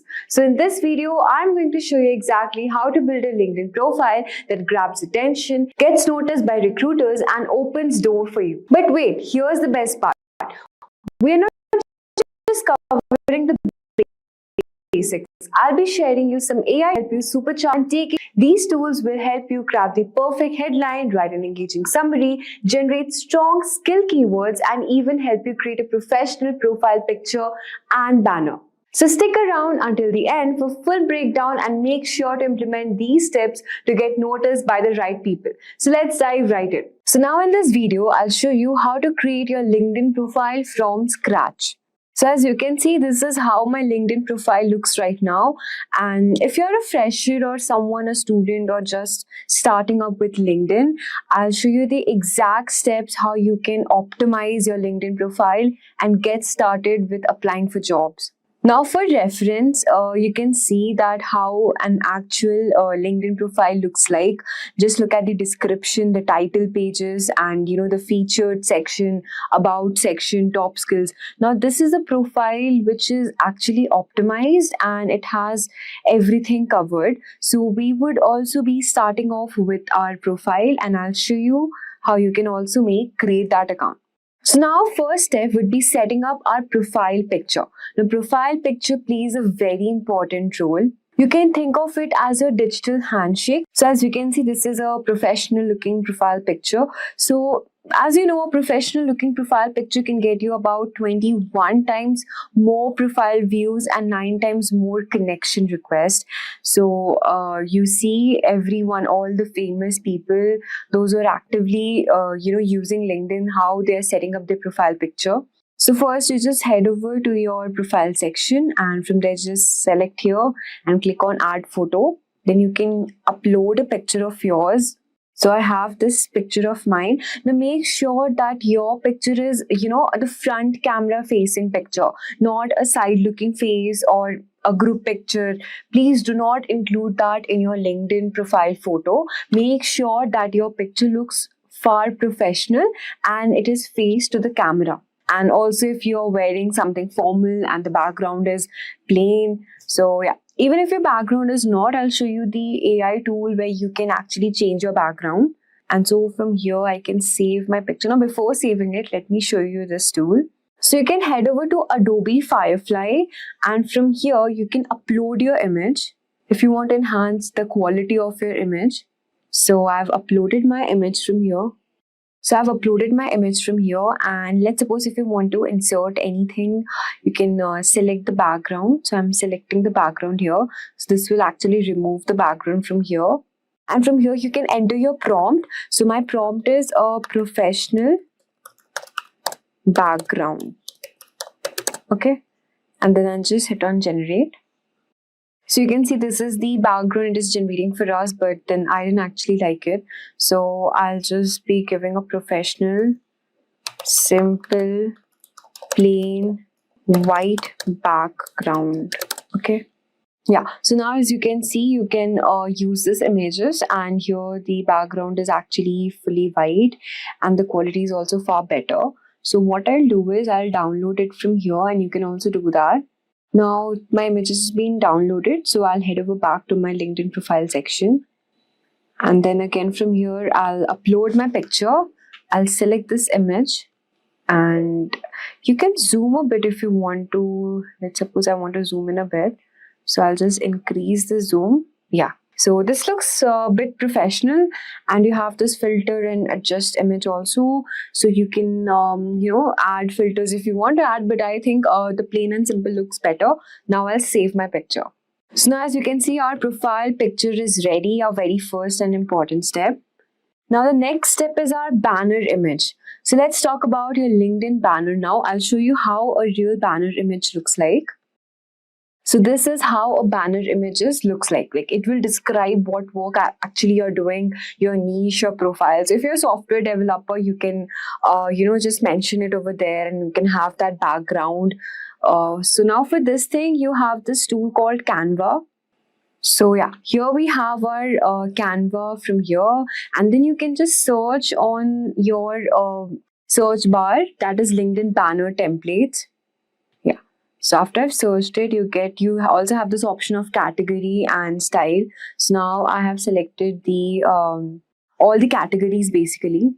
So let's suppose if you're a video editor or a graphic designer, so accordingly you can just select your template from there. Yeah, so I think this looks better for me, so I'll be using this template. I can customize this template from here. Yeah, so you can just enter your name. You can just select on this text box from here, and my name is, just enter my name, and you can just enter your designation. I mean, whatever work you're doing. The senior. Okay. And you can also enter your mobile number from here, and if needed, you can also enter your Gmail, your email address. And yeah, this looks pretty decent for now. So we'll just download this. So now we have downloaded it. So we'll just head over from here and add cover image. And you also have choose this images from here, which is not needed. So we'll just select an upload a photo, and from here you can just select the template which we had designed, this one. And now you can actually straighten, zoom, whatever you want to, but so this looks better to me, so I'll be applying this. Yeah. So now that you can see our LinkedIn banner cover image is also ready, and our profile photo is also ready. And so what we have to do now is that we have to work on our descriptions. Okay, before that, I would say a third step would be actually optimizing our custom URL. It's a small but powerful change you can make in customizing your LinkedIn URL by default. Now, LinkedIn gives you a URL with random numbers and letters. So you can see this is our LinkedIn URL from here. So you can just click on this section, which is the public profile and URL, and you can just edit your custom URL. So I'll be selecting here. Okay. So this is the custom URL from here. So you can just remove the letters, the numbers, random numbers. And suppose, let's say the name looks better, so I'll just save that. So our LinkedIn custom URL is also ready now. Now our next step would be crafting a killer headline for our LinkedIn. Now your headline is one of the first thing people see, so it's very important to make it count. Instead of just simply listing your job title, show off what is best for you. So let's suppose if you're a student, you can just enter something like tech enthusiast, passion for AI. Let's suppose you're working on some development technology, so you can just enter the programming language's name. So I'll show you, you can actually use AI tool for this thing. So let's suppose I'm using ChatGPT. So what I'll do here is I will upload my resume, and I'll just give a prompt that based on my resume, add LinkedIn title description effective and strong. You can also customize it more, killer headline. I've also mentioned it. Yeah.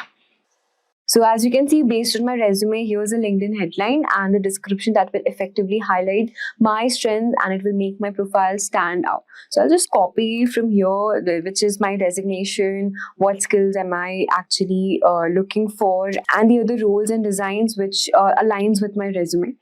So here again, I'll just head back over to my LinkedIn account, and I'll just edit. So this is my headline from here. So I'll just remove it, and I'll mention this thing. Okay. So right now, since I'm working, if you are a student, you can just mention that passionate about AI, machine learning, and here, these are the slash bars, and from here you can just enter your any niche which you're interested in. So yeah, this is how you can create your better headlines, and then I'll just save. Also, you can just mention your education from here. Just select the college you're being passed out, and if you're working in any industry, you can select that. So let's suppose I'm working at a company now, so I'll mention as my designation here. Okay. Yeah. So I've mentioned my company and this is the start date and all, and I'll just click on select. Okay. Yeah, so I've saved my experience from here. Now, if you have any internship experience and all, you can also do that. Also, there's one option of you can add this and update it in your network, which I'll show you later how you can do it. So, if you want to actually, if you're just starting out a new position, you can also do this. You can, you can post it on your LinkedIn, which I'll skip it for now. I'll show you later how to do that. Okay. So as you can see, I've added my headline from here. You can also add your verification badge, but we'll do it later. Now, let's suppose if you're open to work and you want the recruiters to see that you are actually open to a network. So what you can do is you can add profile sections from here. So you can also set up your profile with a resume, but these are the core things which you can select. So first we have this add about section. Now, again, I would say that you can head over to your ChatGPT, or we have one more AI tool, which is Gravity, right? You can use that as well. So here we have the about section. So I'll just again copy this. Okay. Yeah, we have our about section also ready and I'll just save it. Now about section has been updated. Now let's see what more things we can do it. So we have this education. Again, we have added our education position, what services you have. We can add a career break if you took it. Now, one more important thing is adding your skills. Now, this is very, very important. So by default, you have these suggested based on your profile, which is the research, marketing. So again, for this, you can head over to your AI tool. And I've mentioned that give me skills section also. Yeah, so this is the skill section. So again, I will copy paste it from here and I can just keep it over here. Okay, so you can just select it that show us where you use the skill. So if you're using it in your current designation, you can select it and just click on save. So our skill is already on your profile. Okay, the skill is already mentioned. So we have, okay, so you cannot just copy paste your skill from here. So you can just manually, you can write it. So we have this web content, then we have SEO.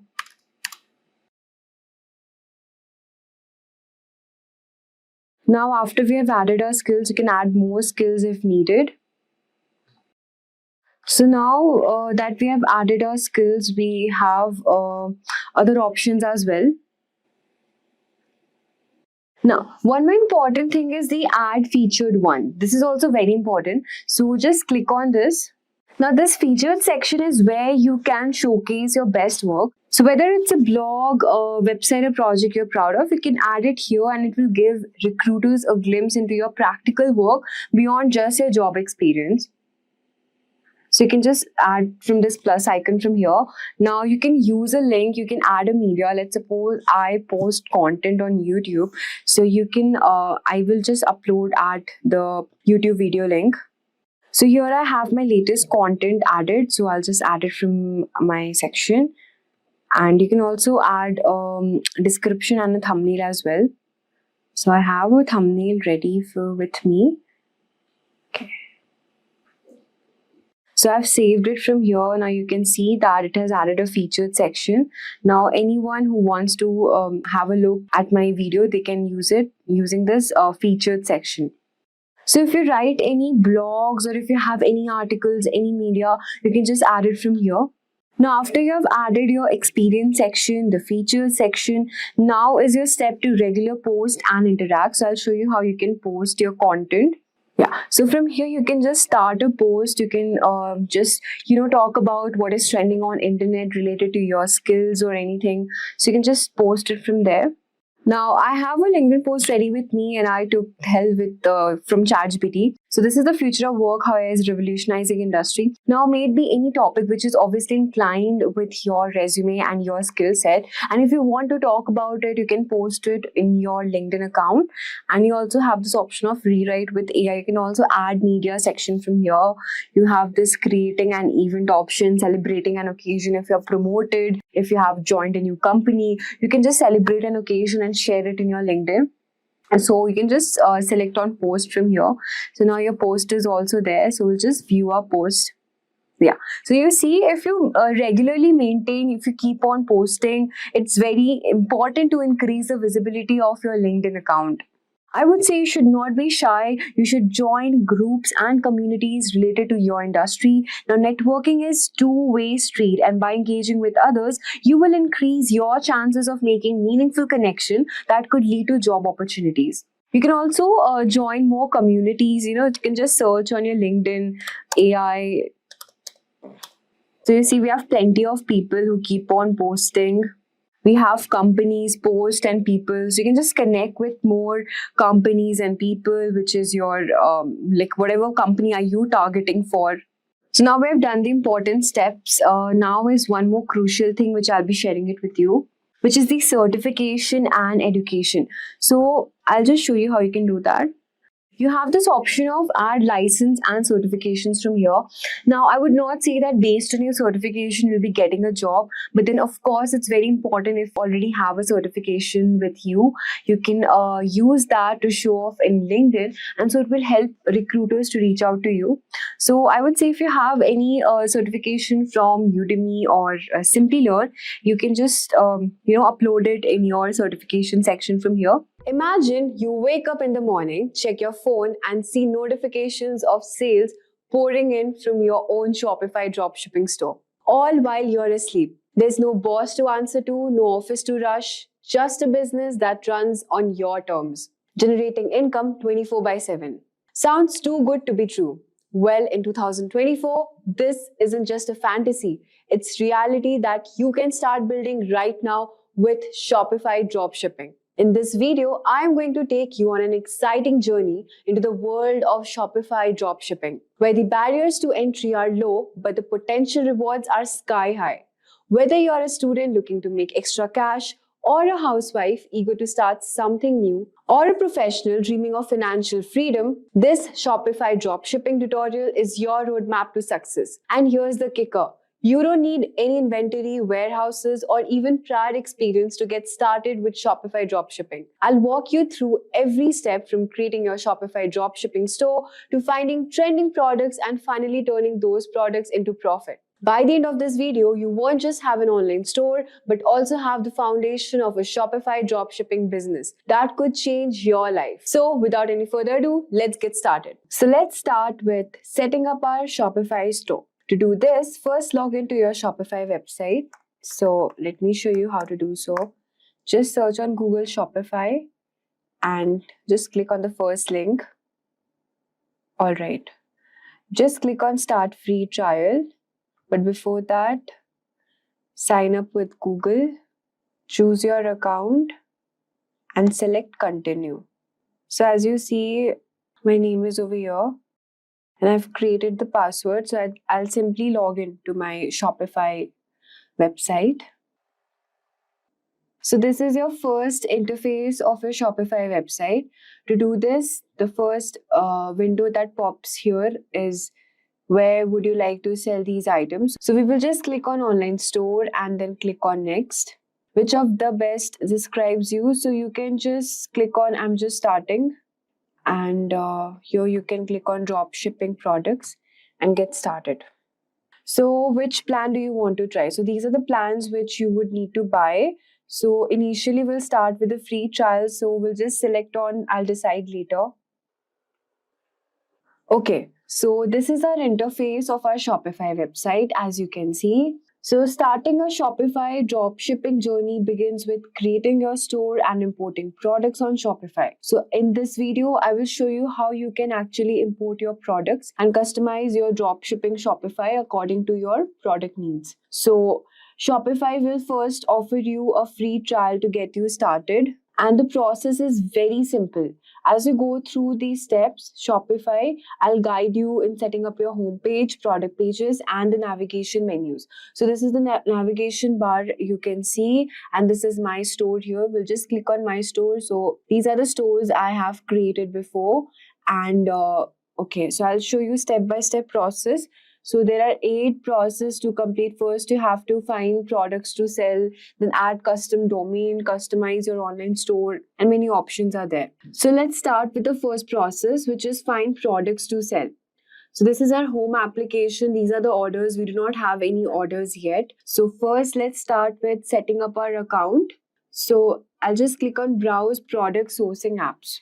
Okay, so these are the drop shipping apps which you would need to connect. So our first step was to find products to sell. So we'll just click on browse product sourcing app, and you can see these are the drop shipping apps, but the apps we are finding is different one. So we'll just click on Shopify App Store, and here you can import and find products to sell.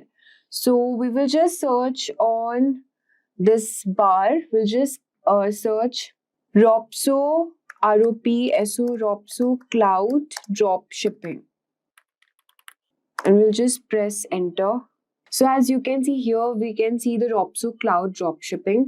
This is a good dropshipping application which you can connect it with your Shopify.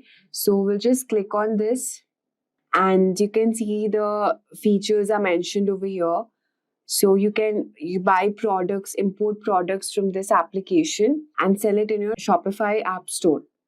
So it's free to install and additional charges may apply later. So we'll just click on install button here. So let's talk about what is Ropso Cloud Dropshipping. Ropso Cloud Dropshipping is a Shopify app that helps entrepreneurs to set up online stores and sell products across India. It's a partnership between Ropso's India first short video app and Shopify. The app offers a variety of features including product sourcing, management, order management, shipping, tracking, analytics, and many more. So, okay, so we have seen here, we'll just click on install. So this we have linked our Ropso Cloud with Shopify. We'll just click enter. And this is my Shopify store name. You can also change your store name according to your customization. So suppose I keep my name here as a brand new shop. Anything you can keep, and just click on submit. So I've created my store and linked it with Shopify here. So as you can see, Ropso Cloud X Shopify partnership with Shopify. So just check out the products they have. You can see in so less prices, we are getting this natural hair growth oil, and so many things are there. So let's suppose I want to purchase this product. I'll just click here, and this is the product here. So I'm just getting it for rupees 190. So I'll just push it to Shopify, and here, this is my shop name, and you can just keep the margin, the profit rates at how much price you're selling. Suppose I want to sell it for rupees 390, all right? So 200 is my margin rates, and I'll just push it to Shopify. Okay, so as you can see, I have pushed it to Shopify account. So we'll just go back to our store and we'll just refresh this. Okay, so we'll just click on this product option, and you can see our product is here. It's imported, natural hair growth oil, inventory, sales channel, markets, and the vendor name. Everything is here. So, okay. So for the collection, we do not have anything much. Just click on homepage. Okay, I'll show you later how to do this, but for starting, let's just click on home. Okay, so we have learned how to, import products using different application like Ropso. There are many drop shipping apps available, each with its own strength. Some includes Modulus, S-Pocket, and many more. So they will allow you to browse through products, import them directly to your store, and automatically send order details to suppliers for fulfillment. So while choosing a dropshipping app, you consider factors like supplier location, shipping time. Connecting the right app to your store is very important for ensuring a smooth customer experience. So after connecting to dropshipping app, it's time to move on to the next step, which is add a custom domain. So you can actually add domain according to your need. We'll just click here, add domain. All right, so you can buy a new domain or connect as existing domain. So for the time being, we cannot just buy new domain. So we'll just let it be how it is, whatever it is. So, okay, we'll just click here as done. Because to buy a domain name, you need to go through a lot of more process. We'll explain it in our later video. So we'll just click on to the next step, which is customize your online store. So this is quite important. So let's check how we do this. Okay, so describe your product or brand. Suppose it's a hair care brand. Okay, hair care product. So we'll just write hair care product here and browse themes.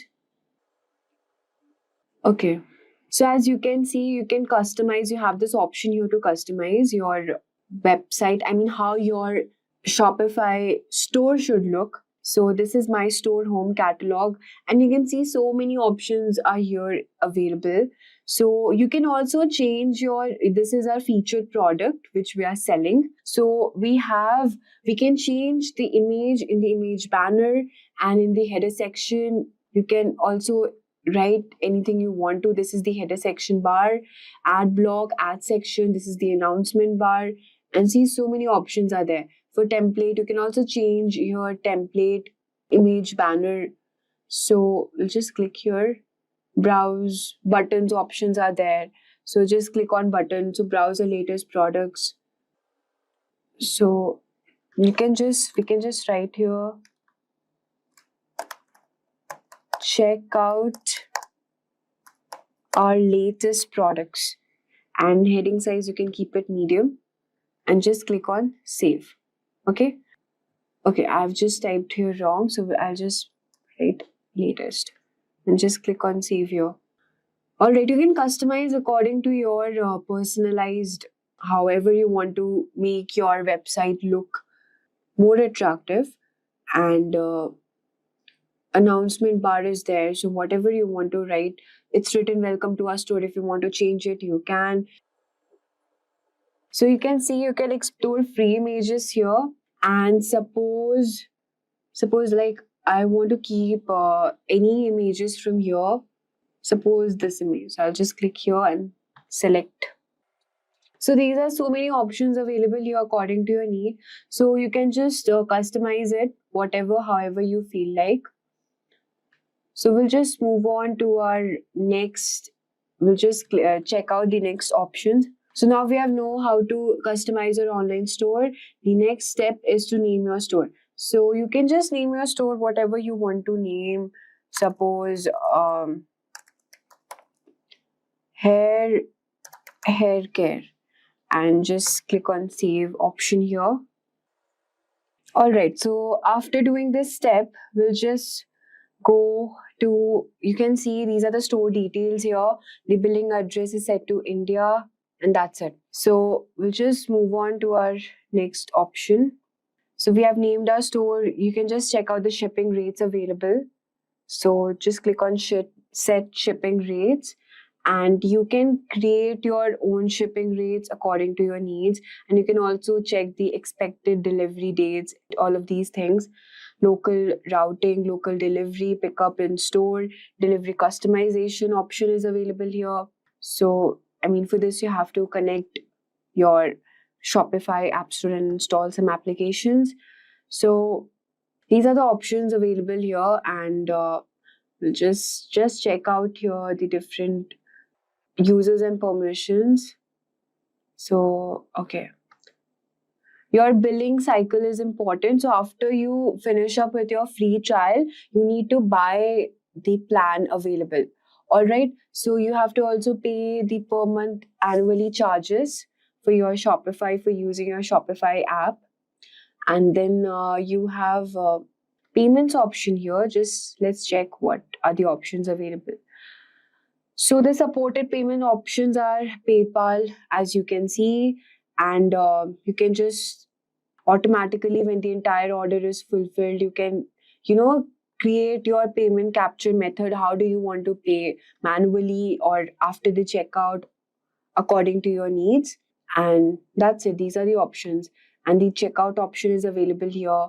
Email, you can add your email and require customers to log into their account before checkout. So if you want your customers to log into their account after they check out and capture their details, you can do that. And that's it.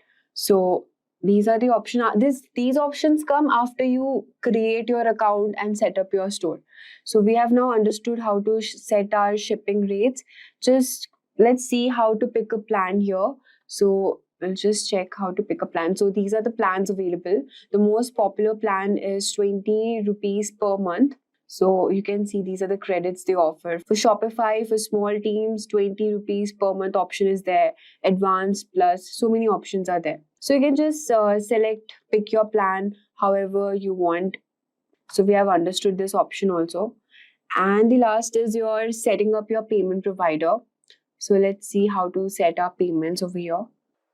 So these are the payments provider. We have checked this out option previously, how to activate PayPal. So after you complete and setting up your store, particularly, you can just click on the payment provider option here.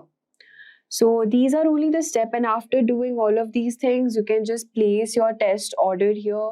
So first you can just read by placing test order, you can make sure the checkout process is order processing. You can just check out the inventory methods, shipping, email notification, everything is correct or not.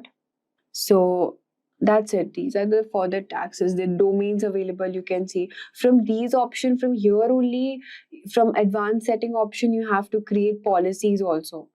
See, return and refund policy. The no policy set because we haven't created any policy yet, but you can do that once you complete setting up your store.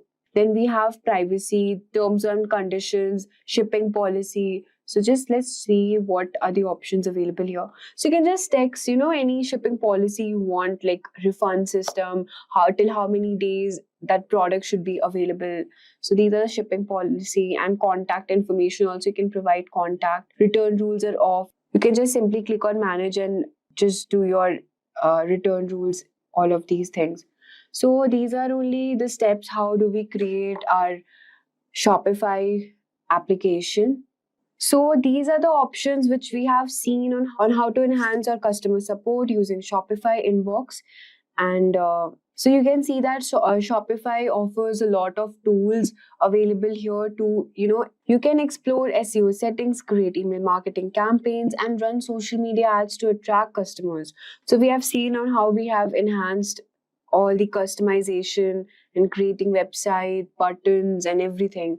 And how do we, connect our Ropso cloud dropshipping in our Shopify. So that's it. We'll just select we have completed all our steps and you can just place test order. That's it. We're just done and setting up our test guide. Okay.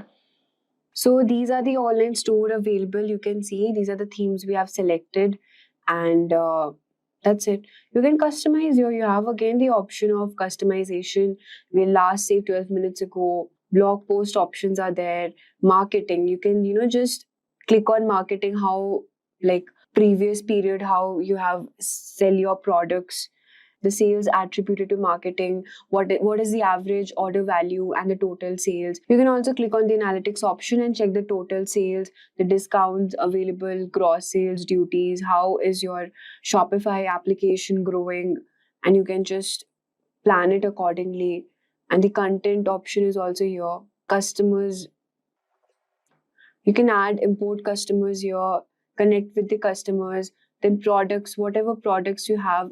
Right now, we just have one product in our hand, but you can also add many products, whatever product you want to import in your Shopify application. And this is the order I have already told you.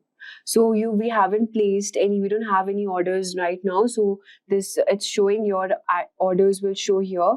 And there we have it. By following these steps, you'll have a fully functional Shopify dropshipping store ready to start making sales. The beauty of dropshipping is that it allows you to run a business with minimal upfront investment, giving you the flexibility to experiment with different products and marketing strategies. Did you know that 93% of online experiences begin with a search engine? That's a massive audience you are missing out on if your website isn't ranking high on search result pages, that is SERPs. But SEO can feel challenging, filled with complex algorithms and ever-changing practices. Enter ChatGPT, the AI assistant that's like having a secret SEO weapon in your arsenal. By using its language processing power, you can put it into work and watch your SEO results explode. With the help of it, you can generate keyword ideas that drive targeted traffic. You can craft compelling content that keep visitors attracted.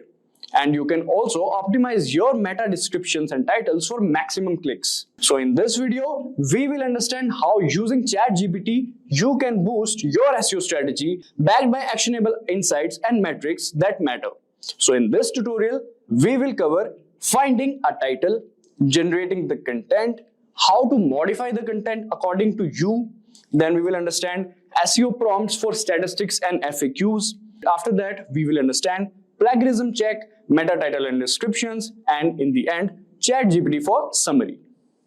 Alright, so now before using the ChatGPT's abilities to enhance SEO in your system, we need to install an extension. That extension is known as AIPRM. So the AIPRM extension is a powerful tool designed to enhance ChatGPT capabilities, especially for SEO and digital marketing. This extension integrates with ChatGPT, enables it to perform advanced tasks that improve your online presence. With AIPRM, you can optimize your content for search engines, ensuring higher rankings and better visibility. So let's first understand how to add this extension to your Chrome browser. So this is our Chrome browser. Here we'll go and we'll type AIPRM extension. Click on enter. So this is the first link basically. We'll click on it. And this is AIPRM for ChatGPT. Don't get confused with any other extension. This looks like this. And now we'll click on add to Chrome. And then add extension. And that's it. Now let's just click on allow. And it is integrated, I believe. Yes. So as you can see, it is also showing a quick start tutorial. Select a prompt template, enter the word phrase or more, send message. So we'll click on get. If you want to view tutorials, you can click on this. Otherwise, you can get started with AIPRM. So as you can see, the whole layout, the whole interface is changed. There are a lot of things over here. Let me explain to you guys what all these things are. Alright, so there are various options under public and on, from which you can filter prompts by topic, as you can see, or activity. And then prompts can be sorted by top videos trending, as you can see. And there are actually 4892 prompts available, and you can see the first 12 on this page, as you can see. And some examples of prompts here is like you can say Yoast SEO optimized content writer, human written 100% unique SEO optimized article. So these are the examples of prompt. Now first of all, we'll ask ChatGPT to write a blog post for us on, let's say, fitness.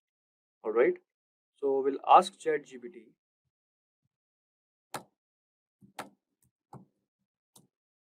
fitness in everyday lifestyle. Alright, let's click on this. So we haven't used any prompt till yet. So let's just first put this input and let's see what ChatGPT gives us. Alright. So as you can see, this is the topic name. Importance of everyday fitness, simple strategies to incorporate fitness. Then we can see subtopics are also there. Alright. And here's the conclusion. Alright. So this is basically our blog post. So now let's say we want to optimize this blog post and we want to do SEO on this one itself. So let's first just copy this. We'll copy this and paste in our document. Alright, so this is our document and we have pasted this. Alright, now let's go back over here and let's say we want to write it in a more familiar or you can say friendly tone, and in a more explanatory tone you can also use. So let's just write this.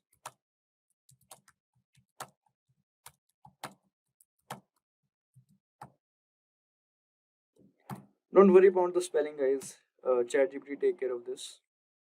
Alright, so let's see what are the changes in both of these blog posts.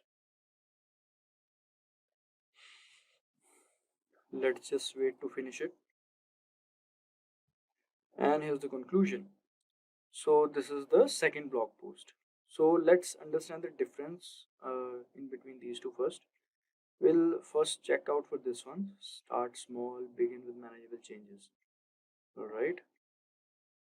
As you can see, here it is begin with manageable changes, take the stairs instead of elevator, walk or bike to nearby destinations or stand and stretch during work breaks.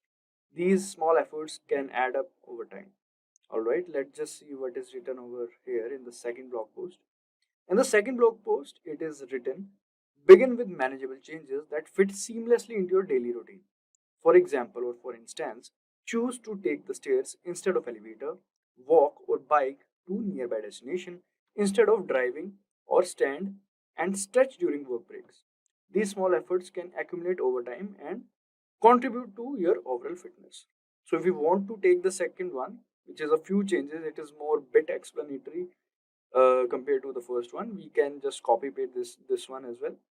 So you can write a second prompt as well, in which if you want to write in a friendly tone or in a formal tone, you can write like that. All you have to do is to just write the prompt in ChatGPT. Let's just copy paste it. We'll replace it with the second one.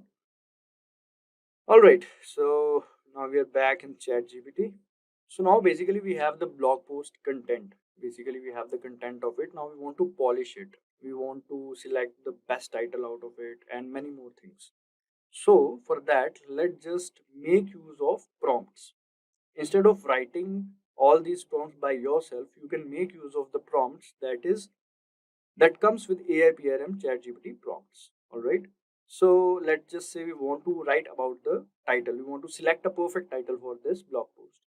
So what we can do is we'll go over here and first of all we'll select in topics. We'll go and we'll select copywriting because we want to write about the SEO optimized title. We want the best title. We'll select copywriting, confirm. All right, now after this you can just go for prompts, whichever you like. I'm gonna go for this one, blog post title generator. As you can see, also if you didn't get what you wanted, then you can go for the search engine over here. You can just type, let's just say if you want to if you're writing a script basically and you want a perfect title for it, then you can write a script generator or something like that over here. Automatically whichever prompt that are relevant to it will come. All right, so we have selected this one, blog post title generator, because we have to create a title for our blog post. We'll click on this and now all we have to do is to write the name of our blog post. The name of our blog post is, we'll select everyday lifestyle, fitness in everyday lifestyle. Let's just select this one. All right, now as you can see, you can select the titles to write. It is 5. Let's just select 10. All right, now the language you can select English, and many more languages are there. We'll keep it in English itself. Tone, emotional or default. Let's just be default itself. Poetic, default itself. We'll keep it like this. All right, now click on this. Let's just see. So according to ChatGPT APRM prompt, these are the 10 best titles that we can implement in our blog post. Now what we want to do is select one best title out of it. Alright, so these are 10. We have to select one out of it. So for that, we'll go to Google Keyword Planner. So this is Google Keyword Planner. We'll click on this, find your campaign and keywords. We'll click on this, visit Keyword Planner. Now you guys might be thinking, what is Google Keyword Planner? So let me explain to you guys. So this Google Keyword Planner is a free tool that helps you find keywords for your online content. It shows you how often people search for certain words and phrases and how much competition there is to rank for those keywords. This way you can choose the best keywords to target in your ads or blog post or website to attract more visitors and potential customers. So it will give you the numbers basically which are mostly ranking and having the competition. Alright, so we'll click on discover new keywords and let's select where it is. We'll select the first 10. Go to Google Keyword Planner and now here we will paste it. So all 10 of them are pasted. Now what we'll do is we'll click on get results. So after clicking on get results, as you can see, so this is average monthly searches. This is competition. We want the maximum monthly searches, fitness, healthy lifestyle, and low in competition. So according to your preference, you can select from here, and whichsoever this is 100k to 1 million, and many more topics you can select from here, which has low competition. So as you can see, this treadmill has more average view 100k to 1 million, but the competition is also high, so we should keep the competition low as well. So we should keep in mind, so we can select our best title from it, so whichever suits. Alright, after selecting the best title, we can go to our what we call this blog post to change the title. So this is the new title. Let's keep it like this. Alright, so now our title is done. Now let's go back to ChatGPT. And here is our ChatGPT. And now let's go to its layout. Now here we want to write the content regarding that title. So what we'll do is basically we'll go over here and we'll select SEO. And once we have selected it, we'll select this prompt, human written 100% used SEO optimized article. Now based on that title that we have generated, we'll write a complete content on it. We'll use the help of this prompt. So as you can see, GPT 3.5 Turbo, GPT-4, GPT-4o. We'll select this and paste our title. So this is our title, transform your life, how everyday fitness can boost your health. So now this prompt will generate the content based on this title. Alright, now let's see. So as you can see, transform your life, how everyday fitness can boost your health. This is the content outline, the article outline you can say.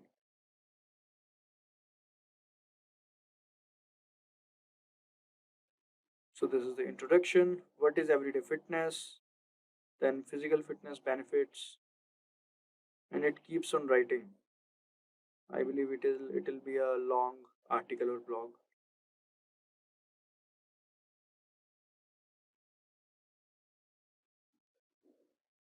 So you don't have to write too many prompts for this. You can just do this and the whole thing will take care of it on. As you can see, FAQs are also being generated by this prompt. Otherwise, we would have wrote another prompt for the FAQ. And many things are there that should be in there in the article or blog. So yeah, now we can select our article or blog, we can say. So we have the title. We don't want the outline, let's say. We'll take it from here, from the introduction. It's a long article, I believe. As you can see, this last question is not completed, but you can click on continue generating and it will complete that. We don't want the last question. I think 3 questions or 4 questions are sufficient for us. So now as we have copied it, first of all, we need to make sure that our content is unique. It is not plagiarized because we can't publish or use the plagiarized content. So we have to be sure that we are using the unique content. For that, we'll have to go to this site known as Dupli Checker. We'll click on this first link, and now as you can see here, we can copy and paste it. Paste. We can just exclude this last question as I told you. All right, now our content, our article is pasted. Now we will check the plagiarism.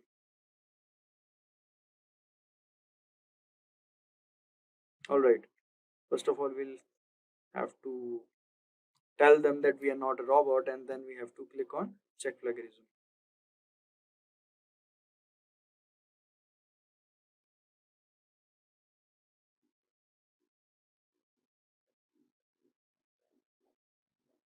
All right, so it is showing maximum 1000 words allowed per search. All right, so let's just do one thing. We'll do it because if you want to do 1000 words, you'll have to go for their pro version or the premium version. So we now have to use some part of it, not the complete part.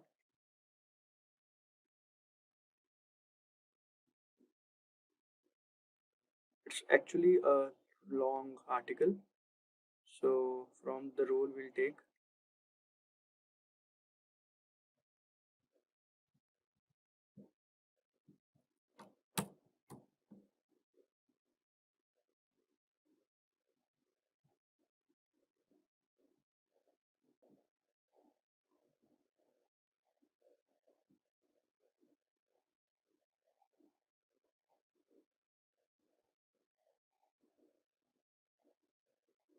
As you can see, number of words is 505 and result found 0, 0% plagiarism, 12% unique. All right, so plagiarism is 3%. I think that can be, we can neglect it. And now let's check for the rest of this one. All right.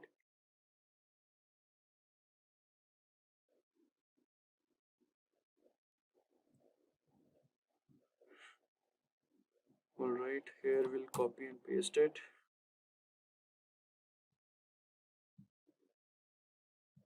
Check plagiarism.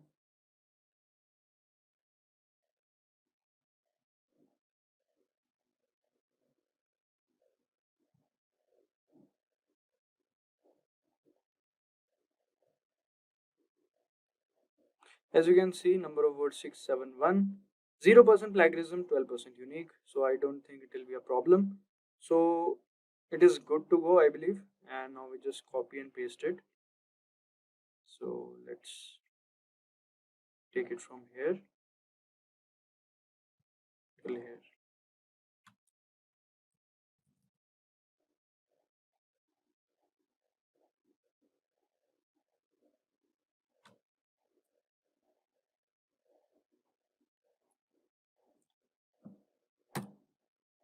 All right, so this is our content now. So our content was not plagiarized, but let's just say if it is plagiarized and is not unique. So what should we do? Then we can simply put a prompt in ChatGPT that make it non-plagiarized or make it unique or rephrase it. For let's say that plagiarized checker, the duplicate checker, mentions the particular lines or where there is plagiarism.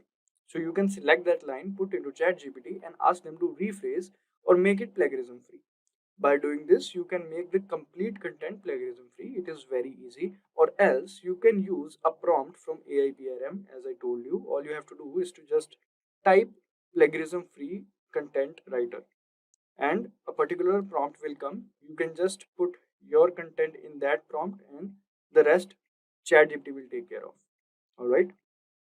Now to boost your SEO strategy, you must focus on EEAT, that is expertise, authoritativeness, and trustworthiness, and keep that human element strong. Use ChatGPT to improve your content with interesting verified facts and relevant examples. Create a FAQ section to answer common questions and look for any missing information to fill in.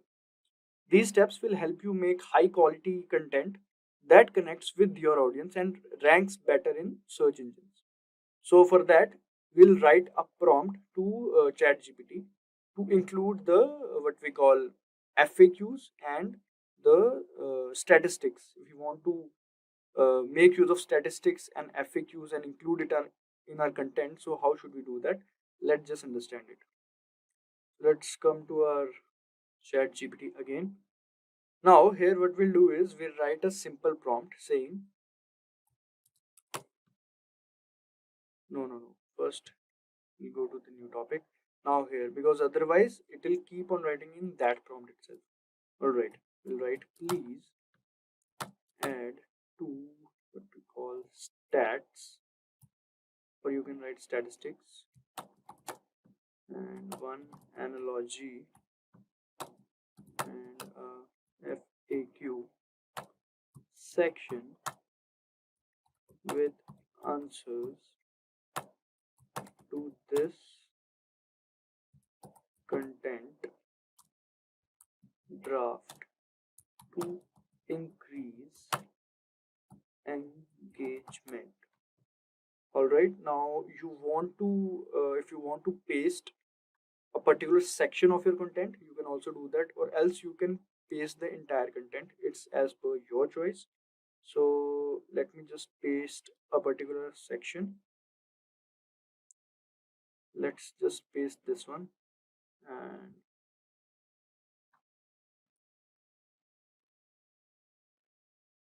all right, let's see.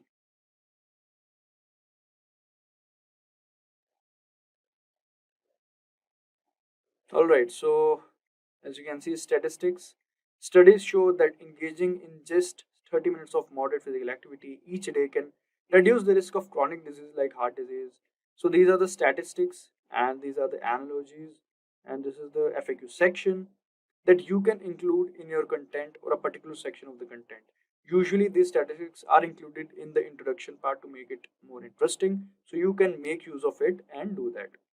Alright, moving forward, let's understand the ChatGPT prompts for meta titles and descriptions.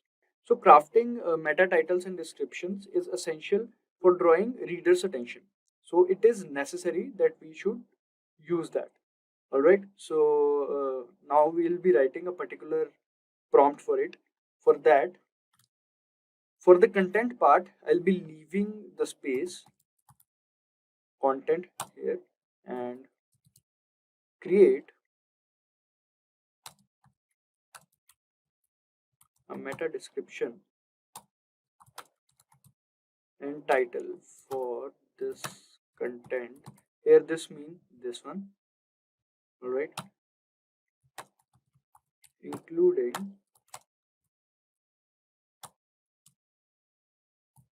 the keyword. Now here we'll mention the keyword.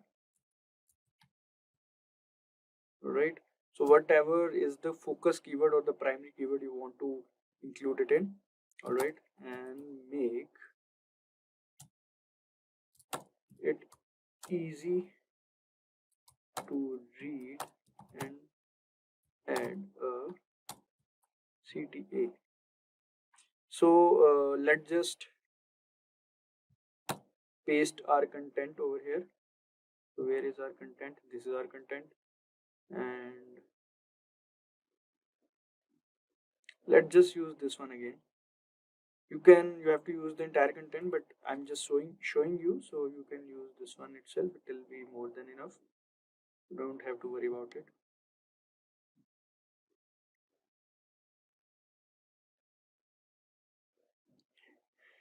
And the focus keyword is healthy lifestyle. All right, so this is it. Now all we have to do is to wait, we've done something wrong. Here we'll paste the healthy lifestyle.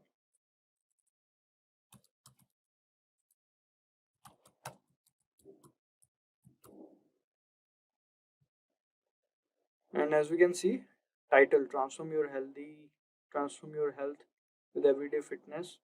This is meta description. Discover how incorporating everyday fitness into your routine can transform your health. This is meta description. This is CTA. Ready to transform your life? Start incorporating everyday fitness into your routine today. So you can make use of it using this prompt. And yes, now let's understand the ChatGPT prompt for writing summaries. So now, like writing blog summaries and posting them on LinkedIn and Twitter helps you reach a wider audience. By sharing engaging snippets, you can attract more visitors to your blog, increasing traffic to your website. This practice also establishes you as an expert in your field, building your brand and reputation. So, social media platforms facilitate interaction through likes, shares, and comments, boosting engagement with your content. So, posting a blog summary in your social media like Twitter, LinkedIn, etc., will be helpful for you. So now let's just write a particular prompt in ChatGPT for creating that blog summary for us. All right. So let's make use of it. We'll write, please create 100-word summary of this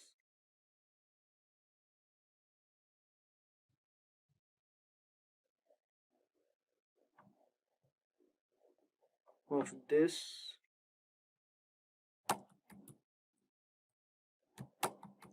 post optimized for Twitter. So as ChatGPT already have your content, so you don't have to worry about repasting it. So let's just see.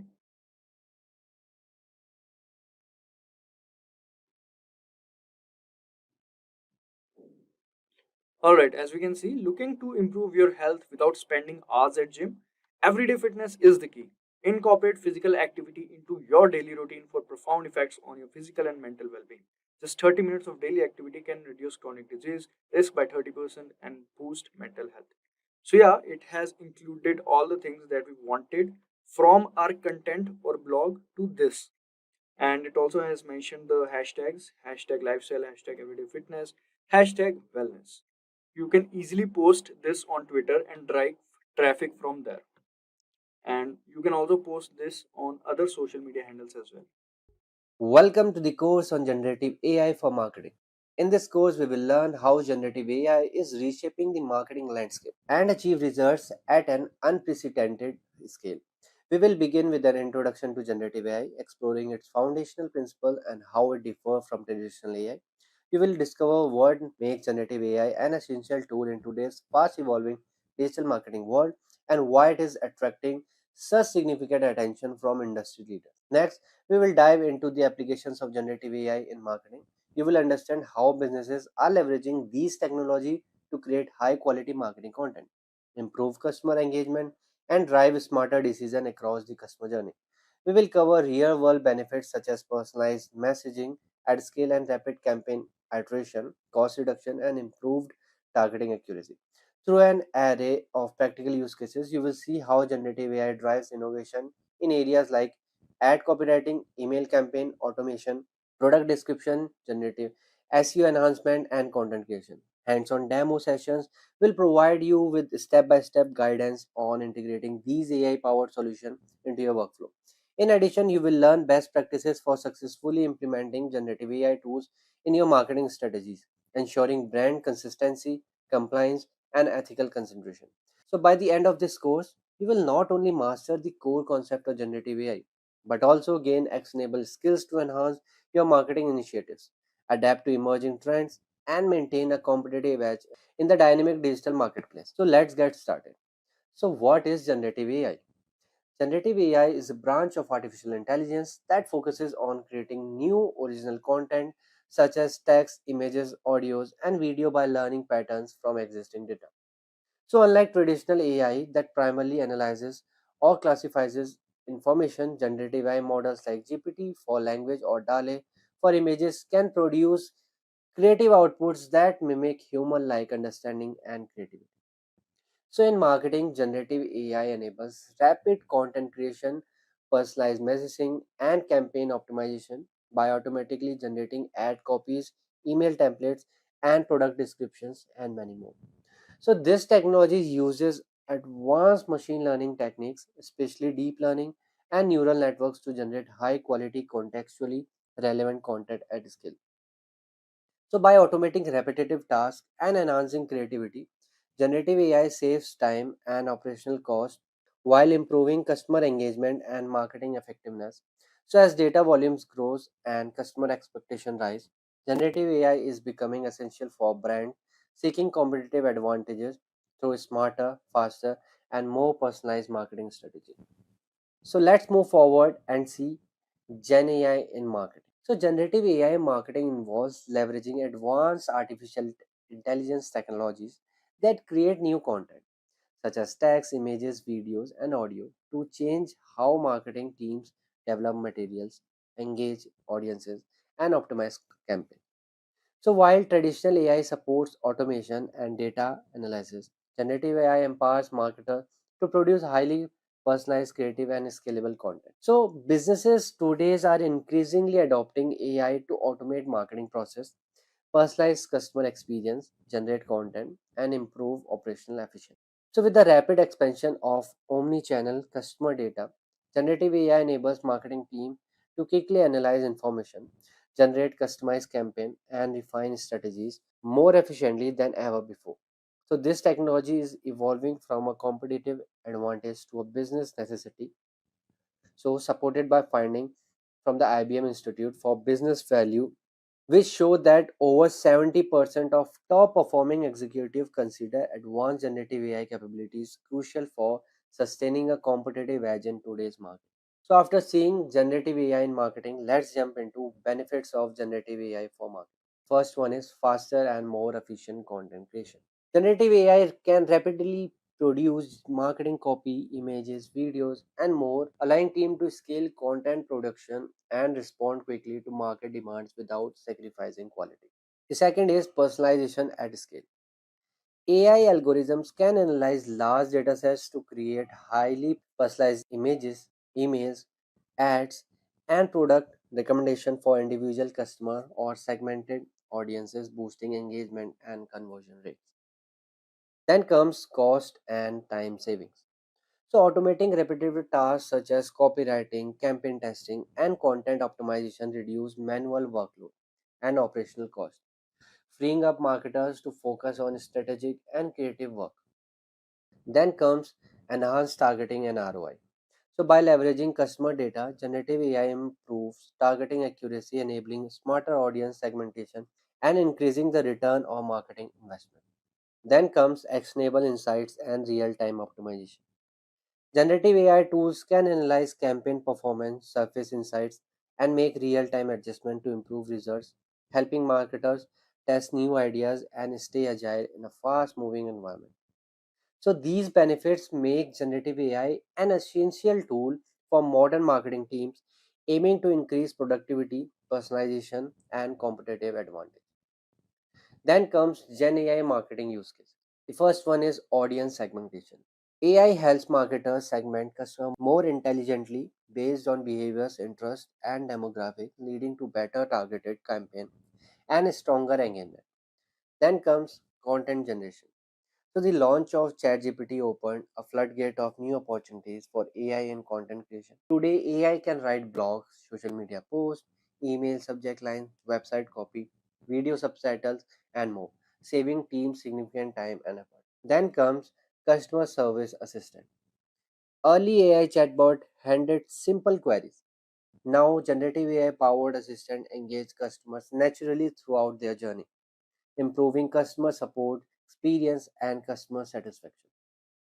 Then comes e-commerce personalization.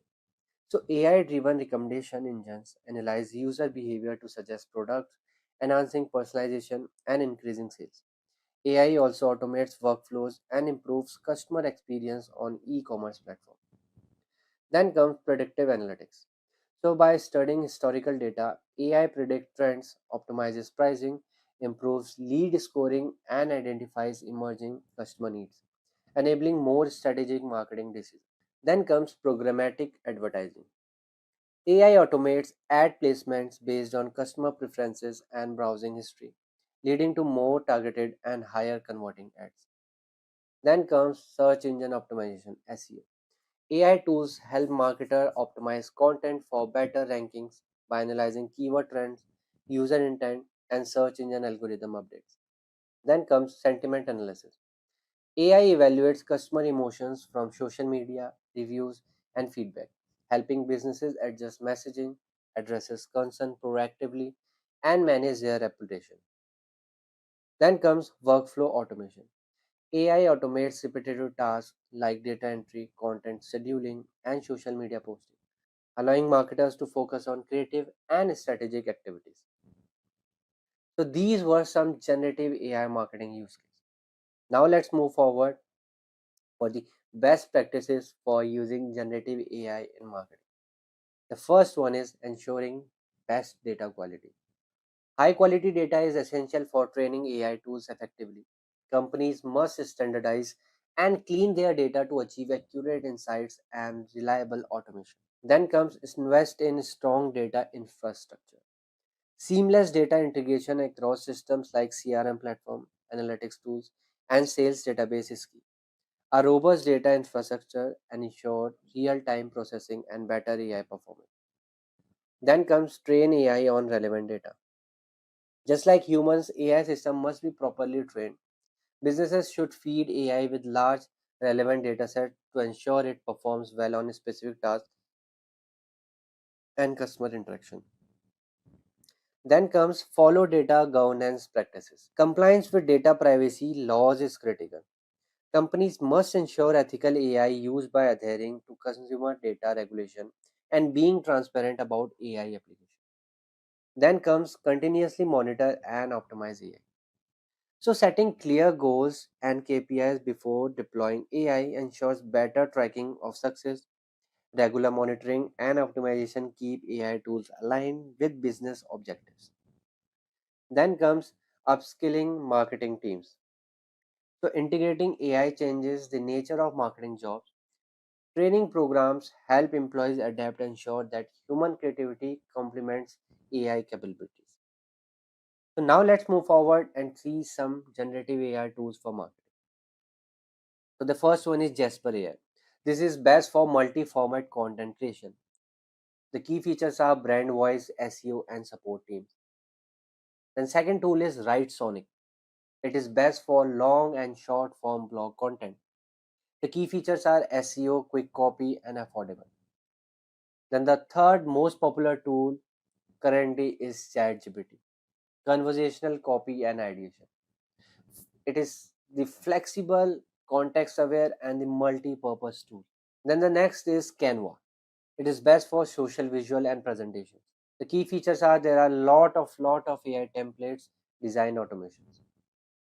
Then comes Synthesia. It is the best for video content. You can find avatars and tutorial in it. The key features are video from text, localization options. Then comes Market Muse.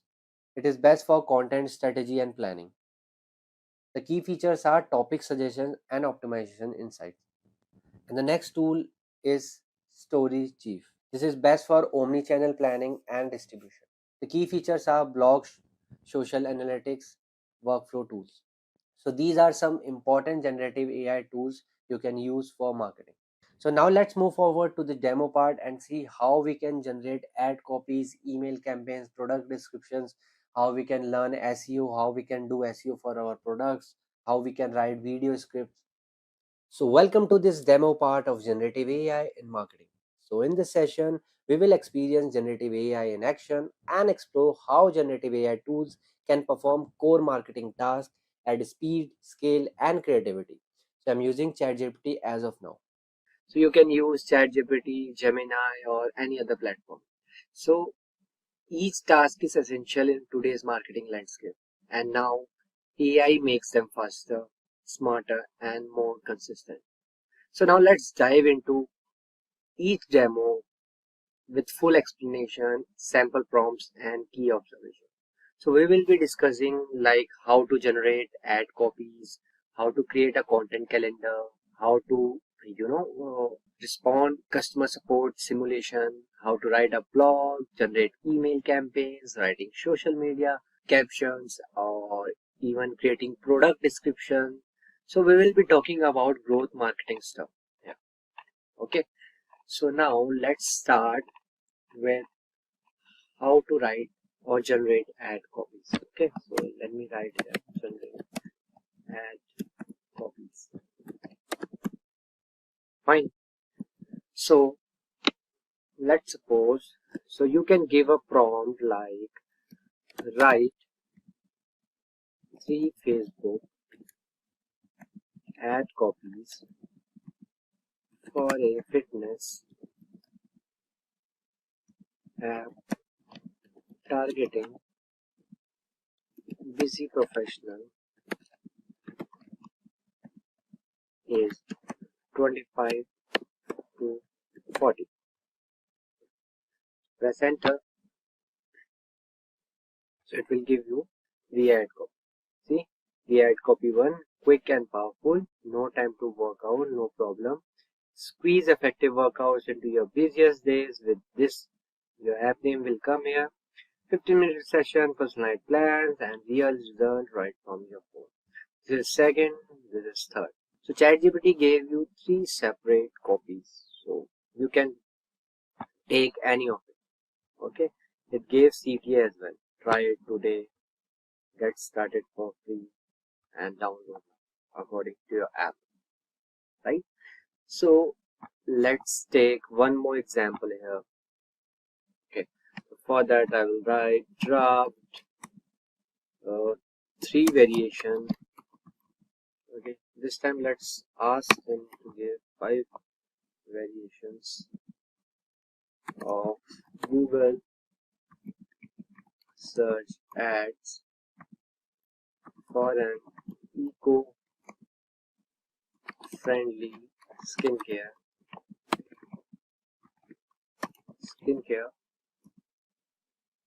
brand. Fine. So draft 5 variations of Google search ads for an eco-friendly skincare brand. Okay, press enter. So here are 5 variations of Google ads for an eco-friendly skincare. So this is ad 1.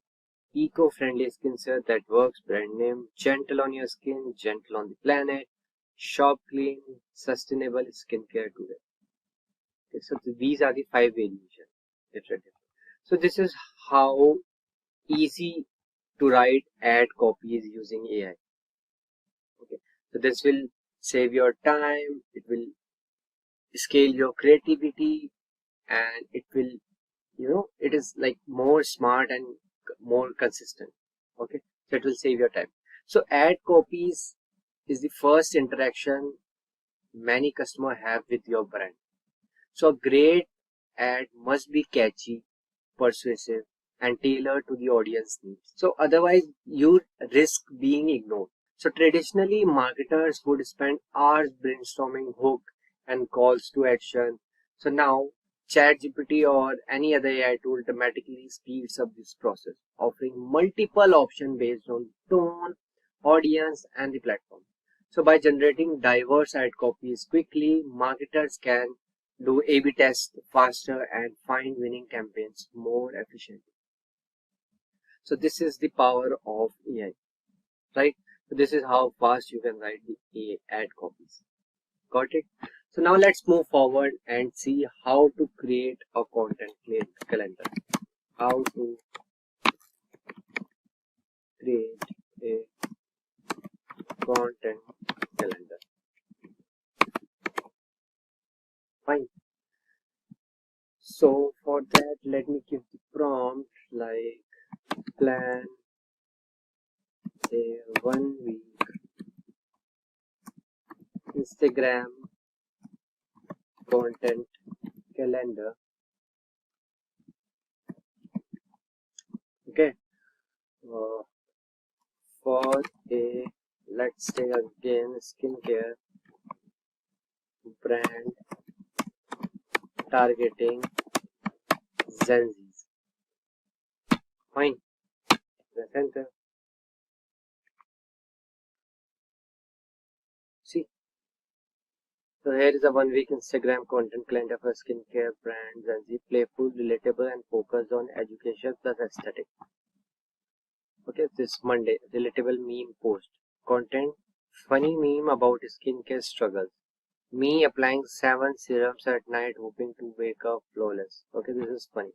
Caption would be, it's called self-care sweetie. Hashtag skincare journey relatable.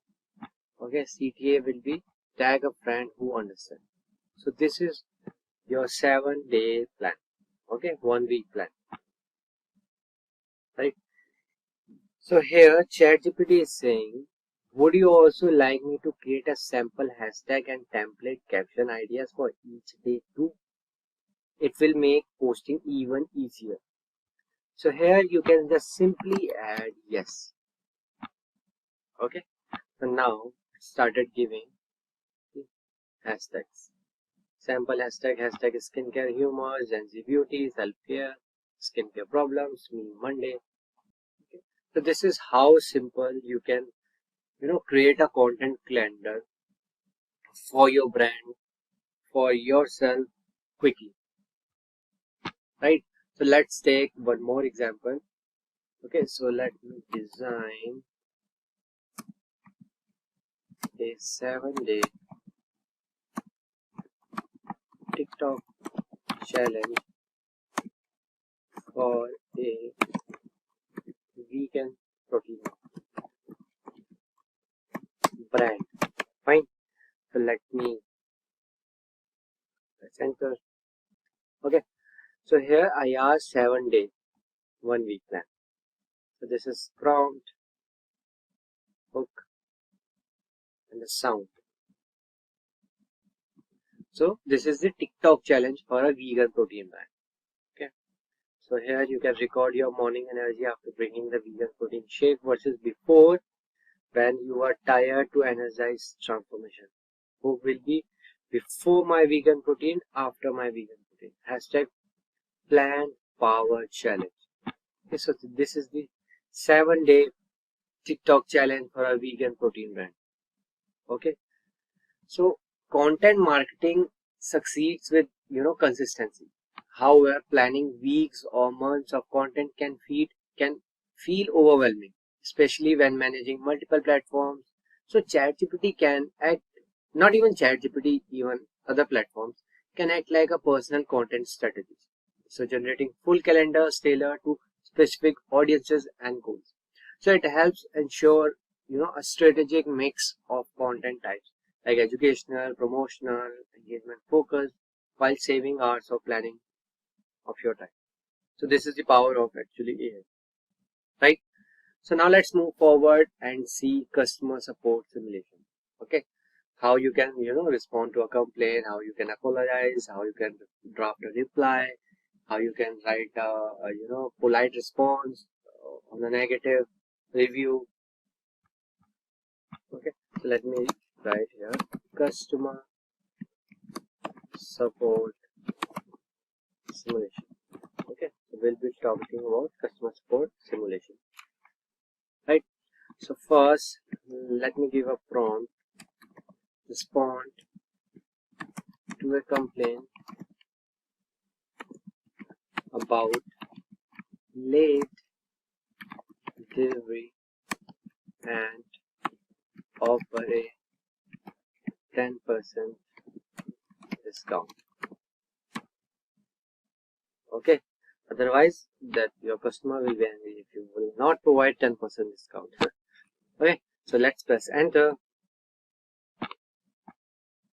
Okay, see, so it gave the email version. I hope you are doing well. I'm truly sorry for the delay you experienced with your delivery. We completely understand how frustrating this can be, and we appreciate your patience. So as a small token of our apology, we would like to offer you a 10% discount on your current order. So this discount has been applied automatically, and this is it. Okay. So would you like a few more variation depending on whether you want it to sound more casual or more formal? Okay. So let's add more formal. See dear, I hope this message finds you well. Please accept our sincere apologies for the delay. So this is how you can, quickly respond to a complaint about the late delivery. Okay. So what if you got the negative review on your platform? Okay. So you can write a polite response to a negative Amazon review. Okay. Dear, thank you for taking your time to share your feedback. We're truly sorry to hear that your experience does not meet our expectation. At this, customer satisfaction is very important to us, and we will take all feedback seriously as it helps us improve. So this is the main line. Okay. So this is how you can write, customer support solution, because customer support defines brand loyalty. So responding politely, empathetically, and efficiently builds trust. But it's resource intensive to maintain a consistent tone across all customer interactions. And AI can help marketers and support teams draft quick, brand-aligned responses that resolve issues while preserving customer relations. So with ChatGPT or other platform, you can simulate real-world complaint handling scenarios and learn how AI can aid in human-centered service automation. Okay, this is the power of AI, right? Now let's move forward and see how we can write a blog post outline. Fine. Let me just write here how to write a blog post outline. Okay. So let me write plan a blog post title Ultimate Beginner's Guide to Yoga at Home. Okay. So plan a blog post title Ultimate Beginner's Guide to Yoga at Home. Let me present her. So here is a full blog plan. First introduction will come, hook, why home yoga, what readers learn, then why yoga is perfect for beginners, then how to set up your home yoga space, then must know beginner yoga poses, then finding the right yoga style for you, then creating this, then this, like this, and at the last we'll write the conclusion in 100 words. So this is how easy you can draft a sample introduction or suggest SEO blog title variation to make even more clickable. Okay, so here I will write suggest SEO blog title variation. So these are some titles, SEO, SEO friendly titles. So you can give it to your blog, like how to start yoga at home, the ultimate beginner's guide, yoga for beginners at home. This. Okay, this is how far. So here is tip as well. For better SEO, you can mix a how-to phrase or beginner yoga at home phrase into your blog. Slug URL look like this. How to start yoga at home, that's the description. Okay. So and even you can write draft. So this is the second example. Draft a blog structure for voice search optimization in 2025. Okay, press enter. So this is the second example, how you can write the blog post outline. After this, if you want to write the blog, you can ask ChatGPT to give me proper blog in detail with fully structured. Okay, and the bonus idea is also here of a free downloaded checklist, 10 easy. This is okay. Why I'm saying writing a blog post online is important? Because a strong blog post starts with a strong outline. So without a structure, even good idea feels scattered, making it harder for readers and Google SEO algorithms to follow your content. So ChatGPT or other platform can instantly provide a logical blog outlines with clear headlines, subpoints, and CTAs, call to actions. So it helps writers, start fast and stay focused, improving the overall quality and SEO friendliness of blogs. So this is why writing a blog post online is important. Okay, fine. So now let's move forward and see how to generate email campaigns content. Okay, so I will give the prompt like write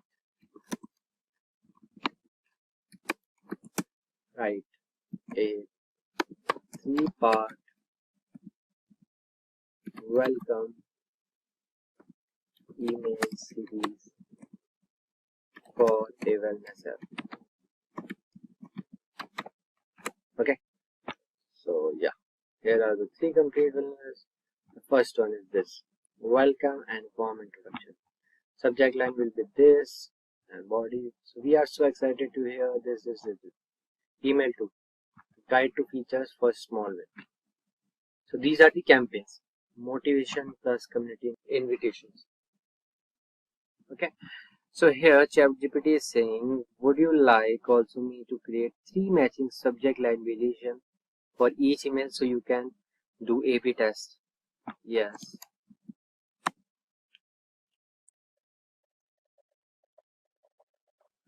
And to generate content using AI, it is very important to have the good knowledge of prompt engineering. Okay, if you don't know how to give a prompt, so it will be very difficult for you to generate content as per your need. Okay, so ChatGPT will give you the wrong content. Okay, it will not fulfill your need. So giving a right prompt is very important. So yeah, let me give one more sample. Draft a launch announcement email offering a 20% free order discount.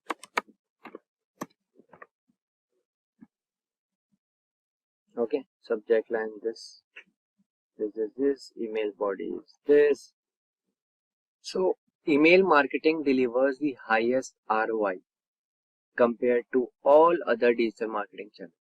But crafting effective email sequences, nurturing leads, promoting new offers, recovering abandoned carts takes time and creativity. So AI tools can assist marketers in drafting personalized, persuasive email series that follows proven marketing psychology models. Okay, so helping automate and scale email marketing efforts effortlessly. Okay, so this is the power of AI. You can generate email campaigns in few seconds or few minutes. Okay, saving your time to so that you can scale up your content. Fine. So now let's move forward and see how to write social media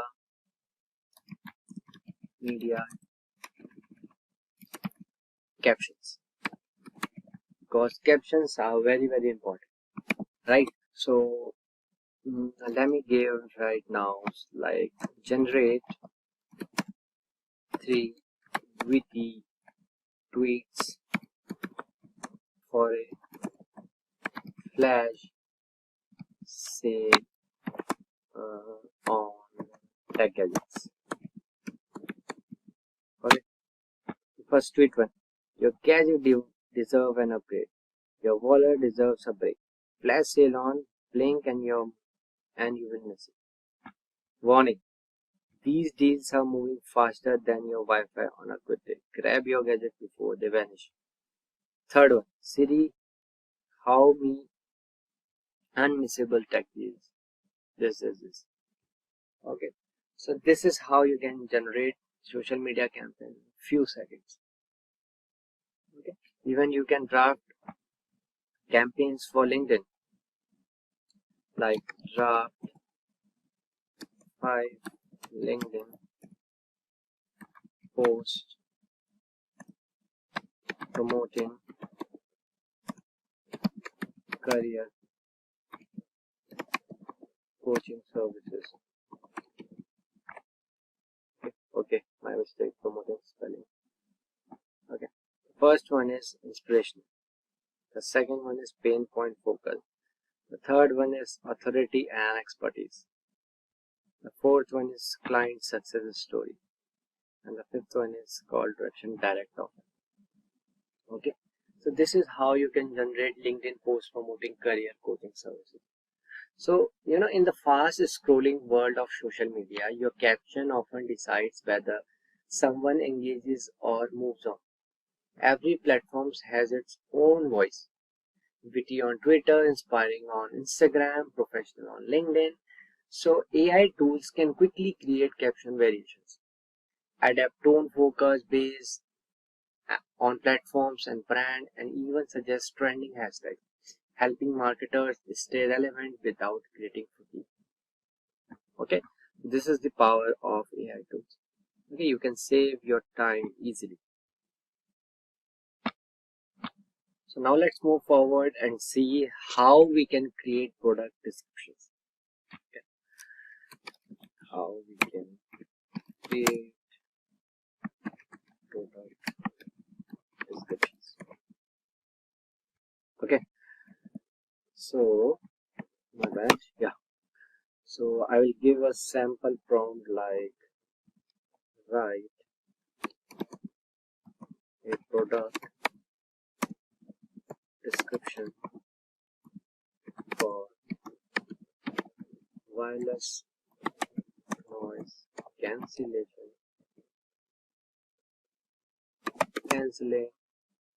headphones. Okay, press enter. See, experience pure sound anywhere you go. Introducing the product name, the ultimate wireless noise cancellation headphone to build your word. This is this. Advanced noise cancellation, this. So while giving the prompt, you can give your product description, a small product description as well. Okay, so here, I gave the best feature, noise cancelling headphone. So this is how you can add one feature. Okay, so it will specify more about that. Fine. Or you can, see, would you also like a shorter, punchier version for ads or Amazon listing? So I will write yes. So it will give you more clarity. Okay. So this is the shorter version of the product description. Okay. And I can give like more example, like compose a stylish product listening for listening for a, let's take example of fitness watch, smart fitness watch. Listen to okay, product name, redefine how you move.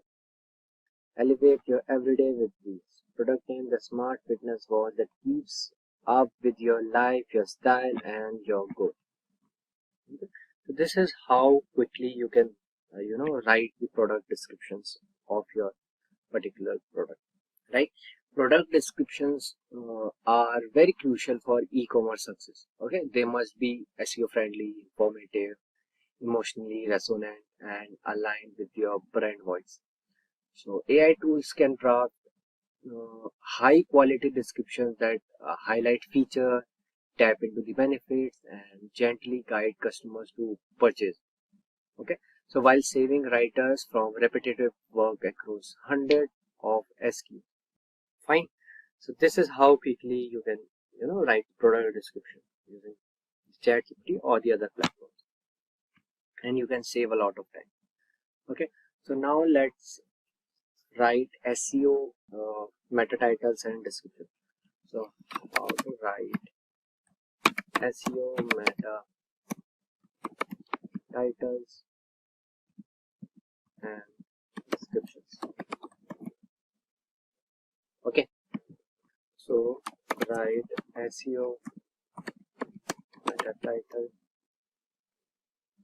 and description for a blog about benefits of yoga for mental health. Fine. So here's the meta title. Top benefits of yoga for mental health. Improve wellness naturally. Okay, length is 58. Ideal for SEO because the ideal length should be less than 60 characters. Okay, but this is not good because it's giving 152 characters. Okay, would you like 2-3 alternative variations? So I will write here yes.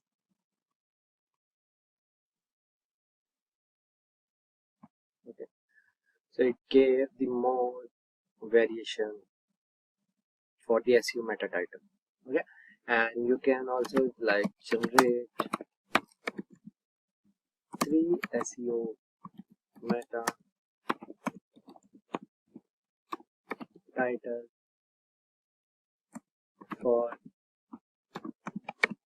top 10 marketing trends for 2025. Okay, press enter. Option 1, straightforward and optimize. Top 10 marketing trends for 2025. Future proof your strategy. And you can even write here I need in simple words. Okay, it will give you simple words. See here, it gave future proof your strategy. Okay, now you can see what you need to know. The simple marketing trends for 2025, 10 big changes you should watch. 10 new marketing trends for 2025, easy guide for business. Okay, so before someone even clicks on your website, they see your meta titles and descriptions in search engine results. So well crafted meta content can increase your click-through rates dramatically. So ChatGPT helps marketers quickly generate SEO friendly titles and descriptions optimized for both user appeal and search engine algorithm. Fine. So now let's move forward and see how to create ad headlines and taglines. Okay, creating ad headlines and taglines for your brand. Okay, so here I will write generate catchy taglines for a luxury resort.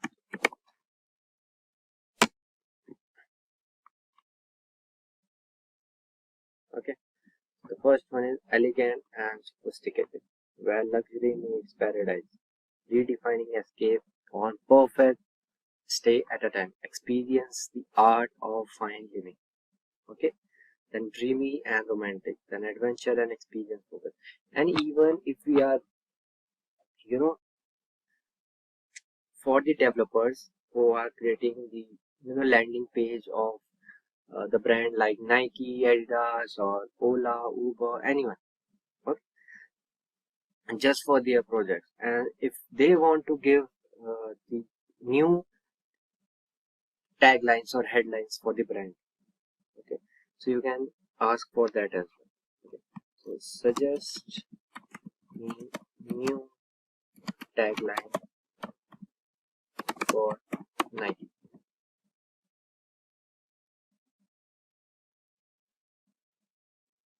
Okay, it is just do it. Own your power. Rise, run, repeat. Build for the brave. Move without limits. Beyond fear, beyond limits. So this is how you can generate ad taglines and headlines. Because your headline is your hook. If it's boring, the best ad or landing page underneath, it will still fail. Strong headlines and taglines communicate your core message instantly and emotionally.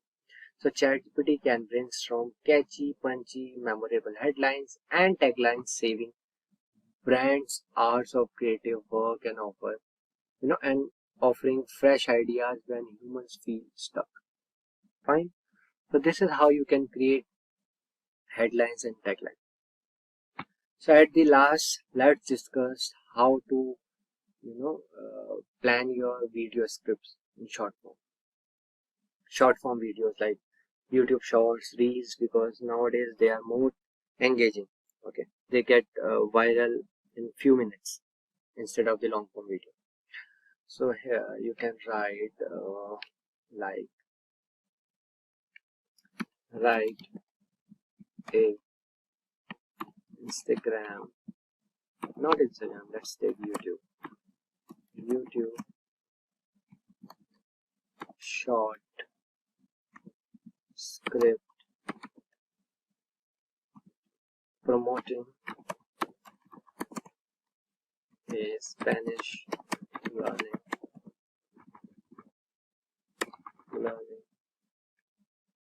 app.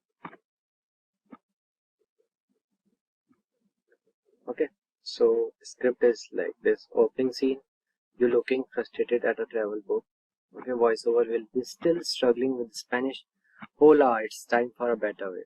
So this is how you can write quickly. Or you can write like plan a 90-second video ad for an AI powered resume builder tool.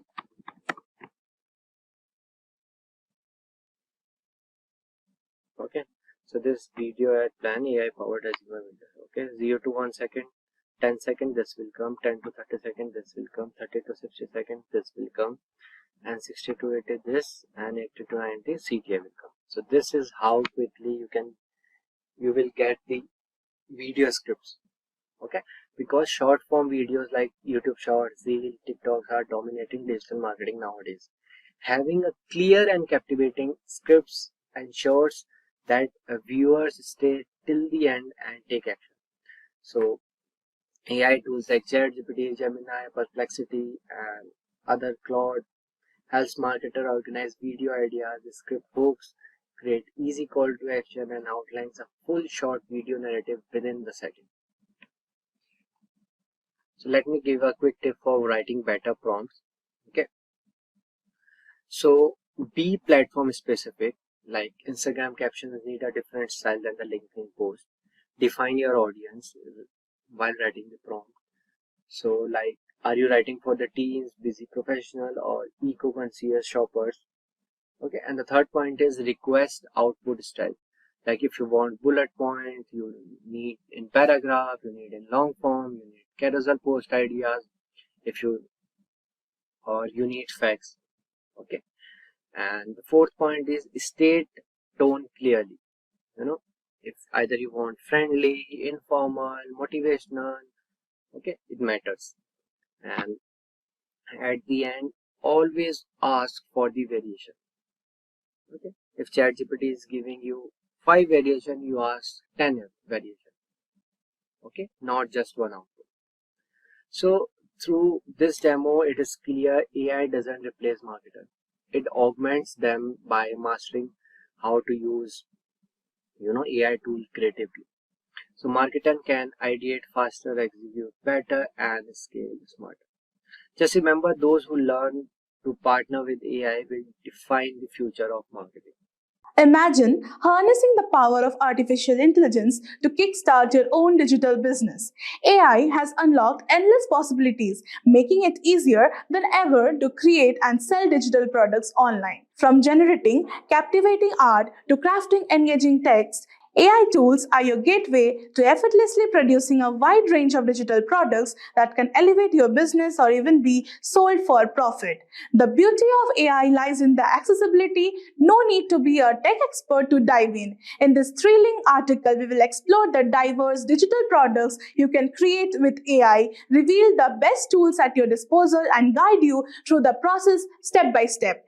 Get ready to unleash your creativity and see how AI can transform your entrepreneurial aspirations into reality. So, let us understand what are digital products. Whenever we hear the term digital products, we generally think of images, arts, or files that can be downloaded. While these are the majority of the products we can find online, the definition of digital products is much broader.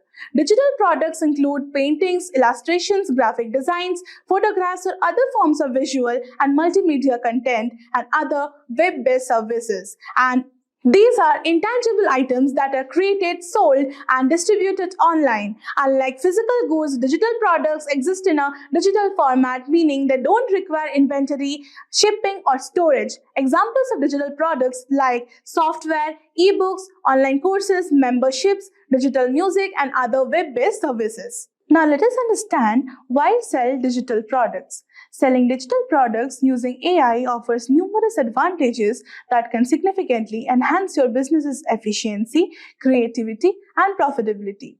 AI is a game changer for selling digital products online.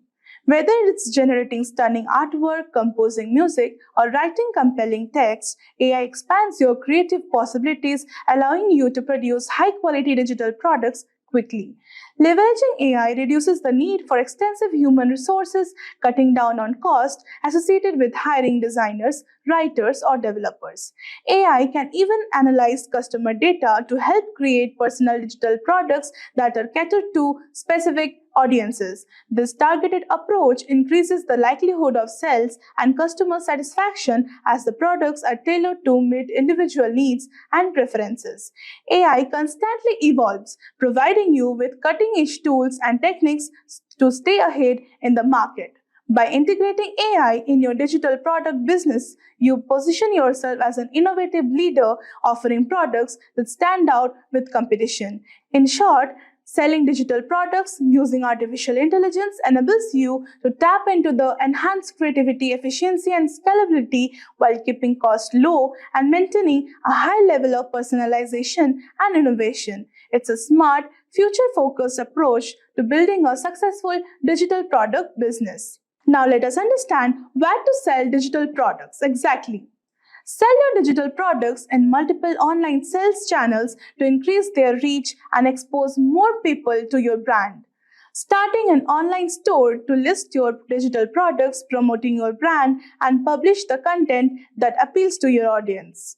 Try promoting your digital products in social media and set up social media storefronts so that users can check when they scroll. Most importantly, initially use an e-commerce platform which already has a bunch of perks like huge audience, easy setup, and so much more. For example, Etsy, Gumroad, and Shopify. Now let us understand the top 5 digital products to sell online.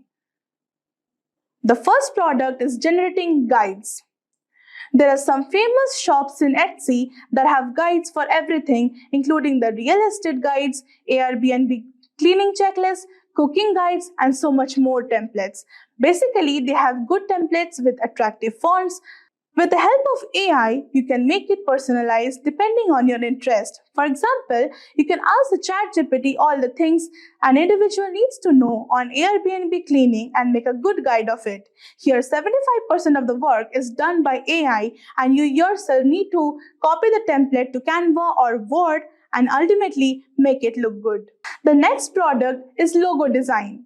Let me tell you, one doesn't need to be a graphic designer to design logos, as Midjourney has the ability to create logos for almost everything. Take up the list from the ChatGPT on which business you can create logos for, and you're halfway there.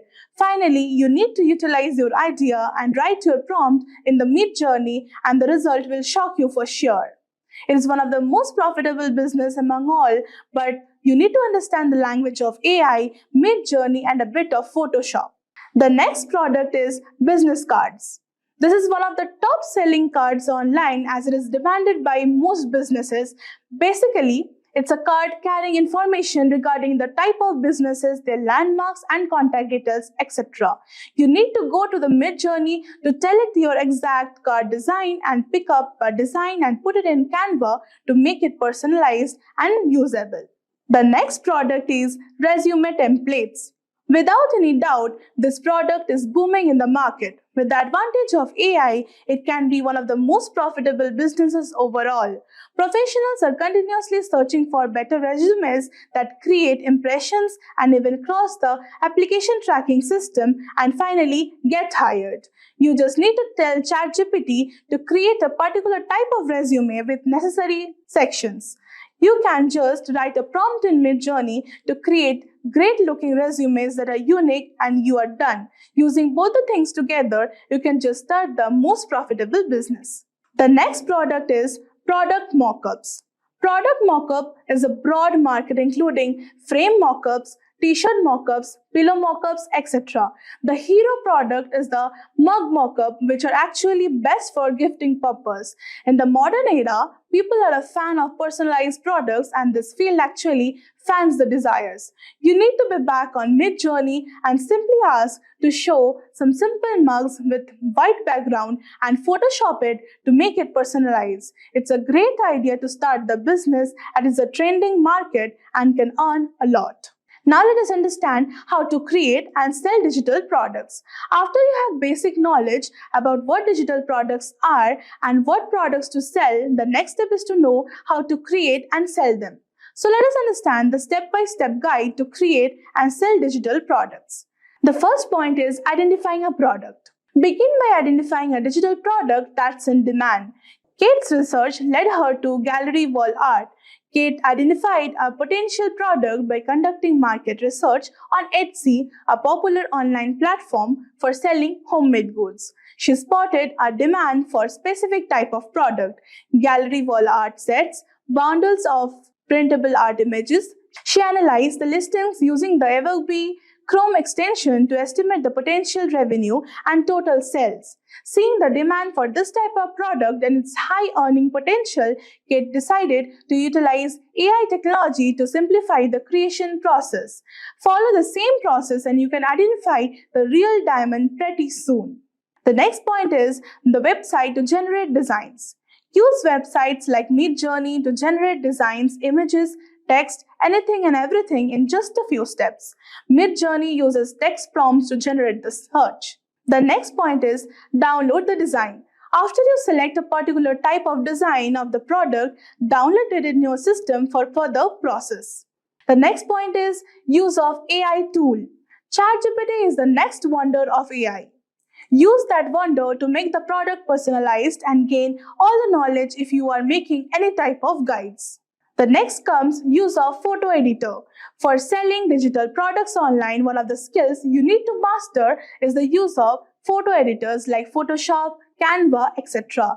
The better you can use, the better your product will look. Having intermediate knowledge of photo editors will be great to start with. The final step is listing the product. After everything is done, give life to your product by listing it on a website like Etsy, Gumroad, etc. and you are good to go. Now let us understand the tips to sell digital products. Before you start a business, understand your target audience.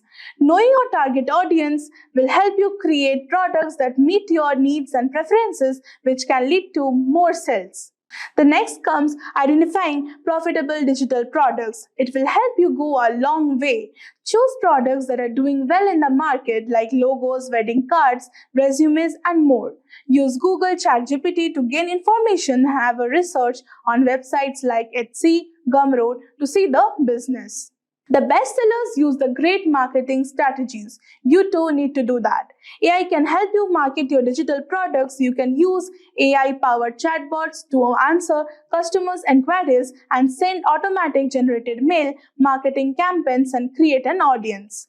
The last but not the least, the most important step is to have a competitor analysis.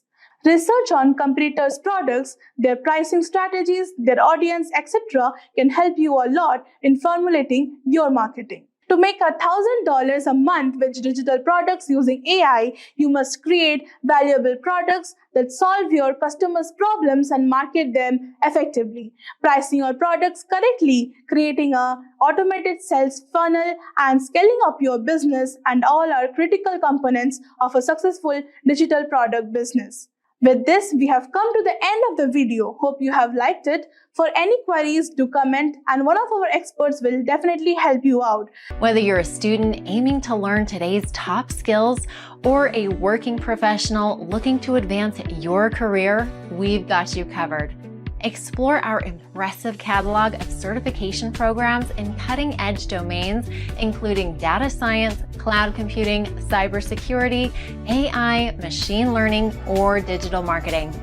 Designed in collaboration with leading universities and top corporations, and delivered by industry experts, choose any of our programs and set yourself on the path to career success.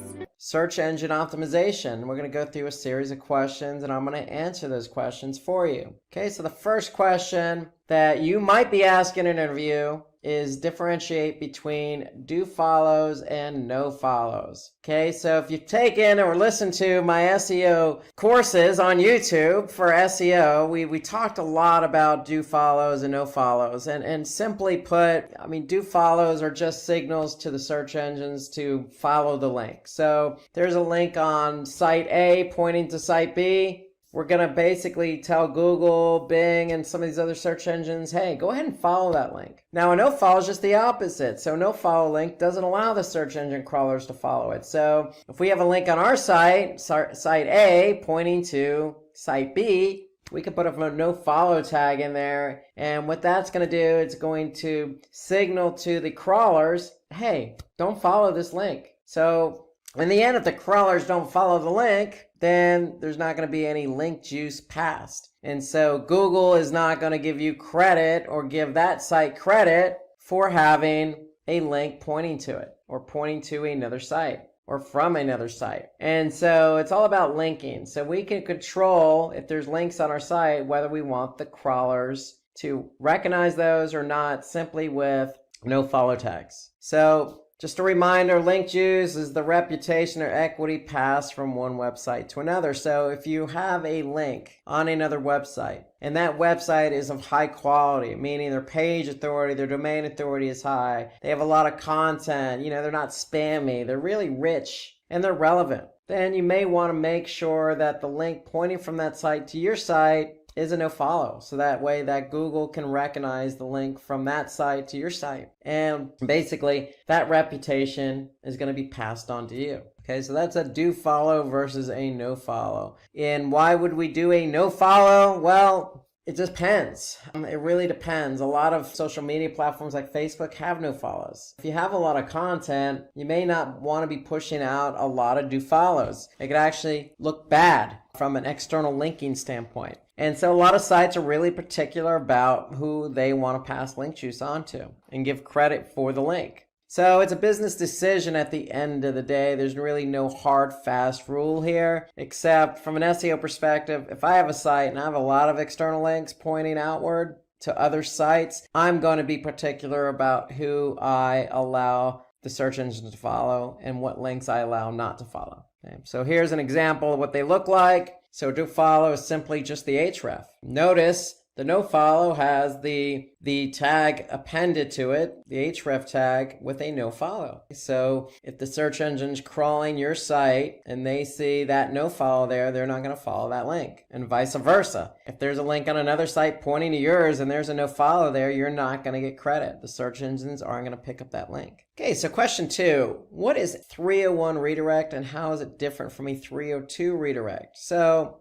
301 redirects tell users in the search engine specifically that an original page has been moved, and this is the key word here, permanently. So permanently moved. We're going to explain that in a minute. So it's just moved from one page to another. And so if we don't have a page anymore, but we have a new page, let's just say you built a new website with new URLs, you want to make sure the old page is pointing to the new page with a 301 redirect. So if a 301 redirect is permanent, then a 302 is temporary. So we want the search engines to recognize that we have 301 permanent redirects in place. Why? Because if we have temporary, then it might alert Google to not keep that page in its search engine rankings because it's temporary. So why would Google want to keep a temporary page or even a page that is pointing to another page on a temporary basis? So they may remove both pages from its index. Okay, but if we have something permanent in place, Google may say, okay,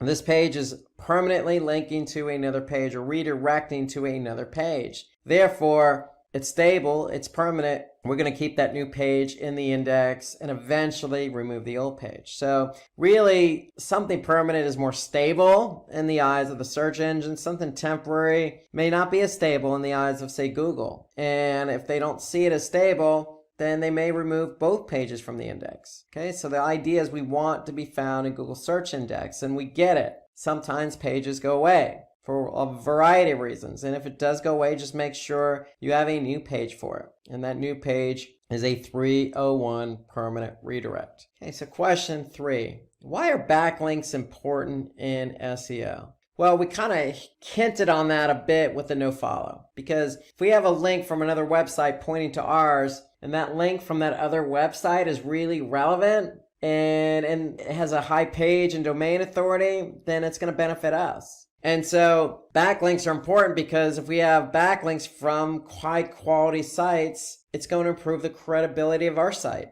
especially if it's a do follow tag. So the search engines are going to recognize the relationship between the site that has a link pointing to us. Okay, so it's just going to build our credibility. It's going to increase our domain authority. And then the net effect of that is if we're credible and we have high domain authority, then that's going to increase the rankings of our pages. And when the pages increase in ranking, then we're going to get more of a lion's share of the traffic for certain keywords that our pages are found for. And if our pages are found and getting traffic, then because we have increased rankings, we're likely going to have increased traffic. And then it's just a snowball effect. So more traffic leads to more engagement and conversions. So the whole idea for SEO is, remember, you have an on-page strategy and an off-page strategy. Building external links is part of an off-page SEO strategy, and we want to make sure that we are relevant in the form of a link or in the form of content on other high-quality sites. Being on a high-quality site only benefits us because, again, increases our domain authority. Google sees us as more relevant. Therefore, our pages are going to benefit by ranking higher, and therefore, when we rank higher, we get more traffic. So it's a snowball effect. So having backlinks is important because it snowballs all the way through to conversions. Okay, so what are the best practices to rank your videos on YouTube? This is a great question, really great question. Given the importance of videos, especially with SEO, because videos are found. YouTube in itself is a search engine. So if we have a video, how are we going to get it to rank on YouTube? Well, first things first, you never want to put a video out there and want it to rank if it's not engaging or informative. So make sure you go ahead and follow the best practices of having engaging and informative content in your video. Now, once you have that video in place, you want to optimize it. And then some of the key factors for optimizing the video are, you want to choose a title that has high search volume and low difficulty. Just as you would keyword, for example, for a web page, you want to choose a title with a keyword in it that has high volume and low difficulty, i.e. low competition. Okay, so you want a nice ratio there. And you know what, you want to choose a title that's going to get people to watch the video too. So it's not all about just choosing a title just for the sake of high volume. You also have to choose something that's relevant, that's going to be catchy as well. And then with that title goes the description. So you want a description that's very relevant to your title, okay? Because most people aren't going to click on a video just for the sake of the title. They're going to want to probably get a sneak peek via the description of what it is. So again, you want to optimize that description, but make sure the description is just as snazzy as the title. Okay, you also want to use accurate and relevant video tags, just as you would on Twitter or Facebook. Tag these videos. Okay, so make sure your title tag length doesn't exceed 100 characters because it will get chopped off. So again, that goes back to just writing something really short and to the point that's going to grab somebody's attention. Okay, you also want to upload a captivating thumbnail, something that's relevant, that's going to grab somebody's attention. And then again, we set it similar to the video tags. We want to use relevant hashtags. Again, just as you would with Twitter and Facebook, go ahead and throw some hashtags in there that people could see because people search via hashtagging. And then this goes without saying, you did all the work, created a really great video. It's engaging, it's informative, you optimized it. Feel free to promote your video on other social media platforms. Okay, don't just stick with YouTube per se. So the benefit here is if you post it on Facebook or LinkedIn or whatever platform of your choice and it gets engagement, people click on the link, go to YouTube, they're going to like it, and then other people are going to see that engagement. They're going to see how many people liked it or how many subscribers you have. So promote your videos to help you with the ranking of the video on YouTube. So that does play into it. So go ahead and promote it so other people can watch it, like it, comment, etc. And that's going to engage other people to want to do the same. So what is mobile first indexing? This is a really important and timely question. Mobile first indexing means Google's just using mobile friendly content for indexing and ranking websites. So in other words, Google, for example, has two bots. They have the traditional desktop bot and they have a smartphone bot. And eventually everybody that has a website is going to be migrated over to the smartphone bot. And so if that smartphone bot goes to your website and starts crawling, what do you think they're looking for? Their smartphone bot, they're looking for mobile friendly content. If it's not mobile friendly, meaning the page isn't designed for a smartphone browser, or let's just say the images are way too large, or you have to expand the text just to read it. You know, a lot of these issues that somebody would have just simply trying to read something on a web page on their mobile device, Google's not going to grab that content. So you want to make sure it's mobile friendly so it gets indexed. And so if your website has a responsive design, Google will rank your website based on its performance on mobile devices. Okay, so you want to make sure that your website is mobile friendly. And if you're in an interview and somebody asks you this question, you could even take it a step further and say, look, I'm going to measure how friendly my website is for mobile devices in Google Search Console. Because Google Search Console has a report that will show you what pages on your website are not mobile friendly. And it's not a guarantee, but I could tell you if I'm Google and I'm crawling your site with my smartphone bot, and that page or one of my pages is not mobile friendly, I'm probably not going to index it or rank it. So you want to leverage that report in Google Search Console to see what pages are mobile friendly. So that's a little bonus for you to really impress the interviewer who asked you this question. Because how are you going to know if one of your pages is mobile friendly or not if you don't look at a report? So keep an eye on Google Search Console's mobile usability report. Okay, number 6, list down the most important local SEO ranking factors. Okay, so organic local ranking is just as important as anything else in organic search. Because if you have a local business, you want to use the likes of, say, Google My Business to show up when somebody types in, looking for a florist or looking for a coffee shop. So what you want to do is you want to create a web page for every product and service. Okay? You also want to opt for your business listings on Google My Business. And there are plenty of other local business directories out there, like Yelp, for example, or Bing even has one. So go ahead and also make sure you have a business listing as well. But since Google in the United States has a huge market share, you want to start with Google first. You want to update your NAP citations on your website, maintain consistency of your NAP. Okay, so NAP is name, address, phone number. So you want to make sure that that's current and consistent. So if you have a number on your website, make sure it's the same number on Google My Business. Okay, you can embed a Google map on your website.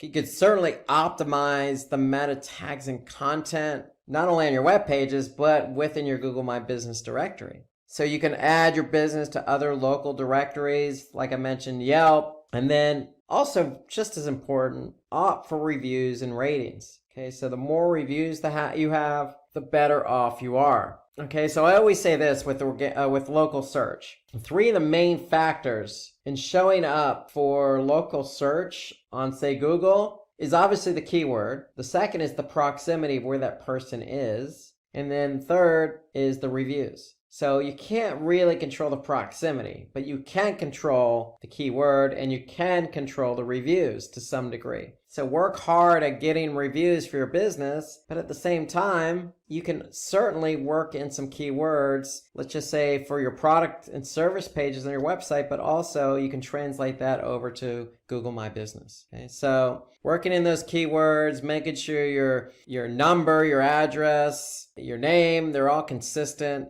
And really just spreading the business out on other directories. That's really, all these are really key factors for local SEO. Okay, so question number 7, how to avoid duplicate content, getting penalized for duplicate content. So for example, if you have 2 different versions of a web page, you may result in a duplicate content issue. So it's just SEO 101. You never want to have two or more pages with the same content. So what do? Well, we can avoid this in having Google penalize us by, again, setting up a 301 redirect. Remember, 301s are permanent. We can also use what they call a canonical tag. And a canonical tag basically alerts the search engines as to which page is the original. Okay, so if we have an original page, we want to point to that page with our canonical tag. And then the third option is opt for preferred domain in Google Search Console. Okay, so if you have multiple domains, make sure you set up a primary one in Search Console. So those are ways to work around it. Of this 3, I would always go with the canonical tags, because that's just a tag that's going to sit on the page. It's going to alert Google as to what the original is, just in case they get their hands on the duplicate. So all the pages that have the same content are going to have the same canonical tag pointing to one page. So again,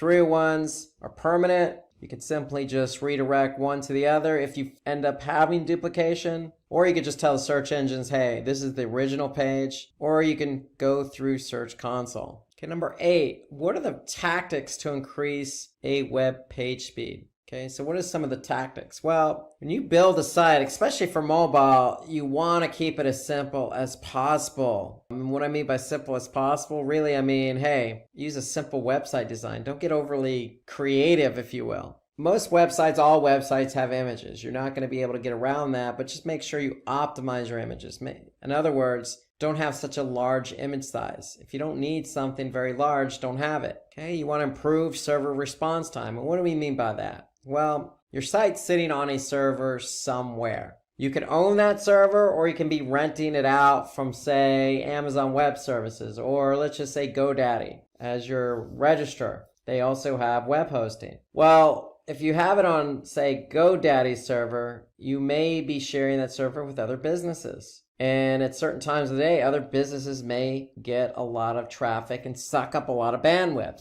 What is that going to do? That's going to reduce the server response time for your site. And so you want to make sure you have an idea of, what server your web page or website is on. And you want to be able to have some control over that. Because if your server response is slow, that's going to slow down everything else in terms of loading in the browser, and that's not going to be good for SEO. Okay, optimize your code. We mean by optimizing, minifying. When we say minifying, we mean get rid of some of the redundant code. If you have CSS, get rid of the JavaScript you're not using. So that's what we mean by optimizing code. Reduce redirects. Okay, ideally, you just want to have one redirect in place. You don't want to create a daisy chain, so to speak, of redirecting and redirecting after that. That's never going to bode well, and it's going to slow things down as well. Enable browser caching. So if you enable browser caching, basically, if somebody comes back to the page they've been on, say, 2 days ago, they're probably going to see a cached version of that page. And then opt for the content delivery network as well.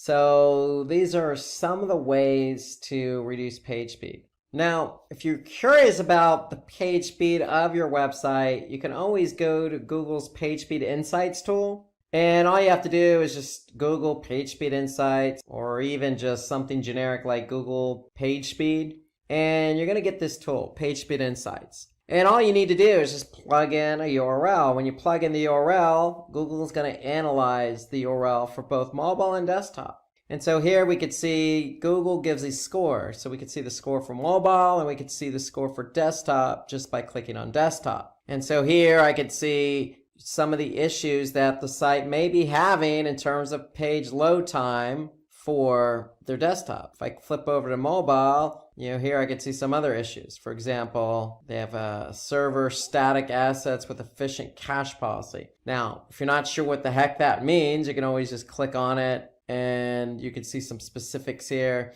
Or you can just always Google it as well. Here you got to reduce the impact of third-party code. Okay, so that's another thing. Reduce JavaScript execution time. So again, going back to some of the comments we made about coding. Okay, sometimes too much code or code not functioning as well as it should will tend to slow down the site. Okay, so you can use Page Speed Insights. You can always get a glimpse of how pages are loading simply by also going to, for example, Google Analytics. Under Behavior, okay, you can go to Site Speed. And if you click on Overview, okay, what Google does is they do a sampling of pages over time. And in this case, based on 89 page views, they have an average page load time. And so you can get a sense of how quick specific pages load or your site overall simply by looking at the Site Speed Overview report in Google Analytics to get a sense of how quick your pages are loading. Now, there are certain factors that do affect load time. So obviously the way the page is built with the code, the images, etc., but also the browser. Each browser loads differently. Okay, so you want to take a look at it by browser, also by country. Every country has a different network. Okay, you can be in the United States and have worse network service than you do, say, in Ivory Coast in Africa. Okay, so it really depends on the network you're on. So, and also the page. Every page is built differently. So you want to get a sense of what pages are loading quicker and which pages are not. You can simply just go to page timings in Google Analytics and you get a sense of what pages do not load fast and which ones do. And maybe hone in on the pages that aren't loading fast and address those pages first. Okay, so you have two tools at your disposal, one Google Analytics and one Page Speed Insights. Okay, so let's look at question number 9 here. So when should an individual target short tail and long tail keywords? Okay, so remember, short tail are usually 1 to 2 keywords, very broad in nature. Long tail keywords are maybe 3, 4 keywords in a query, or maybe an entire sentence. Those are considered long tail keywords. So usually short tail keywords have higher volume, but also higher competition. Longer tail keywords usually have lower volume, but also lower competition. But the great thing about long tail keywords, the conversion rate will tend to be a little bit higher than, say, a short tail because it's less vague and more specific. So you can use short tail keywords if you're trying to drive a lot of visitors because those keywords are going to be vague or broad in nature. Long tail keywords are used for targeted pages such as product pages and articles. So if you have a specific product with a long name, you can certainly optimize that page for that product name.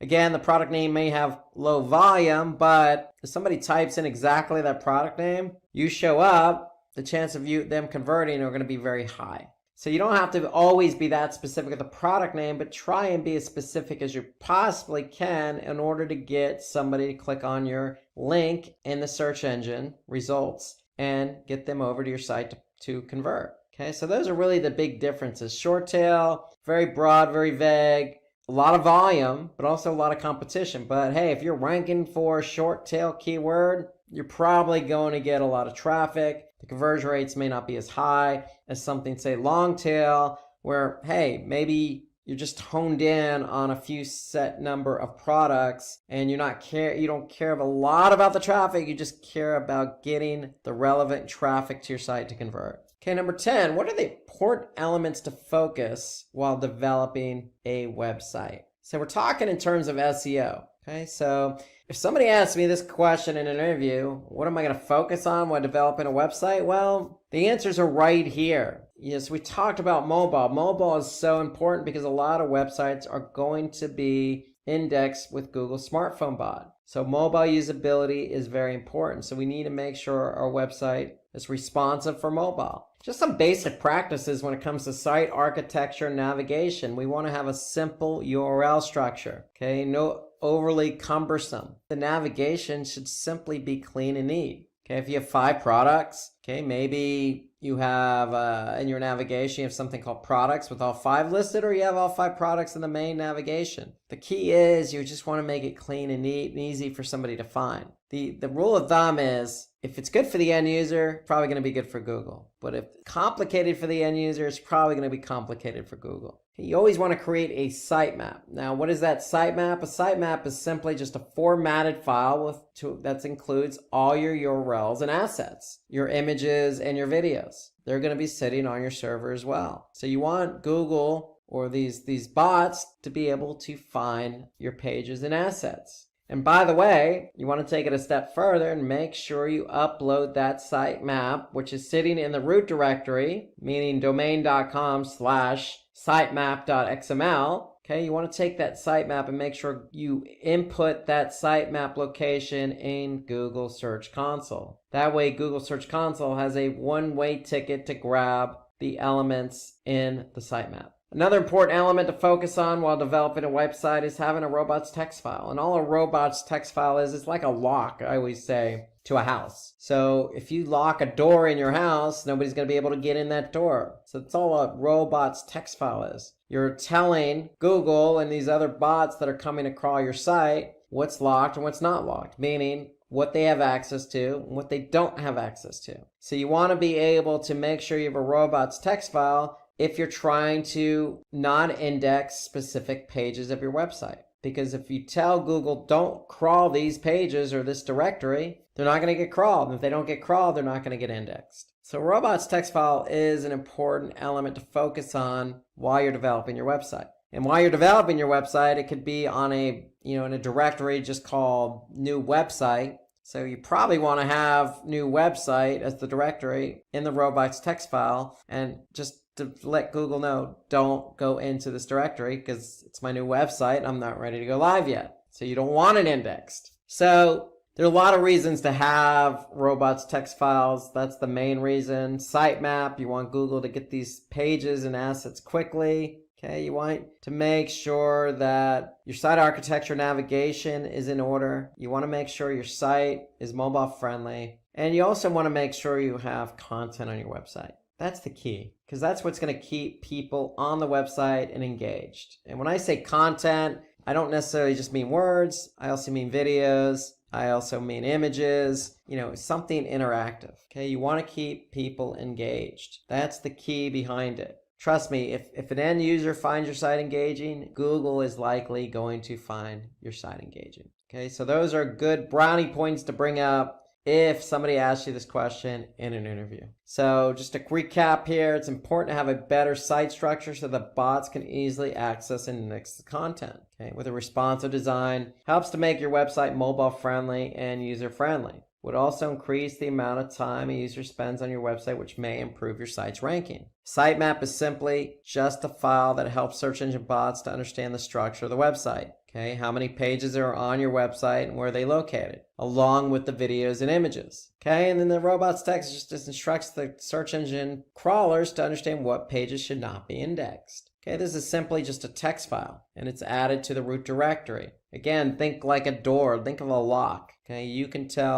lock whatever doors you want in your house. Think of it that way. Okay, so those are our questions for SEO. Again, if you have any additional questions, or if there are other questions maybe you've been asked in an SEO interview, then go ahead and add them to the comments section below. We'd love to hear from you. Now we're going to turn our attention to search engine marketing. So let's turn our full attention to search engine marketing. So we're moving away from SEO and over to pay-per-click. And so you really have to know your stuff here. You really do. So a lot of the questions we're going to ask are going to be centered around Google Ads, formerly known as Google AdWords. And so if you're familiar with Google Ads, the platform, then you should have no problems whatsoever answering these questions. But that's why we're here and that's why you're watching. So if there's anything you want to add to any of these questions, as a reminder, feel free to comment under the video. And so right out of the gate, question 11, what is ad scheduling? So ad scheduling is a feature in Google Ads. And really all it does is allow you, the advertiser, to set up certain hours or days you want your ads to show.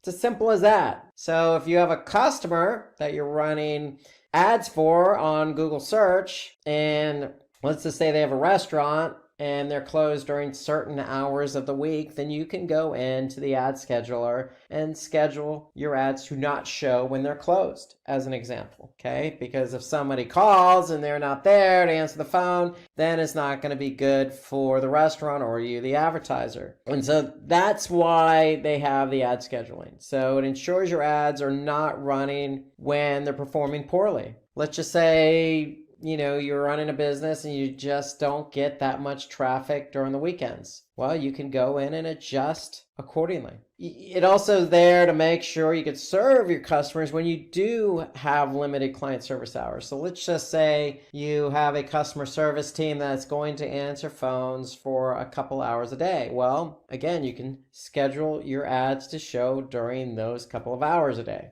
And then really what it comes down to is you're making sure you can satisfy customer demand and supply. And so that means showing your ads when you can best fulfill the customer's needs. Okay, and so that's really what it's all about. And that's what ad scheduling is. So take advantage of ad scheduling. Schedule it according to the business hours, schedule according to how they can best serve the customer, schedule the ads when it's performing best. And don't schedule the ads when you know you're going to have poor performance. Okay, so next question. What are the different ad formats available on Google Ads? It's a trick question because it really does come down to what network you're advertising on. So Google has two networks, the search network and the display network. Okay, so on the search network, there's only one ad format, and that's text. Okay, so Google recently changed the format of the text ads. Now they're called expanded text ads. So here you can see you can have up to 3 headlines and 2 description lines. And then you can also have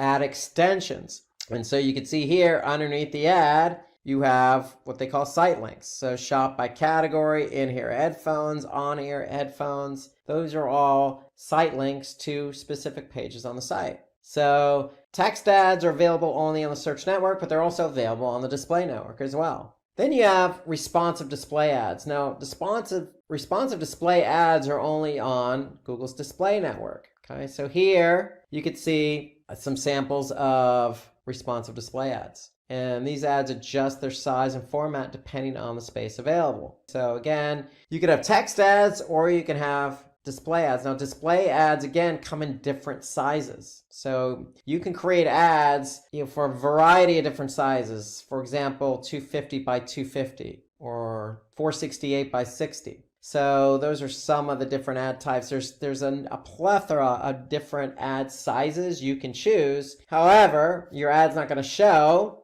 on a website if they don't have that particular size available. So it's always best practice to create different ads, but create ads in different sizes as well. Okay, and then have a backup text ad as well, just in case the site doesn't even display a display ad for you or serve up a display ad. So you can have a text ad as a backup. Okay, so lots of different ad sizes, but this is the second ad format, and that's responsive display. And again, the responsive part is Google will automatically show the ad that's best performing based on a series of headlines, descriptions, and images that you provide Google. And so the responsive part is, hey, if this combination of headline, description, and image work best, meaning it has the best click-through rate, then Google's going to serve up that ad. So that's why they call it responsive. So obviously you can have just an image ad that's not responsive, again, across different ad sizes. You know, they could be, again, 250 by 250, 300 by 300, 468 by 60. There's a number of different sizes. Google can provide you that information. But the one thing to note here is that when you do create an image ad, it could be JPEG, it could be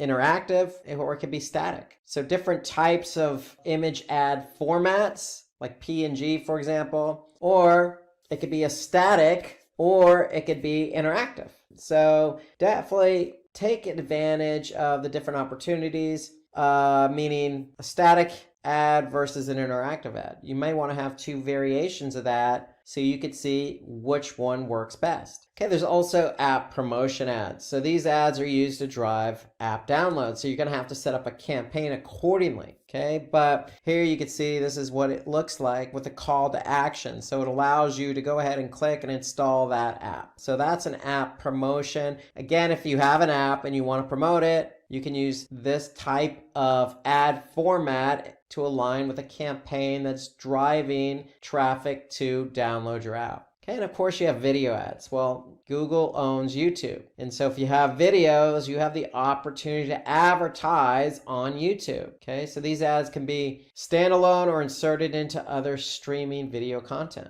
And so to me, video ads work well with specific strategies. And what's one strategy you would use a video ad for? Brand awareness or education, explainer videos. And so YouTube allows you, the advertiser, the opportunity to get your ad, your service, your product in front of a lot of eyeballs. So that's the beauty of video ads. They attract a lot of eyeballs and definitely help with the strategy of, say, brand awareness. Okay, another ad format, going back to the search network, is shopping ads. So if you sell shoes, then you may want to think about having a campaign for shopping. So shopping ads work with Google Merchant. So Google Merchant is another Google product, and basically Google Merchant allows you to manage your inventory. So if you have 100 different types of shoes that you're selling, you can upload your inventory to Google Merchant, connects and talks to Google Ads. So basically what you're doing, you're setting up your campaign in Google Ads and connecting your inventory from Google Merchant to Google Ads. And so the great thing about the shopping campaign is it puts your product front and center. It puts the price, it puts any promotion that you have, and it puts the brand all front and center. So when somebody does type in, let's just say lime green sneakers or women's sneakers, and this particular shoe shows up here, the third one from the left, then somebody's going to see it's from the United Colors of Benetton. It's a woman's shoe. It's on Amazon and it costs $45. So the great thing about shopping ads is if somebody's interested, they're going to click. Okay, if somebody's not interested, say, well, you know, it's a little bit more expensive. I can get something similar, another shoe on Amazon for less. Okay, they're probably going to click on that particular ad. So again, the great thing about shopping ads, put your product front and center with any promotion, the price, the brand. So if somebody clicks on it, then they're probably serious buyers. Okay, so that's the beauty of shopping ads. It allows you to get your product out there, and on the search network, it's a cost per click. So you're only paying for the click. So if somebody looks at it but doesn't click, you're not paying for that. So that's the beauty of shopping ads. And so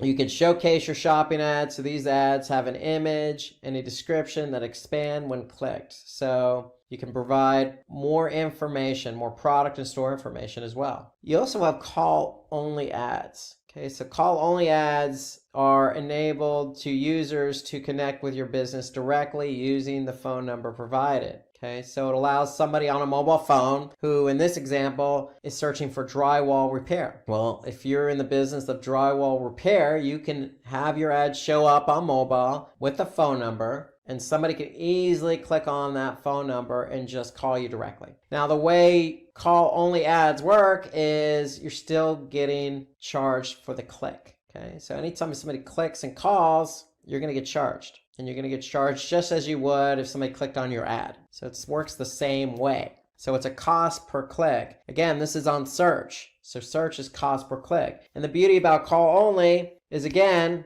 you can track the calls right in Google Ads. So you can have Google Ads track how many people click on the number, and you can even count those calls as conversions if they meet a certain criteria. For example, the criteria is somebody talks to you for a minimum of 60 seconds or 1 minute. Then Google will count that as a conversion. So you can monitor calls right in Google Ads, and it's a cost per click model, so you can actually see what the average cost per click is. So moving on, question 13. Okay, what is RLSA and how does it work? Well, RLSA stands for Remarketing List for Search Ads. So if you're familiar with remarketing on display, it's similar. They just call it RLSA. Okay, so it enables you, the advertiser, to customize your ads for people who have visited your site, just like a typical remarketing campaign. Okay, so you can tailor your bids and ads to these visitors when they're searching on Google and search partner sites. Okay, so there are two basic strategies for using RLSA. Okay, so you can optimize bids for existing keywords for visitors, or you can bid on keywords that you don't normally bid on, just for people who recently visited your site or converted on your site. The key here is you're the one that's picking the customer. You're the one that's enabling the list. If you're trying to target people who went to your site and didn't convert, well, you could certainly optimize your bids for existing keywords for people who went to your site and didn't convert, or you could set up a whole new campaign for RLSA and have a different set of keywords with a different ad, because you know who you're talking to. You're talking to somebody who's already been to your site. They know your brand. They just didn't purchase. And so this all happens on the search network. And that's the beauty of remarketing is, one, you know who your audience is because you're the one establishing that audience. And two, you're the one creating the ad, so you can talk directly to that audience when they see your ad again, in this case, on search. So that's RLSA, Remarketing List for Search Ads. I recommend pretty much any industry, any client, any customer run remarketing lists for search advertising and remarketing for display. So those are two key campaigns you should always recommend running to a client because, one, again, you're defining the audience. Two, you're the one that's talking directly to the audience because you know who the audience is. And three, if they see the ad and they click on it, again, because it's cost per click, then the chances of them converting are going to be higher because they've already been to your website. They know who you are. And so if they click on your ad again, then they must be interested. So those are all the benefits of running an RLSA campaign. Okay, so number 14, what types of audiences can be used in GDN, Google's display network? So a lot of different audiences here. Okay, so let's go through them. So you have affinity audiences. So basically, affinity audiences are basically what are people's interests and habits. What do they have an affinity for? Are there food sites, travel sites, shopping sites, fashion? Okay, so that's what affinity really relates to. Okay, then you have in-market, custom intent, life events. These are what they're researching or planning for. So again, it could be travel, it can be finance, etc. Okay, you have remarketing. We just went over that with the remarketing list for search advertising, RLSA. And so with the remarketing, it's an audience that has interacted with your website. So they either came from mobile and didn't convert, or a female came from mobile and didn't convert. So you're the one defining the audience there. You also have a similar audience. So this is what Google creates on your behalf. So these are users with a similar interest to your site visitors. So Google is monitoring the type of traffic that's coming to your site, and based on that traffic, they're going to create a similar audience. And then you have a custom match. So what you know about your customers' activities, basically. So these are all the different audience types, and you can see the different types of ads available. Okay, so notice the far right column, video ads. So video ads are available to every one of these audience types. Why? Because YouTube. So Google knows what people's interests and habits are based on the videos they watch. They know what they're looking for. Okay, they know that they've been to your website because they're cookied, so you can remarket them. Okay, so video ads are a very powerful tool for any one of these audience types. So next question, what are the types of keyword matching available in Google Ads? Okay, so this is a good question. Very important. If you're going to manage a Google Ads account and a campaign, you have to be aware of the different match types. You can't just go broad match. That's a sign of somebody who doesn't know what they're doing, is by bidding on a one keyword phrase. That's a short tail keyword. If you think back to SEO, we have our long tail and our short tail keywords. The worst thing you could do is bid on a keyword, short tail keyword that's broad match. Because what is broad match? Basically, broad match are keywords that appear when a user searches any word in the phrase. Now, you can define specifically what you want your ads to appear for in terms of keywords. And when I say specifically, you can use a phrase match. So phrase match are ads that appear only when a user searches for that exact keyword phrase in the precise order, but with some additional words in the beginning or at the end of the query. Okay, so usually these are sentences. So you could be, bidding on red Adidas running shoes.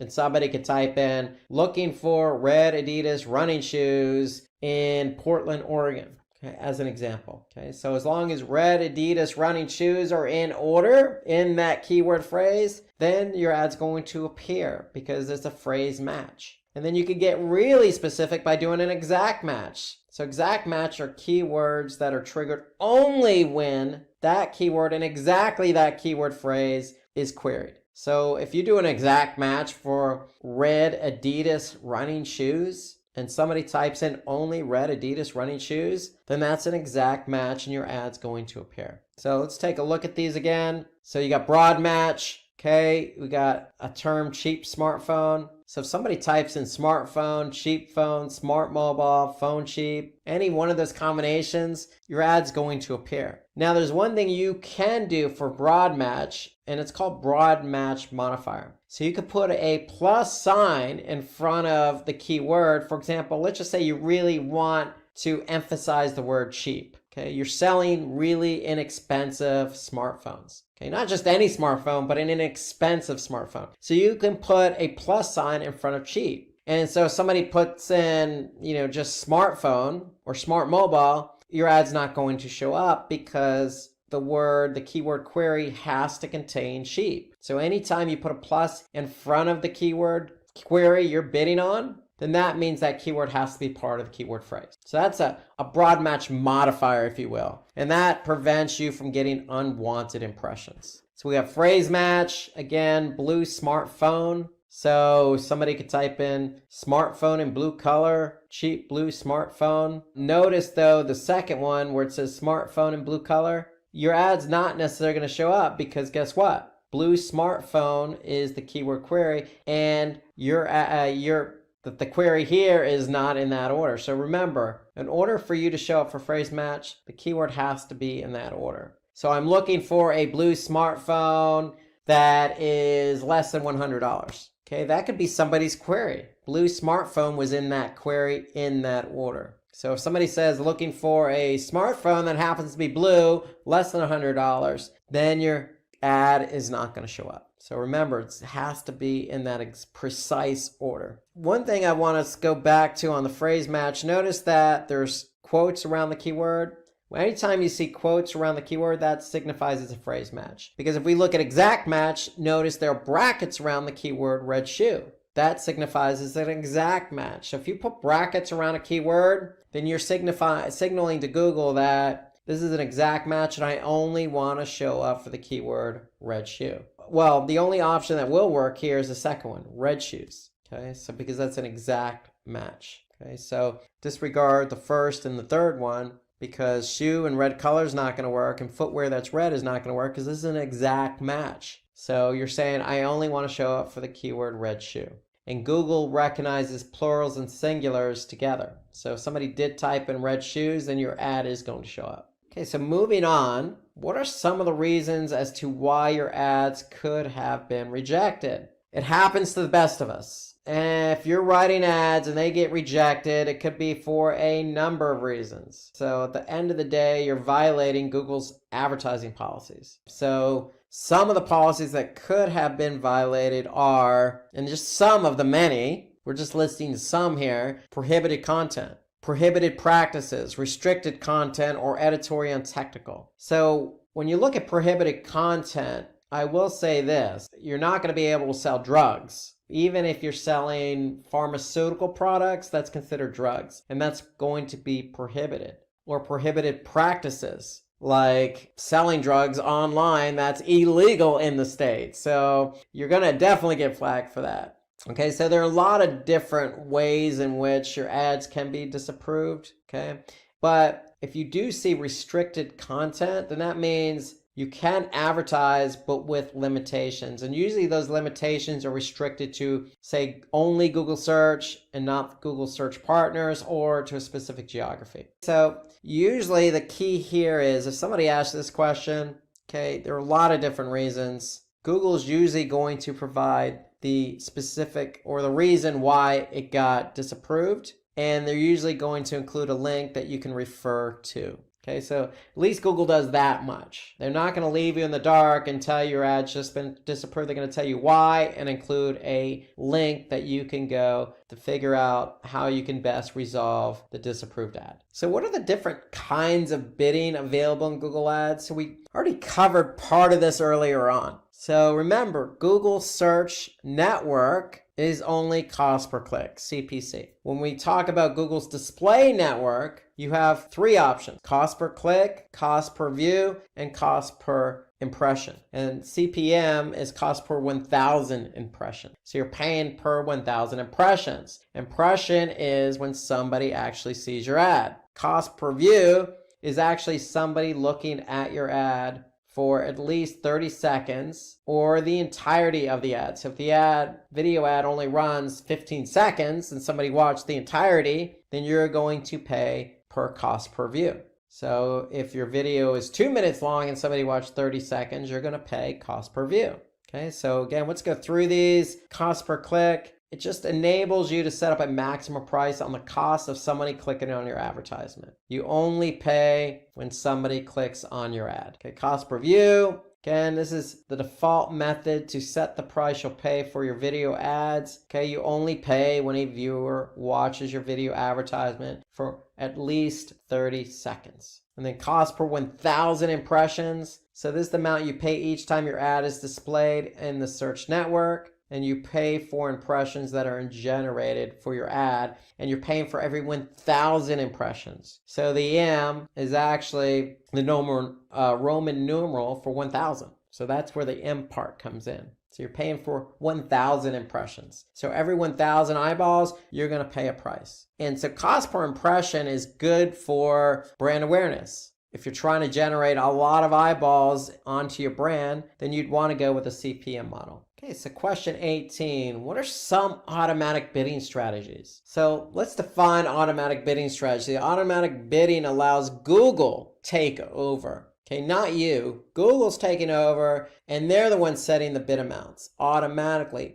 And it's going to be based on criteria. And that criteria is going to be centered around conversions. So if Google bids on your behalf automatically, basically what they're doing is they're collecting data on the behavior of your ads. And so if your ad is likely to get the click or conversion, then Google is going to set the bid amount so you can win that auction in order to get the click or the conversion. So there are different types of bidding strategies. But remember, you have to align a bidding strategy with the strategy of the campaign. So for example, if your goal of the campaign is to increase site visitors, you just want people to click on your ad and go to your website, then you're going to have an automated bidding strategy of maximize clicks. that aligns with your campaign strategy. So this strategy automatically sets your bids to help to get as many clicks as possible within your budget. So Google is going to do its best based on historical performance of the campaign to generate traffic to your site.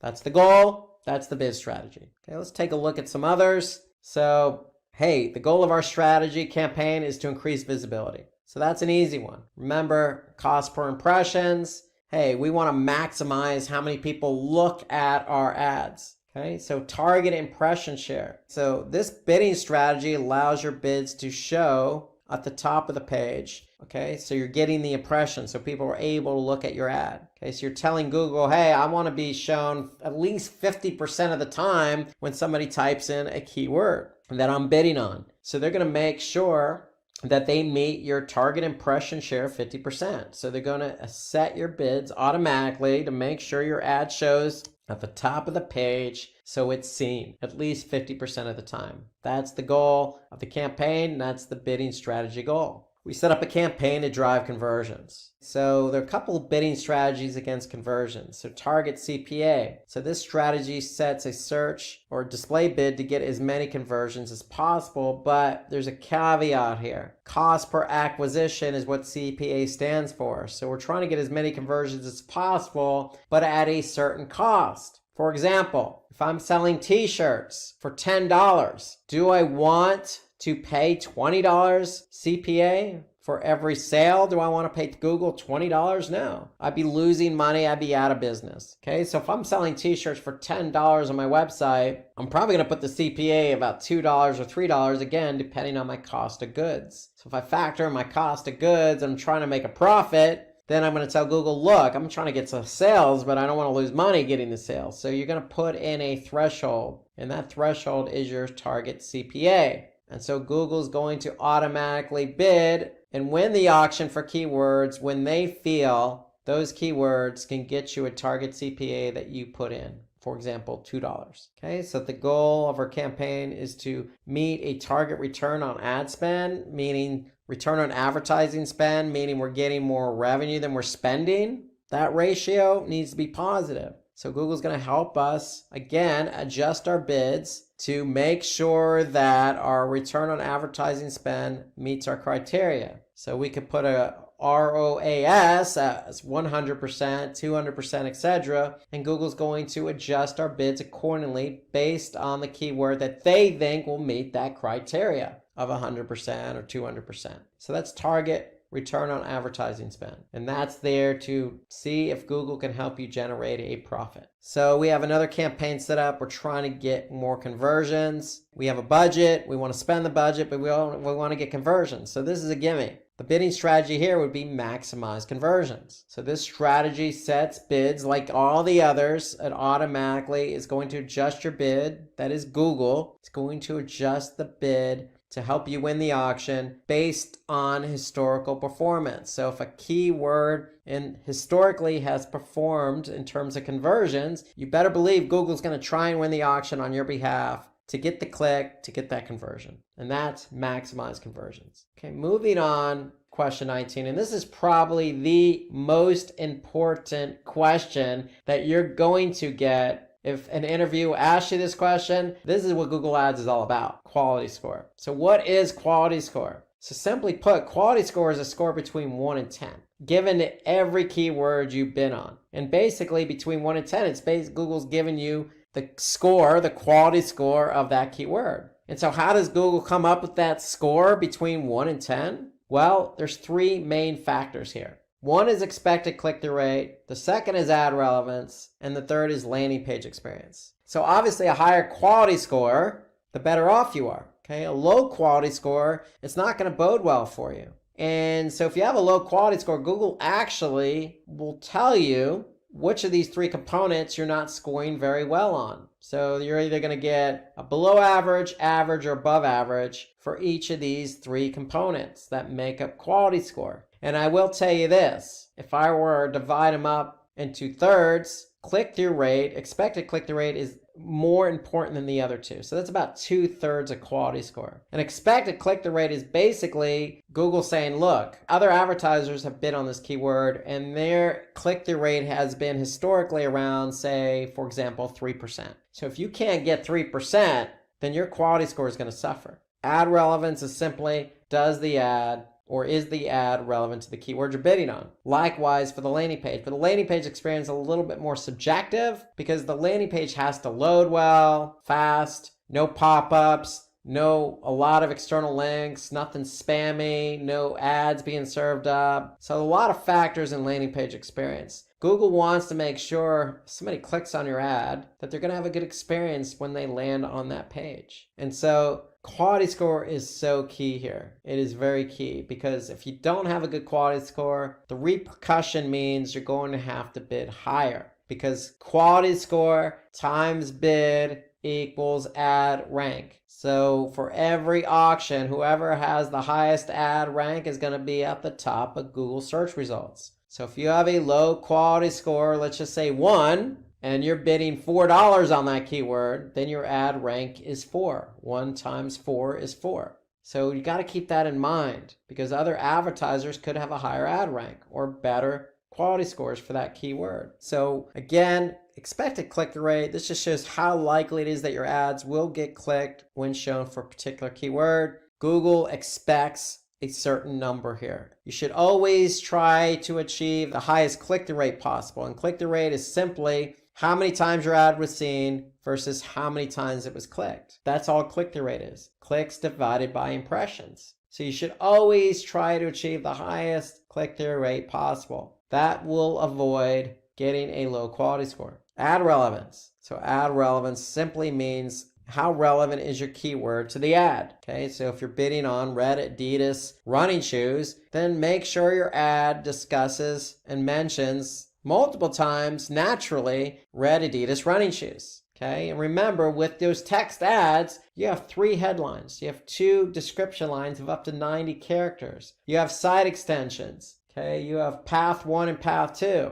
That meaning you can add additional keywords to the end of a URL. So you have lots of opportunities to make sure the ad is relevant to the keyword. And then landing page experience. Again, this is a little subjective, but hey, Google's going to use landing page experience to estimate how relevant and useful your website's landing page will be to people who not only click on your web, but land on that page. So does that page load fast? Does it have any unnecessary pop-ups? Does it have some quirky external links that look spammy? Okay, you got to take all these things into consideration and think about the end user here. And then last question for search engine marketing. So what are the hallmarks of a good PPC landing page? So going back to landing page experience, this is a good segue. So you always want to make sure you have an attractive and powerful headline on the page. Remember, it's got to be a nice flow. You're bidding on a keyword. Somebody types in the keyword. They see your attractive ad. They click on that attractive ad, which has the keyword in it. They click on the ad, they go to the landing page. They want to be able to see something very similar to what they typed in,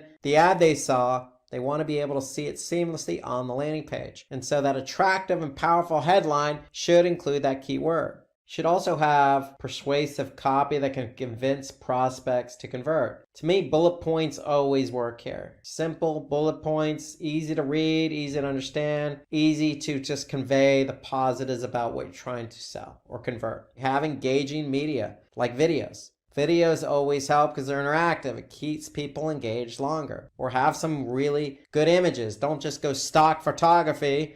Complement the video with some images. And then your landing pages should have enough white space to draw attention to specific elements on the page, and meaning don't cram the page together, because remember, users are also coming to these pages via mobile. So you got to take that in consideration as well. So cramming your pages full of content, videos, and images is probably not going to bode well. So make sure there's breathing room for people to read, understand, and react. And those are hallmarks of a good PPC landing page. Some other factors here. Adding trust indicators like some statistical evidence, meaning how many people downloaded your app. You can always have testimonials, third-party sales of approval like Better Business Bureau.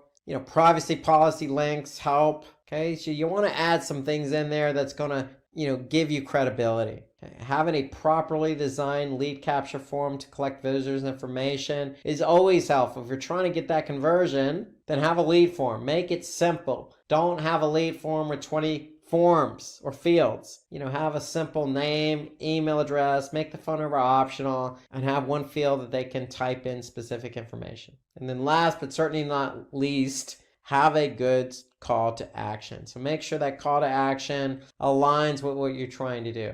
Again, you're selling those red Adidas running shoes. If they're on sale, then make sure the call to action aligns with that sale. You can always say 20% off for the next 2 days, or $10 off if you purchase today. So have some good, strong call to action. And with that, we have come to the end of our full course. If you have any doubts or questions, ask them in the comment section below. Our team of experts will reply you as soon as possible. Thank you and keep learning with Simplilearn. Hi there, if you like this video, subscribe to Simplilearn YouTube channel and click here to watch similar videos. To nerd up and get certified, you can check the description box below.